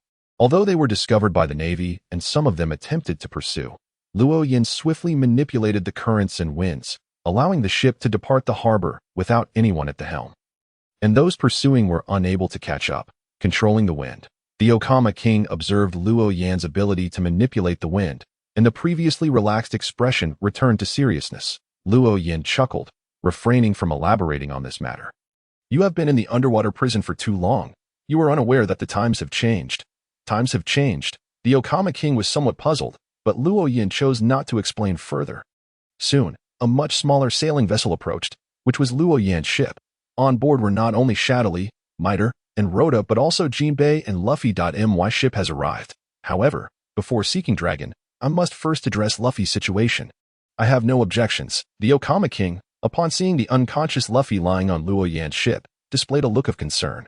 Luo Yan let the wind lift him and gently descended onto his ship's deck, with the Okama king jumping aboard as well. Captain, Shadowly, Miter, and Rhoda immediately rushed over. Luo Yan nodded, first glancing at Jinbei, who was sitting against the mast, then at the still unconscious Luffy. How is Luffy's condition? Shadowly followed Luo Yan's gaze to Luffy, her face revealing a hint of worry that I administered a potion to him. His injuries are now stabilized. However, he has suffered a significant emotional blow, which is not easy to address. That issue is not one we need to worry about. However, we can prepare a couple of tranquilizers for him. Miter, set sail towards a direction away from the Navy headquarters, but do so at a slow pace. Understood, Captain. Although Miter did not comprehend the reasoning behind the slow speed, he did not hesitate to respond and turned to enter the cockpit. Luo Yan's ship led the way, followed by the warship. The Okama king, concerned for Luffy's condition, did not return to the warship, but opted to remain on Luo Yan's vessel. Suddenly, the sound of a ringing echoed from Luo Yan's person, and he reached into his inner pocket, retrieving a small image snail. This is Luo Yan. The voice of Long resonated from the transponder snail. I am Long. Long. Upon hearing this voice, the attention of the genderless king, who had been fixated on Luffy, immediately shifted. Luo Yan glanced at the king but chose to disregard him, letting out a light chuckle as he addressed the transponder snail. I was just about to contact you after settling Luffy. To my surprise, you reached out to me first. Is there something specific you wish to discuss? After a brief silence of 2 to 3 seconds, the voice on the other end replied, the 10 individuals have completed the digestion of the potion. I contacted you to continue our trade regarding the potion. Haha. Is that so? Have they finished digesting it? That took much longer than I anticipated. Luo Yan's tone turned mocking, and even his eyes narrowed in amusement. The voice on the other end fell silent again, this time for a longer duration. Apologies, If you intend to apologize, sincerity must accompany it. I cannot discern genuine intention from such a light statement. I will provide you with satisfactory sincerity. Long's reply was swift and confident. Luo Yan smiled and deftly shifted the topic. The genderless king, Ivankov, is aboard my ship. Would you like to speak with him? As he spoke, Luo Yan turned to glance at the genderless king. The voice of Long echoed once more. All right. Luo Yan handed the transponder snail to the genderless king, who promptly took it and moved to a corner to converse quietly with Long. Luo Yan, uninterested in eavesdropping, reclined in his chair. After the tumultuous battle at Marineford, he felt a wave of fatigue wash over him and decided to rest. At that moment, a rumbling protest emanated from his stomach. Turning his head, he noticed Jinbei, sitting against the mast, casting an embarrassed look in his direction. Sorry, it's all right. I'll fetch you something to eat. With a smile, Luo Yan rose and entered the ship's cabin, rummaging through the refrigerator for some jerky and returning with a jug of alcohol, placing it before Jinbei. The ship was stocked primarily with fish, but since Jinbei was a fishman, Luo Yan was uncertain if he had any dietary restrictions regarding fish. So he opted for the less palatable jerky meant for emergencies. Thank you. Jinbei expressed his gratitude earnestly before shoving the jerky into his mouth. As a fishman, his biting strength far exceeded that of an ordinary human, rendering the tough jerky as easy to chew as regular food. Its taste being subpar was of no concern to him. During his confinement in the underwater prison, he had subsisted on unpalatable fare. And after the recent battle, he was ravenous, devouring the jerky with relish. Watching him eat, even Luo Yan began to question if the jerky was indeed as unappetizing as he had thought. noticing that Jinbei's pace had slightly slowed. Luo Yin inquired, "Jinbei, I have something I wish to consult you about." Jinbei took a large swig of alcohol, nodded, and continued to munch on the jerky. "I am not worthy of being consulted. Please, feel free to ask whatever you wish." "Well, I would like to know if you are aware of a sea monster referred to as the ruler of the deep sea, specifically the Odroth sea monster." Jinbei paused momentarily in his eating, raising his gaze to Luo Yin, chewing quickly before swallowing and taking a sip of his drink. "I know of the ruler of the deep sea. It is documented in our fisherman lore. Though I cannot confirm if it is indeed the Odroth sea monster you mentioned. Is that so? Could you provide a detailed description?" Luo Yin's eyes sparkled with interest as he leaned forward slightly.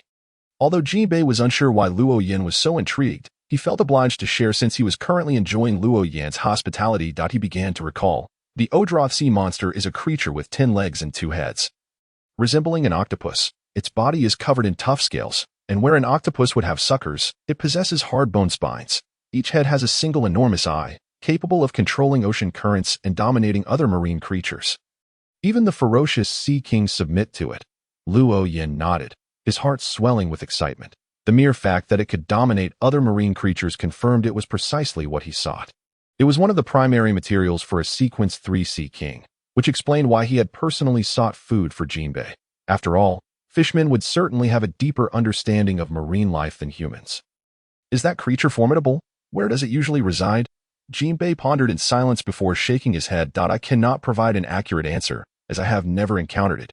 However, I believe it must be incredibly powerful, for it would not be able to command the Sea Kings if it were not. It is, after all, referred to as the ruler of the deep sea. Jinbei's response subtly reinforced the gravity of the situation, and Luo Yan's expression grew more serious. "I would like to ask a favor of you.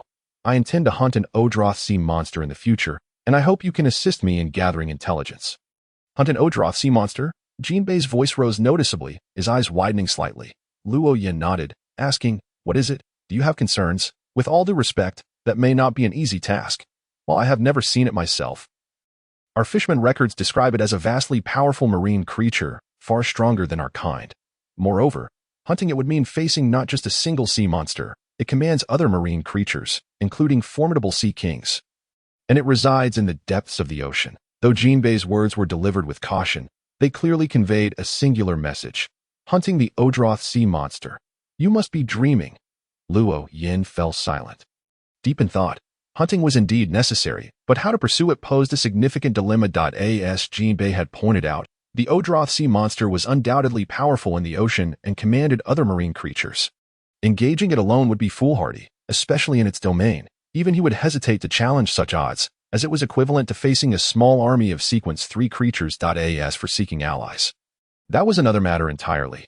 Most of the world's strongest individuals were devil fruit users. Not only would they be unable to fight underwater, but they could scarcely swim, while some might not be devil fruit users. Like Carp, Mihawk, and Shanks, one could not assume they would be willing to assist, and even if they did, how much of their strength could they wield in the water? Contemplating how to hunt the sea monster, he had yet to form a coherent plan. Nevertheless, he implored Jinbei to keep an eye out, promising that he would repay him once he succeeded.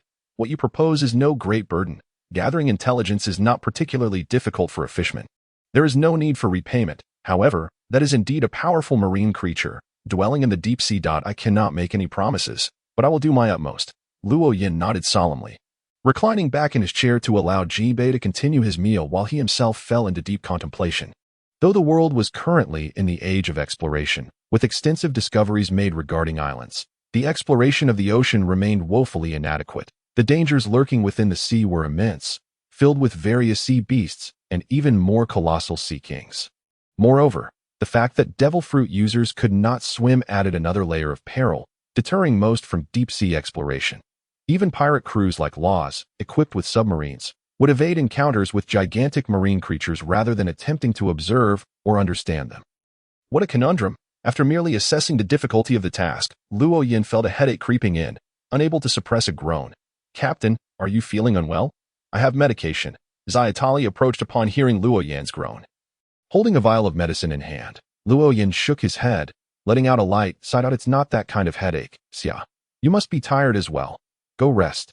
"Yes, I was just about to do so." "By the way, Captain, I noticed a snake has been following our ship. Should we do something about it?" "Ah, No need. That is Boa Hancock's snake. Once we are a bit further out, have MIT stop the ship. She will come to take Luffy away that I have no time to make another trip to Amazon Lily. Luo Yin had already noticed the serpent trailing in the water, which prompted him to suggest slowing the ship. Xiatali had detected the anomaly through her beast-taming abilities. Xiatali nodded, her doubts dispelled, and she strode back into the cabin, clearly more fatigued than Luo Yin. She headed straight to her room and collapsed into bed. The weariness from her own exertion combined with the gentle rocking of the ship soon lulled Luo Yin into a state of drowsiness, just as he drifted between wakefulness and slumber.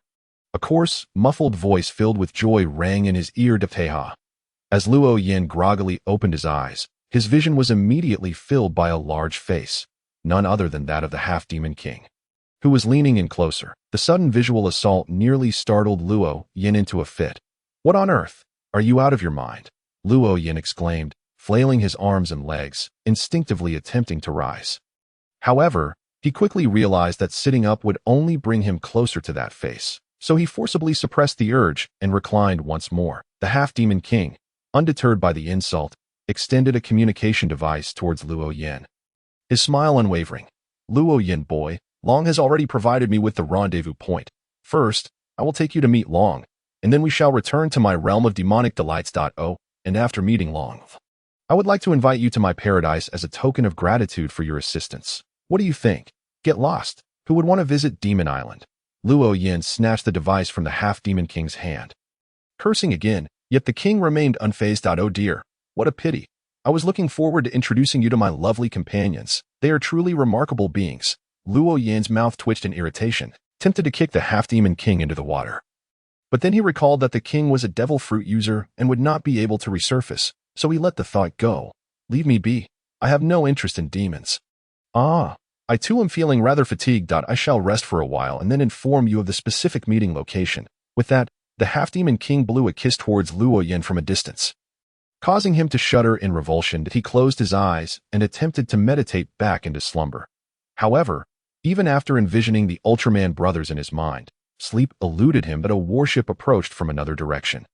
And simultaneously, a serpent emerged from the sea. It was Hancock, who had petrified all the accompanying Marines. Now, only she remained aboard the ship.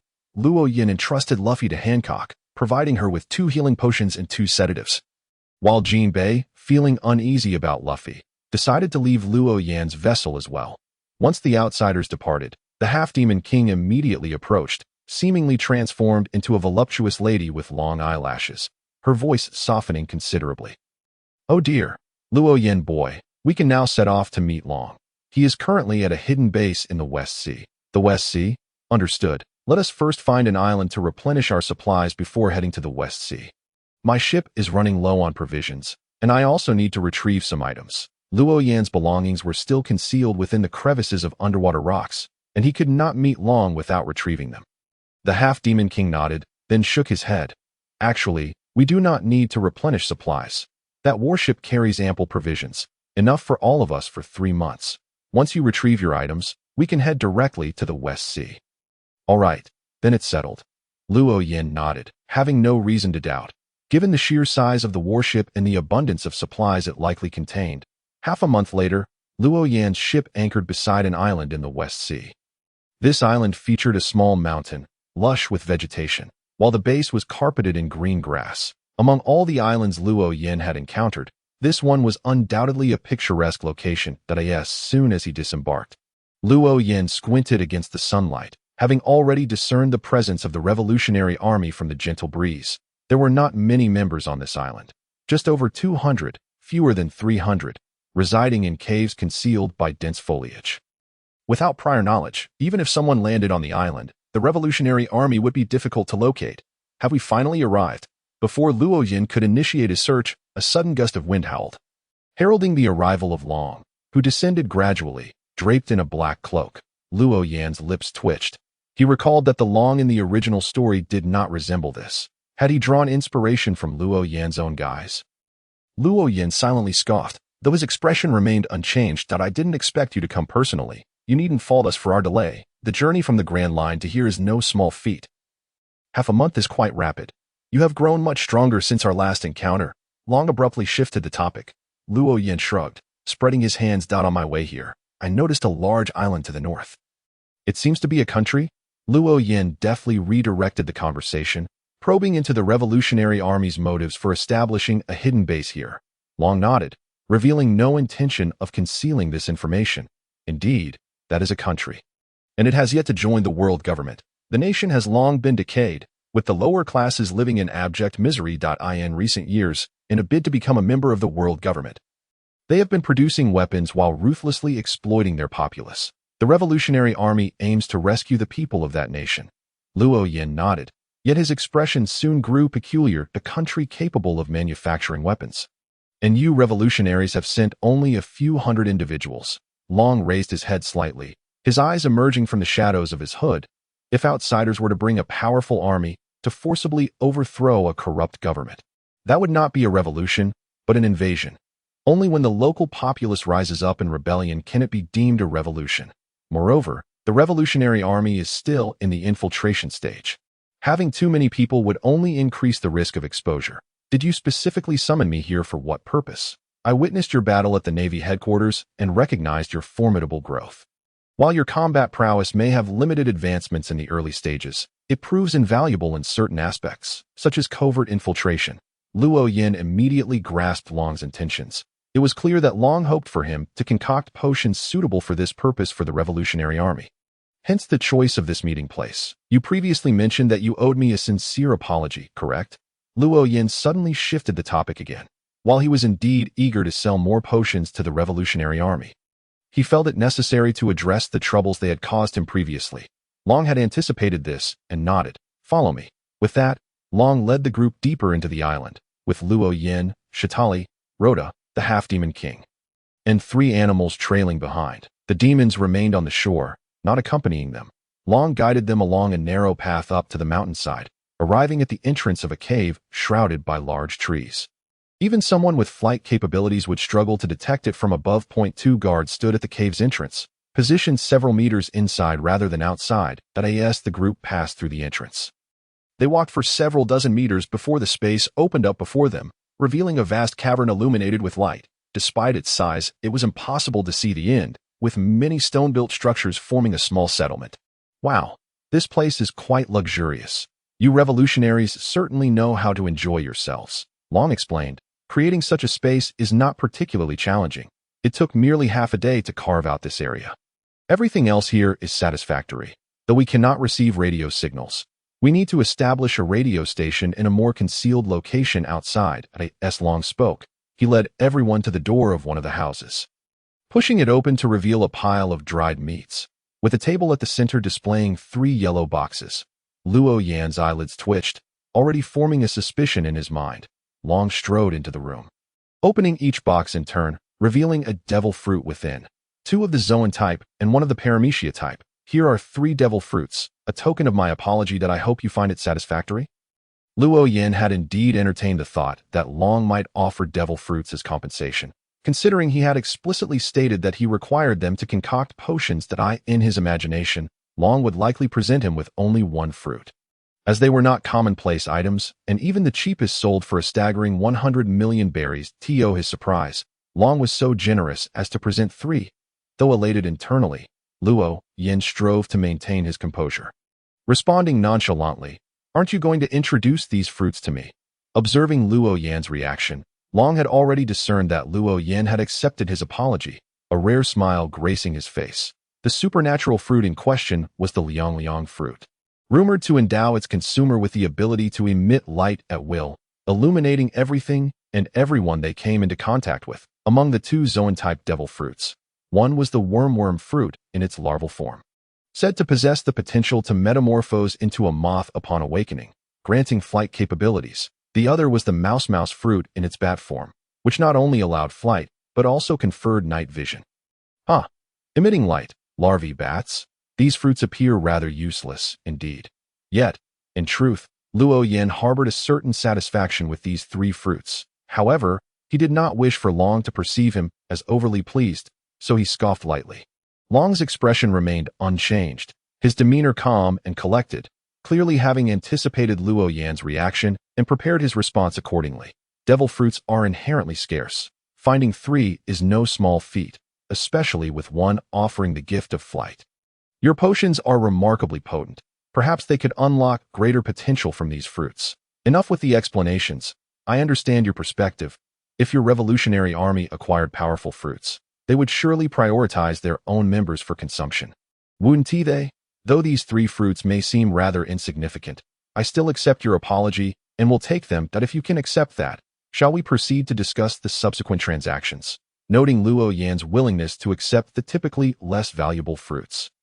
Long exhaled a breath of relief and shifted the conversation to business. Luo Yan nodded, lifting the 3 boxes containing the devil fruits, instructing the 3 individuals behind him to each carry one. Is this where we will discuss matters? Certainly not.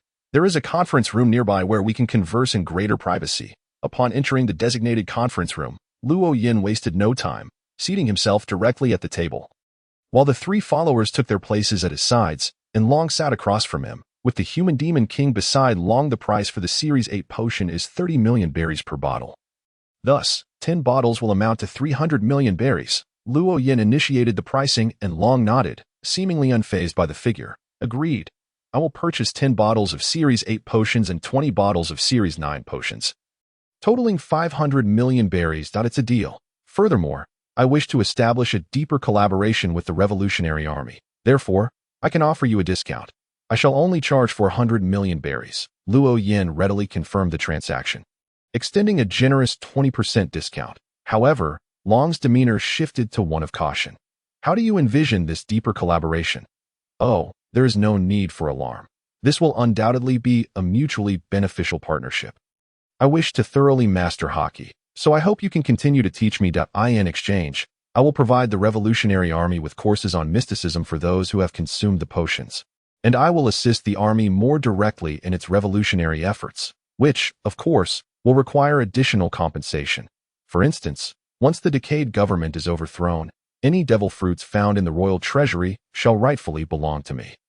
Long fell into silence for a considerable time before finally speaking. What kind of direct assistance can you provide? I can offer any assistance you desire, whether it be aiding infiltration or engaging in direct confrontation with the royal army. However, one thing must be established. We are merely collaborators. You may communicate your needs to me, but you hold no authority to issue commands. I shall act according to my own judgment.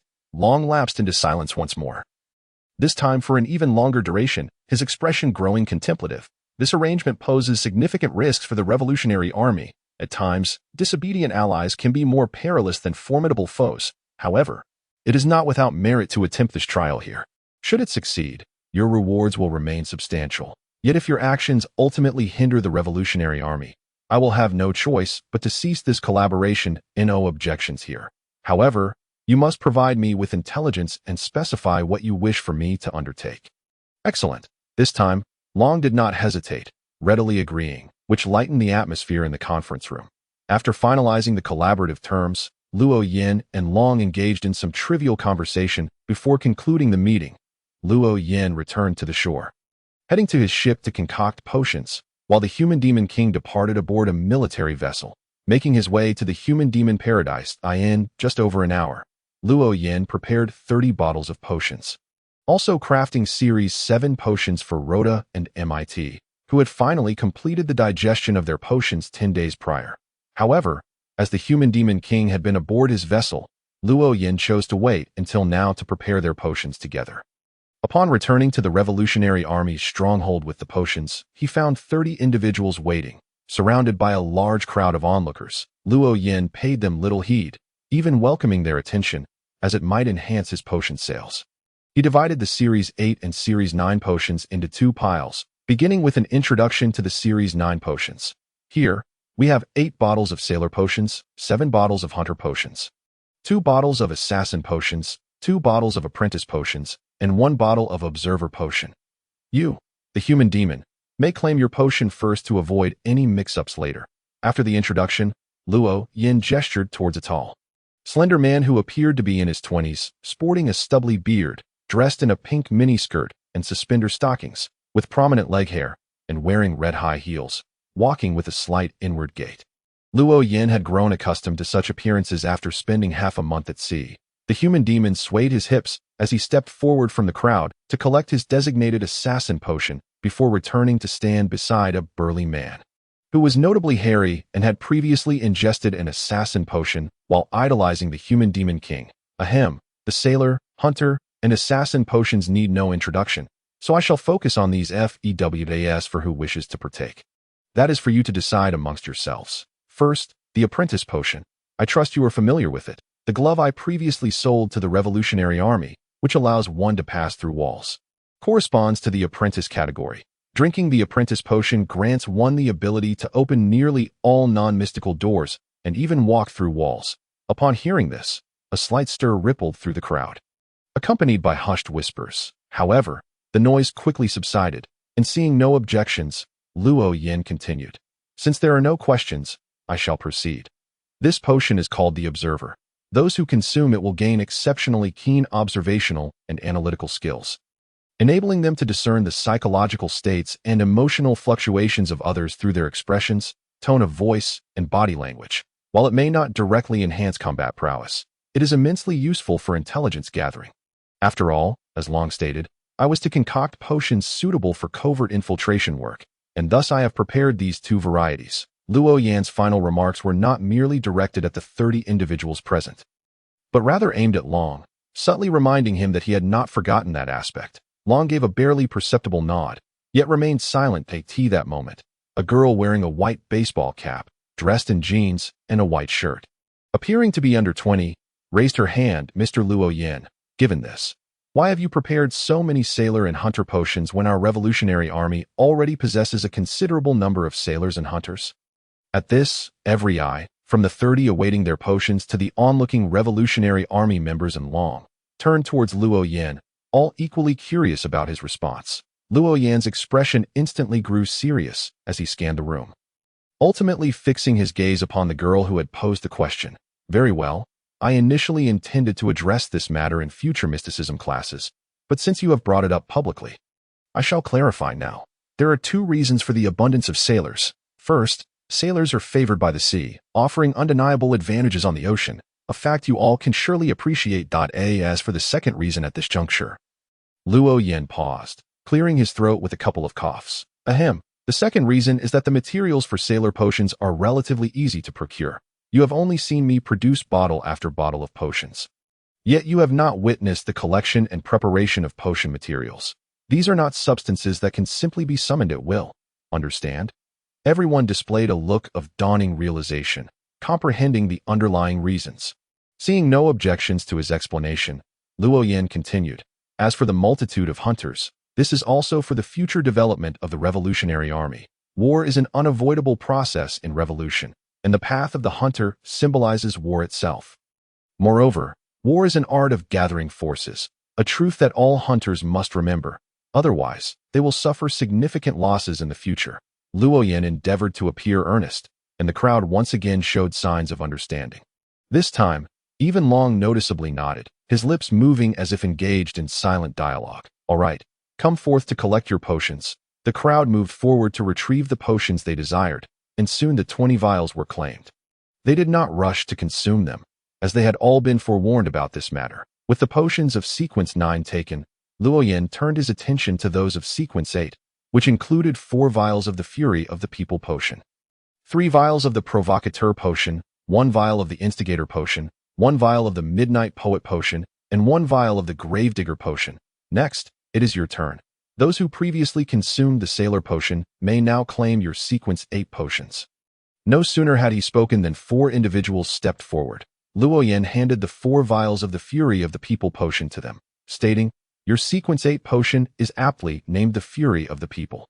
As the name suggests, consuming it will make you more prone to anger than you are now. In moments of fury, your strength and speed will be enhanced, granting you considerable explosive power. The 4 exchanged glances, surprise evident in their eyes. They had not anticipated such a name for their Sequence 8 potion. However, as they had already attended several mysticism classes under Luo Yan, they understood they had no other option, and thus said nothing further, retreating with their potions. Without Luo Yan needing to call out, 3 individuals voluntarily stepped away from the crowd, but a slight smile graced Lian's lips as he handed the 3 vials of the Provocateur potion to them.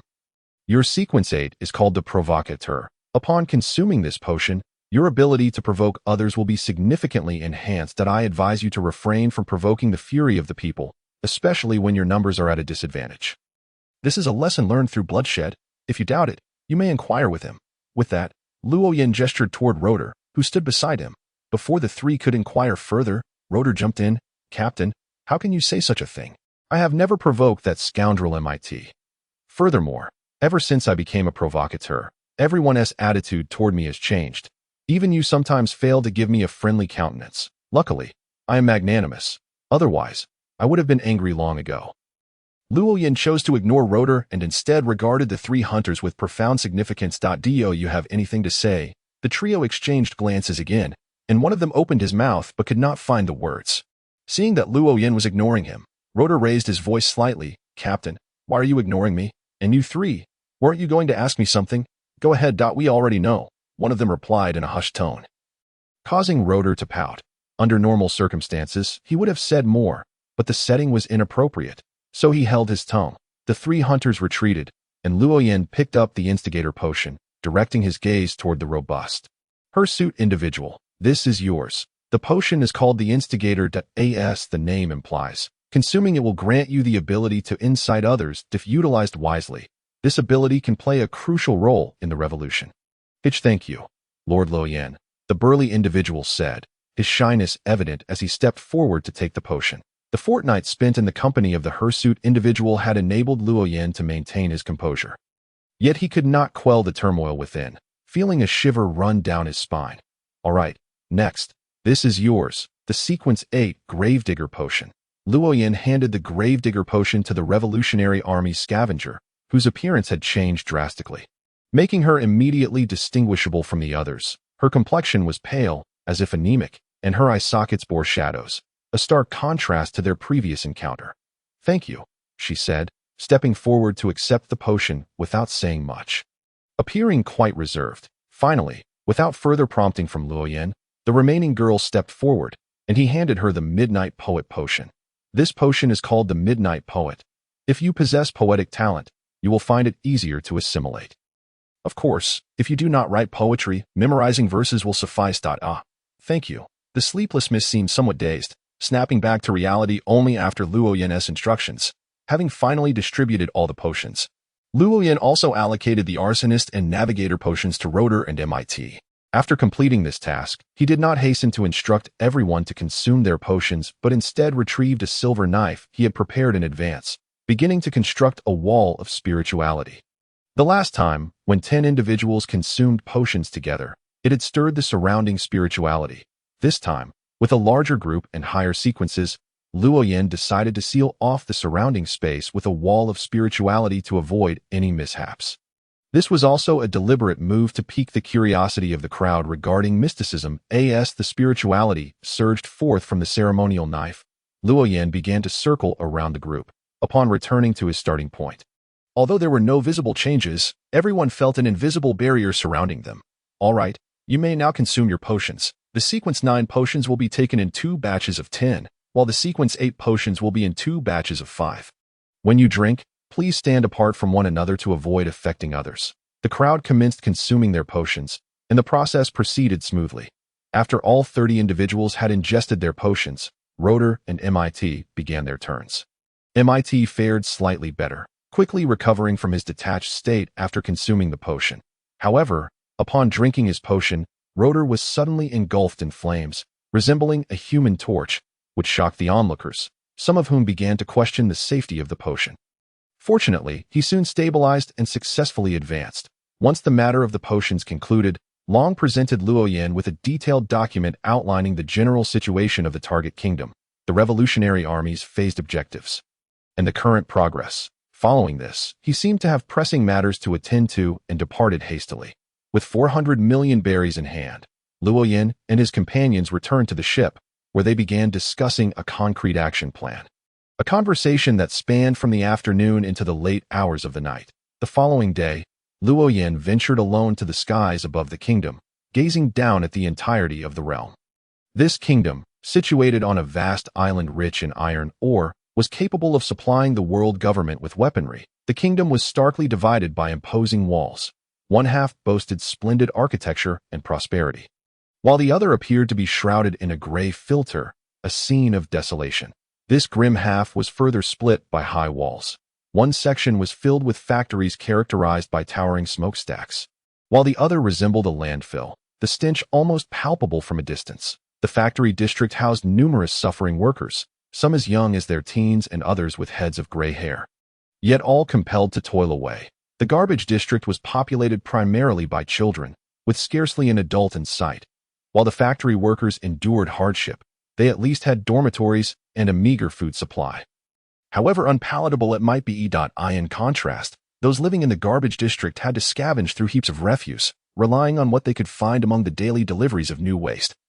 Their shelters mere makeshift shanties constructed from sticks and tattered bags. Farther from the urban area lay the iron mines, where a group of individuals suffered even more. Their workload far exceeded that of the factory workers, and their sleeping conditions were inferior even to those of the garbage district. The only advantage they had was a slightly better food supply, as mining demanded considerable strength. Luo Yan remained silent, observing the scene for an extended period. His journey was twofold: to witness the suffering of this nation firsthand, and to gather intelligence. He had anticipated the plight of the kingdom's inhabitants, yet the reality was even more harrowing than he had imagined. After all, this place has become a target for the Revolutionary Army, yet none could have anticipated the severity of the situation. After a prolonged silence, inspiration struck him suddenly. His body plummeted at an extraordinary speed, surpassing the ordinary descent, before abruptly decelerating as he approached the ground, ultimately settling silently beside a small shed in the refuse area. Much like a falling leaf, the shed leaned slightly, surrounded by tattered cloth, its roof composed of damaged woven sacks and a few plastic bags, giving the impression that even a gentle breeze could topple it. Luo Yan approached the entrance, hesitating for a moment before lifting the door curtain. Inside, the space measured less than 4 square meters. One side housed a bed made of hay and ragged cloth, upon which lay a boy with a bluish-black complexion, his right foot already in a state of decay. In Luo Yan's perception, the boy's aura was entirely dark, indicating that he had already passed away. On the opposite side sat a girl, clad in rags, her face gaunt with pronounced dark circles under her eyes, her unruly auburn hair framing her visage. Tears welled in her eyes, and an unmistakable sorrow marred her expression. Upon noticing Luo Yan, the girl sprang to her feet from where she sat on a stone, gripping a broken knife about 30 centimeters long. The jagged edge bore evident signs of having been sharpened, its tip glinting ominously, sharp enough to inflict serious harm. She stared intently at Luo Yan, her body trembling slightly, her eyes reflecting a tumultuous mix of fear, hatred, anger, sorrow, defiance, and a hint of desperation. That it was the first time Luo Yan had encountered so many emotions within a single gaze, rendering him momentarily at a loss. He quickly rummaged through his pockets and produced a packet of jerky and a compressed biscuit. "You must be hungry. I have food," he offered, extending the provisions, hoping to ease the girl's apprehension and glean some information in the process. The girl lowered her hands, holding the knife slightly, and took small steps forward, seemingly intent on accepting the food. However, Luo Yan's brow furrowed ever so slightly, for his instincts warned him that she might be contemplating an attack. Indeed, as the girl neared, she suddenly accelerated, thrusting the knife towards Luo Yan's abdomen with alarming speed. Reacting instinctively to the premonition, Luo Yan grasped the incoming blade with his free hand. The sharp edge failed to leave any mark on his palm, causing the girl's expression to shift as she instinctively attempted to retract the knife. Yet, she found it ensnared as if gripped by an iron vice, unable to budge despite her strongest efforts. Without hesitation, she relinquished her hold on the knife and sprinted towards the inner side of the shed. In just a few strides, she reached the back, tugging at a hanging thread. The already tilted shed seemed to lose its support and collapsed entirely. Such a collapse posed no threat of injury, but the fallen roof obstructed Luo Yan's view. The girl seized the opportunity to escape, stumbling as she ran, barely maintaining her balance with the aid of her hands, yet showing no sign of slowing down. Suddenly, she halted, for the very person she had been fleeing from now stood before her. "Why are you running?" Luo Yan asked, perplexed, as he believed he had shown no malice from the outset. Yet the girl regarded him with such wariness. She offered no reply, resolutely turning to flee in another direction, still stumbling, yet maintaining her swift pace. Luo Yin gazed at her retreating figure, his brow furrowing deeper than before. I should pursue her, he murmured softly, his eyes darkening as he flicked a coin into the air with a crisp sound. The coin, gleaming silver, bore a door constructed of fragmented diamonds on one side, encircled by tiny emeralds, while the reverse featured a worm fashioned from the same diamonds, bordered by small rubies. This remarkable object was an astrological tool, crafted during the time he had made magical items for others. It possessed a significant drawback. It was easily lost. Not only could it fall from one's possession, but if it were to drop during a reading, it would randomly relocate, both in direction and angle, potentially ending up far away. The coin landed in Luo Yan's palm. Face up, the girl, in her flight, abruptly came to a stop once more, for he had once again blocked her path. She was visibly out of breath, her body swaying slightly, as though on the verge of collapse. Why are you running? He repeated his earlier question. The girl hesitated, her lips moving before she finally voiced, I am afraid. There is no need for fear. I am not a bad person, Luo Yin replied, striving to soften his expression, a rare gentle smile gracing his face as he extended the food once more. The girl gazed deeply at the offerings in his hand, swallowing hard as she slowly moved forward, seemingly ready to accept his gift. Yet at that moment, she suddenly lunged forward, burying herself into Luo Yan's embrace. A rusted iron nail, over 10 centimeters long, appearing in her hand as she thrust it toward his abdomen. Clang! The nail pierced Luo Yan's clothing, yet the sound that resonated was that of metal clashing, the force of the impact causing the nail to slip from her grip. The girl's face paled instantly as she fell to the ground. Disbelief etched across her features as she stared at him. How could this be? A flicker of determination crossed her eyes as she seized the fallen nail and aimed it at her own neck. However, an unseen force struck the nail, causing it to slip from her fingers once again. Luo Yin observed the scene in silence, slowly placing the food on the ground before turning to leave. 1 step, 2 steps, 3 steps. You are not a soldier? As Luo Yin began to distance himself, the girl finally inquired, prompting him to pause and look back at her. I am an adventurer, with no ties to this nation. Is that so? The girl visibly relaxed, her previously tense posture easing as she leaned forward to grasp the compressed biscuit and the small packet of jerky, cradling them close to her chest. Thank you, she uttered softly, her voice barely above a whisper, perhaps due to her emotional stabilization, or perhaps the exhaustion from her earlier flight. I have some questions I wish to ask you, if you have the time. Luo Yin stated. The girl carefully stood up, nodding slightly in agreement. Luo Yin smiled, gesturing towards the direction of her dwelling. Let us converse at your home. I imagine you would prefer to keep your food concealed from prying eyes. Yes? All right, the girl replied, though a hint of hesitation lingered in her voice, her hands instinctively clutching the food tighter. The pair soon returned to the previous shed, which appeared intact, albeit still somewhat tilted. The girl stood there momentarily in disbelief, unsure if she had wandered into the wrong place. However, upon spotting the broken knife at the entrance, she confirmed it was indeed her home, only to be engulfed by new confusion. This shed is not. I made some repairs for you. However, due to the haste, some areas may not be restored precisely, Luo Yin explained from behind her. The girl pressed her lips together, cautiously entering the shed. As she passed the broken knife, she picked it up with care, not rushing to eat but instead quietly returning to her previous spot on the stone. Luo Yin stepped inside as well, surveying the surroundings only to find there was no place to sit. So he nonchalantly sat on the ground. Who is he? Luo Yin inquired, pointing to the lifeless boy on the makeshift bed. The girl glanced at her brother's corpse and replied, My brother died a few days ago. He was injured by a nail and could not endure. Her tone was remarkably calm, as if the deceased were merely a stranger rather than her sibling. Yet Luo Yin noted the dimming light in her eyes after she spoke those words. He nodded, shifting the topic. Why were you brought here? What happened to your parents? The girl's gaze dimmed further, her voice becoming somewhat ethereal. We used to run a shop in the royal city, specializing in the sale and repair of electrical goods. But one day, 3 years ago, a group of soldiers stormed our home, killing my father and leaving his head in the street. My mother was taken away, and my brother and I were abandoned here. Without reason, the girl fell into a momentary silence, seemingly requiring time to recollect her thoughts. I was uncertain. All I could remember was that the day prior to that incident, a minister from the kingdom had visited my family's shop. Engaging in conversation with my father behind closed doors, the content of which remained a mystery to me. Luo Yin nodded, continuing his inquiry. Given the harsh conditions here, those cast into this place hardly survive long. Why did the soldiers not eliminate you as well?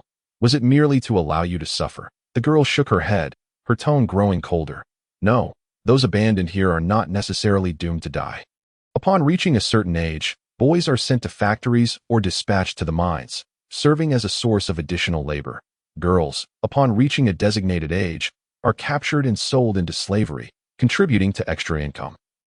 Luo Yin furrowed his brow, perplexed. Why must one wait until a certain age? The girl's lips curled into a mirthless smile, devoid of joy, only bitterness and mockery. Young boys lack the strength for the labor required in factories and mines. Thus, the kingdom deems it unworthy to provide them with food. Similarly, young girls cannot fetch a good price. Sustaining them would be a loss. However, those discarded here are different. They do not cost the kingdom a single coin. Those who manage to survive here long enough will become a source of extra income for the kingdom. Luo Yin opened his mouth, momentarily at a loss for words. He recalled the information provided by Long. This nation, in its quest to amass gold for joining the Celestial Alliance, was severely exploiting its people. So you thought I had come to capture you, did you? Indeed, I am already 14. A slave of my age can command a decent price. Then why do you wish to escape? As a slave, at least you would have access to regular food. The girl shook her head, gazing up at the ceiling, her eyes gradually losing focus, becoming distant. I do not wish to be a slave. Then how have you managed to survive until now? In a situation where becoming a slave is the only way out, how does one persist without that desire? Luo Yin asked bluntly, not shying away from the sharpness of his question. The girl remained silent, as if her soul had departed.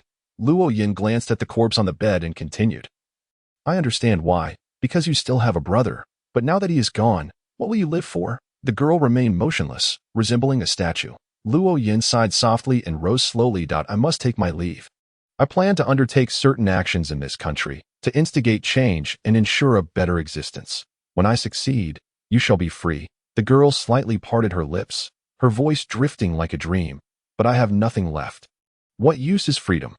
Ah, I had thought you would remember who brought you to this state. Since you have become so numb that you have forgotten even your hatred, I have nothing more to say.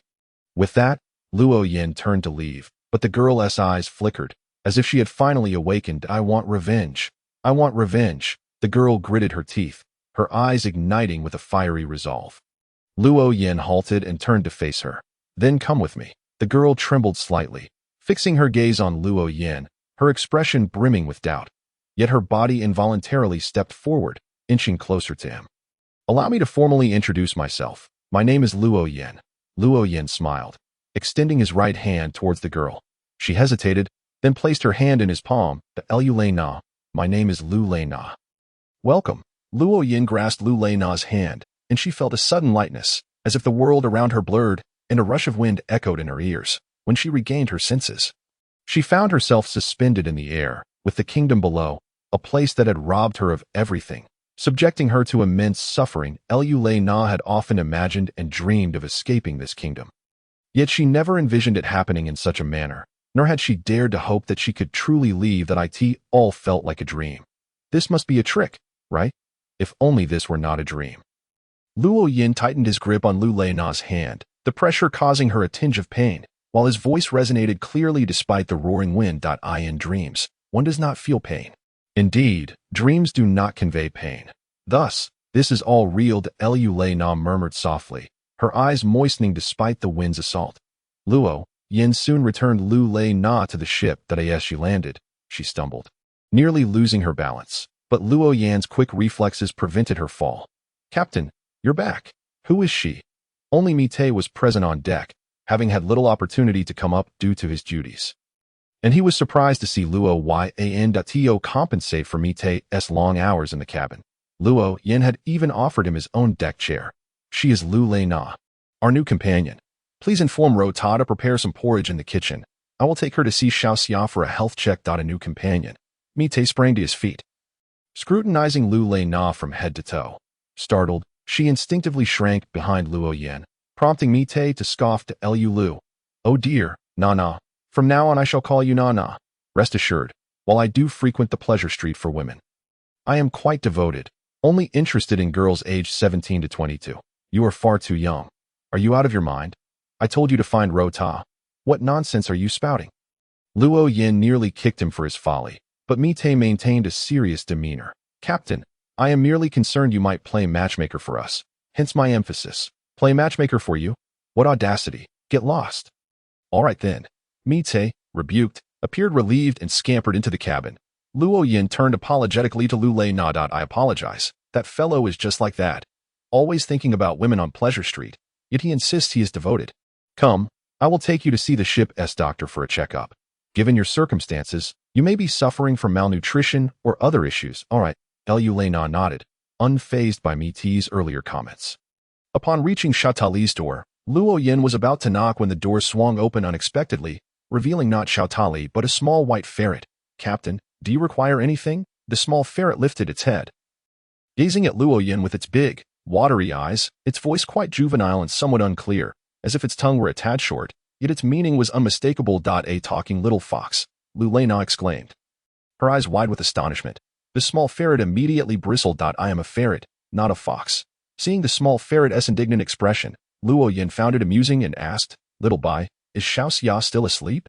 The master has only been asleep for less than 3 hours. If you have urgent matters, I shall awaken her.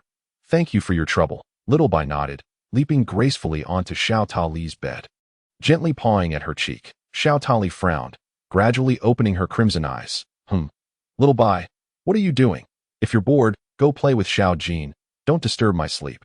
With that, she turned away from Little Bai. Preparing to doze off again, Little Bai promptly jumped onto Xiaotali, continuing to paw at her face. Master, the captain is looking for you. Hiss. All right, I understand. I will get up now. Xiaotali inhaled deeply, slowly sitting up, and soon she was dressed and at the door, her eyes widening in surprise at the sight of Lu Lei Na beside Luo Yin, as if she had encountered something extraordinary. Captain, where did you find her? Is she all right? This situation can no longer be described as dire. If it continues in this state, she may only have 2 years left at most. She is plagued by numerous issues. As a pharmacist, Xiaotali possesses a unique insight into the realm of health. Under her discerning gaze, a person's ailments are laid bare, revealing no secrets. She is indeed a troublesome individual. Having entrusted Lu Yin Luo Reina to Xiaotali, she returned to her chamber and retrieved the documents provided by Long. Meticulously perusing their contents, Day's night fell over the kingdom's vibrant streets. A stout man in his 40s, sporting 2 tufts of small mustaches, exited a house illuminated by pink lights. After indulging in some revelry, he was in high spirits, even humming a cheerful tune. Suddenly, the light around him dimmed, the street lamps seemed to falter, and the moonlight had inexplicably turned crimson. What is happening? Noticing the shift around him, the man hastily scanned his surroundings. Everything remained familiar yet somehow transformed, instilling a sense of unease within him.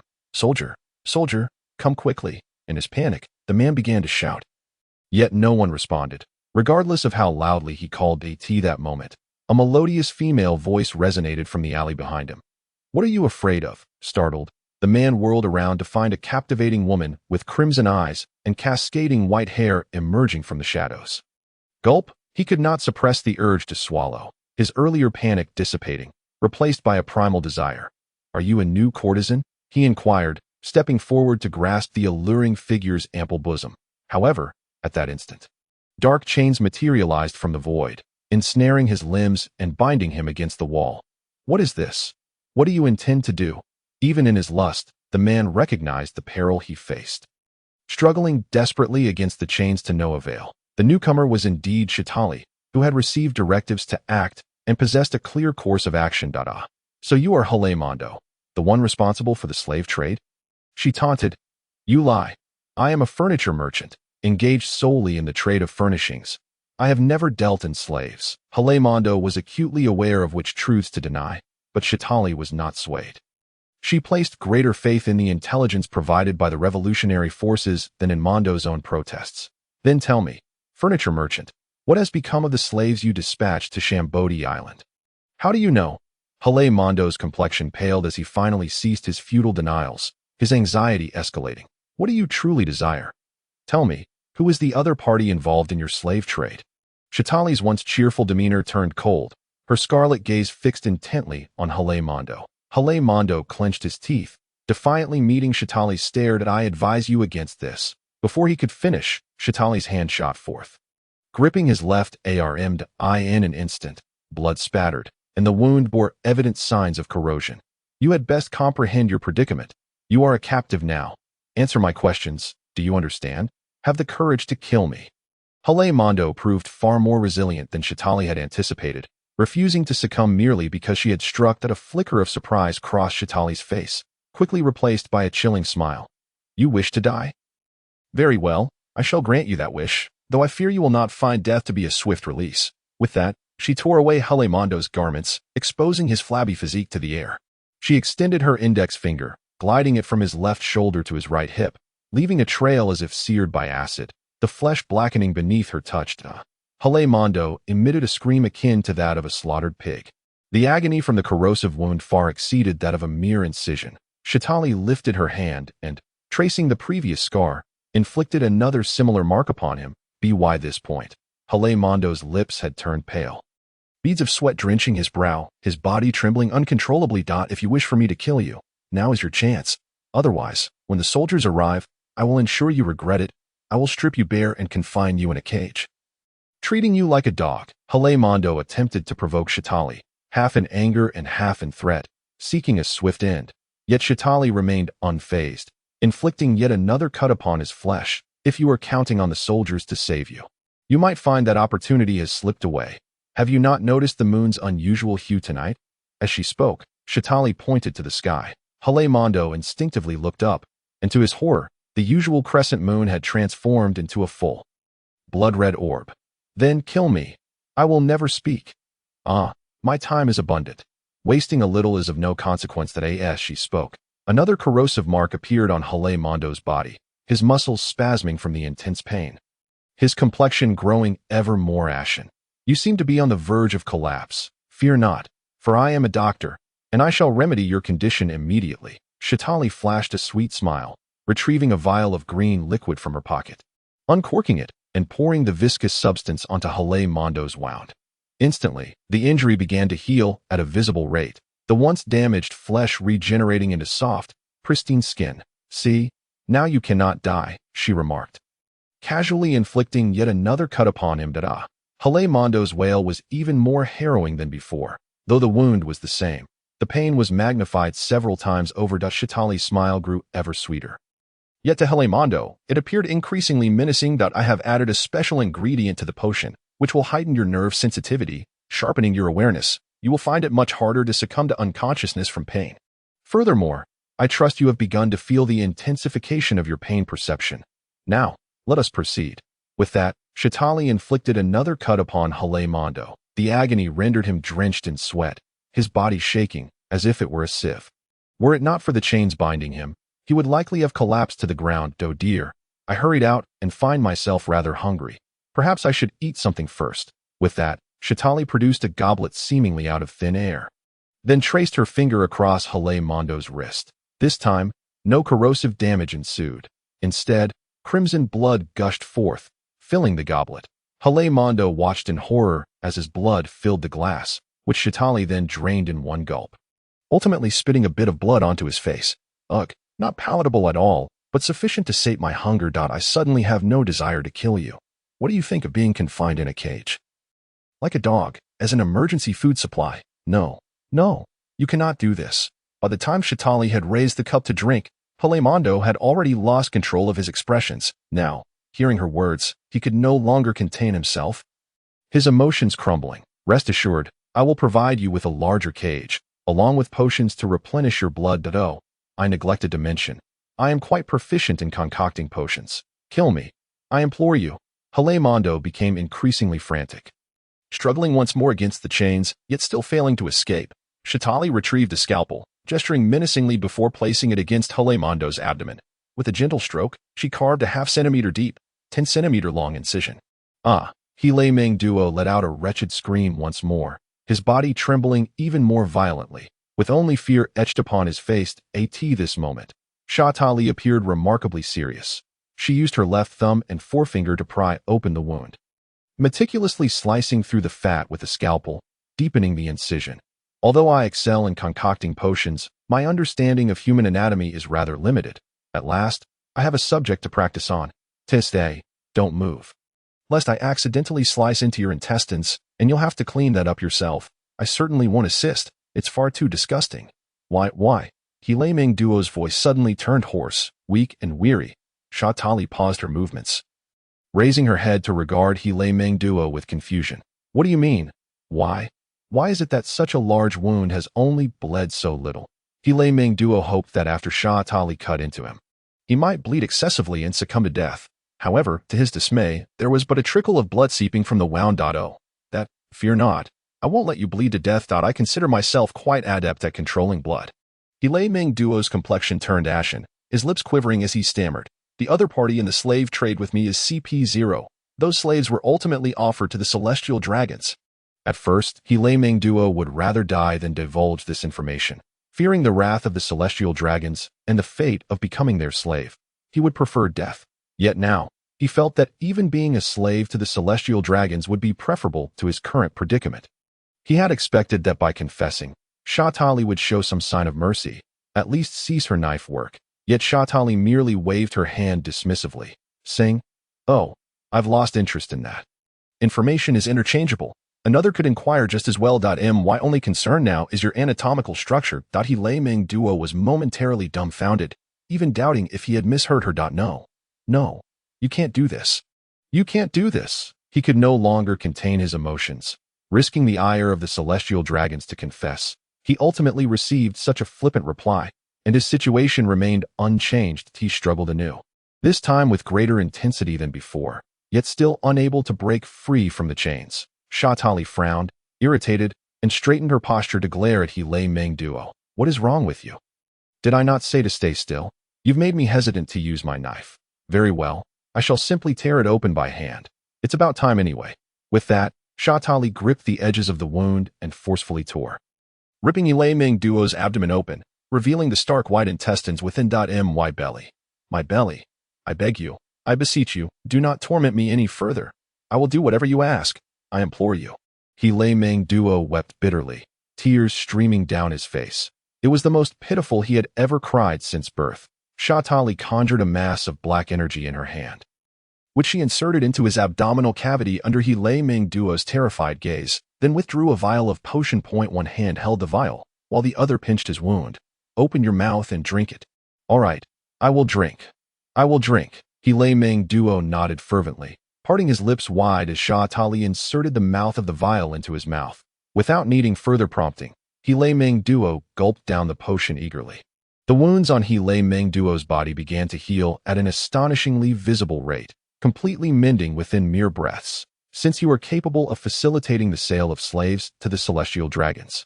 You must hold some standing in the kingdom, correct? I will grant you one day to prepare 2 identities for me. Nothing extravagant, just sufficient. I shall come to find you tomorrow night. Of course, you may also inform the kingdom of today's events and set a trap. However, should you fail to capture me, I need not elaborate on the consequences, do I? With that, Sha Tali unfurled a pair of bat-like wings, soaring into the sky and vanishing into the night. The crimson moonlight gradually faded, returning to a pale crescent. He Lei Ming Duo's body slackened, collapsing to the ground as he gasped for breath. After a considerable time, he managed to rise unsteadily. A sudden chill swept over him, and he shivered, realizing his clothes had been torn away, leaving him bare-chested. He had not taken many steps when a teasing voice called from behind. Is that not Mr. Ming Duo? What brings you out dressed like this? He Lei Ming Duo turned to see a man in his 30s, of average build, with 3 earrings adorning each ear and a buzz cut of yellow hair. Hua Ming, what brings you here so early? Is it that you are no longer able in that regard? Hey, what an accusation. My father is a doctor and has a certain expertise in that area. I wonder which scoundrel stole my clothes, leaving me to freeze my way home. He Lei Ming Duo feigned indignation, to which the buzzcut man, Hua Ming, chuckled and leaned closer.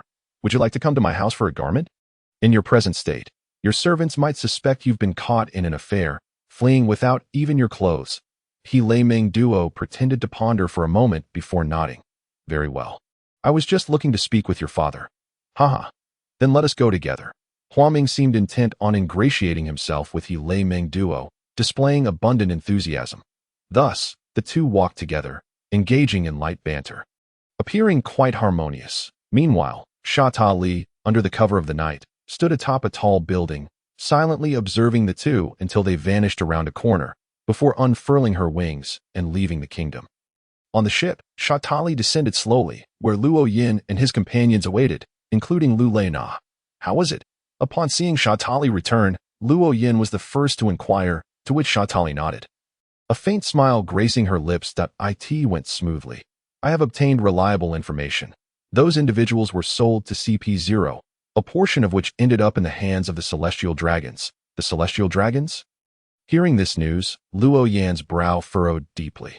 This outcome was anticipated, and Luo Yan's frown stemmed from concern for the slaves. Falling into the hands of the Celestial Dragons was entirely different from falling into the hands of ordinary people. It seems that rescuing the slaves is unlikely, at least not at this moment. What about the identities? After tilting her head in thought, Shata Li nodded. That should not pose a problem. I will retrieve the necessary items tomorrow night. Very well. I shall accompany you in action tomorrow night. I will oversee from the skies to prevent any unforeseen incidents. The rest will be up to you two. With this, Luo Yin shifted his gaze to Rhoda and Mi Tae, whose expressions immediately drooped. Captain, perhaps you should reconsider your strategy. If we were to be killed in the street, it would be quite unfortunate, wouldn't it? Rest assured, you two strapping young men, how could you possibly be killed? You would undoubtedly be sent to a factory or thrown into a mine.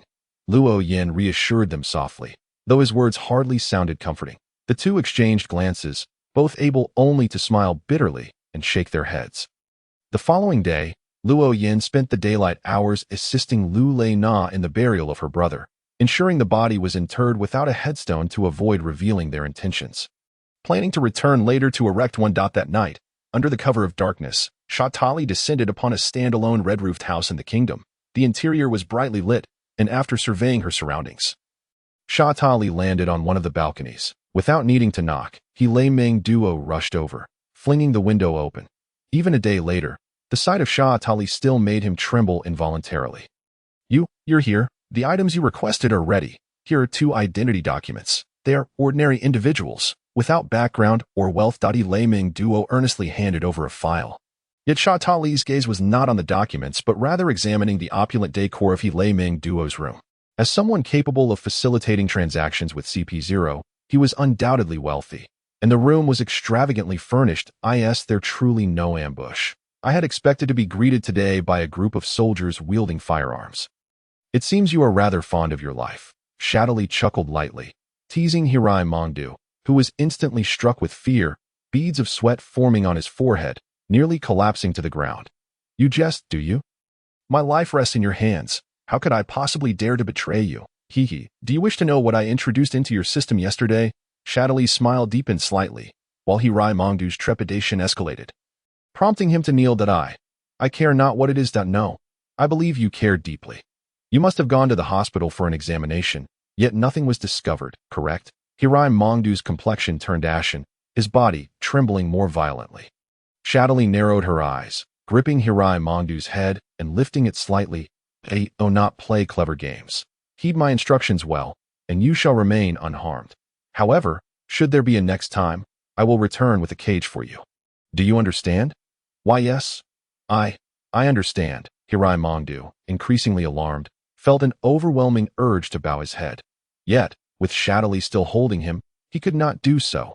She released her grip and tossed a piece of paper onto the ground.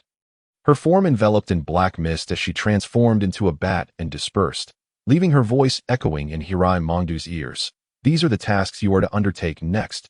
If you accomplish them, I promise to spare you. Fail, and I shall make your suffering more profound than death itself. You may attempt to resist, but I assure you, it will be the gravest mistake of your life. As her voice reverberated, Hirai Mongdu's gaze fell upon the paper, his expression solidifying as he knelt slowly, staring at it for an extended period, resembling a statue. Eventually, he picked up the paper and rose gradually. On the way back, Luo Yin looked at Shata Li with great curiosity and inquired, "What did you do to that fellow? You frightened him so thoroughly that he seems to have developed a psychological shadow of you." Although it was Luo Yin who had prompted Shata Li to act the previous day, he had merely indicated the target and his desired outcome, leaving the execution entirely to Shata Li's discretion when she returned.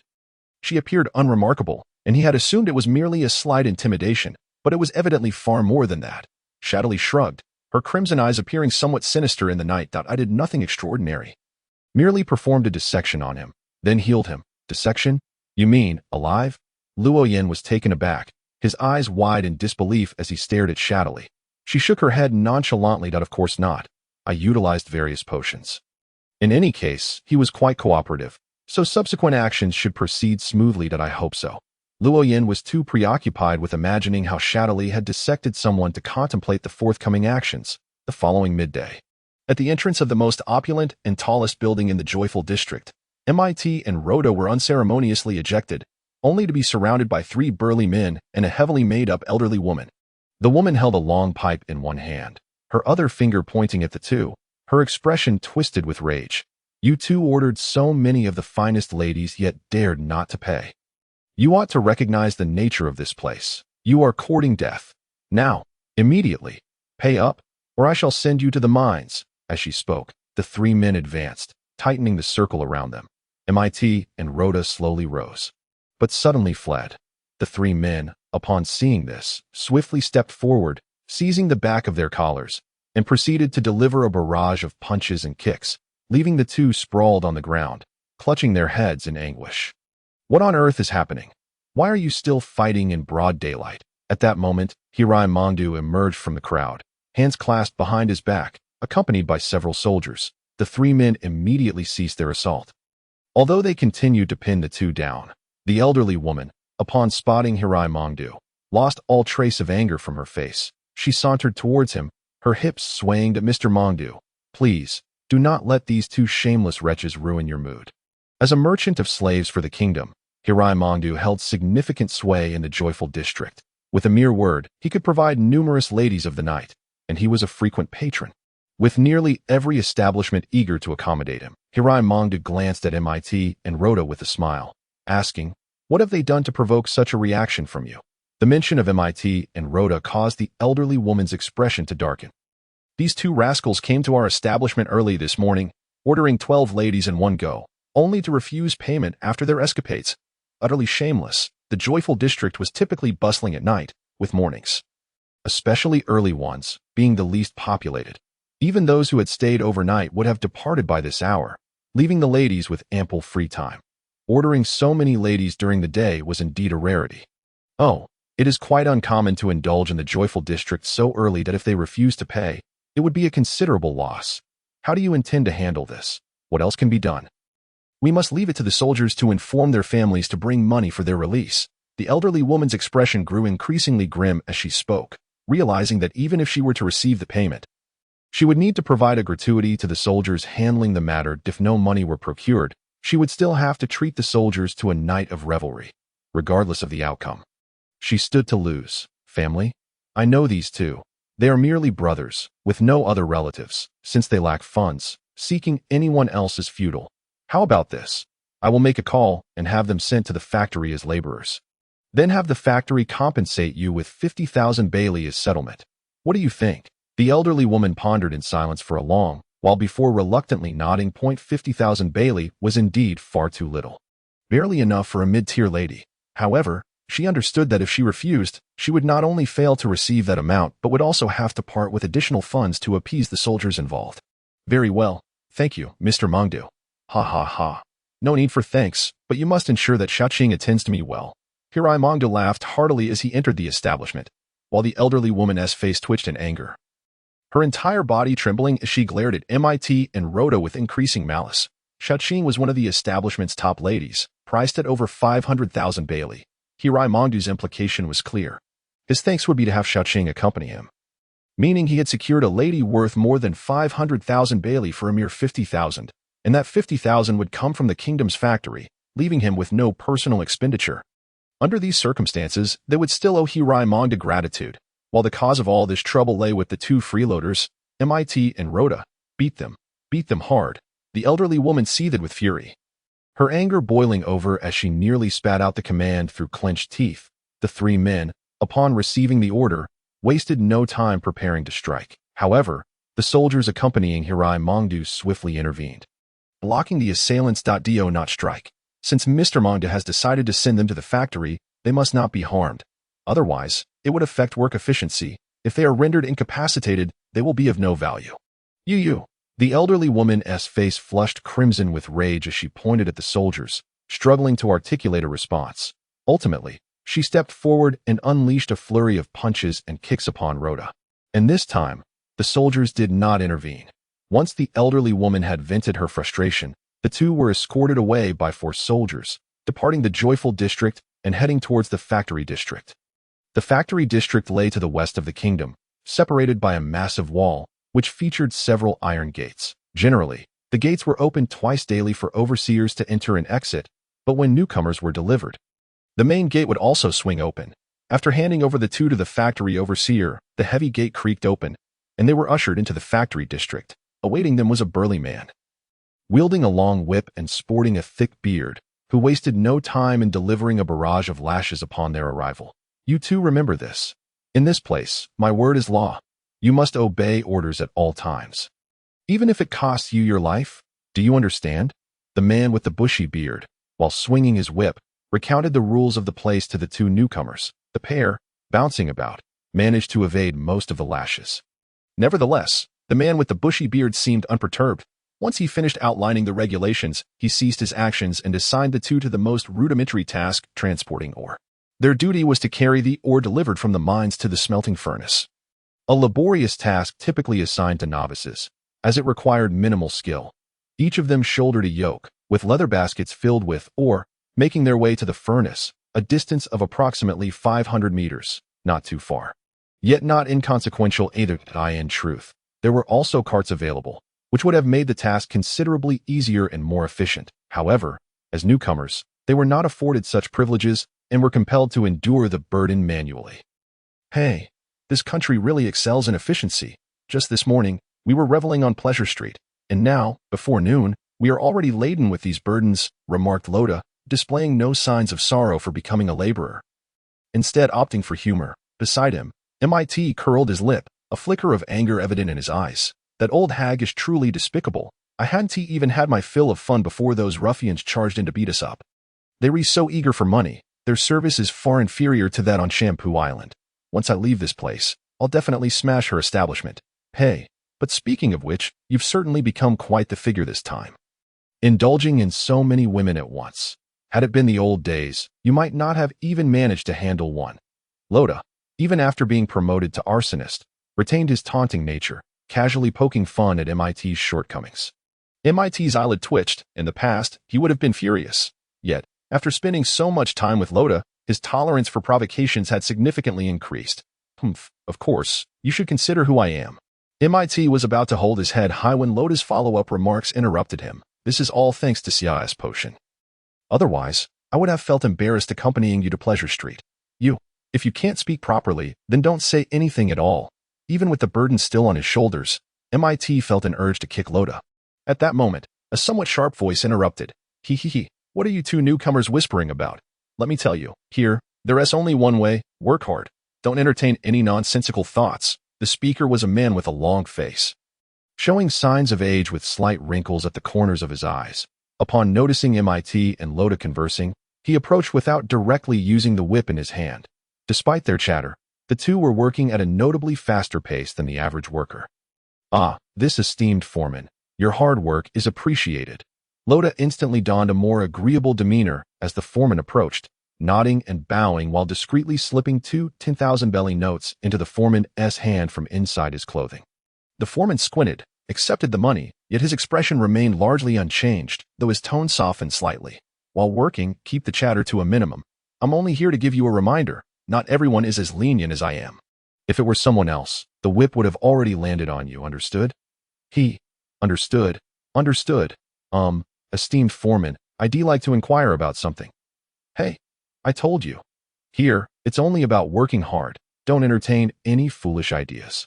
The foreman's demeanor shifted instantly, becoming even more severe than before, yet Loda's smile did not wane.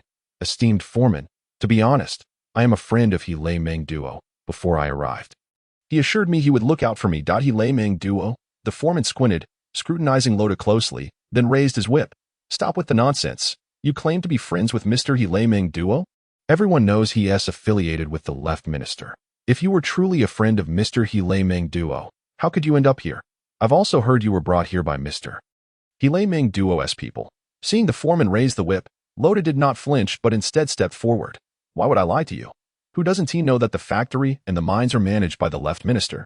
Meanwhile, Pleasure Street is under the right minister's control that we were set up in Pleasure Street. Think about it. That's the right minister's territory. Even if He Meng Duo wanted to rescue us. Causing a scene in Pleasure Street would be tantamount to challenging the right minister openly. However, bringing us to the factory is different. We came here to avoid the storm. Loda's words bore an air of conviction, leaving the foreman momentarily unable to discern whether he was speaking the truth. Really? His tone had unconsciously shifted, becoming cautious and wary. Loda lifted his chin, exuding a sense of pride that, of course, you can verify this for yourself. The foreman, now slightly more convinced by Loda's assertions, tucked his whip into his waist and glanced around. Seeing that the other workers were engaged in their tasks, he turned to leave, intending to verify the information. Observing this, Loda quickly set down his burden and deftly blocked his path. Hey, I still have matters to inquire about. Don't leave. Well, if you truly are friends of Mr. He Meng Duo, what could I possibly know that you don't? I am heading to confirm what you just said. Oh, it's nothing important. I simply wanted to ask how the factory's provisions and accommodations are. Loda's initial intention to inquire was merely a conversation starter, not a genuine inquiry. However, to avoid suspicion, he now needed to appear to have a real concern. The foreman, both anxious and speechless, refrained from losing his temper. Since you're friends of Mr. He Meng Duo, why would you care about provisions and accommodations? We'll arrange everything for you later. With that, the foreman paid no further attention to Loda and strode away, heading directly toward the factory district manager's office. Once the foreman had distanced himself, MIT approached with a smile, giving Loda a light pat on the back. Hey, truly, you've got away with words. Haha, of course. Don't forget who was responsible for promoting those potions. I may not match you in swimming, but in eloquence, you can't hold a candle to me. Loda beamed with pride, while MIT suppressed the urge to roll his eyes. The long-faced foreman, upon exiting the office, happened to encounter the bushy-bearded foreman, who had previously delivered Loda and MIT for punishment. The stout foreman, having just come out of the office, approached the long-faced foreman immediately. I was just looking for you. Those two newcomers we sent over are actually friends of Mr. He Meng Duo. He just sent someone with a message. Are they truly friends of Mr. He Meng Duo? The long-faced foreman's small eyes widened, despite having come to confirm this very matter. However, upon receiving confirmation, he was still somewhat taken aback. The bushy-bearded foreman nodded, a hint of bitterness on his face. When they arrived, I even lashed them with my whip. What am I to do now? If they report me to Mr. He Meng Duo, don't worry. They don't seem to hold it against you. To be honest, I specifically came to confirm this matter. The larger one even slipped me 20,000 belly, inquiring about provisions. You should arrange that matter and offer an apology. It should smooth things over. Really? The bushy-bearded foreman's eyes brightened as he grasped the long-faced foreman's arm. The long-faced foreman immediately nodded. Of course, I'll also speak a few good words for you. But you owe me a favor. Not a problem. Let us go. The bushy-bearded foreman hurriedly pulled the long-faced foreman toward the ore area, where they found Loda and MIT, who were currently carrying or with yokes. Upon seeing the two laboring, the bushy-bearded foreman immediately strode over. Why are you two doing such strenuous work? This is too hard. I'll arrange something lighter for you right away. The bushy-bearded foreman's attitude shifted dramatically, almost to the point of bowing. Without waiting for MIT to speak, Loda interjected first. Was it you who assigned us this task? And let us not forget, you've lashed me with your whip. I still remember. The bushy-bearded foreman's smile faltered momentarily before it broadened even more. It was all a misunderstanding. I didn't know your identities at the time. Mr. He Meng Duo sent a letter, instructing us to take care of you. After some time, he'll arrange for you to leave. Indeed, I ought to express my gratitude to you. Rada scoffed immediately. While the bearded overseer's smile had grown somewhat rigid this moment, the long-faced overseer cheerfully sought to mediate the situation. Oh dear, we were unaware before. Now that the misunderstanding has been cleared, let us move past it. Come, you needn't toil away here any longer. He will treat you to a grand feast. Consider it his way of making amends. Yes, a grand feast. It's on me. The bearded overseer nodded vigorously, his concerns not lying in the expense of the meal, but but rather in whether Rada and Mitre would accept his apology. Seeing that the moment was ripe, Rada also nodded. Not just yet. Let us wait until evening. Who knows if there are spies from the right minister lurking about. We are here to avoid trouble, and we cannot afford to provide any ammunition for the right minister. Likewise, we must continue our work. Though I hope to procure a cart for us, indeed, that is only reasonable. I shall fetch a cart right away. You need not worry. The bearded overseer, relieved that Rada had accepted his apology, let out a long sigh of relief. A smile breaking across his face as he hurried off to prepare the cart. The cart soon arrived. In stark contrast to the dilapidated carts used by other workers, the one utilized by Rada and Mitre was brand new. Not even a scratch on its paint. With the small cart, the two found it much easier to transport stones, and they loaded it lightly each trip, a fact that the long-faced overseer chose to overlook entirely. In the heart of the kingdom, within the tallest building closest to the royal palace, Hirai Mondo hastened through corridors and doorways, flanked by two soldiers, making his way to the depths of the structure. This was the residence of the left minister, heavily guarded, with a soldier stationed every 10 meters. Clearly, the soldiers recognized Hirai Mondo, as they did not impede his hurried passage, nor did they inquire about his intent. Before long, Hirai Mondo arrived at a large white double-doored. He did not push the door open directly, but stood at the threshold, cautiously knocking. "Come in." A voice, slightly aged yet resonant, echoed from within. Hirai Mondo gently pushed the door open and stepped inside. This was the left minister's office, spacious and nearly 100 square meters in area. Aside from the documents on the desk, the room was filled with bookshelves and books. "Minister," Hirai Mondo respectfully bowed to the man seated at the desk, a well-dressed individual with graying hair, a goatee, and a slightly portly figure. "Mondo, what brings you here today?" The left minister set down his papers. Smiling warmly at Hirai Mondo, clearly pleased with his capable assistant who had brought in considerable wealth over the years, particularly because Hirai Mondo had direct communication with CP0, a fact that even the left minister could not overlook. "Minister, the right minister is becoming increasingly outrageous." The left minister furrowed his brow, inhaling deeply as he shifted slightly in his seat, then straightened up. "What has occurred? I met several merchants on Sabaody Island last time. After conversing with them, they expressed their desire to invest in the kingdom. I arranged identities for two of them yesterday to facilitate their exploration within our borders, but today they were ambushed by the right minister's men. Had I not arrived in time, they might have been beaten to death in the street." The left minister immediately deepened his frown, his expression darkening. "Are you certain it was the right minister's men? Is there any doubt? Have you forgotten? The household registration has always been under the right minister's jurisdiction. How could my arrangements escape his notice? Moreover, the incident took place on Joy Street." The left minister's frown grew deeper, his countenance increasingly grim. "That scoundrel. The kingdom is already in financial dire straits, and that wretch treats foreign merchants in such a manner. If this news spreads, who would dare invest in our kingdom in the future? This is a blatant disregard of the king's will." The left minister firmly articulated his stance on the matter before his expression softened slightly. "What has become of those two merchants now?" "Minister, given that it was the right minister's territory, I couldn't act too forcefully. I had no choice but to send them to the factory under the pretense of safety. At least there, it is our domain. And they will be secure. I have already dispatched someone to inform the factory to take care of them." The left minister nodded, his expression easing further, even revealing a hint of a smile. "You've handled it well. I will personally draft a letter to send over. You must do your utmost to keep them stable. By the way, what business do they engage in?" "They are arms dealers.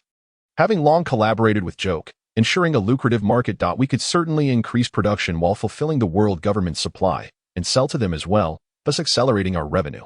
Additionally, they wish to invest in establishing a pharmaceutical factory in the kingdom, primarily to produce healing medicines and bandages, among other wartime supplies." The left minister nodded again, pondering for a moment. "Indeed, Joke has been supplying weapons to nations at war. Those embroiled in conflict require not only arms, but also healing medicines and bandages. There is substantial profit to be made here. What are the specific details?" The left minister became increasingly invested in the matter, yet Hirai Mondo wore a distressed expression. "They have only just arrived, and have yet to commence their formal inspection. How could they possibly discuss details with me? That wretch." The left minister slammed his fist on the desk in frustration, rising to leave.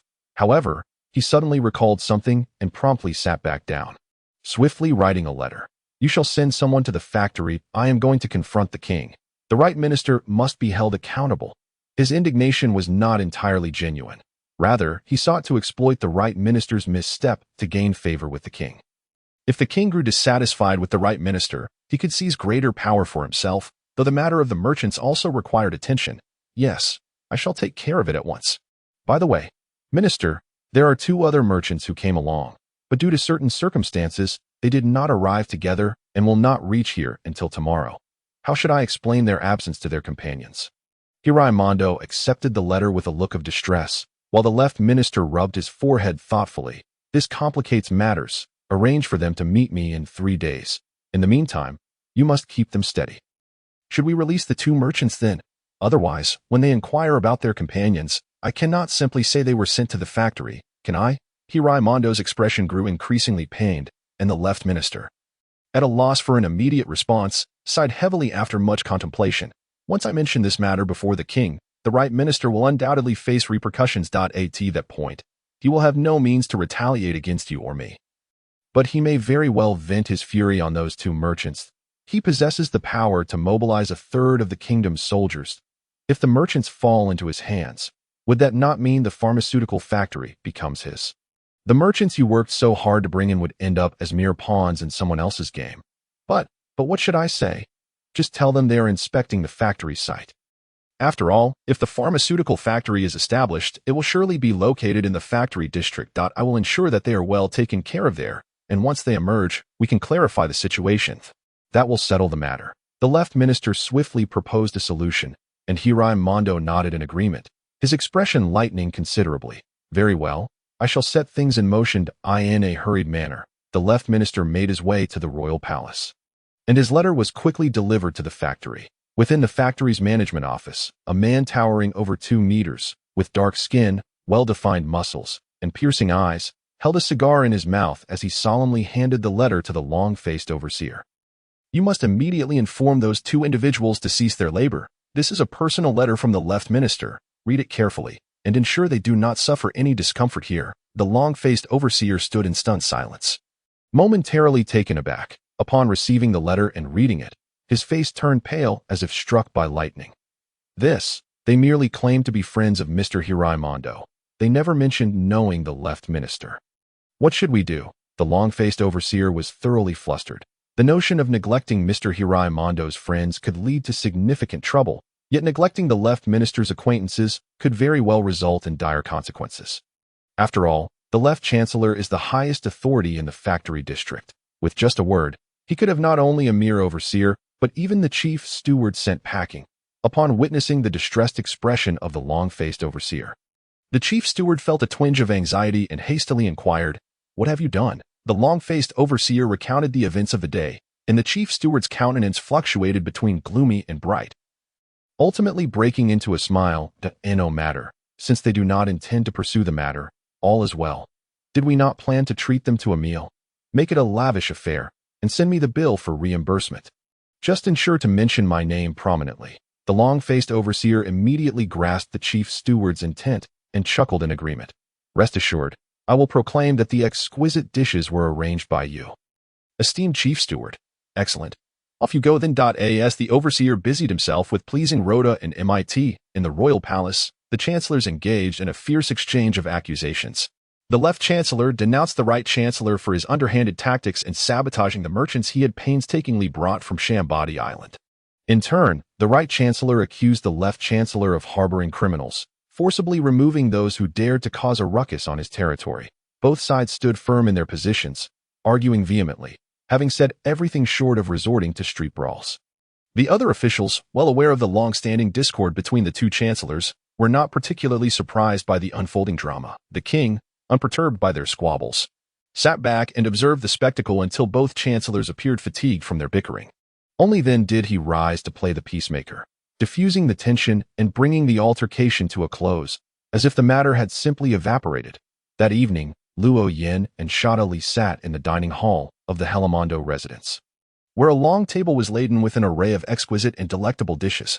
Helamondo, like a dutiful servant, humbly filled their goblets with wine.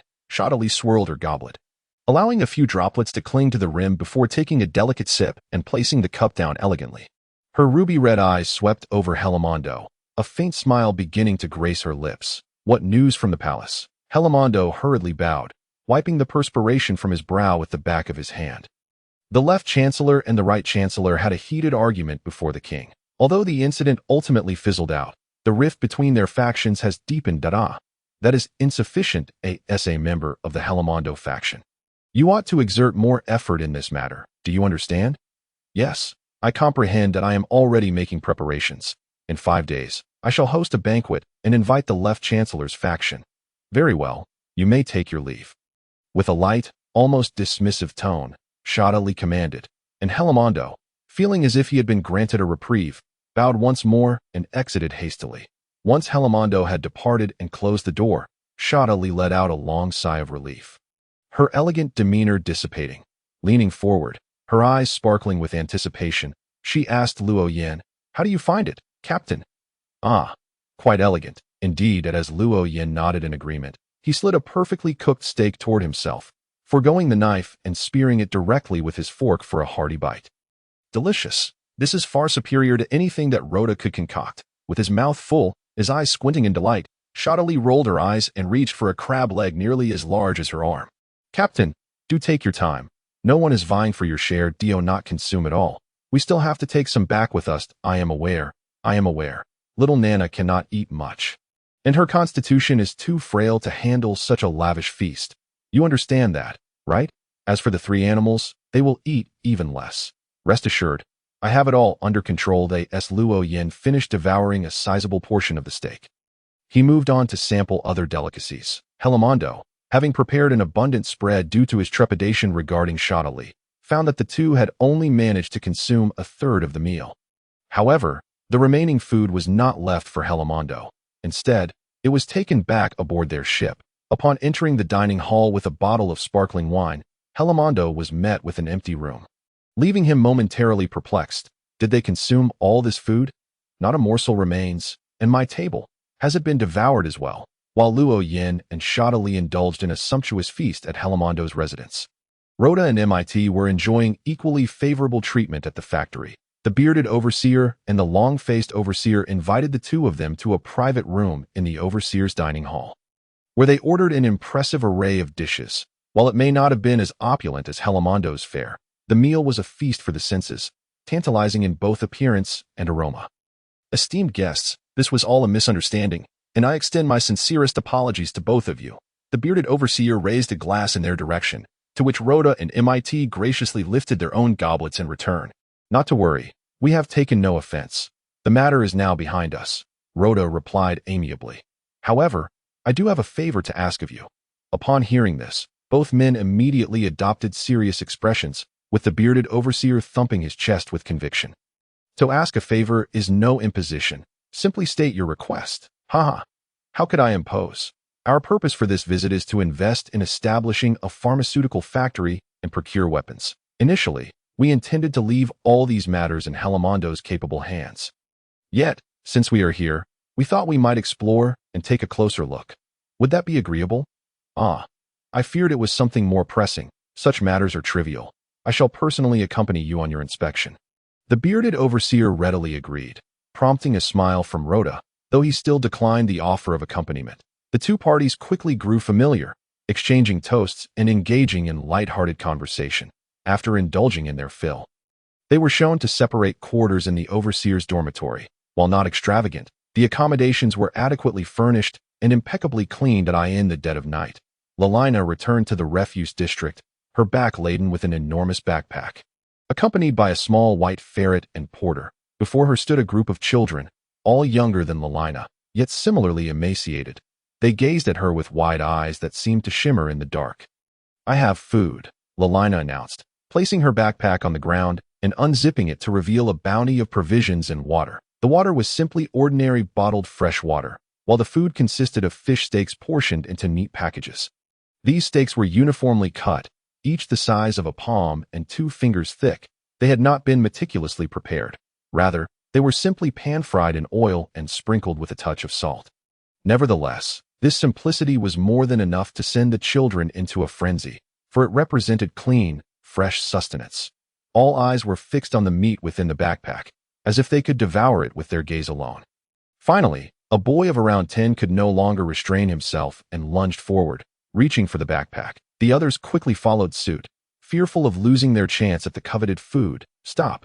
At that moment, a youthful voice rang out, and an indescribable authority enveloped the scene, emanating from the arbiter's presence. The small white ferret perched on Lelina's shoulder surveyed the children with piercing eyes that eye in an instant.